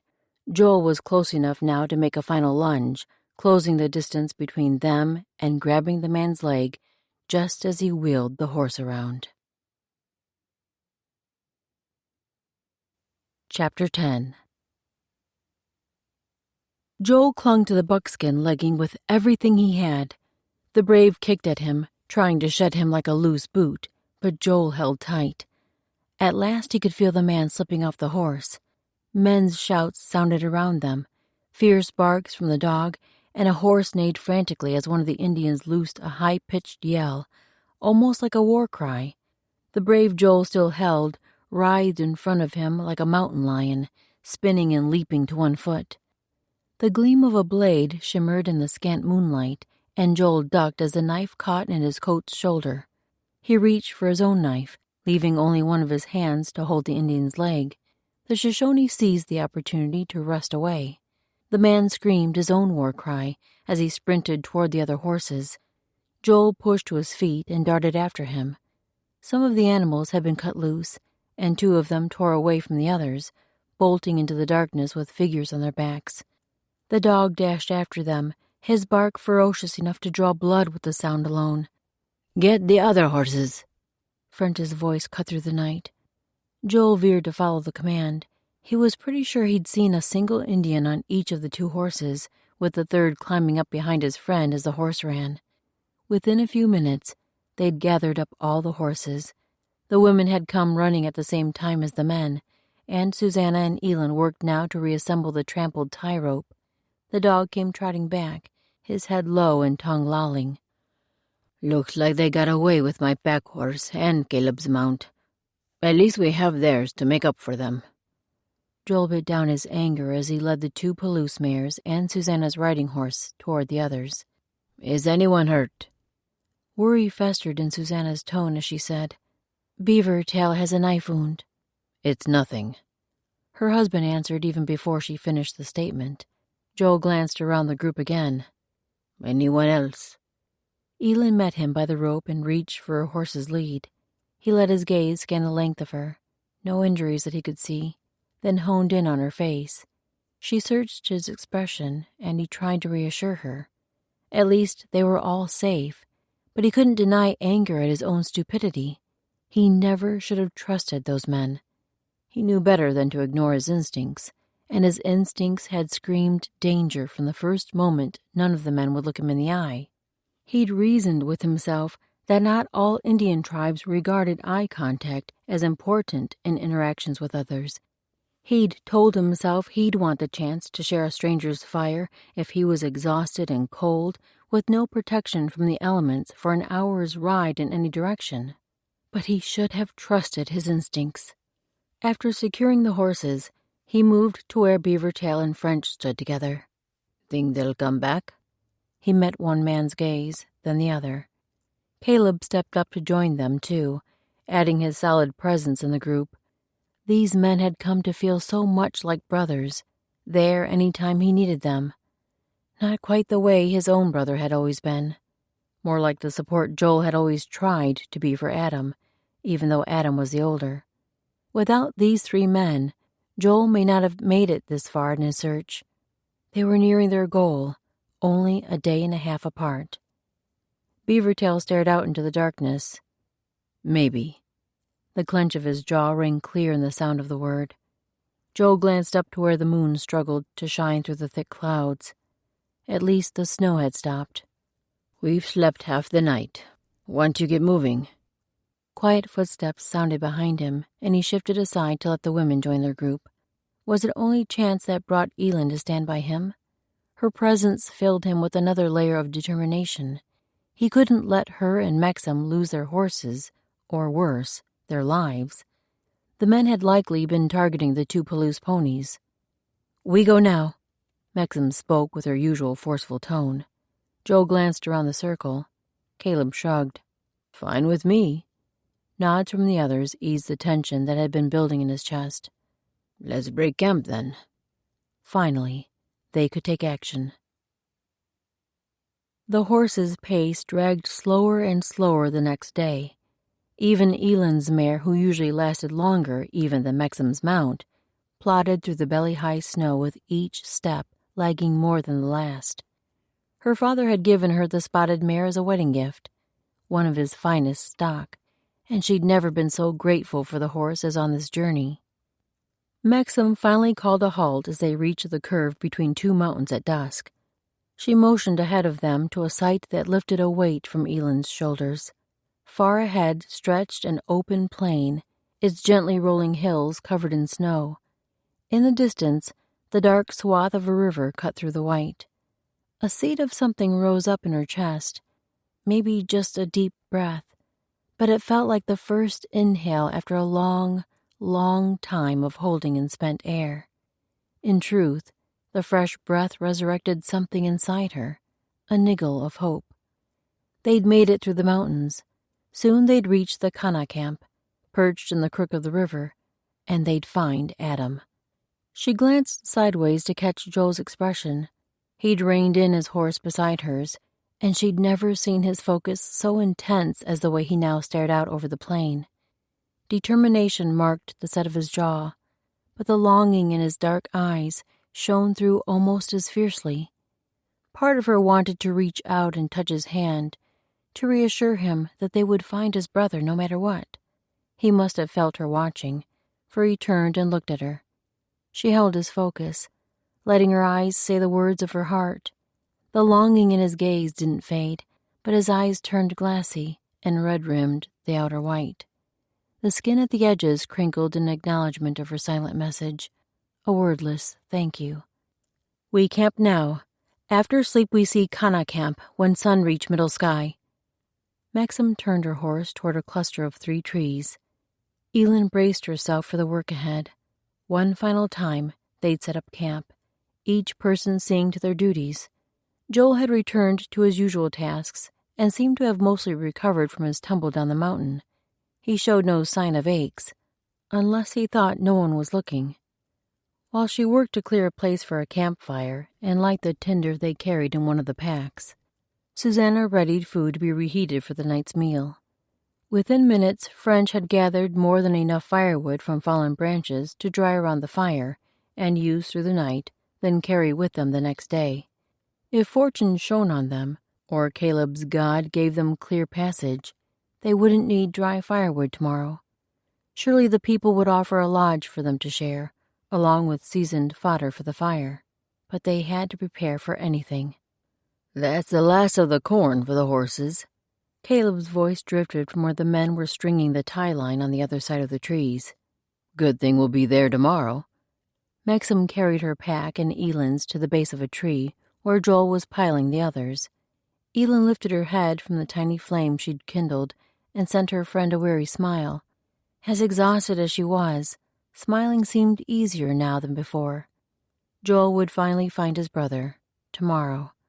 Her friend only nodded, then turned back to remove the horses' saddles. Elin refocused her attention on the blaze and laid another piece of bark at the edge of the flame. She blew a light wind to coax the wood to light. A gunshot split the air. From nearby, maybe right here in their camp. Someone screamed, or maybe that was her own throat as she ducked low. The dog barked, and she reached to grab him. He had to stay quiet.